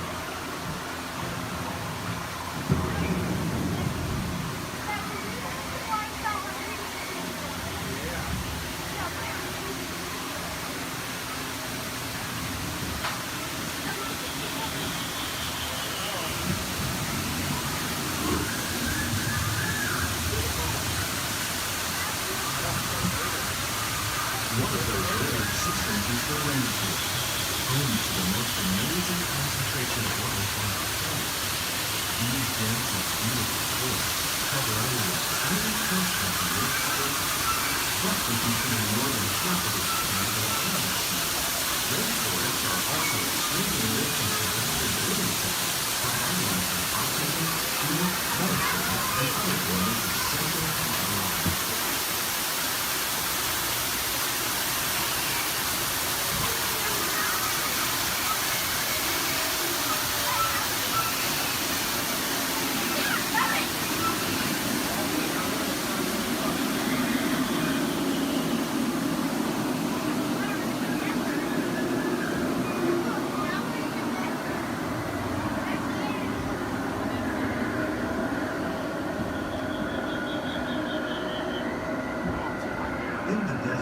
Nature has created a very different, known as beautiful living system. And while this arid landscape may seem lifeless, it is very much alive. The plants and animals that have learned to survive in these harsh conditions make use of what little water they can find and avoid the scorching rays of the relentless sun.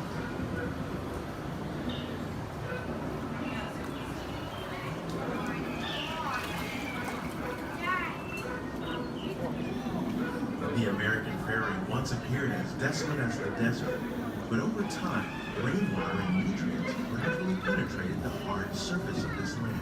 Even the hooves of the muddy buffalo helped create the rich soil that one day become home to the American farm.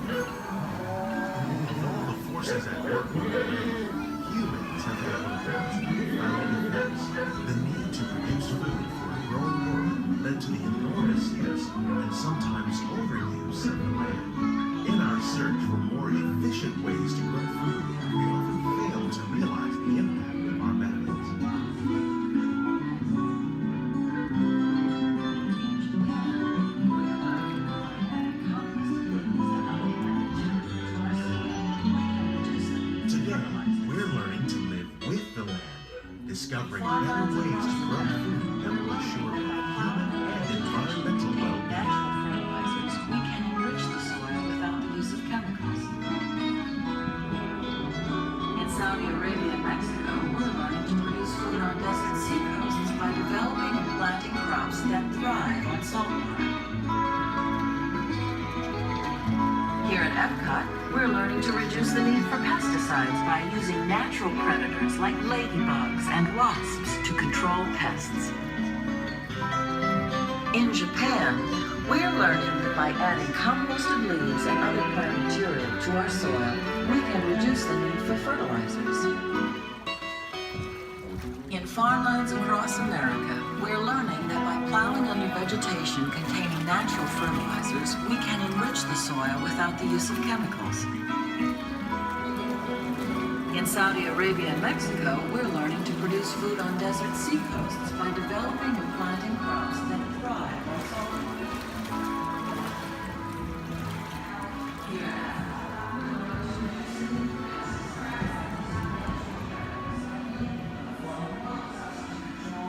How will we meet tomorrow's growing needs for food production, yet still respect the needs of the land? Some of the answers are being discovered just ahead.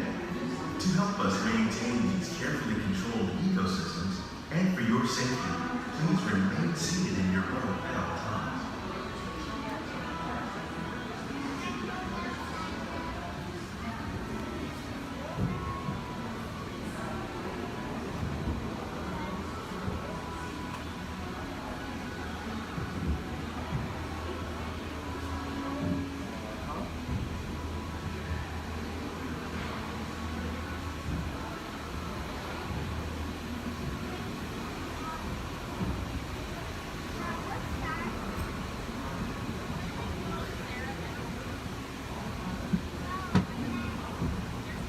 Welcome to our living laboratory, where scientists from Epcot and the U.S. Department of Agriculture are exploring innovative ways to produce bountiful harvests now and into the future.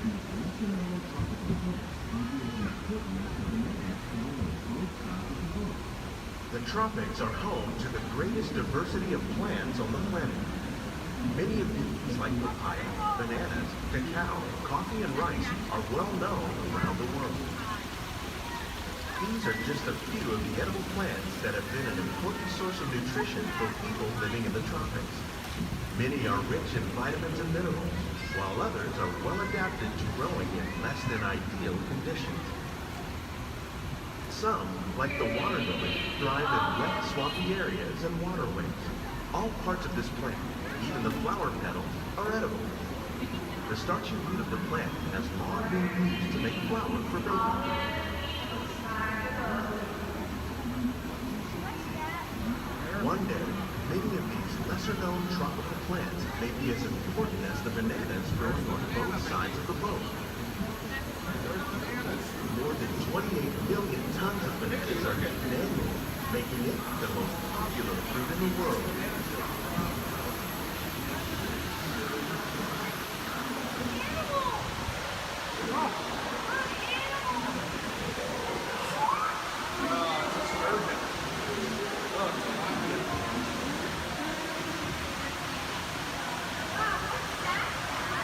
When we mention farming, you probably don't think of fish, but fish farming or aquaculture accounts for nearly half of all the food consumed globally. So copies of fast and electric, like the ones you see here, are three of the more popular cars raised by fish farming.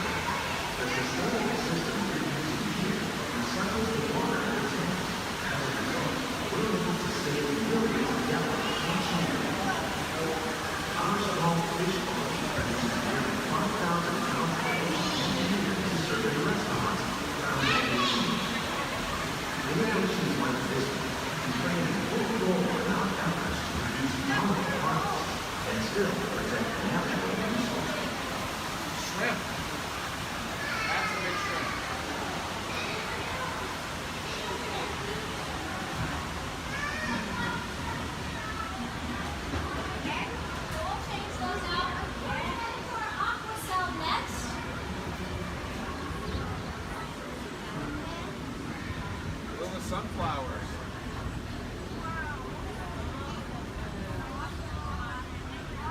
While there are more than 50,000 edible plant species in the world, most of us are only familiar with the handful that make up our everyday diet. The common grains growing here, wheat, maize, sorghum, and millet, plus rice, account for nearly 2/3 of our global food consumption. Learning how to increase yields of these staples is an important goal of research around the world. A monkey puzzle tree.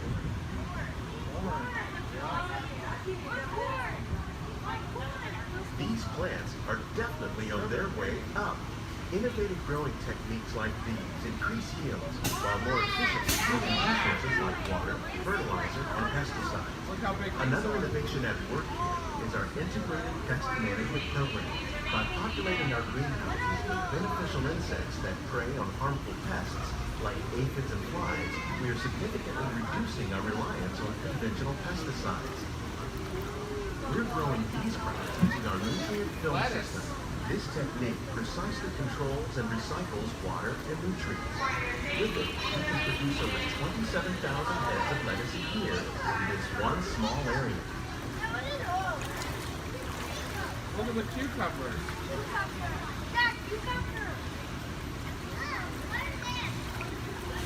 Look at the strawberries.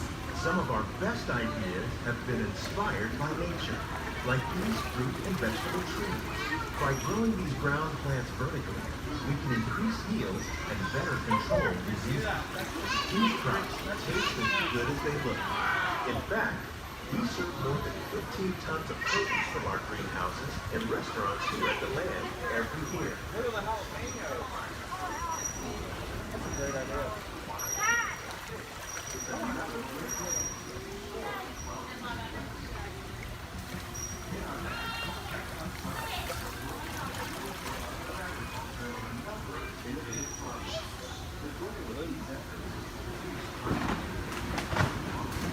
The future of agriculture may include innovative ideas like this vertical growing system. Plants grown in this way use a fraction of the space required by traditional growing methods. That saves water and increases production. The aquaponics system on your left combines hydroponics with aquaculture. The fish provide a natural source of fertilizer for the plants, and the plants help keep the water clean for the fish. It's another great way to produce more while using less. In our labs, Epcot scientists are working with the U.S. Department of Agriculture on a number of innovative projects. The goal of these efforts is to produce higher yielding and better quality items. Together, we can continue to find more ways to increase food production and protect our precious natural environment. Only then will we truly be living with the land.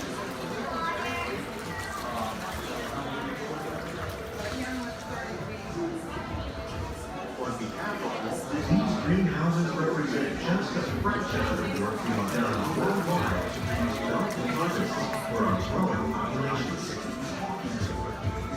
Scientists, farmers, and even backyard gardeners are doing their part to improve the quantity and quality of foods that we all rely upon. Together, we can continue to find more ways to increase food production and protect our precious natural environment. Only then will we truly be living with the land.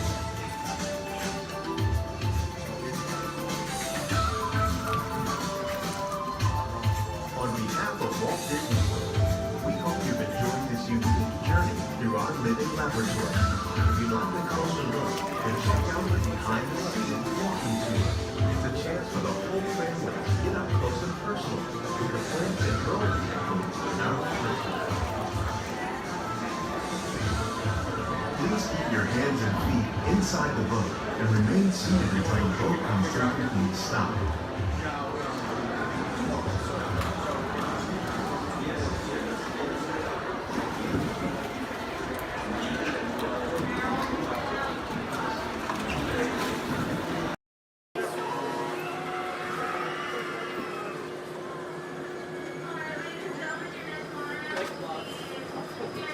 Hello, everyone.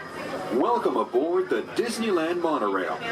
We are now beginning a 2.5-mile journey to downtown Disney Station and back. For a safe trek, remain seated, keeping your hands, arms, feet, and legs inside the cabin.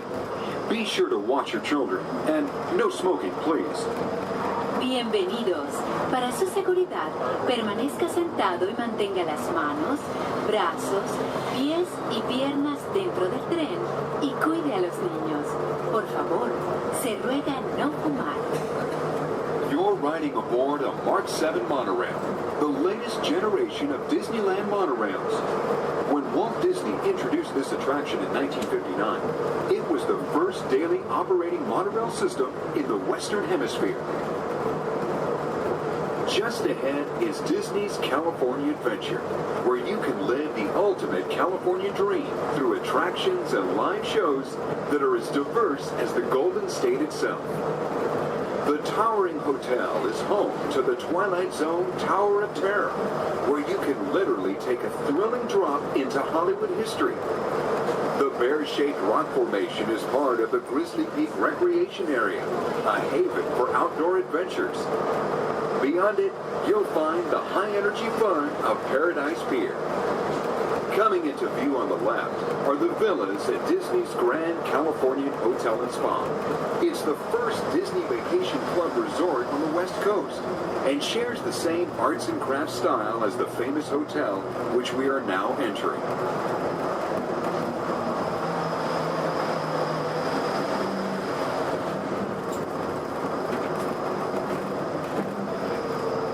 We are now arriving at Downtown Disney Station, gateway to the Downtown Disney District and the Disneyland Resort Hotels. If you will be leaving us here and returning later today, please hold on to your park ticket and have your hand stamped as you leave the station. You may reboard the monorail for a return trip to Tomorrowland up until 1/2 hour prior to Disneyland closing. Please remain seated until the monorail comes to a complete stop and the doors have opened. Then gather your belongings, lower your head, watch your step, and exit to the left of the monorail. Thanks for traveling with us today, and we hope you enjoy your visit to the Disneyland Resort. For those of you continuing with us, we'll begin our return trip to Tomorrowland in just a few minutes. Thank you. Please remain fully seated.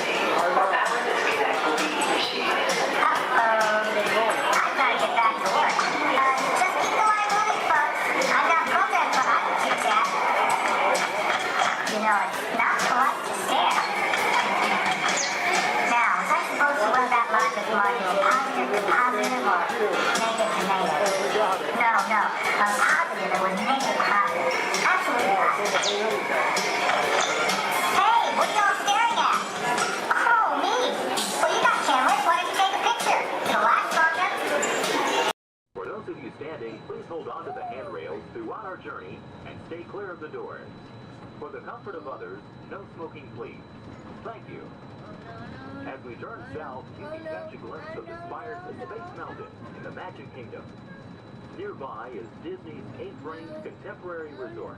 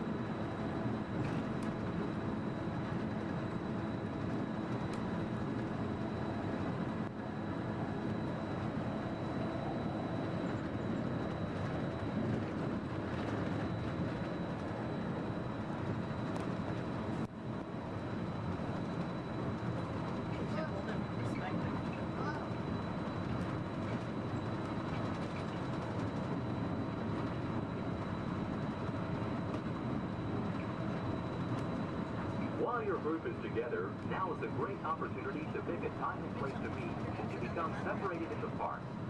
If you should need any assistance, please go to Guest Relations, located in Innovations East.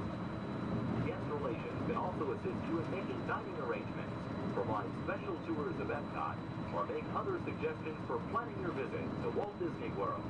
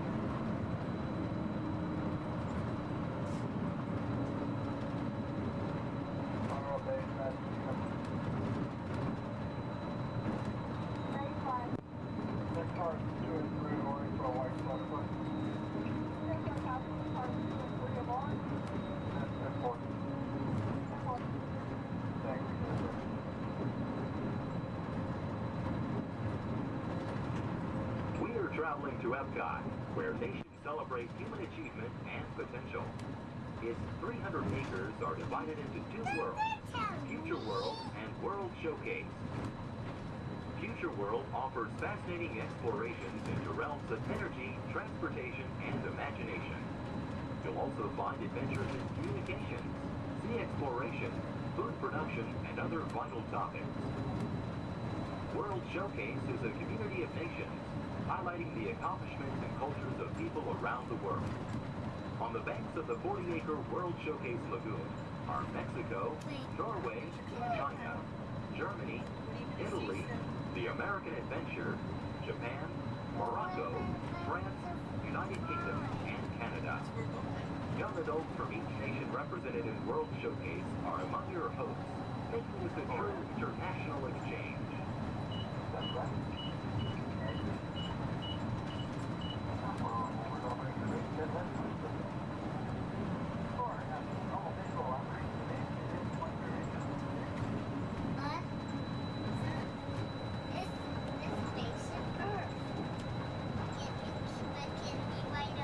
Beyond the trees ahead and to the right-hand side of our forward motion is Spaceship Earth. This 18-story geosphere marks the entrance to Epcot. Inside Spaceship Earth, time machine vehicles take you through the evolution of human communication, from a distant yesterday to the dawn of tomorrow.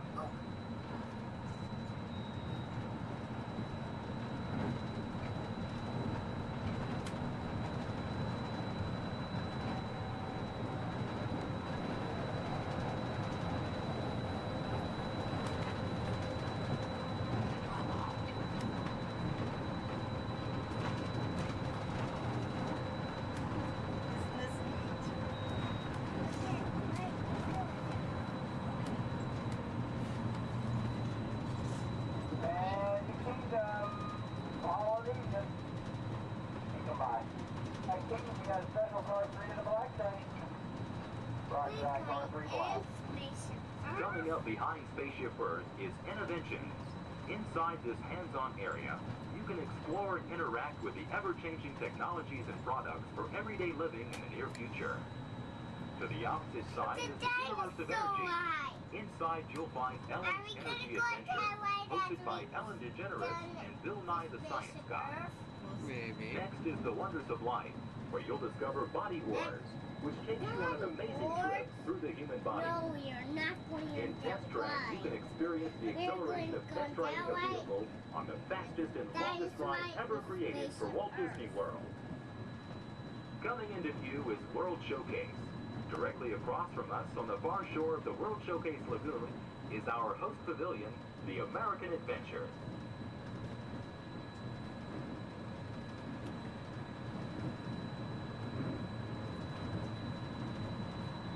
I'm still thirsty. Well, I'm sure we can find something for you to drink.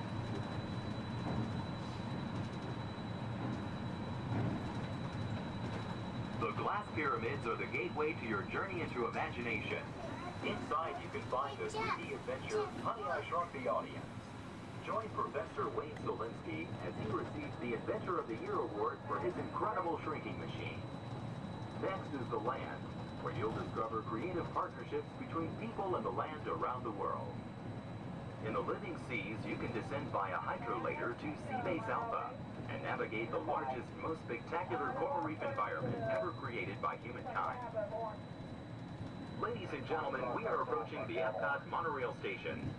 Smoking is not permitted at Epcot except in designated areas. Please consult your guide map or ask a cast member for the location of designated smoking areas.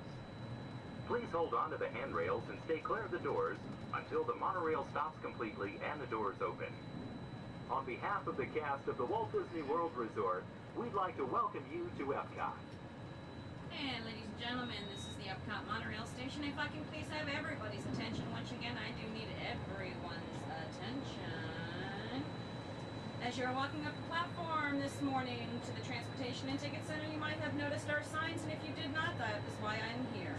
Epcot will be closing this evening promptly at 4 o'clock. Once again, Epcot, the entire park, will be closing this evening at 4 o'clock. Monorail transportation will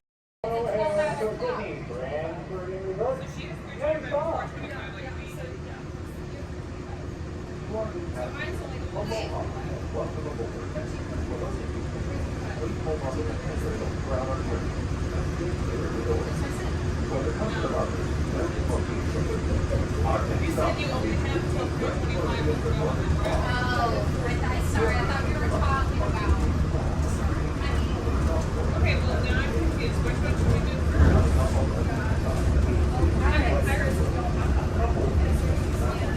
So, like, as soon as we do Pirates Cast, we do get some space now to make sure you can get to. How y'all doing today? Much better. All right, my name is Brandon. I'm going to be your director on set today. Down there at the end of the box, my assistant, bring neighbor, say hi, Renee. Hi. All right, now I'd like to welcome you to Disney Hollywood Studios Backlot Tour. We're going to start our tour right here with special effects water tank. Water tanks like these play a major role in action films today. Some of that crazy out-of-control mayhem we've seen movies like Crimson Tide, Pearl Harbor, and The Rock can be created with some of these large-scale physical and mechanical effects. We're going to be shooting on an action sequence here today called Hardware Attack. Using some of the very own special effects that directors like Michael Bay's and their films. We're here to, monitors. I'm just going to go ahead and set the scene. In this scene, Prologue is on a surveillance mission. Searching the skies for enemy aircraft, the crew is caught off guard when the real danger surfaces from beneath the sea. This is going to require a full range of physical effects, split-second time, and careful direction. We have the lights, we have the cameras, all we need now is the action. Alright, now if anybody knows this serious action, it definitely would have to be director Michael Bay. Some of the special effects you're going to see in our show today include water cannons, pressurized up to 100 pounds per square inch. That must be time to match our sound effects. And probably the most important effect out of all of these is fire, because it must be ignited at the exact precise moment. And it does take a lot of time and energy to set these premise for an explosion. But the most important factor in all this is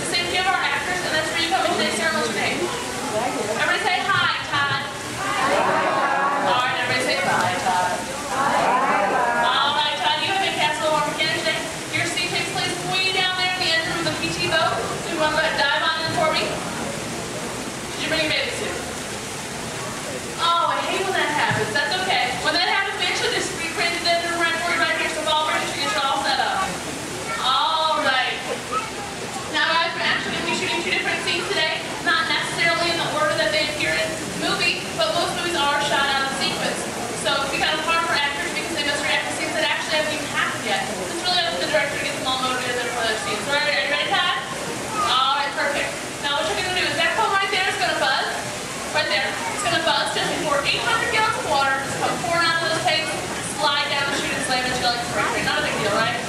Perfect. All right, you can handle it. Are you ready? Perfect. All right. Good thing this is not 800 gallons. It's more like 1,000.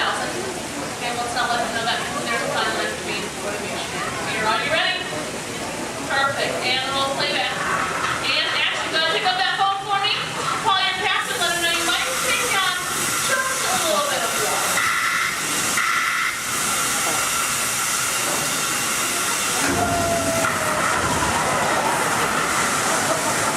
And cut. Everybody give him a nice round of applause. Give me one more quick scene for you if that's okay. Give me one more quick scene for you if that's okay. All right, just stay in your seat for me. Go ahead, take off your hood. Give me a big dramatic stare of the audience and act dry. Yes? That's right. How's he doing, guys? I think he's doing a pretty good job. Give him another nice round of applause. All right. Now, after you insert that scene to our next scene, takes place right over here in the deck of our PG Gold. It's going to bring in our break for now. Ladies and gentlemen, let's give a nice round of applause for our Captain Ken and Royal and Brave Deckhand Debbie. Pass it on set for us. All right, thank you, Brittany. And roll playback. All right, now remember, crew, you are on a surveillance mission, okay? And action. All right, Captain, bring up your binoculars. They're right in front of your wheel, Captain. Captain, your binoculars are right in front of your wheel. Captain.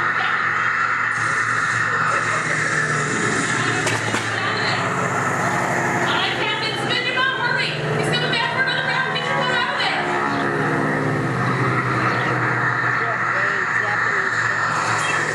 Captain, pick up your phone. Pick up your phone, Captain. Go ahead, call your mechanic. Pick up the phone. No, that hand's right over here. That hand's right over there. You see it? What is that? Looks like it's all right, guys. Go ahead, Captain. Hang up that phone for me. Go ahead, guys. Take a deep breath. You start to relax because you think it's over. It's not. Go ahead and point to the audience for me.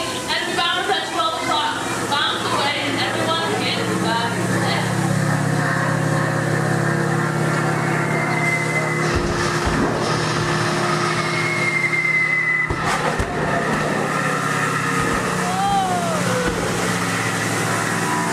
Alright, congratulations to you. Just survived an aerial attack. And again, when you think it's over, it's not. Go ahead and point to the audience for me and yell, look out. Because two torpedoes have just headed their way. And everybody give them another nice round of applause. Alright, guys, put those two things together. Add some computer-generated images, pre-recorded dialogue, and a rousing musical score. Turn your attention to the overhead monitors as we proudly present our attack.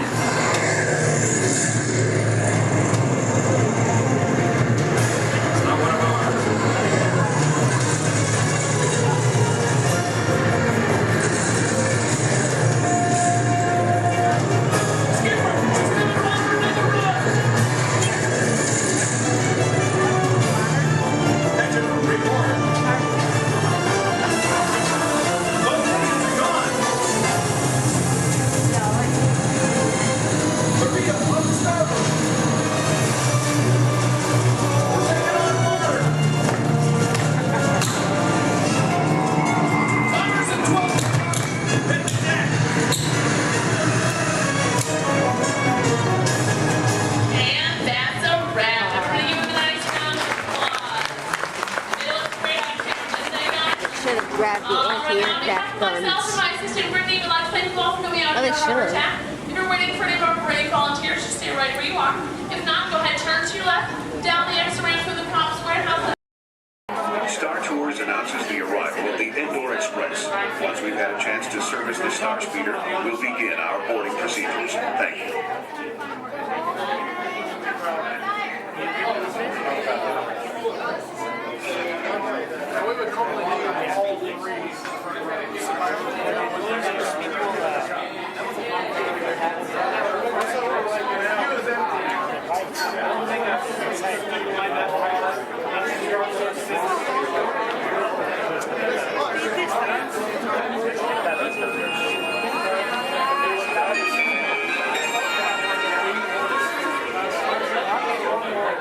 have your attention, please? At this time, I'd like to take a moment to review our boarding process with you. When the automatic doors have opened, please proceed directly across the ramp into the cabin. Continue to move all the way across the aisle, filling in every available seat. For your safety, all passengers are required to wear safety restraints throughout the flight. To fasten the restraint, pull the strap out from the right side of the seat and snap it into the console on your left. Galactic regulations require that all carry-on items be safely stowed beneath your seat. While on board, flashing towels is not permitted. And please, no smoking at any time. If you have any questions, feel free to ask an attendant. You'll be boarding in just a few moments. Thank you, and have a pleasant time.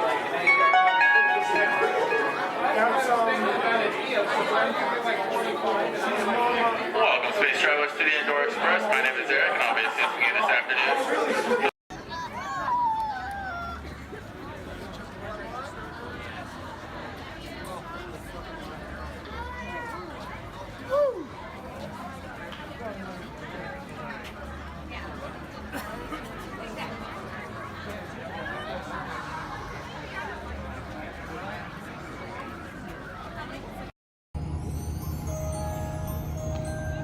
Your attention, please. Disneyland has now ended its normal operating day.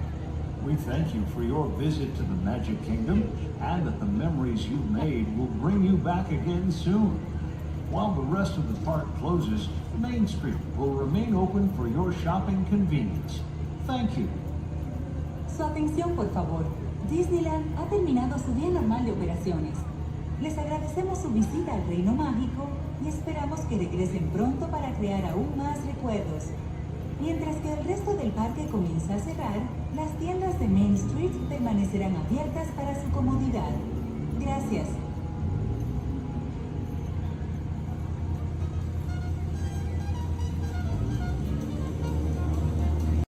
Your journey, keeping your hands, arms, feet, and legs inside the car. And please, supervise your children. Remember to stay clear of the doors, which will open and close automatically. Enjoy your trip aboard the Metro liner. Para su seguridad, es muy recomendado que mantenga sus manos, brazos, pies y pies dentro del vehículo y cuide a sus niños.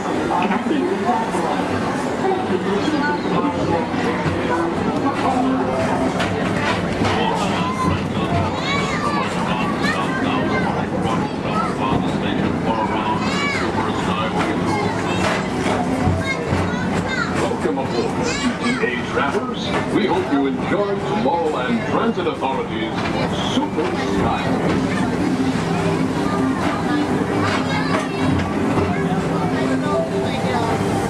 Now approaching Tomorrowland Interplanetary Convention Center. The convention center is home to a galaxy of wonders from the faraway planet.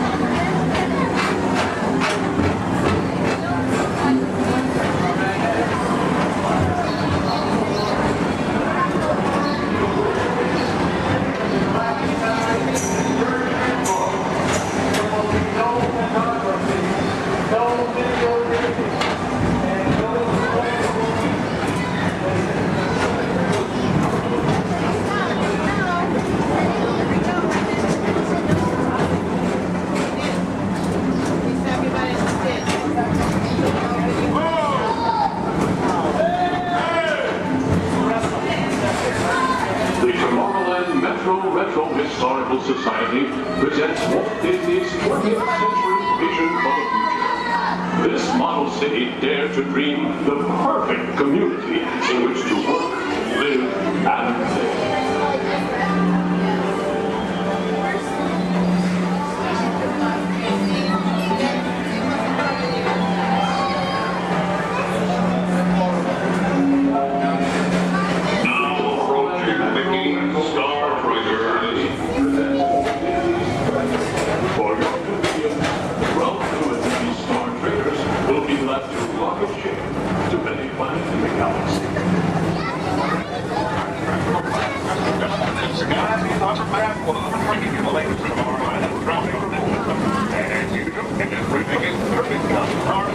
Perfect.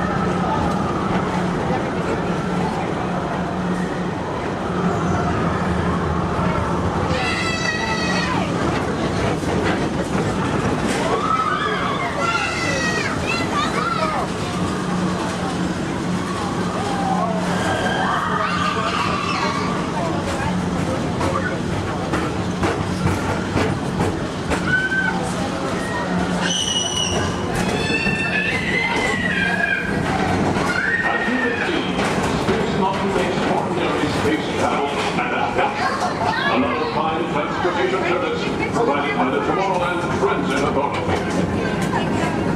Attention, all visitors from Galaxy M31. Please keep forward-facing tentacles clear of oncoming Metroliner vehicles. Thank you.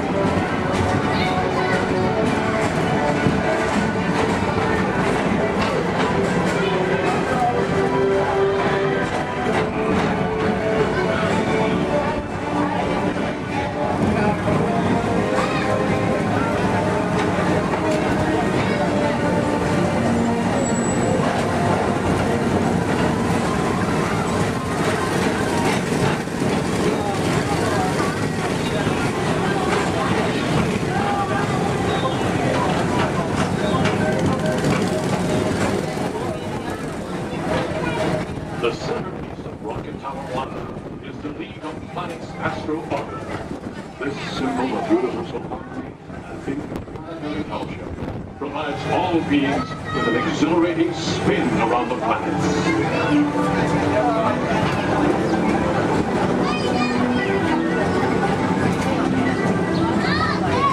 Remember, Blue Line passengers, for all your future travel needs, the TTA services all of Tomorrowland's outlying areas, including the personal rocket ship docking lot, and of course, perfect park acres, the latest hoverboard. Paging Mr. Morrow, Mr. Tom Morrow. Your party staff has arrived. Please give them a ring. Now approaching Walt Disney's Carousel of Progress.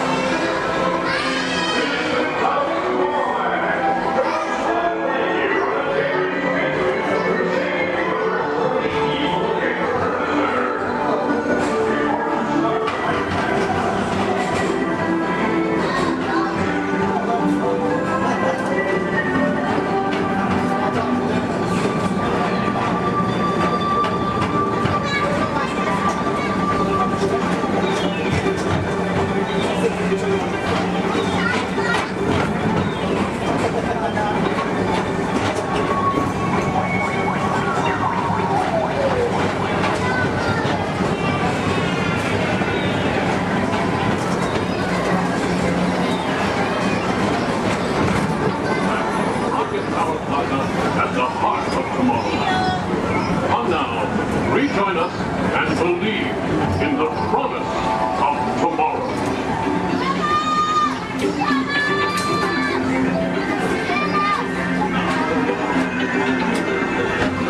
Rocket Tower Final Station.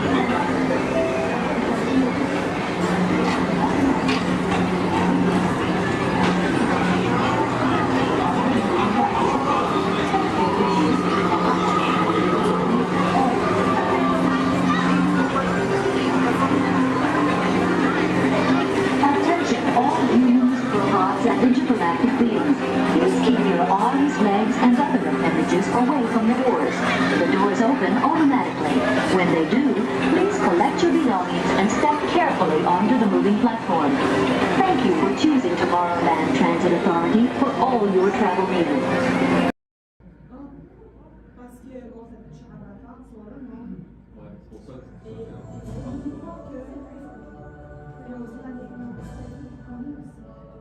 Hello. I'm Dr. Marsh, Director of the Dino Institute, and I hope you enjoyed those quaint exhibits in the old wing. That's how dinosaurs have been presented to the public since the study of fossils began over 150 years ago.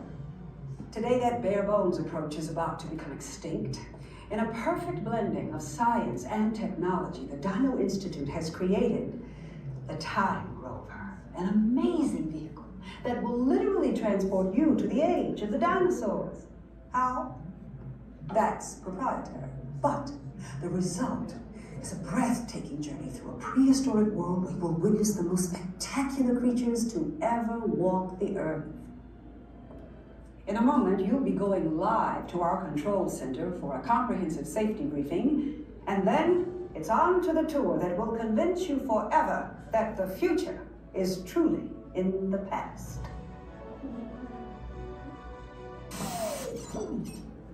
Hello there. Welcome to our little trans-dimensional joyride, folks. I'm Dr. Seeker, your friendly controller, and a heck of a paleontologist, if I do say so myself.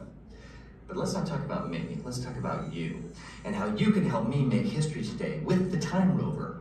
It's like this. If I can bring you back from the Cretaceous period, it stands to reason that I can bring back a live dinosaur with you. And not just any dinosaur. Take a look at this guy. He's an iguanodon, and I'm certain that he is the key to understanding these magnificent creatures. I tagged him with a locator during an unauthorized field trip. Otherwise, I'd be traveling with you. Right now, our dino should be about here, at the very end of the Cretaceous period. That's where you're going today. I've arrived, it seems, just in time to correct a little misstatement. Dr. Marsh. That is impossibly close to the giant asteroid impact that destroyed most life forms on Earth. Our tours are designed to take you to the early Cretaceous period, and I can assure you that all Time Rovers have been securely locked on those coordinates. That's right. See? Securely locked. Access denied. Continue. Of course. We were just talking about seatbelts. Plug them in, use them. It can get kind of choppy out there, so keep your hands and arms inside the vehicle at all times. Flash photography? I wouldn't. It alters the homing signal, and that's not good. Oh, and one more thing. Those locked coordinates? We're in. Now, here's the drill. You follow the homing signal to the iguanodon, then I'll enlarge the transport field, and boom, you're back with one additional passenger extra large. And don't worry about that asteroid. You'll be in and out of there before it even breaks the atmosphere. Trust me, what could go wrong? Hey, it's me again. Remember, only you guys are going on this special mission, so don't tell anyone, okay? Good luck to you all. You might need it. Today's flight takes you to the planet Corellia. You will be intercepting a first-order train shipment of coaxium. Gunners, you clear the path. Pilots, line up behind the train. And engineers, you harpoon that precious cargo. Now get a move on and know that I have complete faith in you. But I am coming along with you just in case. Sealed genetic matching room. Okay, Dr. Stevens, they're ready. Can everyone see me? Yes. Great. Welcome to the Avatar program. Soon, you're going to have a chance to undertake an amazing Navi rite of passage, flying on the back of this powerful animal called an Ikron, or as we call it, a Banshee. The way you're going to do this is by being matched to something called an avatar. And I'm here to help you guys get ready. But first, we have to scan you for Pandoran microparasites. All right, everyone, stay on your number and move your arms a bit. Whoa. Okay, start scan.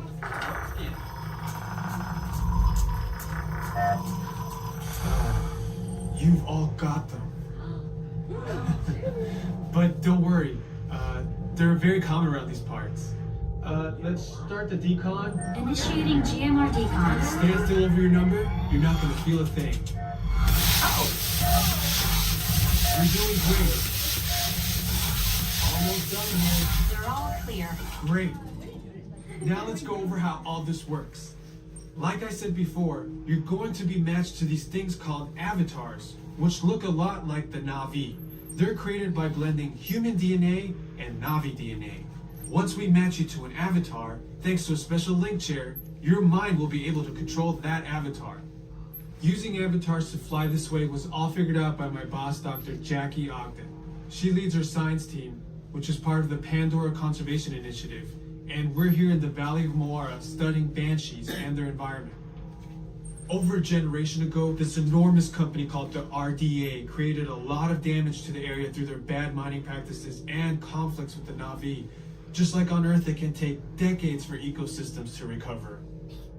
Okay, to get you flying on a Banshee, we need to find each of you an avatar. Let's prep the genetic sampling. I'm on it. Okay, first we need to find the compatible match of your genetic material with the genetic material of one of the avatar bodies that we already have. Once we do that, you'll be able to link to that avatar and fly. Help us out and move around a bit. Almost. Yes, got him. Now, let's find you your avatar matches.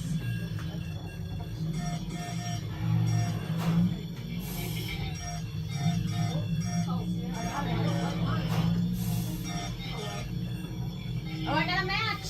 Well, I got one.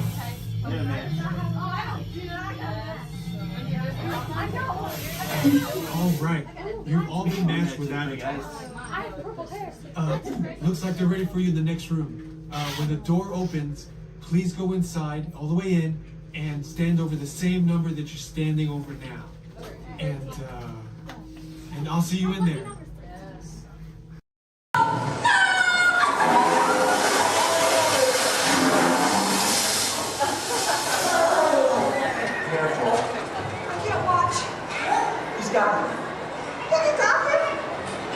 Yeah, you're doing it!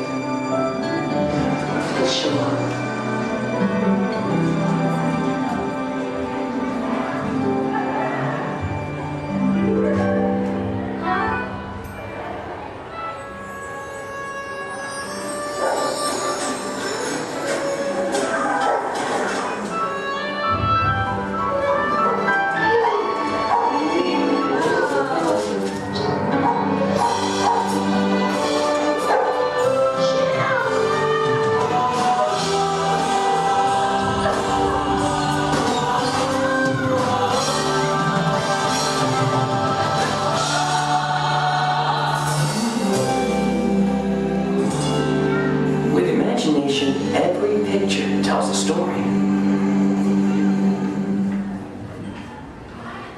With imagination, we can relive the moments of our lives.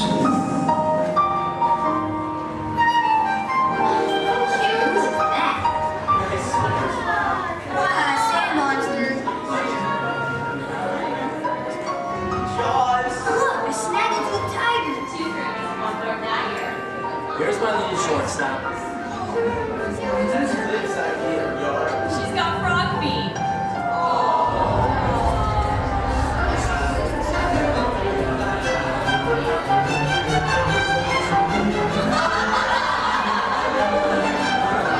Yeah, I think we should call this Jerry's picture.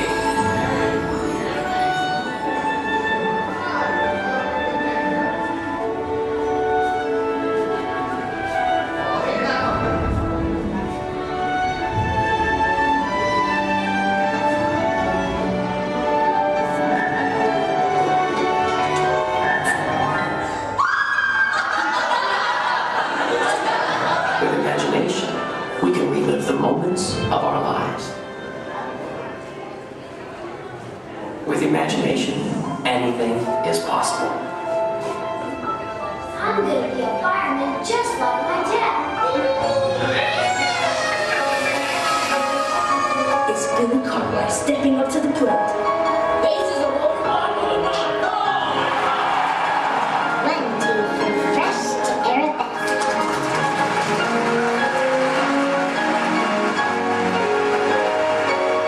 This is Houston. How's the view up there?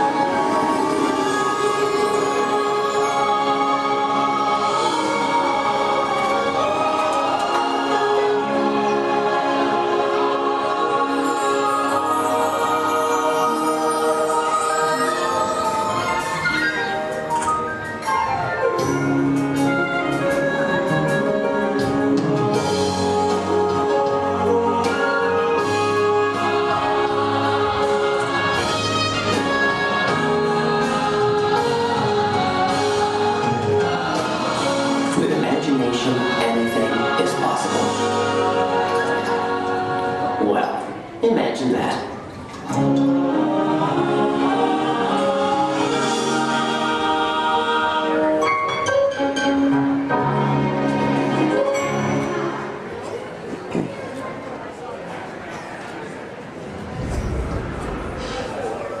Testing. 1, 2, 3. I don't think this... Is this thing on? I don't think this thing is on.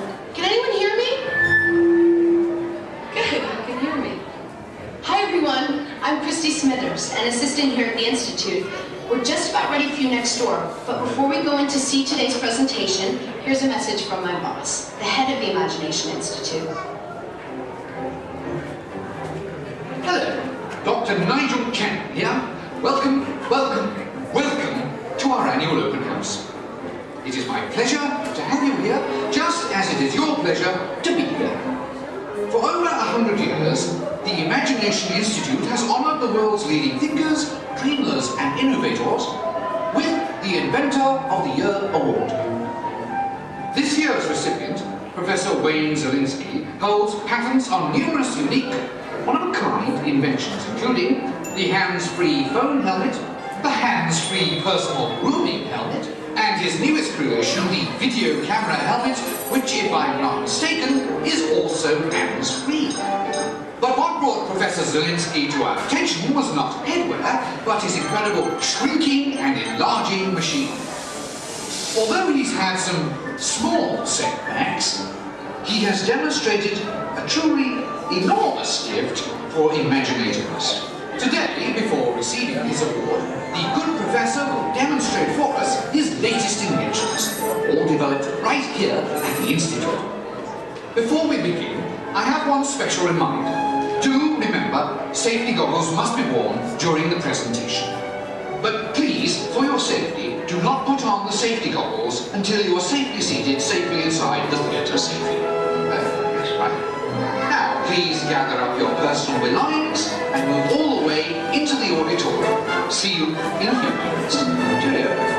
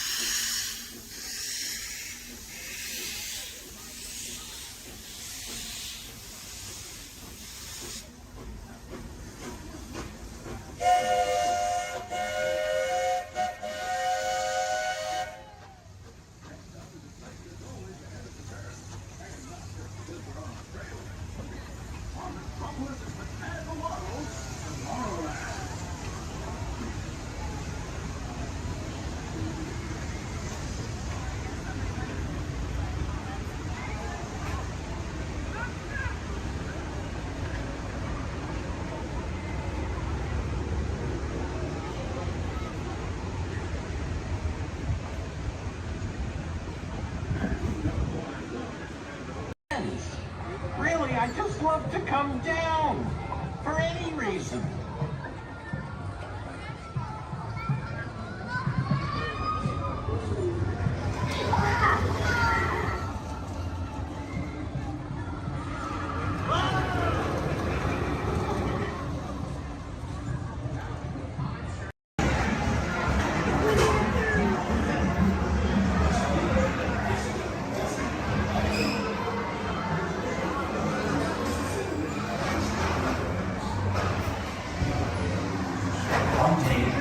They go wood. The East Wind traded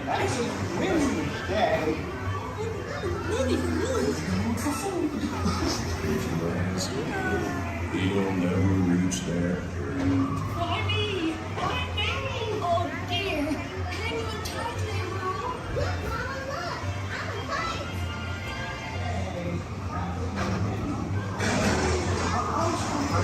so unrolled by our able cigarette buns. Time to tell you about my Uncle Clyde. Hunter! Come bounce with me!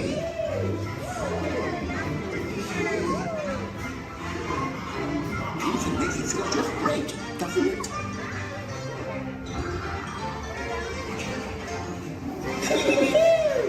Follow me! My little soul. I almost bounced right out of the ride. Watch out for Peppermint and the Wolves. They steal honey. Steal honey?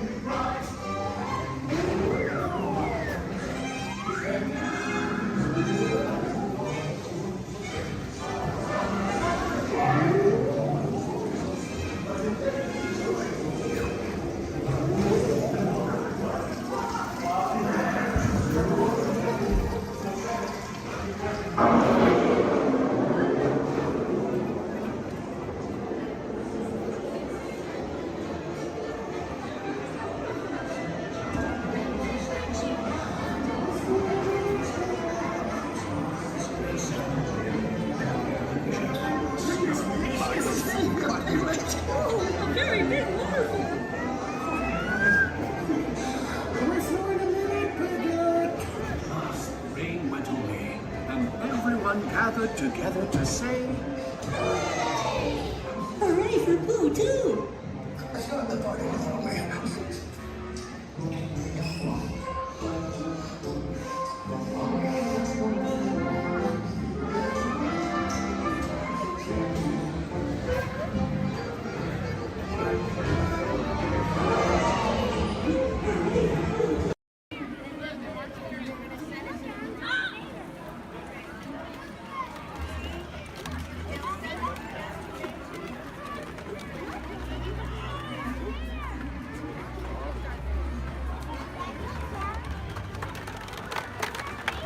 Go Empire! Yay!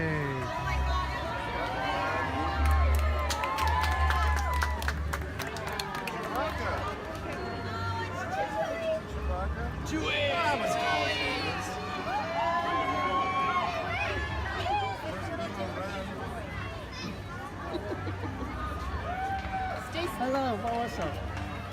Hey. Oh, just that.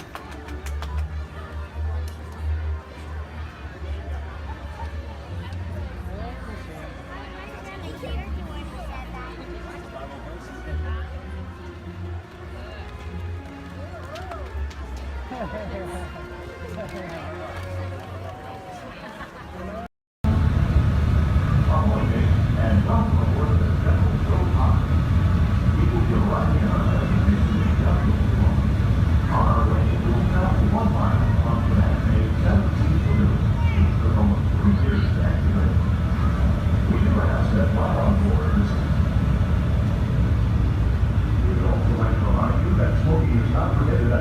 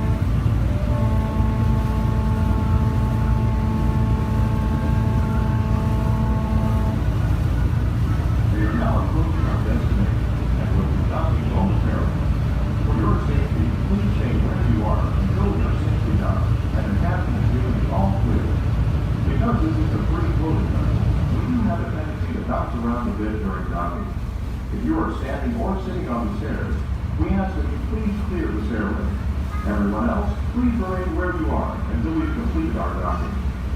Once again, please clear the stairways. You'll be given an all clear when it is safe to travel stairs and go ashore.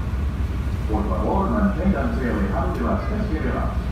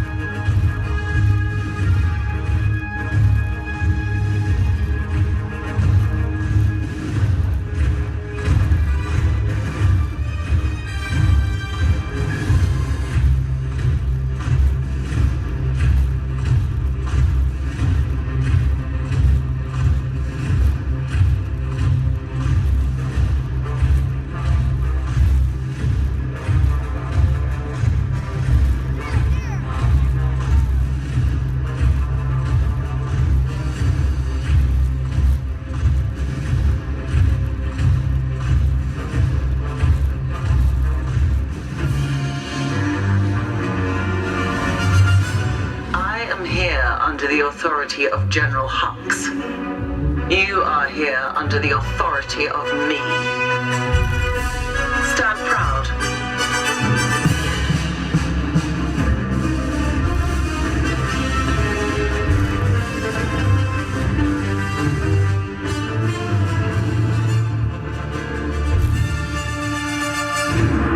Troops in this division are held to the highest standard. Mine. Show me fearless.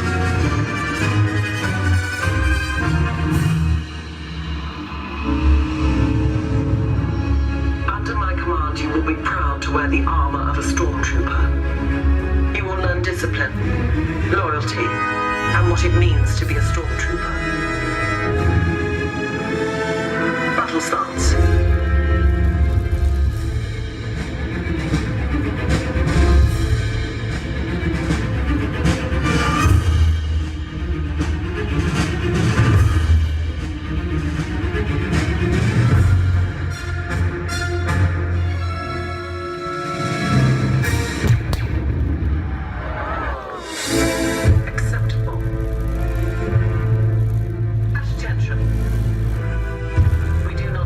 Traitors.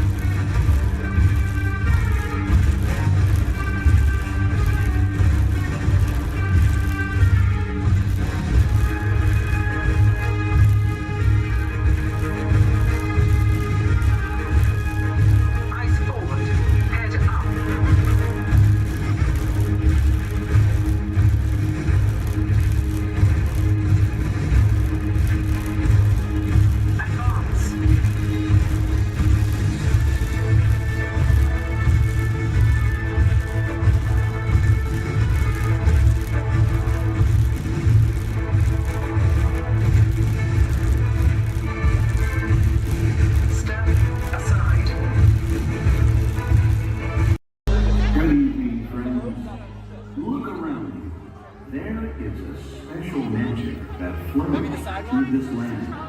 A magic of fantasy, swirling with pixie dust, made more brilliant by the light that lives within you.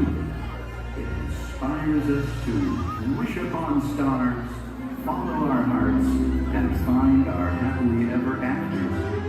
Tonight, as we gather together under the spires of this majestic castle, our dreams ignite the magic to create a beacon shining out and celebrating 50 years of the most magical place on earth.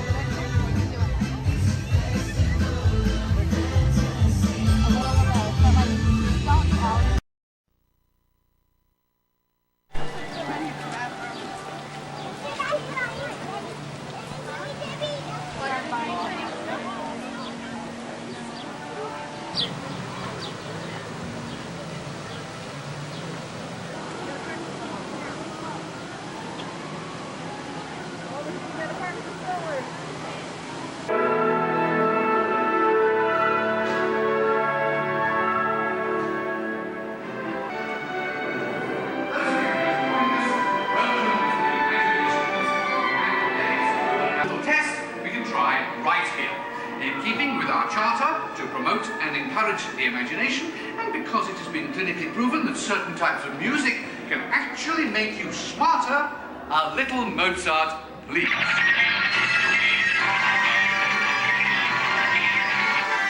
Sorry, that was the wrong type of music. And for those of you who might have dropped a few IQ points, just follow the people in front of you and we'll get you some help. And now, a little Mozart.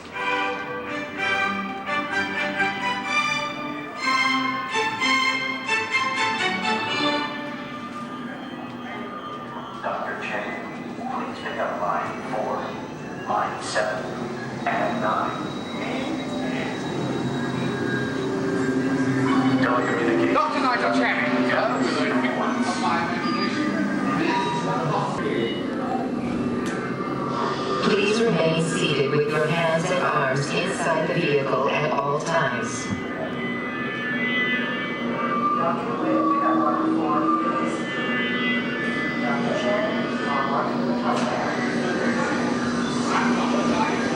Please remain seated with your hands and arms inside the vehicle. We're about to measure your imagination, so relax as the scanner sees what's in your heads just now. Scanner on.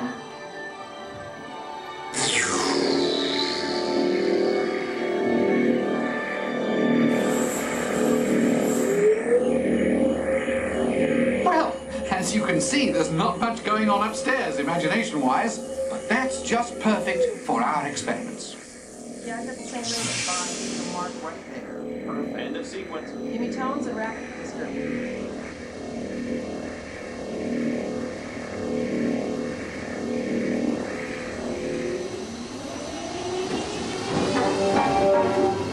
We begin with an exercise in sound. Listen closely and see what you hear.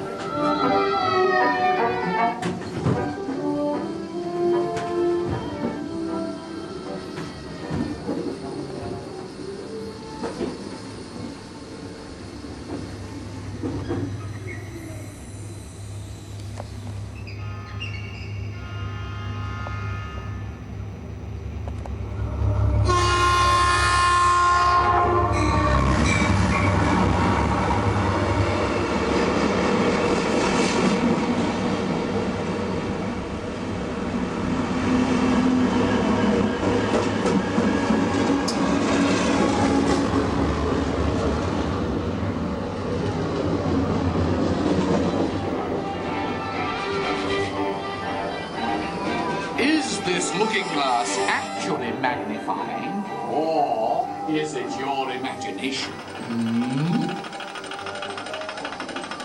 Here, one quickly learns that when the laws of physics and common sense are shattered,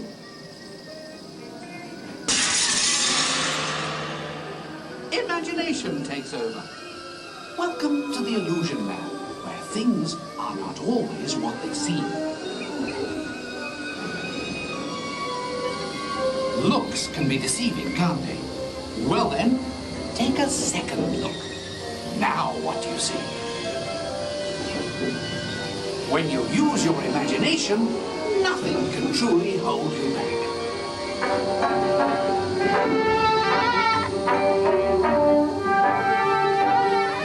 In the next experiment, let color work its magic on your imagination.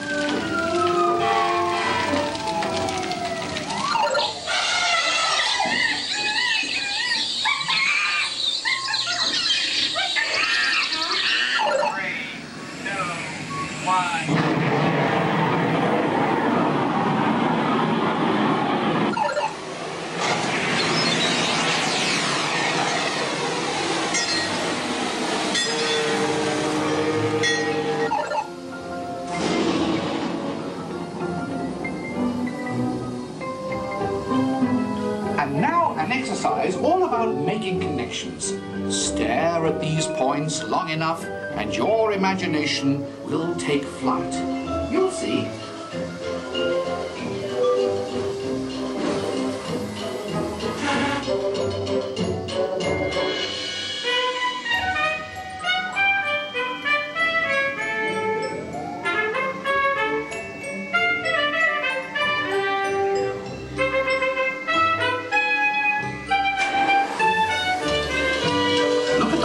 Different angle, and anything is possible in the gravity land.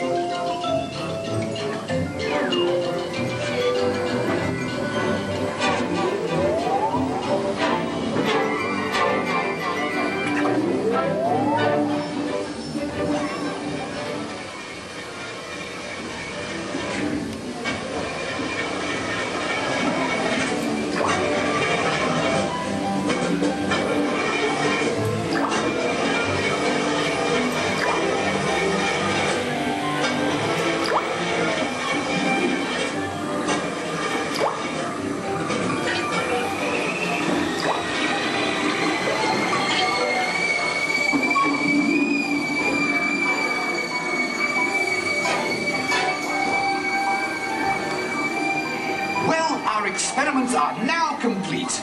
Time to run you through the scanner once again. Who knows what we'll find in your imagination this time? Scanner on. Initiate feedback program. This is John Receiving data. Recalibrate for a wider scan. Interesting. Recalibrate. Settings at full. Scanner readings at 150, 175. Just for the existing performance. Level that optimum. You've pushed the scanner to the limit. This is absolutely unbelievable. Fantastic! Look what your imaginations have created.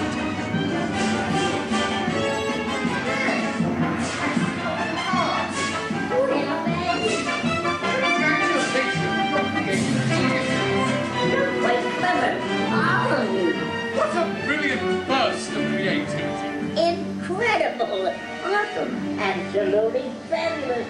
I couldn't have imagined a better...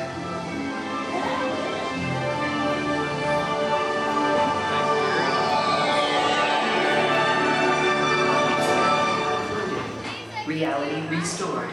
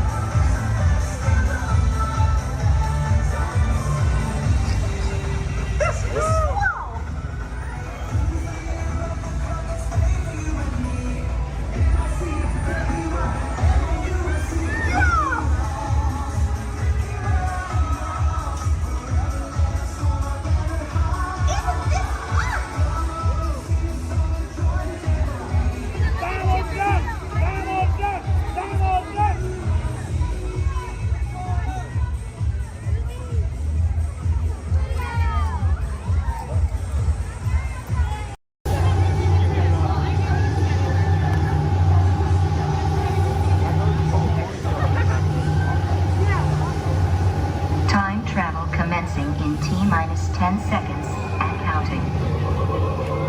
This is Seeker. Listen up. We've got to get in, grab the Iguanodon, and get out before that asteroid hits. Let's roll!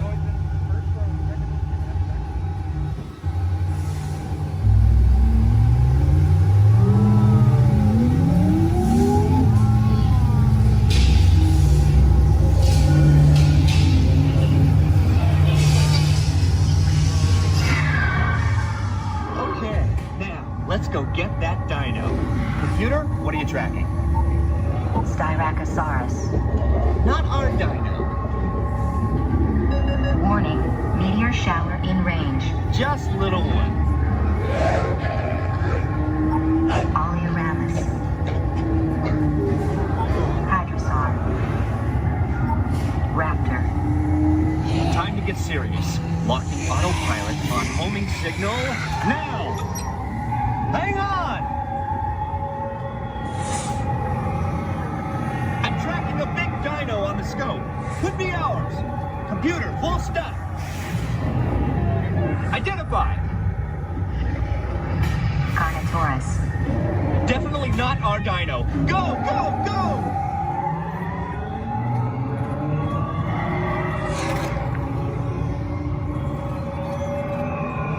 Another big guy coming up. Computer. Slow and identify. Sauropod. Still not our dino, but at least this one's a vegetarian.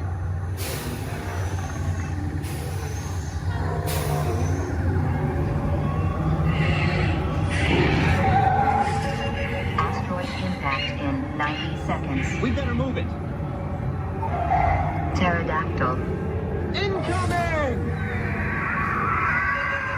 Asteroid impact in 60 seconds. We can't stop now. Keep going, keep going. Compsognathus. Computer, what's happening? Loss of traction. Four-wheel drive, move it! Warning, meteor strike. Evasive maneuver! Left, right, left, right! That was close. Computer, now what? Carnotaurus. That's it! Abort mission! Abort! Abort! Iguanodon. Forget it! Get them out now! Asteroid impact.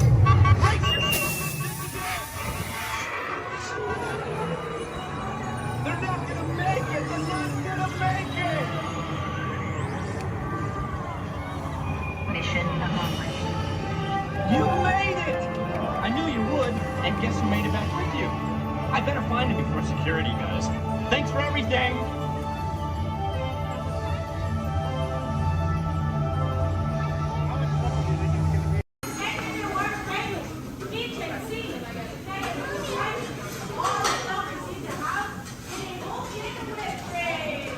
Oh, Cam.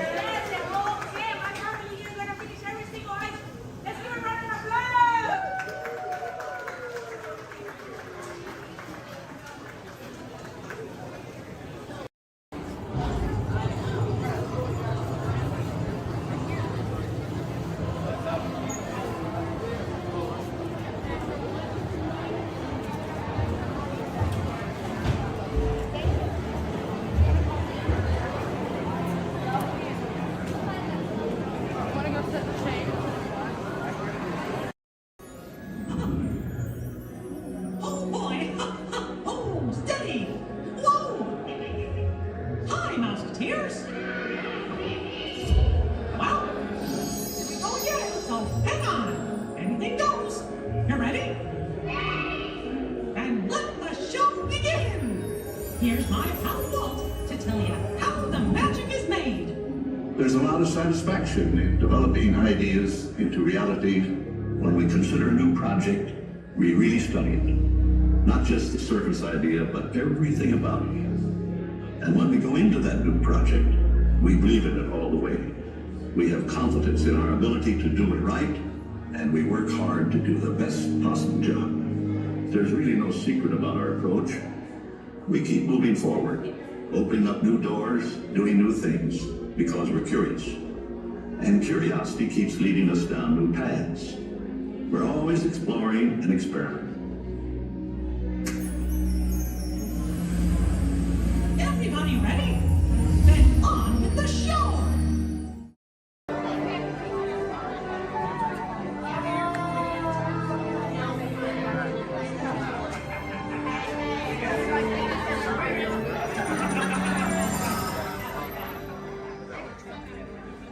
Greetings, Terrans. I am Nova Prime Irani Rayab, Commander of the Nova Corps. On behalf of all Xandarians, I hope you have enjoyed exploring the wonders of Xandar. As you have seen, your world and ours were born of the same moment, one which you refer to as the Big Bang. As such, we are all galactic neighbors in a vast universe which we and countless others share. For you to travel to Xandar would take 2.5 million years, assuming you had a ship that could fly at the speed of light. So we decided to come to you. But even we could not have reached you so easily were it not for the Cosmic Generator, an advanced piece of Xandarian technology that creates jump points, artificial tunnels that act as shortcuts, linking distant points in space. It is our desire to share this wondrous technology with your people, so that together we might explore new worlds and create a brighter tomorrow. And now, as the culmination of the wonders of Xandar, you will be teleported to a Nova ship above your planet for a demonstration of the Cosmic Generator. I trust you will find it an unforgettable experience.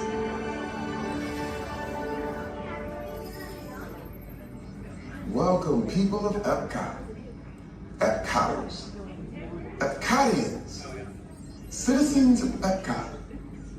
Does anyone know what they call themselves? Someone needs to tell me when I'm on. Welcome, Epcot Terrans. I am Centurion Tal Merrick, and we're just about ready to teleport you up to the ship for the demonstration.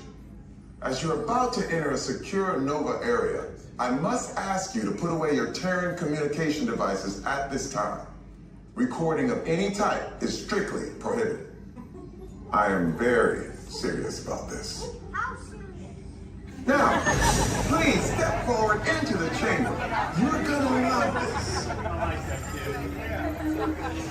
You're on! That was the best. That was like probably highlight. You're on! Someone get that guy. I should warn you that we have never teleported Terrans before. But since your molecular structure is very similar to Xandarians, it should work.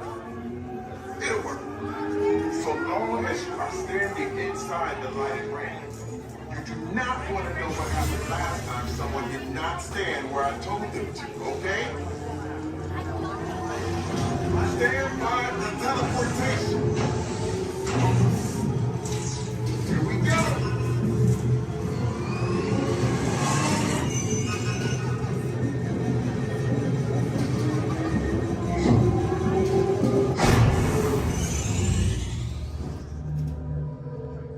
You made it. I mean, of course you did. Nova Prime, they're ready. Excellent.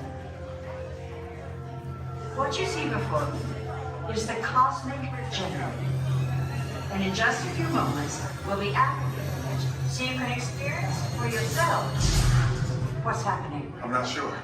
Our power's out. And the Cosmic Generator is gone. Interior Mark, go to Code Red. Prepare the fleet. And call the Guardians. Now. There is no cause for alarm. Turn off that alarm. I've got an important transmission coming in. Hey, what's up, Nova Corps? Our Cosmic Generator has been stolen. What? How? Why didn't we think of that? That thing's gotta be worth a fortune. I am Groot. Good question. Yeah, who do you think took it? Perhaps that really big man outside your ship. That is a big man. I need to alert Nova Prime. That's not creepy at all. This species has failed. Wait, whoa. We didn't even know there was a test. He's got the cosmic generator. He's creating a new jump point. Jump point to where? It's some kind of mutant jump point. He's going back to the dawn of time. Dawn of time, why? To erase an error. Well, that doesn't sound good. Your time is over. Wait, what do you mean? What do you mean that's so vague? The jump point is closing. Hey, Nobudu, you're Nova Corps need to follow that whatever it is until we get there. We can't. Our power is down, and I've got to get these Terrans onto evacuation shuttles. I got it. I reprogrammed the shuttles to follow him through the jump point. Wait, what? Look, they're our only chance of keeping track of that whack job until we get the cosmic generator back. Piece of cake. What? There's King. Where's this King?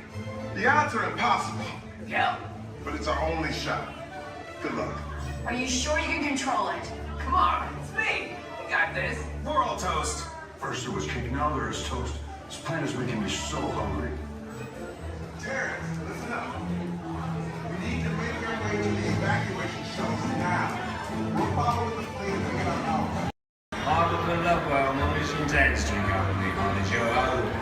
Yo-ho, the virus are free. They toast to piracy and its many shiny rewards. As a career, what could be more rewarding? Drink up with me, hardest yo-ho. I humbly accept this magnificent treasure as my reward for a life of villainy, larceny, skullduggery, and lucidity. Me, drink up with me, hardest yo-ho. Yo-ho, the virus love from me. I raise a toast to one of my many shipmates lost at sea. Salute, raise a me. Drink up with me, hardest yo-ho. Rascals and scoundrels, villains and knaves, drink up with me, hardest yo-ho. Devils and blacks, you really bad eggs. Drink up with me, hardest yo-ho. Drink up, lads. There's treasure enough for all. I shall take this paltry sum as a stipend to cover my expenses. Riches and jewels. Drink up with me, hardest yo-ho. Yo-ho, yo-ho, the pirates love me. It is true, I am a pirate. Bloody good. That is bad.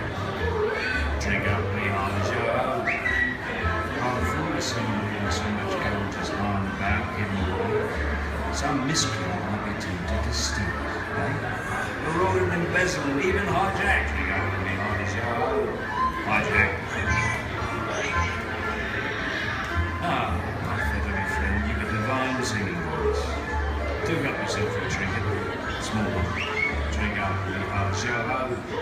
Yes, 'tis a fine treasure. Those who have temporarily some chromatic weeds. Intrusion alert, level 2. Intrusion. Disarmed. Sensor offline.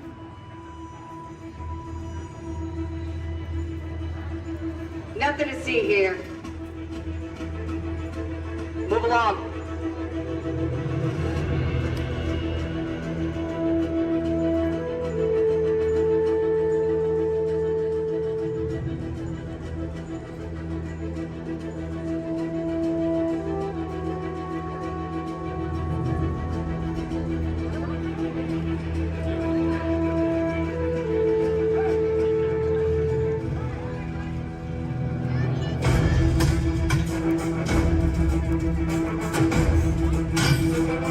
You don't look like recruits.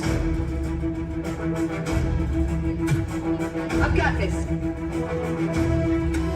Intrusion alarm level 2. All units alerted. My turn.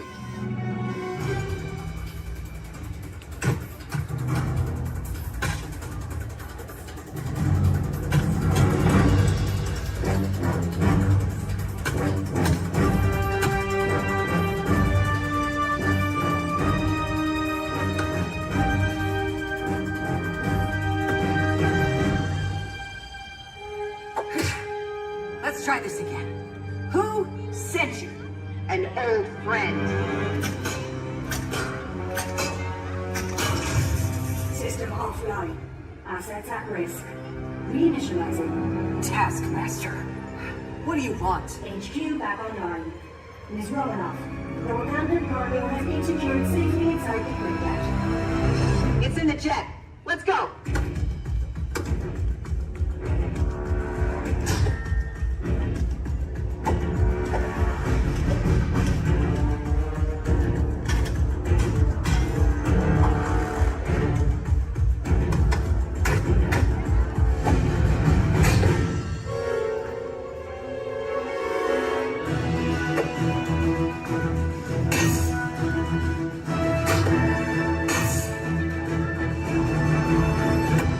Incoming call from Mr. Stark. Friday, don't put him through. Yeah, she put me through. Hi, Nat. Everything okay? You need help? I don't need help. Yeah, I said help. Intruders! Step